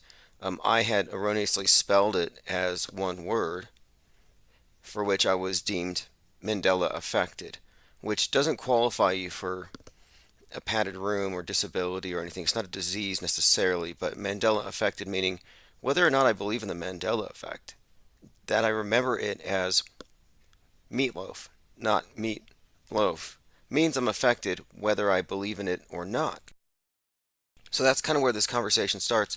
So Brian Staveley, really one of the head disseminators of the Mandela effect theory, he came out and he said that I was in denial of my affectedness, that the Mandelas got me. So I got a case of the Mandelas, but they don't want to accept me into their club because I'm in denial about it. I thought it was just a misspelling. So anyway, strangely enough, Brian S. Staveley had a live stream today. Meatloaf is not dead. And if you notice, he spelled it as one word. Now, he didn't forget to hit a space because the L is lowercase. He had no intention of making that into two words. So why is the head Mandela effect pusher, who's pushed it on me on account of my use of meatloaf rather than meat loaf, why is he using it this way? Is he Mandela affected? Apparently. Or he's a massive hypocrite. Or maybe this isn't a Mandela effect. So we looked a little deeper into this thing, and it turns out that Meatloaf himself has actually taken note of people getting his name wrong, and he called them idiots. He said that the name is Meat, last name is Loaf. People chant meat, meat when he shows up at places. So it's not something that people would get wrong. Anyway, a few other things about him here before we get into that. Well, Meatloaf had this video I was watching where he gave this long explanation of where he was on the day that JFK was assassinated, quote unquote. He was with Mike Huckabee on Mike Huckabee's TV show, and he told this long story about how he was there, he saw blood on the car. So just to give you a heads up, you're dealing with a major world stage actor. And also he had COVID, and he had recently been fighting against COVID restrictions and lockdowns. So it's another one of those. But anyway, here's what Meatloaf himself actually said about people misspelling his name. So my point is, it can't be a Mandela effect. Look at this one. Michael says, I thought Meatloaf died already. That's how Mandela effects got started. It's going to be the Meatloaf effect. Like the Pope Della effect. The Pope died on Christmas to people who read the news in the morning before the corrections came out. So there's a whole contingent of people out there mourning the Pope. And when they find out he's alive, it's going to shock them. Meatloaf complained about people spelling his name as one word. Quote, if you do that, you gotta be a moron. Okay, now let's go back to Brian Staveley's post, where Brian Staveley spelled it with one word, meatloaf, no intention of splitting it in two as evidenced by the lowercase l. So again, I guess that would apply to Staveley, just saying. Meatloaf visits musical bat out of hell. Okay, so there's some metascript I wanted to get into here. But basically it says this. When I see people spelling my name with one word, I want to slap and choke them. If you do that, you got to be a moron. It's on every poster, every album, on every ticket as two words. If you spell it as one, you are a moron. Bottom line. So that just came out 19 hours ago. So again, me and Stavely have been beefing about Meatloaf for a little while here because again, he tried to drag me into his cult, his cult of people who routinely misspell things but don't want to take responsibility for their own mistakes, so they blame it on the universe and they say, I didn't make an error here. The universe changed. That's actually their claim. It's not my claim. So again, the singer said, I want to slap and choke people like Brian Stavely. So what is this? It's not a Mandela effect if Meatloaf called it out. So it coexisted. Meatloaf, one word, two words, coexists. So again, you make of it what you will. Makes me think that this is, again, another example of why this whole thing is something of a psyop. 5 minutes says live, finally. Yes, I've actually been very productive. I would rather be here, but I've been working on darkmatter.radio. I suggest you check it out over the weekend. We're bringing in some new paranormal hosts. I'm going to have a regular schedule. I'll have an actual time slot that you can depend upon twice per day, mornings and evenings, as I have been. But what we're trying to do, what we're accomplishing here is back-to-back live shows. So we have a pool of listeners in the chat hanging out, and of course a lot of cross-marketing, and bringing back some programs that we had, like last year, if you remember, John LeBon's Apostasy Show. In fact, on February the 6th, if you want to mark your calendar, I'm planning on a panel discussion I'll be attending with JLB and Fakeologist. But that's a couple weeks from now. I'll keep you abreast of all that. If you subscribe to the newsletter at infiniteplane.radio. Commenter says, Rip Louis Anderson. Well, yes, according to the world stage, we have people who are dying. And I have my own take on these things. In fact, let me go ahead and start with that. Bat out of Wuhan. And all the world's a simulation. So Meatloaf was reported dead of COVID-19 at the age of 74. And first thing I want to say is Russian Vids, the biblically illiterate Bible creationist flat earther, had better not be calling this a hoax. Because he's usually one of the first ones to call these things hoaxes. But his videos would lack any cohesive point without the use of Meatloaf lyricsy quotes in lieu of Bible verses. But anyway, we don't have enough information to conclude one way or the other, unless you know something we don't. So, celebrities dying of COVIDs is already highly suspect. So again, he died of COVID. That should tell you something. And then the other thing that stands out, 2022 is the year of Soylent Green. This is the metascript. This is the story. 2022, the year of, cannibalism. And there's a few things we can get into with this cannibalism angle.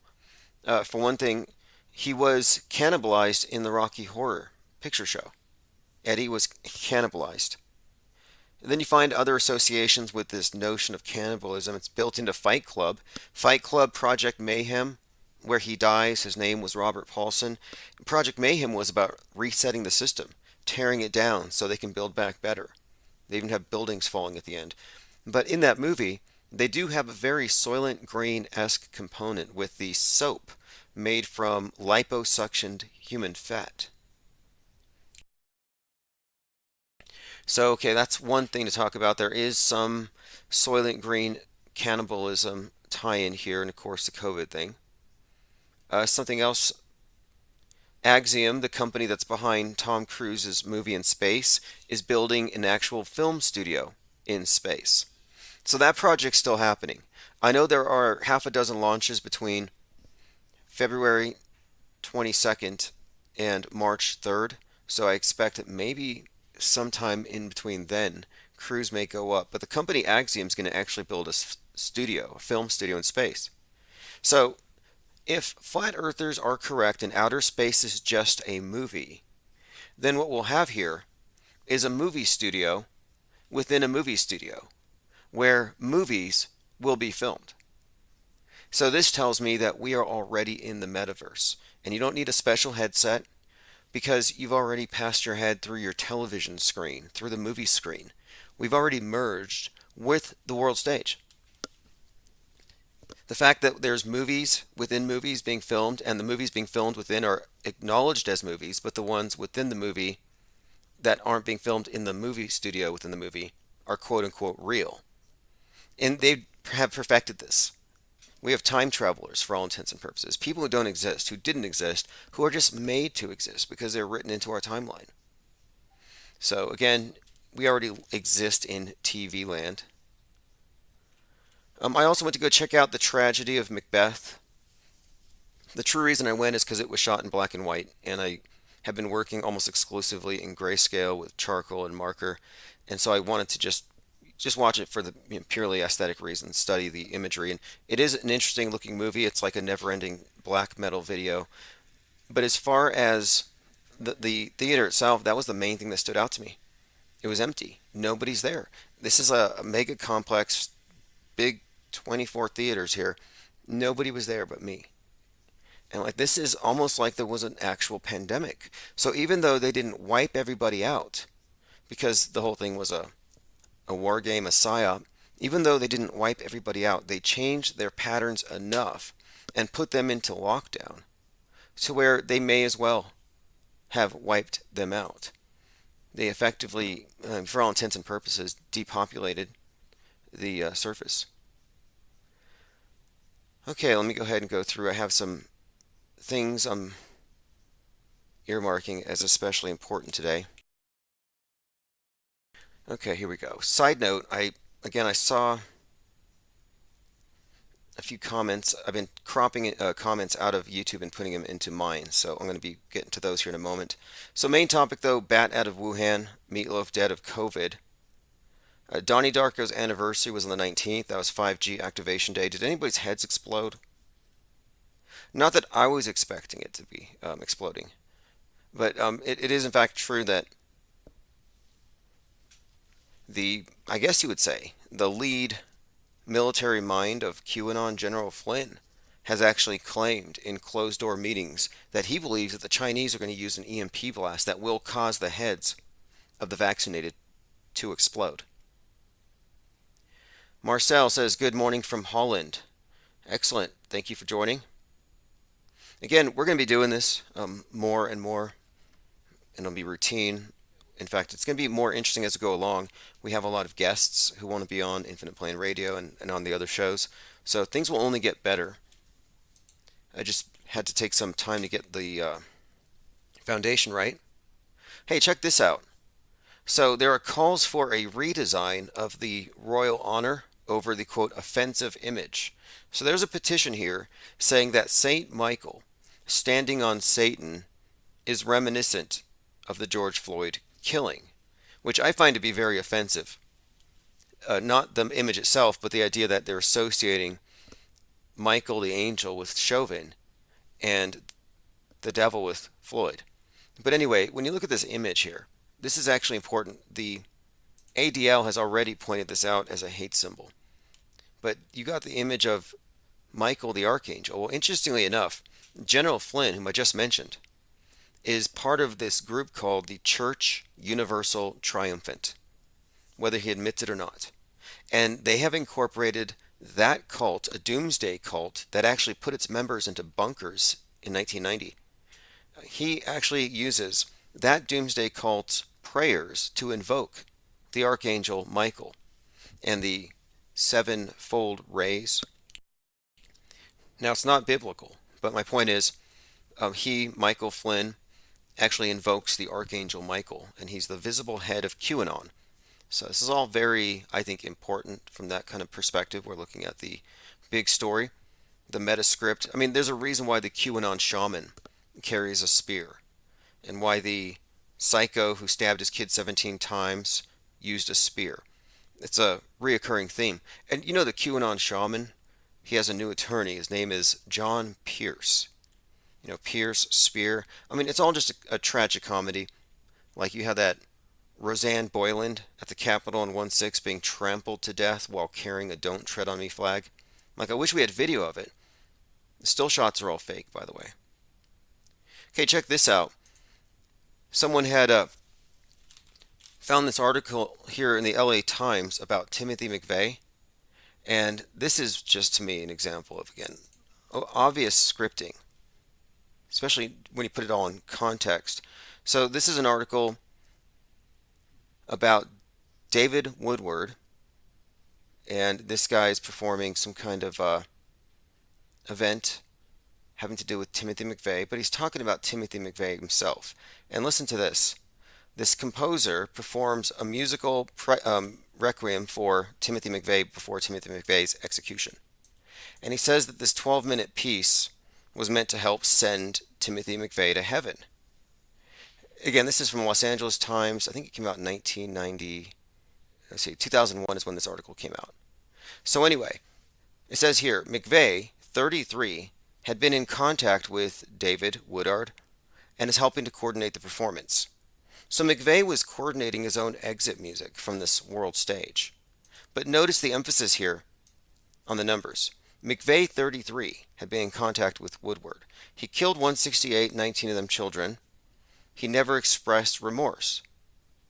Anyway, goes on here. This is the part that stood out to me at the very end.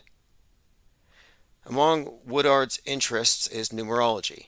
He points out the significance of the number 33 surrounding Timothy McVeigh.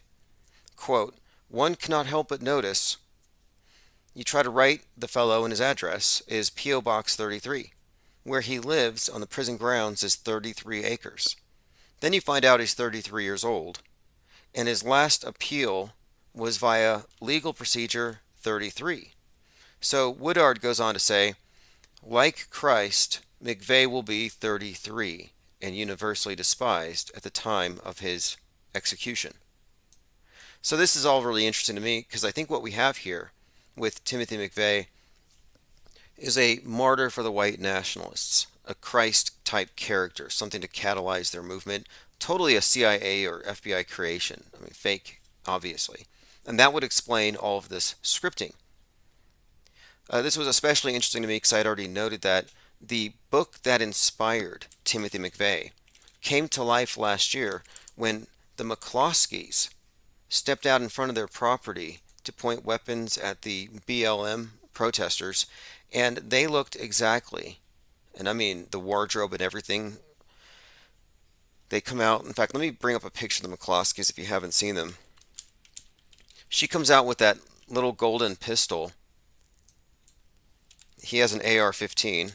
In the blue states, I guess they call those what? Assault rifle 15s. So here you have it. Miss McCloskey's the one in the Hamburglar shirt with a tiny little pistol. But anyway, these two are defending their mansion in an area surrounded by homelessness. You have people marching because there's this system that is obviously unfair, and they are the example of it. And look at these property owners ready to kill for their property. So this happens, and this is the same couple, by the way, that showed up at Kyle Rittenhouse's trial for the verdict. So I'm looking at them, and this is pointed out to me that if you look at the cover of the Turner Diaries, the cover art, it's basically them grown up. 42 years after the book was published. I think it came out in 1978. So anyway, this book was written by a guy who was born on 9/11. That's another thing that stands out about it. Here's the McCloskeys on the cover. Again, they obviously said, hey, match this picture. Even the way the guy's polo shirt is open, it's just like Mr. McCloskey. And of course the striped shirt, all this stands out. So the other thing is, okay, so the author of the book was born 9/11, 1933. Timothy McVeigh was 33 when he was executed on 6/11/01, which is also very interesting to me just because it's an upside down 9/11. But you can just see how 911, these numbers, are encoded into this entire strategy of creating some kind of a split, a schism in America in particular. So 9/11, for example, but then you can find 9/11 symbolism all over things, like Rodney King beaten for 119, 1 minute 19 seconds. They hit him 33 times. Like, you see these repeated numbers on the scripted events. Anyway, we'll get back to that, but that was pointed out to me that yes, he had some kind of exit song composed for him, and the composer was into numerology. Going through comments. Tyrone says, I may be a McCloskey. My great-grandfather made a fortune in St. Louis in the 90s in the soft drinks industry. Is that back when they still put cocaine in the Coke? Lean Dion says, all the knife, stab, jab stuff, and now there's a Scream movie out. Good correlation between the jab and the knife. Which now it makes sense. So if you correlate William Shatner going to space in the rocket as the Rocket Man, he's also the face of Michael Myers, the other stabby guy. Looks like the guy from the Scream, dressed in black, skull-like face or white visage, death face, death mask. And in the case of Michael Myers, it's William Shatner's face. So he's the Knife Man and the Rocket Man. And we've seen many correlations between rockets and the jab, the Space Needle and the Needle, between this entrance in the New Age through vaccination and then, of course, traveling to other worlds. There's been so many correlations. In fact, I pointed out how recently the Drudge Report had this image of the Earth surrounded by, outer space filled with COVIDs. This is a reoccurring theme. That's why the first time the space station was hit with space junk, it was in the arm, like it was being vaxxed. And it was on the mission called Celestial Immunity, where the astronauts on board are actually studying the effects of vaccinations in microgravity. So here they are poking each other in the space station, and the actual arm gets punctured. So it's a huge script, outer space, inner space. That's why the name of the first vaccine for COVID is actually called Sputnik. And it came out of Russia, courtesy of Putin, the same day that a Russian movie came out that was called Sputnik. Only that Sputnik was about a virus-born alien that takes over your body, lives in your esophagus, comes out in the night, and it basically shows itself to people in order to terrify them and harvest their fear. But the idea of this virus/alien invader in a movie called Sputnik, the day the vaccine called Sputnik comes out, these things are not coincidences at all. In fact, the very first UFO crash, Roswell, was in Corona Field. So here we have a lot of knifey and stabby stuff. And so about the time that William Shatner's in space and he does the Michael Myers thing, the Halloween Kills is out, you have the politician, Sir David Ames, getting stabbed 17 times, like that kid that was stabbed 17 times. Very interesting number there.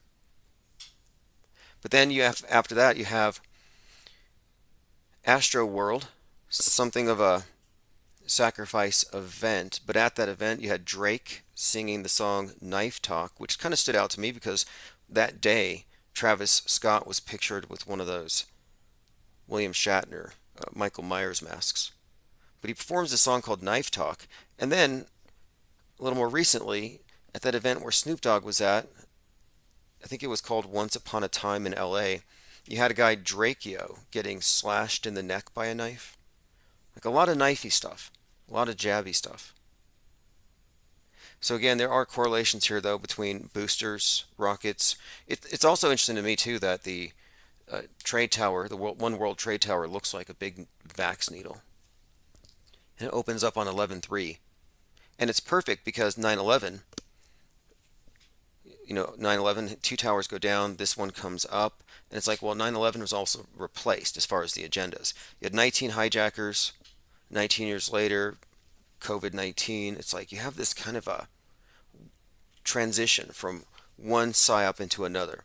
But they maintain the template, like they have all the main components. They just changed it. So the new universal terrorist isn't the Quran radicalized Islamic terrorist, but now it's either the QAnon radical domestic terrorist or it's the super spreader. Then you have the suicide bombers replaced by the incels, who have the same attitudes towards women, and they've even correlated the MAGA with the Taliban. They call them the MAGA ban. White Al-Qaeda, vanilla ISIS. You can see these direct one-to-one correlations. And they've just advanced the agenda, so post 9/11 they were able to pat you down to make sure you don't have a bomb in your underwear. Post 3/11, now they get to go even deeper and see what's in your blood. All right, let me see. Zaret says, like the Omicron sci-fi film. Oh, sure. In fact, There was a Futurama episode where you have these Omicron reptoids from Percy 8, these reptilian invaders. And at the time that Omicron's coming in, a piece of Russian space junk called Percy, same name, is, quote, invading the Earth. So you have these overlapping things that connect, mostly, I think, subconsciously. All right, let's see. Oh, Macron, France is dropping the mask. So is Bojo.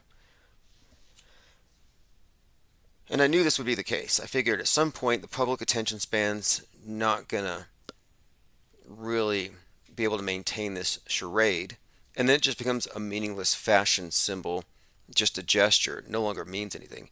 So I think they might be phasing in something else. I kind of stopped paying attention to it a while ago. I figured, okay, all these people are marching out there, but they're already moving on. But look at these high-profile deaths, making examples out of people. It's like Meatloaf's the latest one. The New York Times, son of Czech folk singer Hannah Horka, who deliberately exposed herself with the coronavirus. She's like, cough in my face. She said her death should be a warning to others who remain unvaccinated.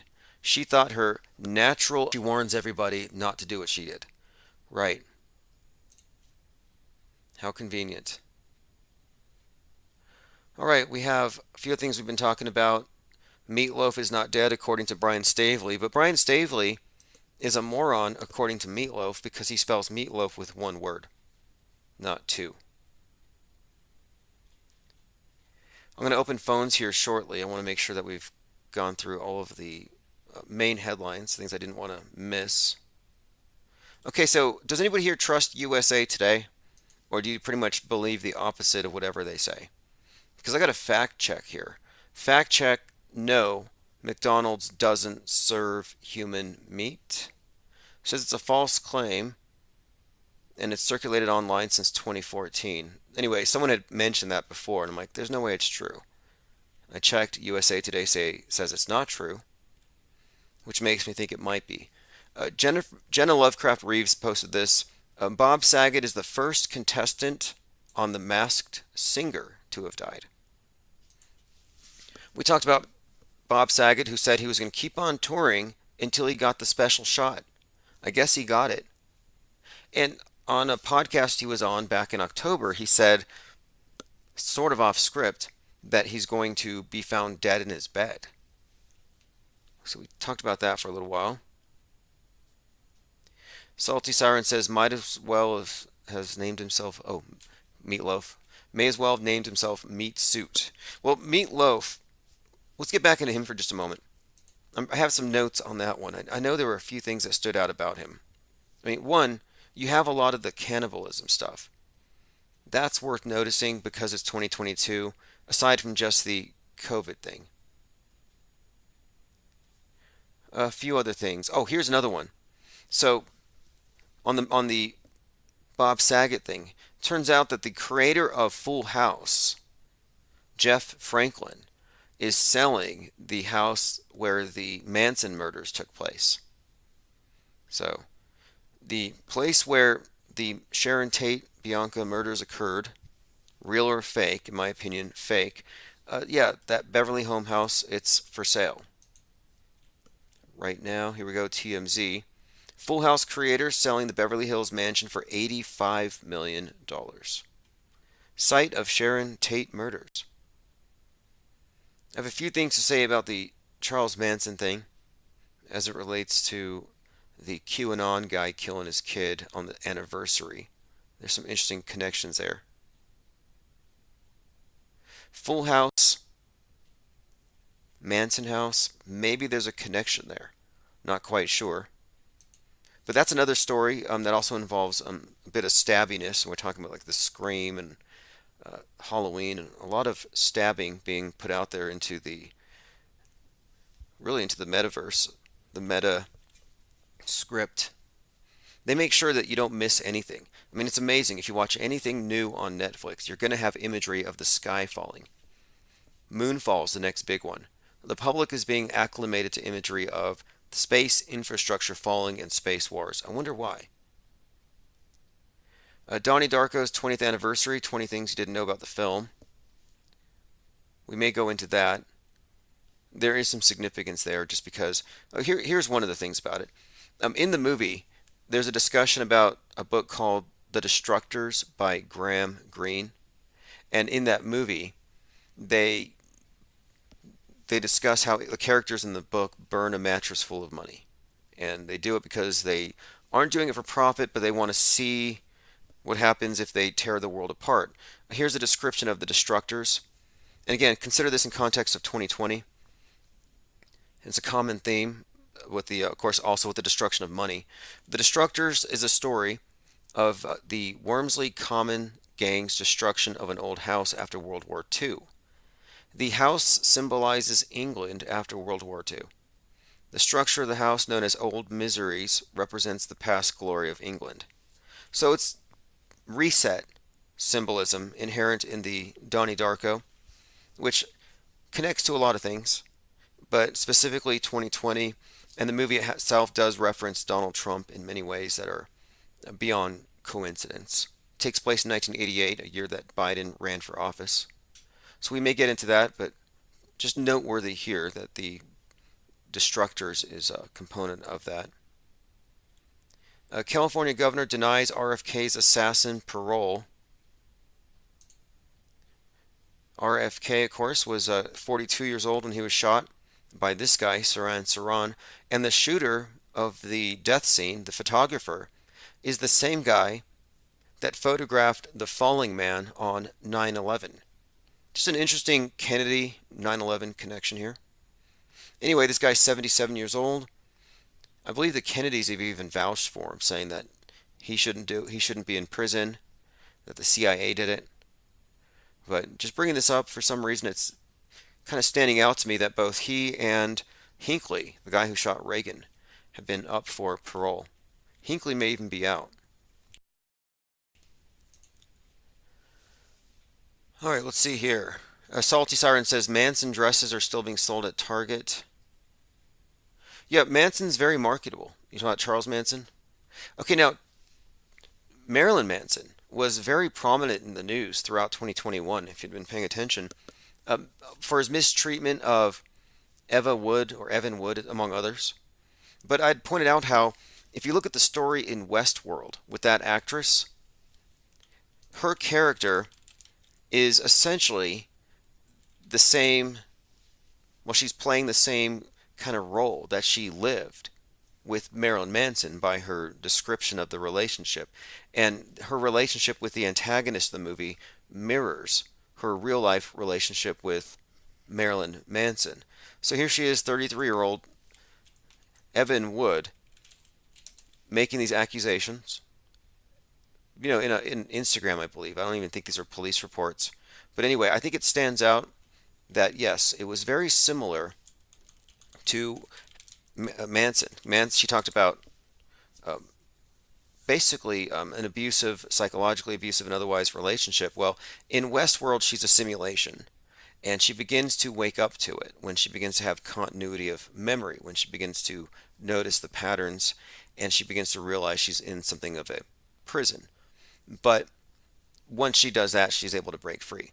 So what she was saying, though, in the news was that when she saw Marilyn Manson on that stage with Kanye West, it reminded her of all of this trauma. Now, it's kind of interesting because he was on stage with Kanye West, and the stage looked like the Westworld set with that church that Kanye had burned. So here she is seeing Marilyn Manson, and she's having these recollections of this abuse. I'm like, okay, this sounds exactly like this character in the movie. And of course, here he is, an older guy, significantly older than she was, dressed in black, very Saturnian. And in the movie Westworld, she's constantly confronting this man in black who's very much kind of a dark character, very Marilyn Manson-esque. No coincidences here. Again, Manson's in the news. And then we have, on the anniversary of the Manson killings, a slaughter out there in California in Santa Barbara, where the guy stabs his kid 17 times and he says, "Q sent me," which is a very similar rationale that the Manson killers had. Charles Manson sent me. They mirrored the story in many ways, but it was on this time it was a right-wing hippie. But you had Charles Manson, CM, this other guy, Matthew Coleman, MC. Very interesting how these two stories overlapped. But now here's another one. So the Tate house, the Tate Bianca murders. So it was Manson versus the LaBianca. That's the story. Tate LaBianca murders. You can look at the images of the house back then. But now today, you actually have Manson, Marilyn Manson, in court, and he's being sued by a woman named Bianco with an O. So just one letter off, A and O. Same name, Manson. So I'm like, okay, there's interesting connections between 1969 and 2021. These stories that mirror each other, and this Manson one has quite a lot of mirroring, especially when you get into the abuse, the specifics about Nazi knife sex, locking people up, etc. in his home. We'll probably do a more extended discussion on this later as the story unveils here. But anyway, Marilyn Manson, if you ask me, is a part of the PSYOP entertainment complex. So I'm not really inclined to believe these accusations. I think it's all scripted. Kind of like that guy, Blasey Ford and Kavanaugh. Yeah, I say the guy. It's one guy. This is all how I think they work. They operate. Sometimes they control both sides. So if you didn't know, Blasey Ford is Justice Kavanaugh in one of these masks that has the neck. There's virtually no difference if you look closely and you pay attention. My point being, it's some kind of satanic ritual humiliation, I guess, to get the job. All right, I'm going through some comments. All right, let's see. I'll open up phones here shortly as well. We have two different chat streams, so I want to make sure I don't miss anything. Adaptivia says, Bozo Boris. A. Garcia, I made it. The Abuser said, Meatloaf accurately predicted his own death. Oh, really? In an interview about Steinman, Meatloaf said, quote, I don't want to die this year because of Jim. John Steinman, who wrote and produced Meatloaf's record, Bad Outta Hell, died less than a year ago. Okay, let's take a look at this. And the bad thing, oh yeah, here you have it. Here you have it. RollingStone.com, Meatloaf remembers Jim Steinman. I don't want to die this year, but I may because of Jim. Okay. He definitely said that a few times. So that's very common with death fakers, is they always predict their own deaths. So, yes. More indication we're looking at some kind of a hoax here. I'll go ahead and put that on my Minds.com account. So if you go to Minds.com/Infinite Plane Society, you can get anything or everything that we talk about. I post it all there. Just raw material notes. Anything I find in Discord, all of the material, it goes there. It's uncensorable. It's a record to compare with the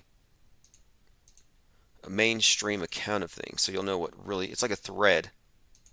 Because we're only hanging on to reality by a thread if you think about it. There aren't many people who are connected to it or are able to even see it because most people are looking through the lens. You're already in the metaverse. You don't need the Oculus. Your head's already through your TV screen. It's not your fault. It's nobody's fault. It's your responsibility to pull your head out of it. Amazon boss Jeff Bezos wants to be young forever. Well, he's not the Amazon boss. He stepped off on the 33rd day of the year. If you remember last year, he stepped down. It was the same day, I think. Was it the same day that Musk had that rocket come down and crash? But Bezos pursuing immortality, we'll get into that. Is that sustainable? Because I'll tell you, if you go by their logic and their rules, billionaires are not sustainable. Millionaires aren't. Small business is not sustainable if you take these greenies at their word. So Bezos wants to be young forever. Isn't it a little late for that? I can understand living forever, but... Okay, let's see here. Anything... These people are just such massive hypocrites.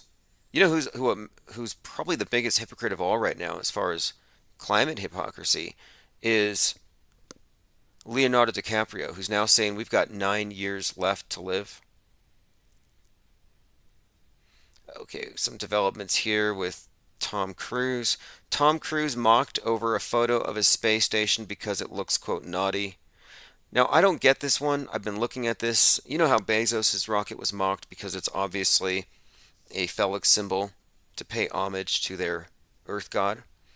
Well, here you have Tom Cruise's space station being mocked because it apparently looks like some kind of adult entertainment device.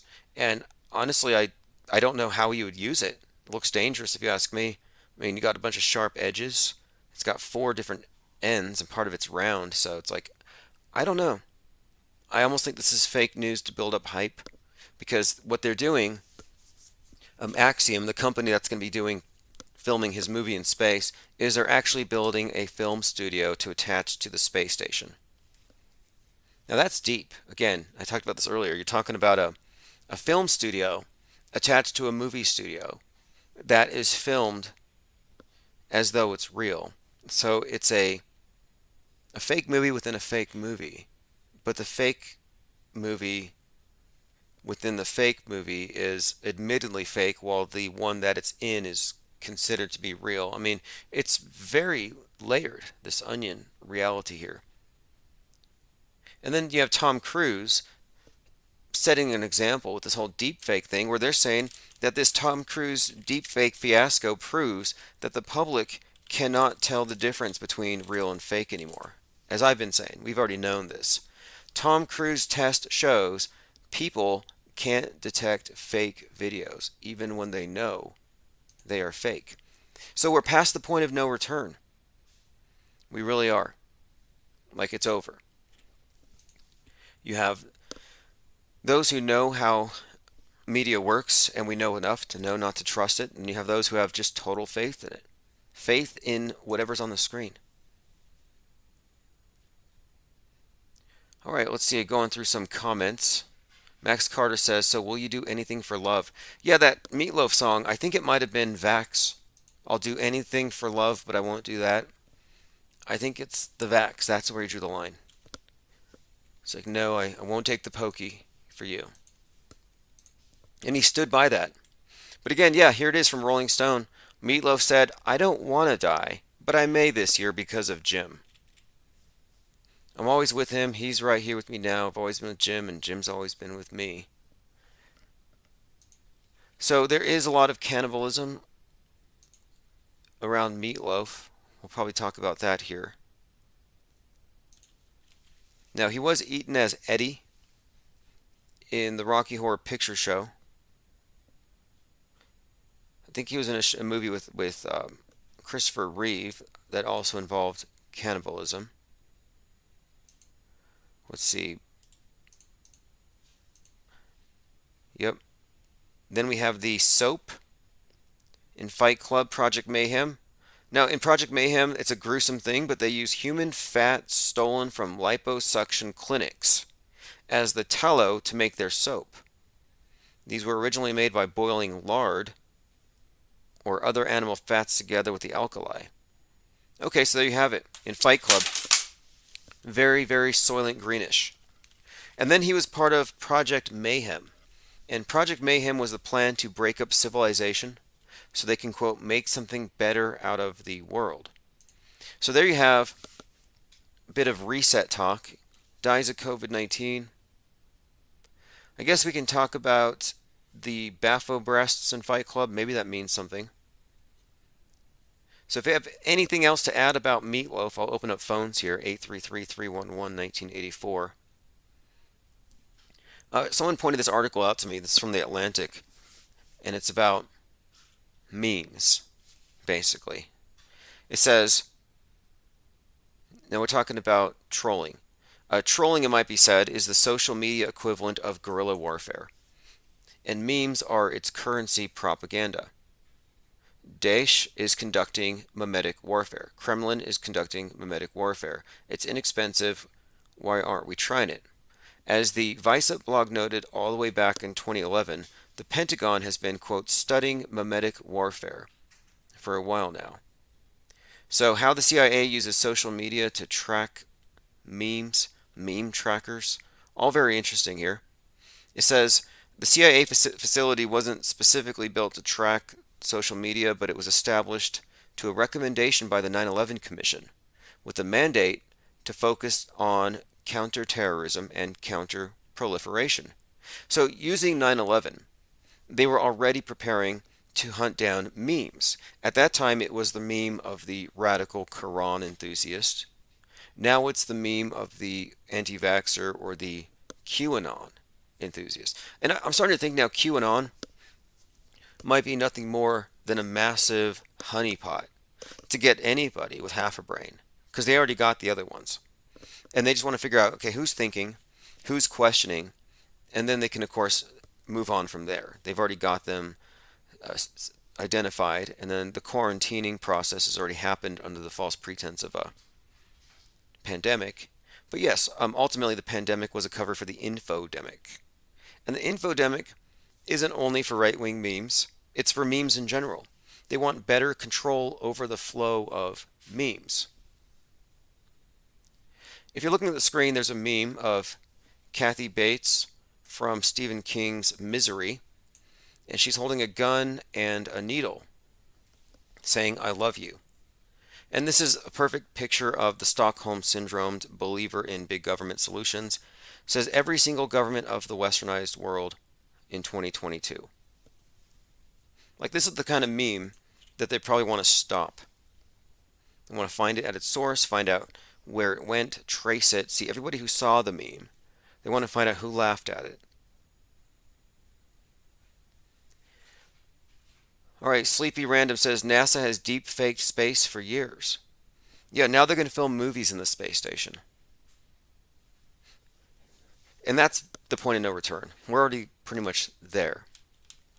It's getting to be so deep. All right, we'll move on. Again, if you didn't know, Meatloaf claims that he was there when JFK died, ditching school that day, that some Secret Service guy gave him $100 to disappear, not say anything, and that he saw blood on the vehicle. So it's a cool story. I have no reason to think it's real. Check this out. This is Tom Hanks in The Simpsons. Quote, "Hello, I'm Tom Hanks. The U.S. government has lost its credibility, so it's borrowing some of mine." Now here is exclusive. Biden's inaugural committee will mark the first anniversary in office by blanketing the airwaves with a Tom Hanks narrated video promoting a recovering, resilient America.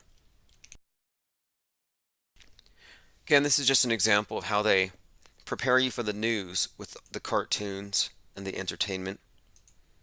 I mean, it's really that simple, but just look how pervasive this mind control system is. Hey, check this out.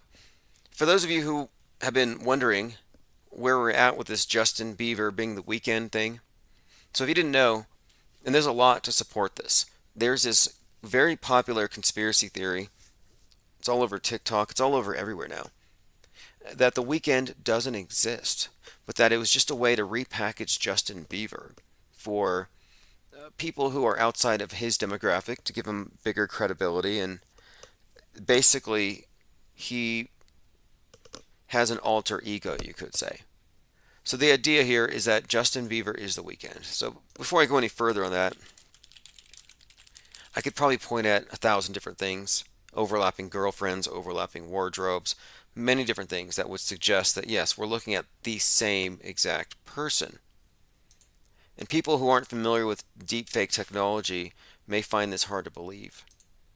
But it should be easier to accept now in 2022 when you know what is possible. And what they have just recently been accomplishing with digital, they have already done with synthetic skin, with silicone face masks. So here we are looking at Justin Bieber and The Weeknd, just side by side, just a heads up, just a kind of a refresh there. So anyone who doesn't know about it. So he's got a new video out, The Weeknd does. It's called sacrifice. And in the video, he takes off his gloves, and I have a still shot of what it looks like when he takes his gloves off. And it's just a little interesting. I'll leave it up to you to decide, are we being let in on a secret here? But if you're looking at the screen, you can see the hands of The Weeknd when he pulls them out of the gloves, and they just look very, I don't know, not the hands I would associate with him, but make of it what you will. Salty Siren says Tom Hanks looking like he got hydrocephalus all the time. Yeah, what do you call what Chet has? I mean, it looks like a rubber chest suit, if you ask me. Chet Hanks has got all the Illuminati tattoos. He said, "Stop talking about my family. We'll have you hunted down at the FEMA camps." Do you remember when Chet Hanks was making these threats on the internet? And how, basically, I think he has COVIDs, he has the medical symbol, and the all-seeing eye, and he was letting us know he's in the club. But, I mean, I always thought his chest looked like some kind of a face, like one of these, like, synthetic bodysuit things, like, these fake faces. It looked like maybe he didn't want to go to the gym. He's just wearing a rubber chest. All right, let us see what else. Going through the recent headlines. Tom Cruise being mocked over his space station. Is this what it means to have a space station? I could just have a space station then. Just go to MS Paint. He doesn't have a space station. He's got a cartoon graphic. It's a cartoon. But anyway, yeah, somehow people are mistaking that for some kind of a adult object. 4 threats posed by Elon Musk's Starlink satellites. Now they're saying that Musk's Starlink satellites are going to block the view of incoming asteroids. So again, the space capitalism is going to endanger us all. Okay, will Space Force protect orbiting gas stations and bases on the moon? This is being brought up now because Russia and China are teaming up for a communist moon base. Now, if you go to the moon, you're going to have to donate blood. It's going to be an expectation of you. You're going to have to donate your blood and other body fluids so that they can mix it with the regolith, the moon dust, to make bricks, astrocrete. So just a heads up. Just a little bit of self-sacrifice for the good of the community. Futurism.com. There's something weirdly sexual about the Tom Cruise space station. A film studio is being built in space. While it might be awesome that this company is working with Tom to produce a movie, but what's more, and if you're looking at the screen, it's pixelated. Again, I haven't quite figured out how you would use this object. But they're building a content creation studio in space. The company is called SEE, S-E-E, Space Entertainment Enterprise, which kind of made me think about the Holy See, where the Pope is at. Okay, anyway, apparently it looks like some kind of popular massage tool. Is this what they have to do to get people's attention? Tell you you're about to die because there's an asteroid the size and shape of the Empire State Building. Or they throw in something like that. Look, Musk's Starlink satellites are hindering detection of near-Earth asteroids. So if we get hit, now we know why. Photobombing Starlink satellites are leaving image trails disrupting critical space observations. Not a new story really about the Musk Starlink satellites, which, if you believe in satellites, you're going to be very susceptible to their entire space war scenario. Travis Feep says no space heaters on flat Earth. Oh yeah, I'm still convinced that the Bronx fire on 19 stories initially reported 19 dead caused by space heaters. Space heaters, a symptom of social iniquity. Yeah, I think that's pretty much part of the space communism versus space capitalism narrative. It's a reference to 9/11 in many ways. Engine 42 was there. It was the Northwest Tower, making me think that the space heaters symbolize this space war, even global warming.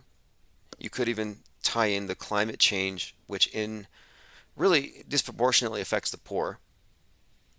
So you could look at this, I'm thinking, as foreshadowing that the next 9/11 is coming from space.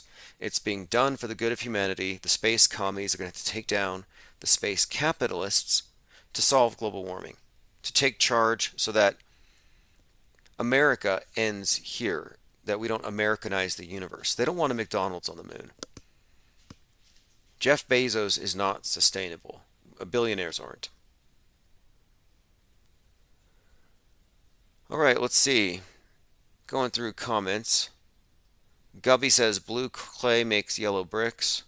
No, they really aren't talking about using blood donations to create bricks. Like, why can't they just send unused donated blood to space? I mean, there's so many questions I have. But ultimately, I don't think it's even about that.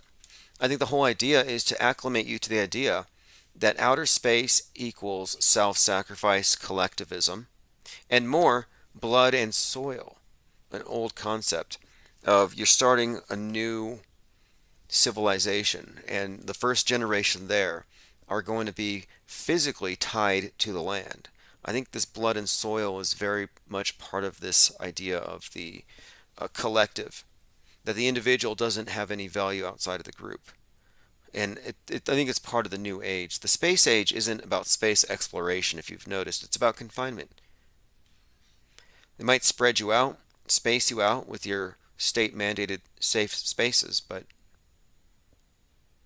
Huffington Post has this article, "My gentle, intelligent brother is now a conspiracy theorist, and his beliefs are shocking." I love this, because they're conditioned to believe that only the other guy's beliefs are shocking. Well, I'm not the one saying that the sky is going to fall, or that we have 9 years to live, or that we're going to be underwater in 2012, or that there's an epidemic of mass shooters, that the internet is causing the gamification of mass murder, and that hate is a pandemic. Like, they're the ones with the crazy beliefs.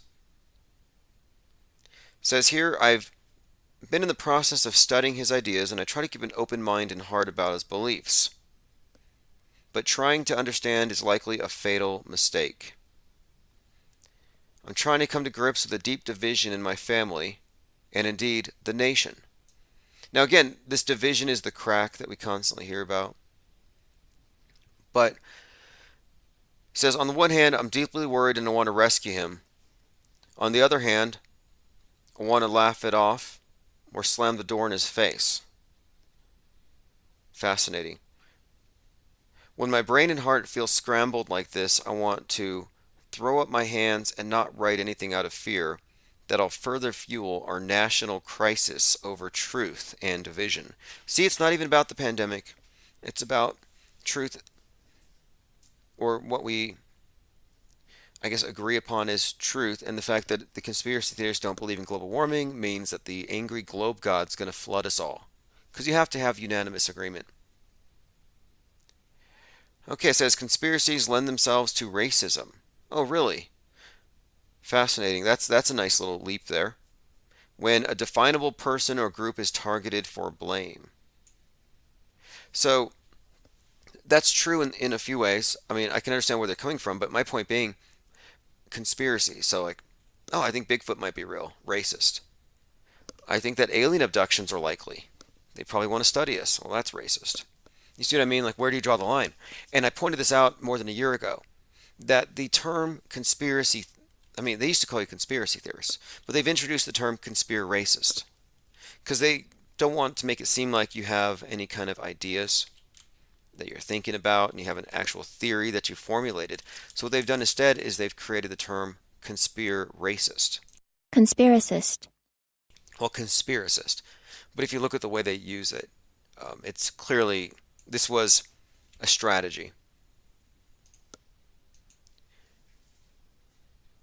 Okay, going through some comments.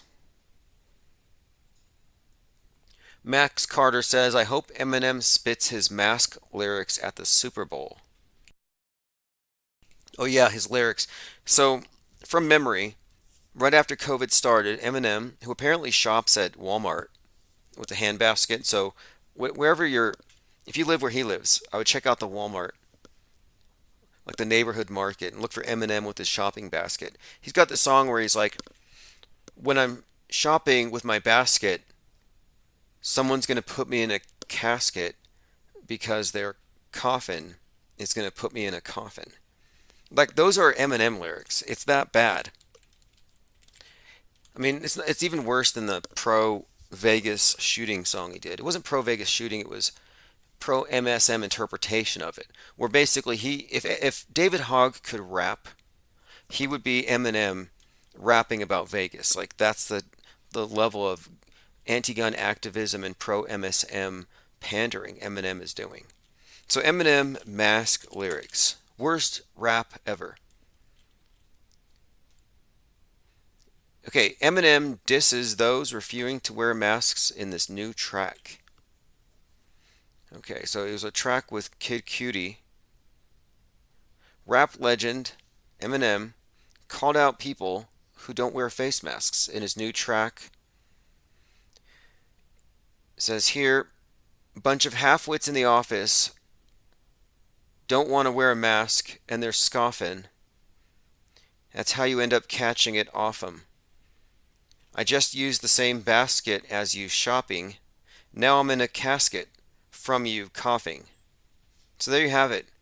Eminem was innocently shopping with his basket at Walmart and you're coughing, and now he's in a coffin. You know, he'll sell a lot more records now. He ought to fake his death like that. You know, it's like cliche that these rappers get shot. Like, die of COVID. A Christmas Story sequel is in the works with the original Ralphie Peter Billingsley. That's good to hear. You know, I was actually looking into this movie for a couple of reasons. One, I have a Mandela effect.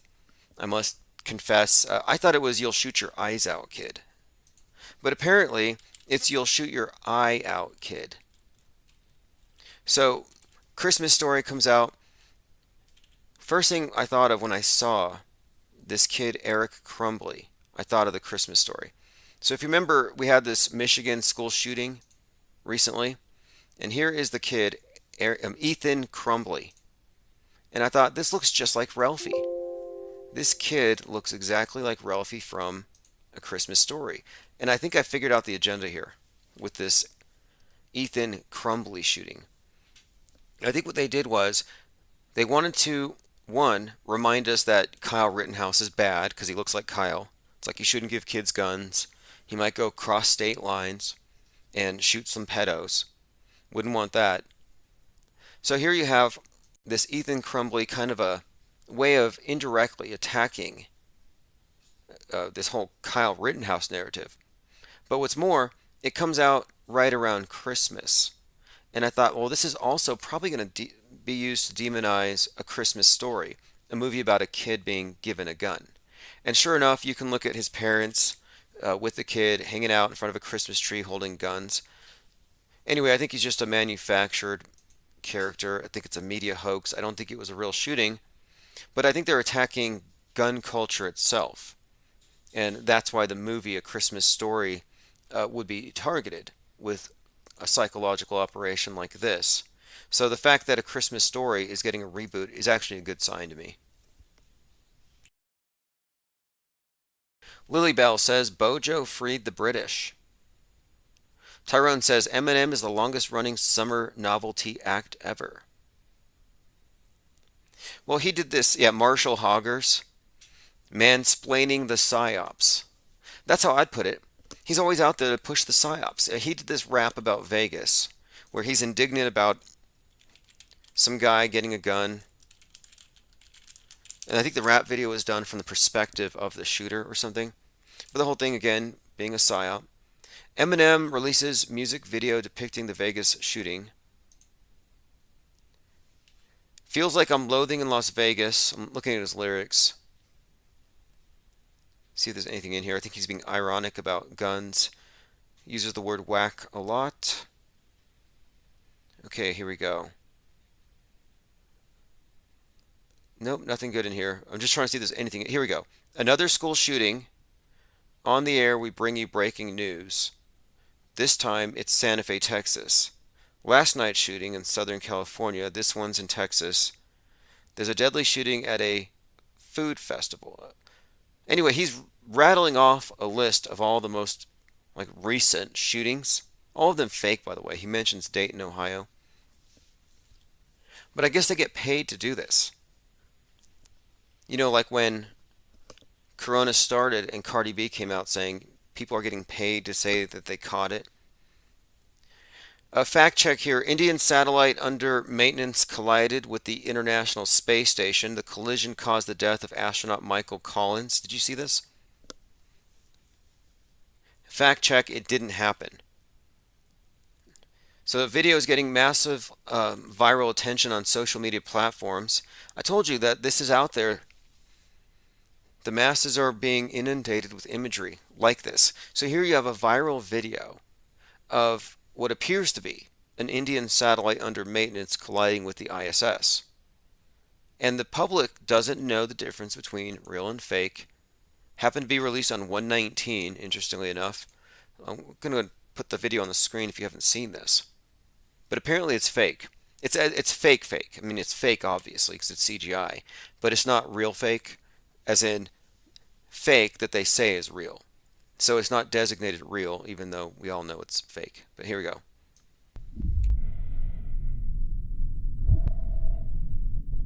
I mean, it looks fake to me because I can tell, but the believers wouldn't know. There's the satellite. There's the impact. This probably looks very real and compelling to the people who think the moon landing was real. You know how I know it's not real? I know it's not real because it looks realer than the ISS footage.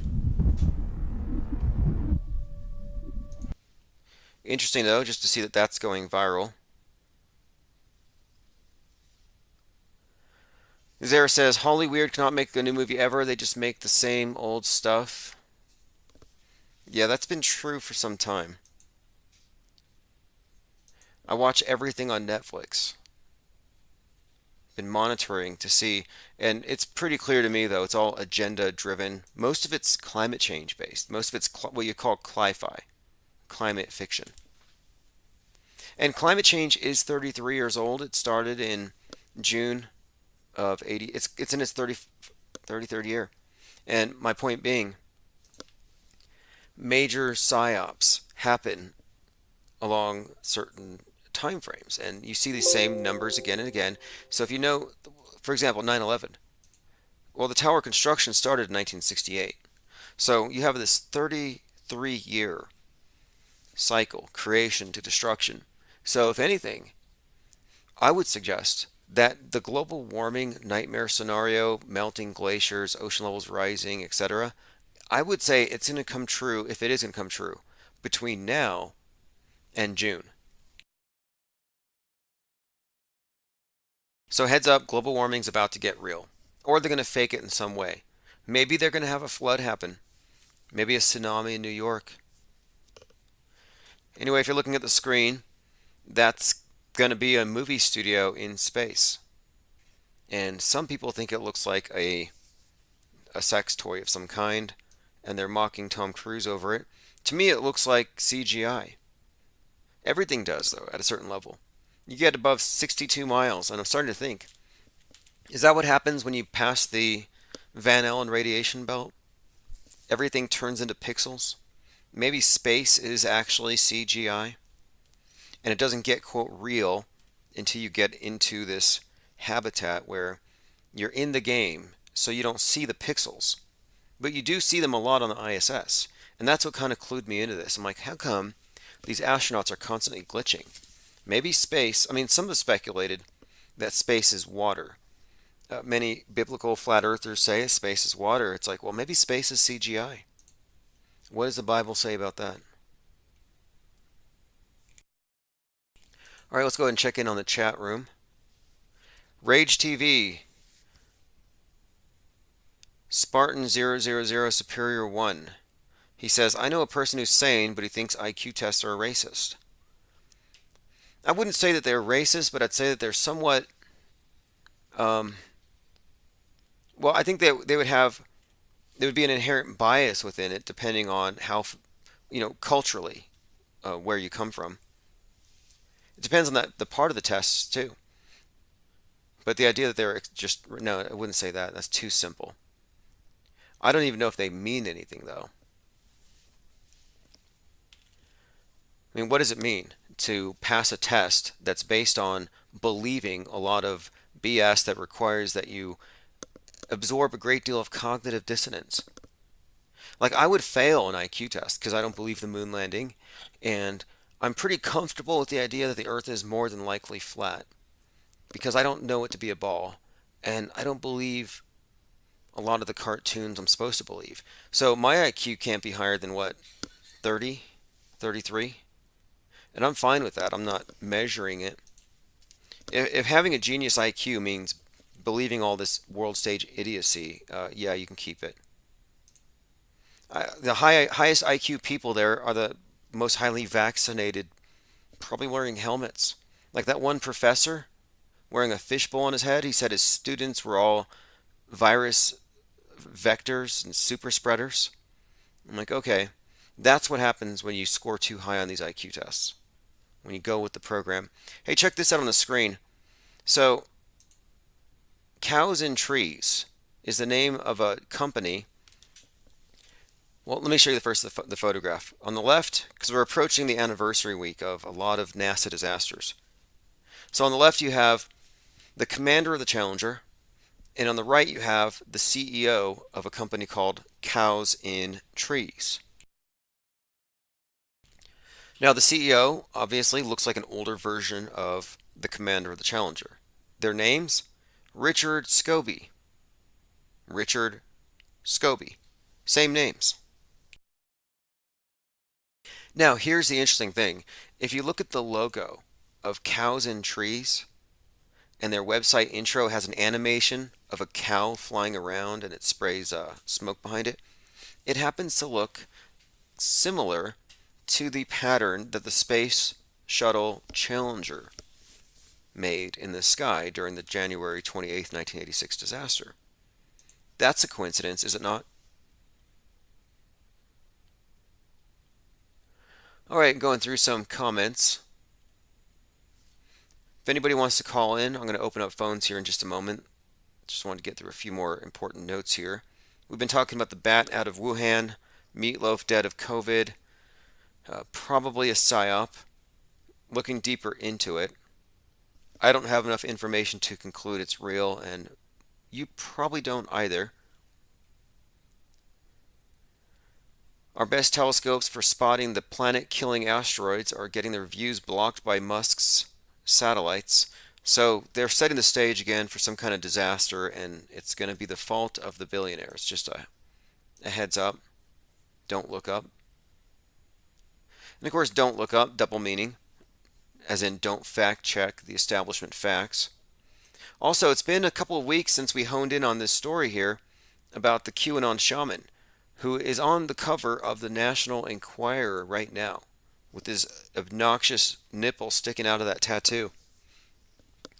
And still, he is Owen Schroyer. So the spear-carrying QAnon shaman is also the voice of InfoWars, the tip of the spear. This has not been debunked yet, not even close. I put this out there as a challenge.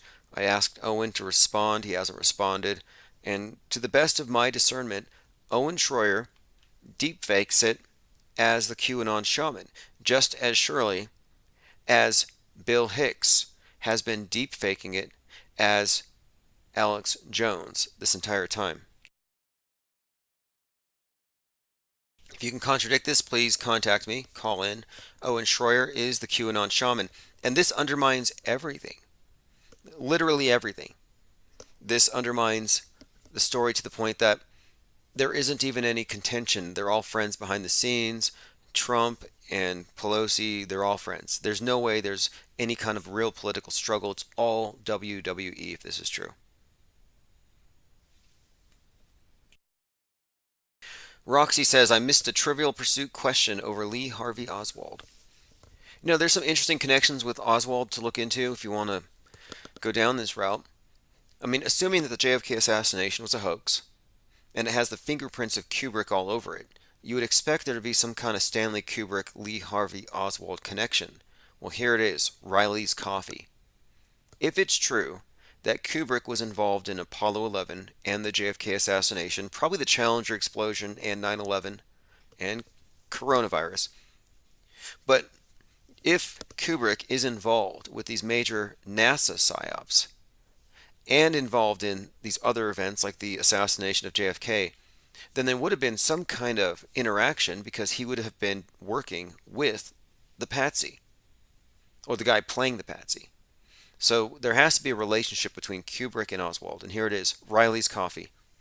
Riley's Coffee is the place where Kubrick is working, and he and all of his coworkers were all drafted to go work with NASA. He admitted as much. He said so. He said he was going to go work at NASA. Now, of course, he ends up on the grassy knoll, but it's the same director. So he probably went to the department in NASA that's involved in psyops, not just deep space, but deep fakery in general.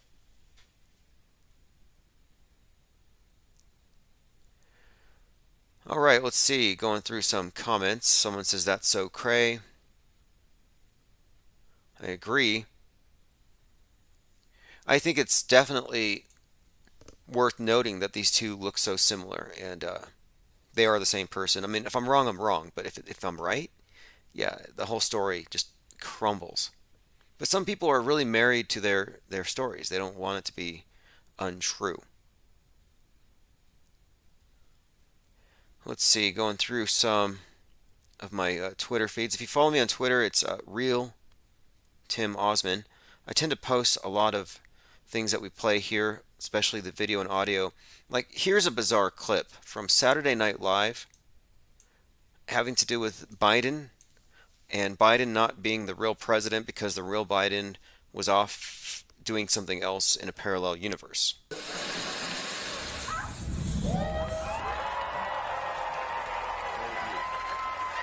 the time has come, you are ready. Okay, who the hell is that? I am Joe Biden from the real universe. The timeline you are all living in is about to collapse. You see, it was created as a joke starting in 2016 when the Chicago Cubs won the World. So what he's talking about here is the timeline we're in is a hoax or it's false, and the Joe Biden is not the real Joe Biden, and this whole thing has been a farce. Anyway, that's on SNL, and I'm just bringing that up because, as you know, it does seem to mirror this weird reality we're in where, yeah, in fact, Joe Biden is probably a hologram or some guy in a suit, and they're constantly on a stage, and they give us very little reason to believe that any of it's real. By the way, January 19th was Mac Miller's birthday. This is another one of those individuals that death faker, predicts his own death. His final picture, there's a whole documentary about it, is him making the all-seeing eye gesture. But apparently he had some major JFK fixation. I follow people in the JFK cult who believe that JFK is alive. And the story goes deeper. In fact, Miles Mathis believes it apparently. And the story's not that new. It's actually, it goes back at least as far back as 2009. And the idea is that JFK Jr. faked his death and he's out there on a private island in the Northeast, and that secretly his dad is still the president. I mean, it's a bizarre story. It's not new, but it's been kind of drafted into the whole QAnon thing. But anyway, he's got a song called 17, an album, JFK, Just for the Kids, or Justice for Kids. So the QAnoners think that Mac Miller is a death faker who's probably on Team Trump, and he's going to come back with Tupac and all the others. Mac Miller said, "I think I'm JFK's final speech. They're assassinating me for my beliefs." Just another example, very common thing. We pointed this out earlier. Even Meatloaf predicted his own death.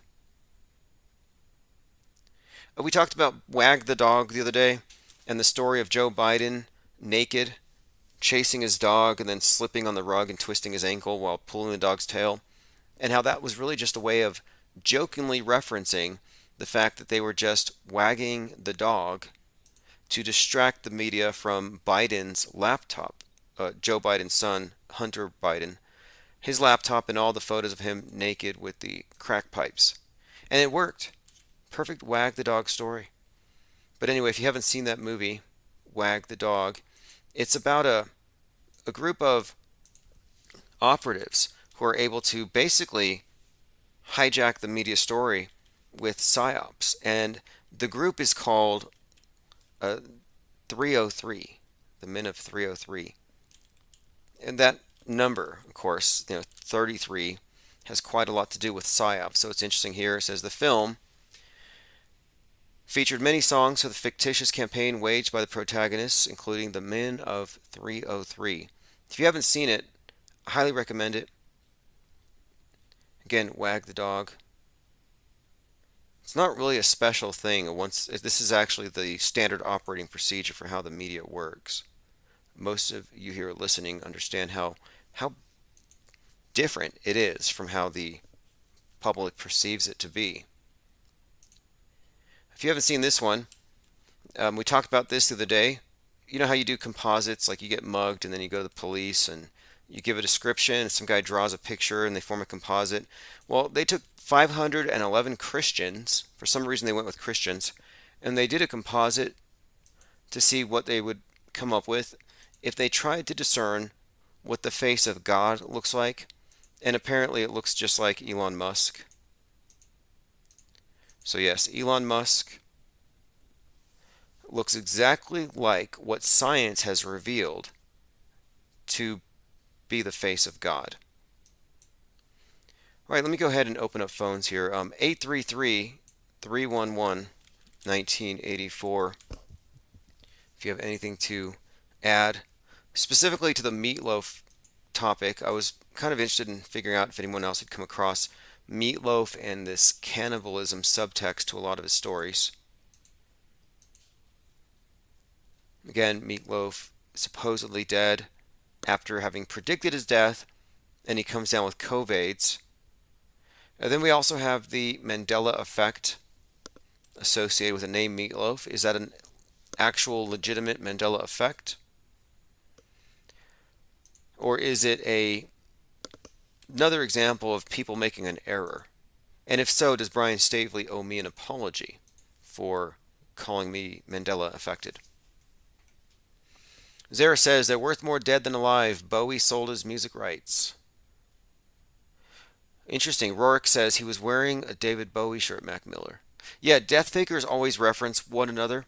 And I've noticed too that many death fakers are forever after referred to as legends.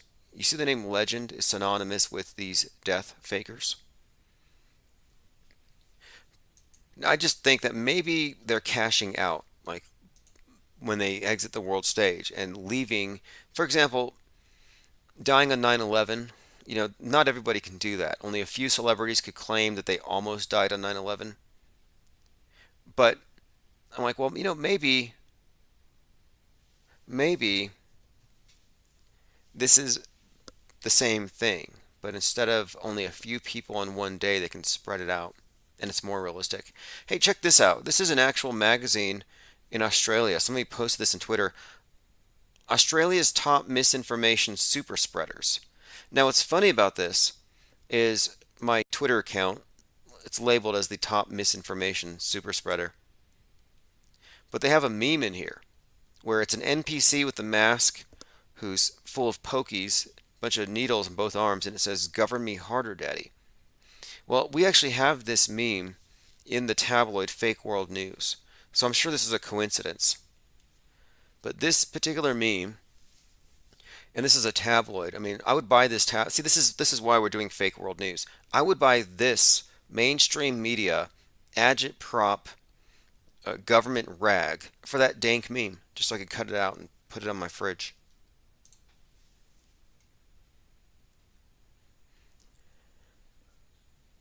All right, let's see. Phones are open now. 833-311-1984. I have a couple of voicemails. Let me start with these first. What's up, IPS? Hey, man. So I was at the store the other day, and there was a guy standing in line ahead of me waiting to check out, and the virus came up, the Rona, and he was saying how much of a scam it was. Like, oh, there's not a sickness and whatnot. And I tend to agree with him. I said, I agree with you. It's a big, big money grab, big scam. I didn't really go into like too much detail on my thoughts about it, but it made the people around us very uncomfortable. And as he was leaving, and, we were both leaving or whatnot, I just was thinking, like, talking about your opinion on the pandemic and on the virus or the lack of a sickness, it is just like almost as bad as talking about 9/11. And it is that controversial to bring up the fact that.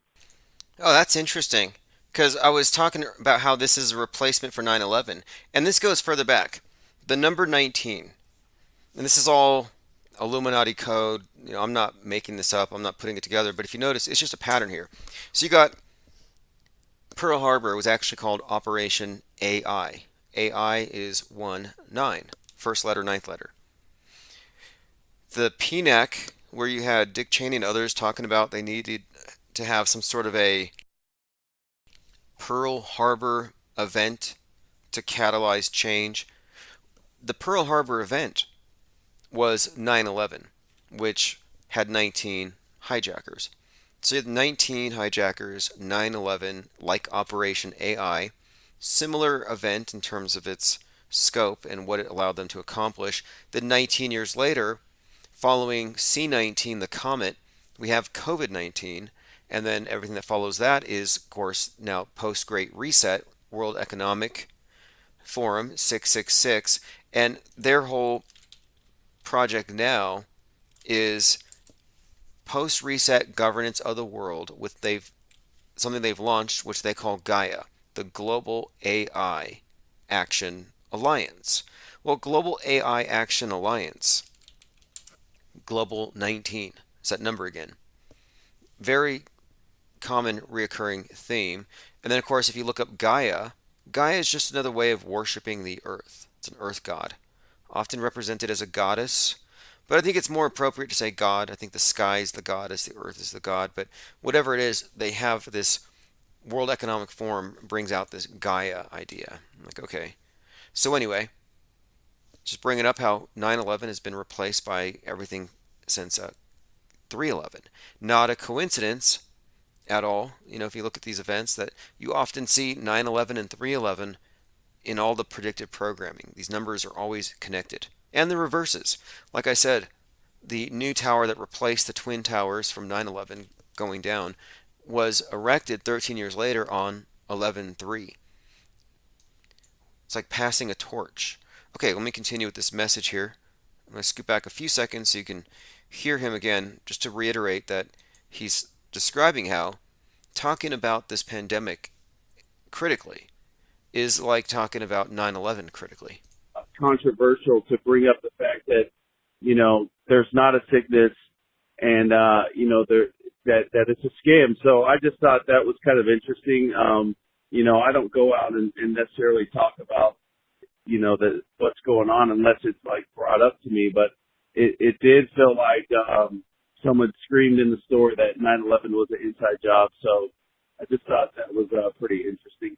Anyway, hope you're having a good day, man. We'll talk to you later. Bye. All right.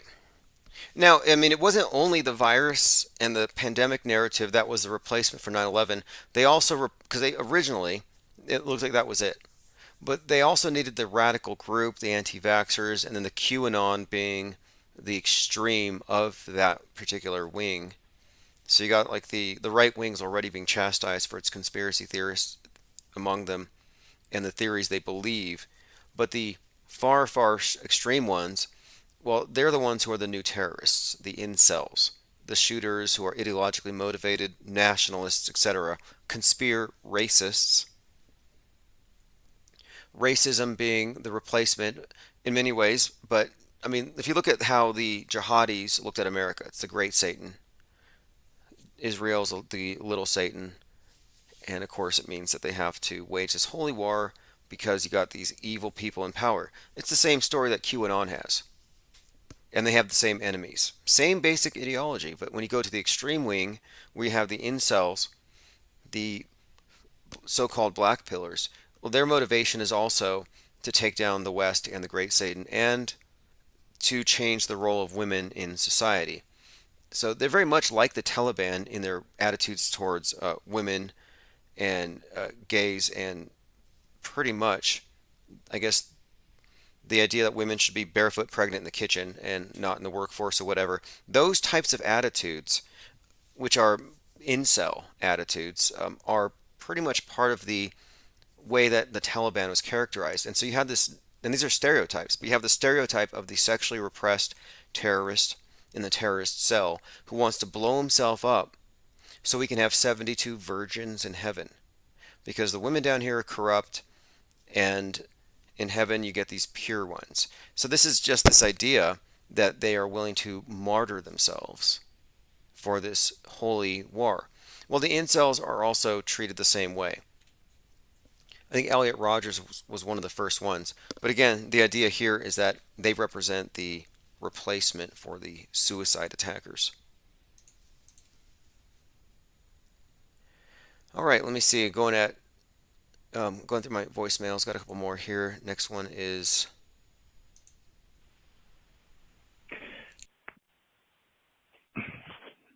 okay. Changed his mind. Okay, next one. Hey, Tim, something for you to consider about all the number synchronicities that you uncover for events over time and, yeah, birthdays and all that. So coming from the premise of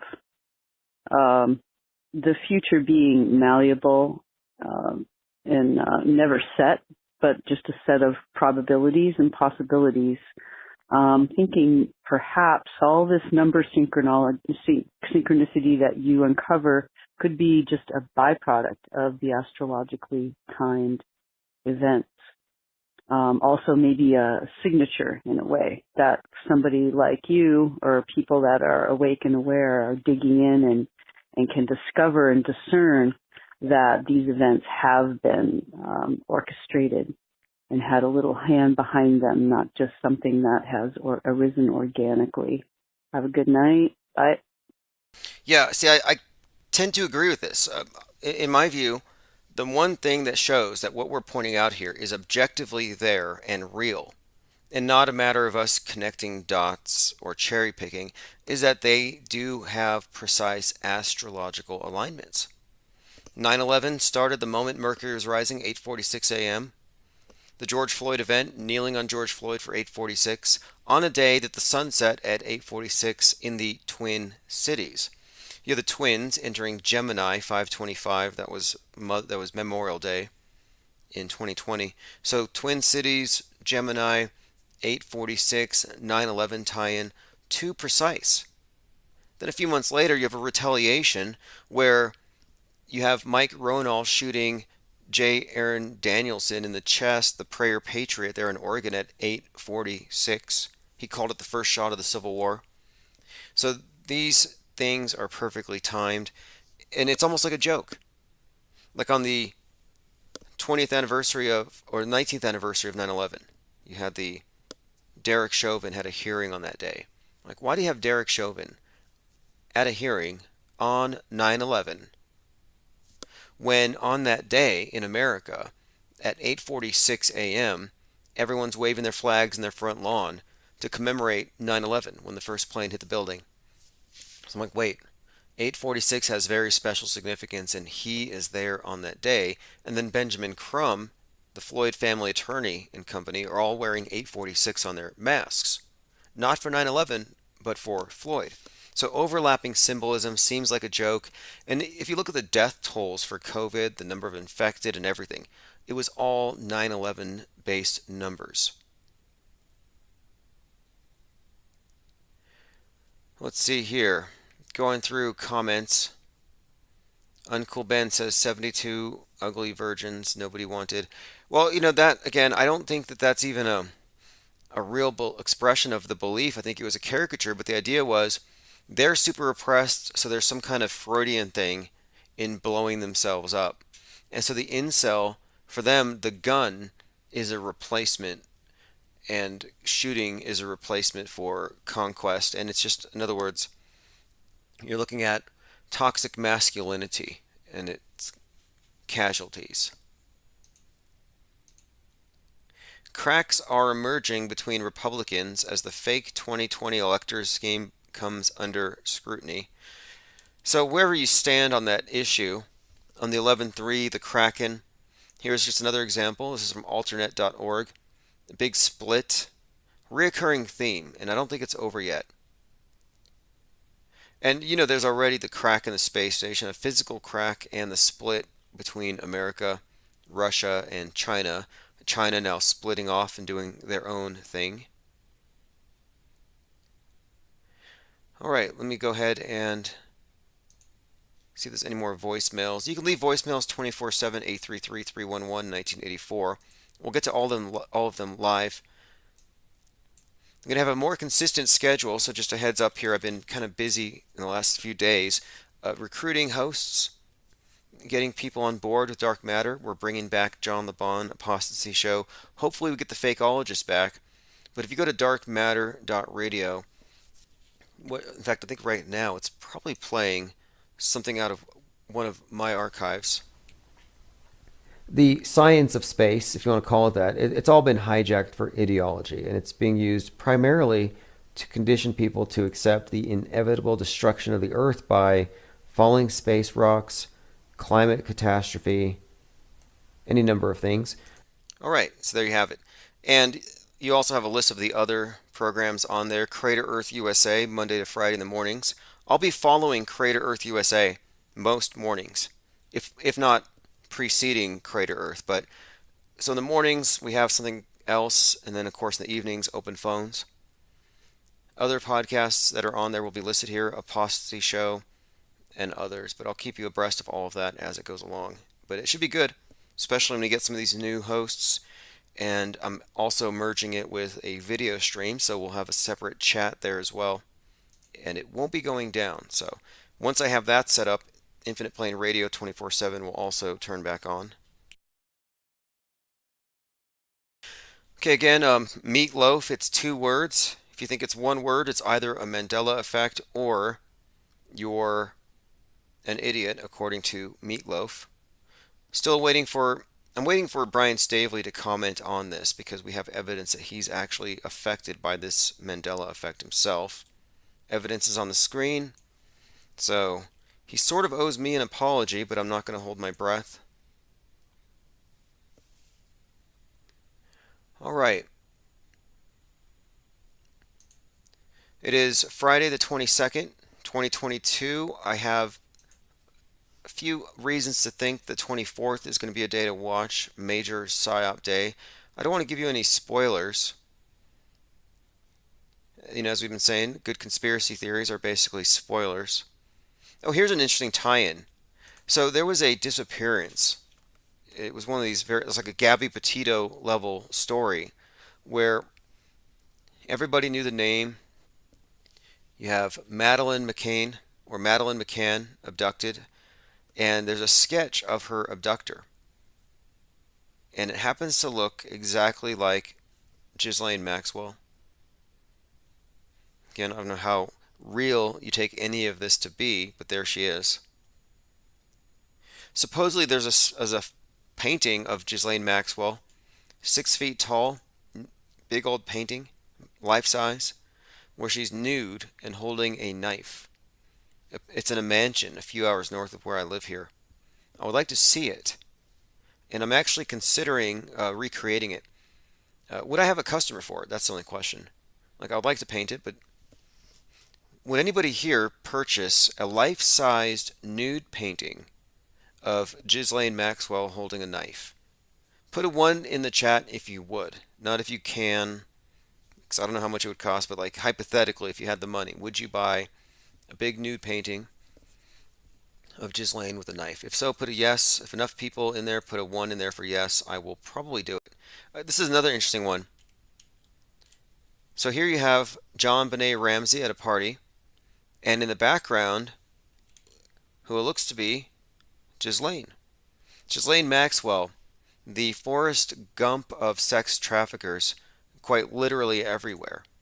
I don't know how she does it, but yep, there you have her in the background when Kate Perry was JonBenet Ramsey.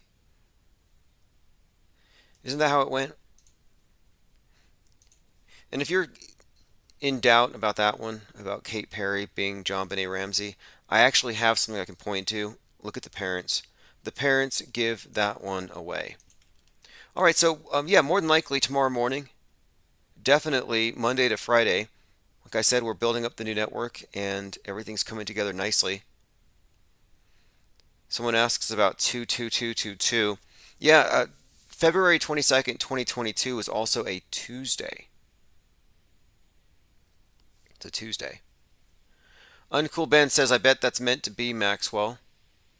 Yeah, there's some connections between Maxwell and her sisters. I think one of her sisters looks exactly like Fauci's wife.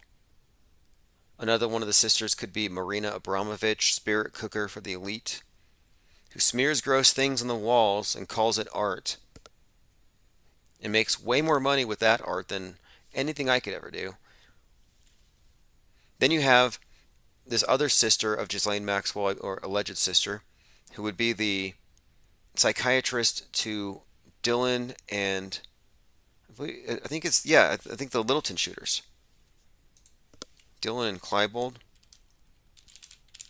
By the way, Dylan Roof, that name was obviously a callback to the Columbine killers, Dylan Klebold. Dylan Storm Roof, the storm is coming. Great foreshadowing there. I mean, really. And I've seen more examples of it as well. Jenna Lovecraft Reeve says, I love Rocky Horror. Now, in Rocky Horror, I'm pretty sure that Eddie from, as in Meatloaf, was eaten. They cannibalized him. So then, yep, did they eat Eddie in Rocky Horror? Frankenfurter hated him. Yeah, it says here, Frank becomes so jealous that Rocky likes Eddie singing that she kills him. And I believe afterward, it says here, it cuts out half of Eddie's brain. It sounds horrible. I mean, I think I might have seen it before. And, you know, the thing is, yeah, so they, maybe it's not explicit, but they definitely ate him. Okay, let's see. Rourke66 says, I thought she was holding a gun instead of a knife. No, I got the information from a local radio host who managed to get some information from some contractors at a mansion nearby. Well, I mean, north of here, they had some kind of a compound, but they said in the mansion there was a 6-foot tall painting of Maxwell with a knife, and it was on the bottom floor. Here it is. Epstein kept a 6-foot nude portrait of Ghislaine. Nude with her... Okay, I'm trying to find if it's a knife or a gun. Here in his New Mexico mansion, the baby-making ranch. Okay, here we go. The multimillionaire decorated his house with nudes featuring couples doing things, fertility statues, Prince Andrew. Now, they don't have any pictures of it, but she was leaning on a chair. You could see everything, and I'm trying to see where the knife is. It doesn't say here. But by the account from the local paper, it says she was holding a knife. No pictures of it, though. I'll keep on looking. I'm not sure what to make of all of it. It just seems to me it's just too perfect of a story to be anything but a story. Like the Kenosha thing. I mean, really everything in 2020 was so well structured and scripted. Too perfect. I saw someone today that looked like Kyle Rittenhouse, and I was like, wow. What an unfortunate look to have today. Very distinctive. Hope nothing happens to him. It surprised me that they didn't put him into witness protection. And that's another reason why I think the whole thing is very hoaxy. Instead, they're making him into some kind of a right-wing celebrity or something, which is kind of bizarre. Like Kyle Rittenhouse going to be the next Louder with Crowder. Max Carter says Betaverse. Yeah, I think what they're doing is they're moving us into lockdown society. It's going to be lockdown culture. They're getting us to lock down. In fact, the McDonald's down the street has a sign that says, "Going out is overrated," and they deliver. So you don't need Uber. You just get it direct. Drone delivered Big Macs 24/7. All right, yes, that looks like Ghislaine Maxwell is also the kidnapper of another one of these high-profile cases, Madeleine McCann, and had something to do with John Benet Ramsey. If you trust these pictures, if you trust these photographs. And she is literally like everywhere, connected with every single one of these events. Okay, so we'll probably do the same thing tomorrow night, open phones. Like I said, we're developing a lot of things. 5G activation will cause economic calamity, airline CEOs warn. How come that didn't happen? Was anybody here expecting it to? Not that I'm let down or anything, but I'm like, they're always hyping up these threats. It's just another one. They're always hyping these things up and they don't come true. Asteroids, falling space rocks, rising ocean levels, all of it. And the thing is, if you go on just going with the flow, believing whatever they say, your stress levels will be a lot higher, cumulatively. And so maybe it's good news, hey, the asteroids didn't hit, but every time they scare you, they shave a little bit of life off the end of your lifespan. I think they're killing you death by 1,000 psyops, which is why I think it makes more sense to just assume it to be fake unless proven real, for your own sanity, if nothing else. Anyway, thanks for joining. This is the Auto Hoaxer Revolution by MVP. See you all tomorrow. Sign up for the newsletter.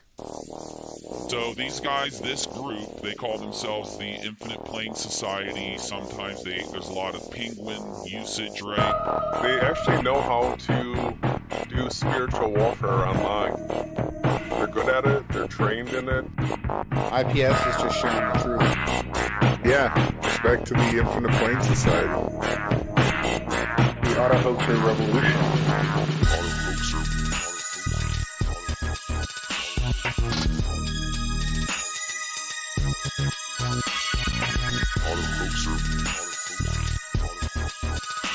The Auto Hoaxer Revolution. Auto Hoaxer.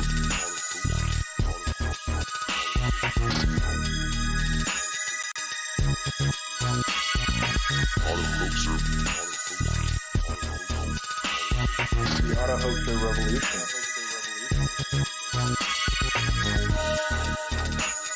We've taken over Auto Hoax. The term Auto Hoaxer was meant to attack people who jump to conclusions too fast. Until we realized that no, actually, we were right. We're going to do it this way.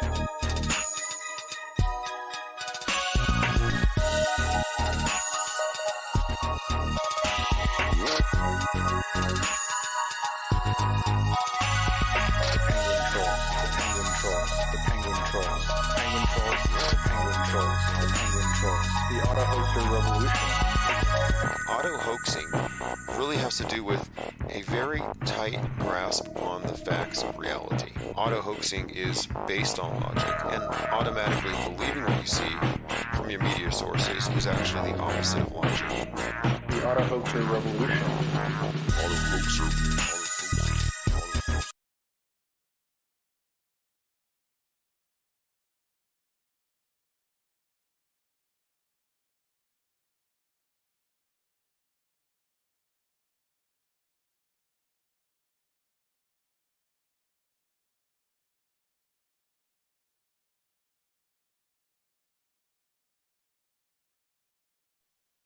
This is Chief Crow and the Flat Earth Worms. Auto Hoax.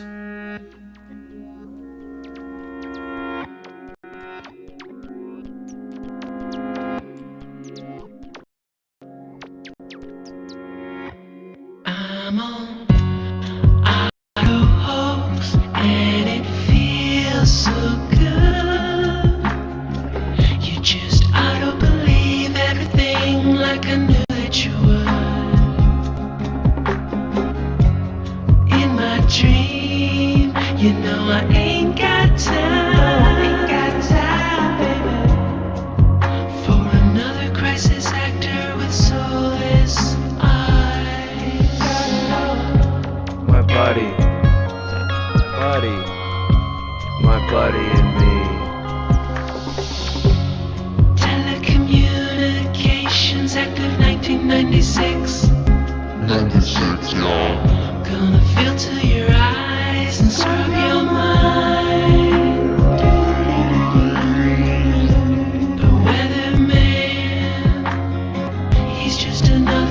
joke.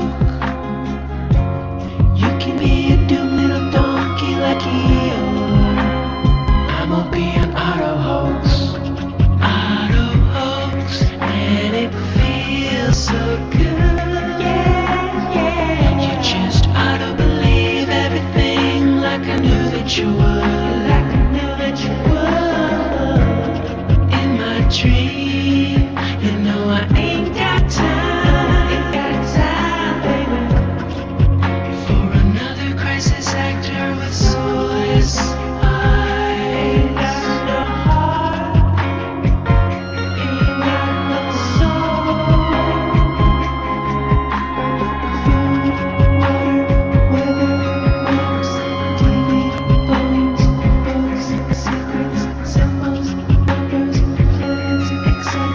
Nobody, nobody, nobody, nobody, no heart. Nobody, nobody,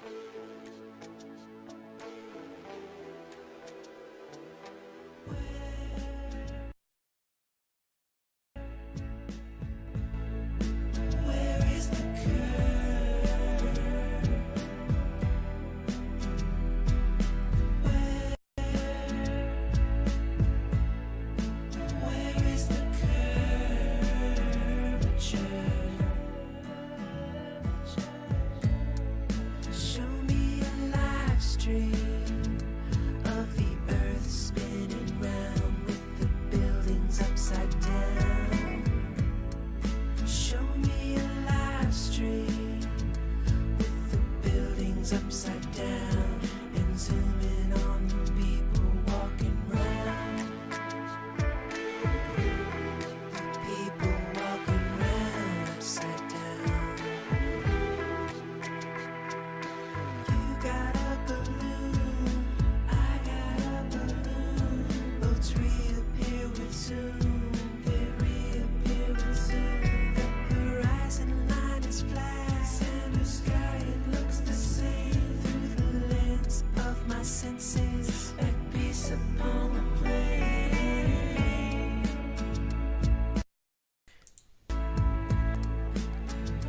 Okay, it's 2:23, 2022. It's still Mirror Week. Bunch of palindrome activity going on. Nothing to be alarmed by. Just a Cup says, still waiting to get into the Discord. Sure, just join the Patreon and click the link, or join the site at infiniteplane.radio. I highly recommend it. The think tank is really ground zero for this meme epidemic. The meme on the screen, it's got Elmo looking at a nuke blowing up the firmament. It says, me, waiting for Armageddon 2 minutes until 2:22 local time on 2/2/222222. I have a lot of 2 fatigue at the moment, and I'm really thinking now that this whole week is going to be pretty much spectacular, starting with yesterday. Yesterday, I think they released the Kraken. If you didn't watch the Donda event, you missed out. We're talking about the event with Kanye West, loaded with symbolism. I mean, yesterday was definitely one of these days, I think, that really measured up to what I would have expected, even though it wasn't like completely spectacular 9/11-y. There were many, many strange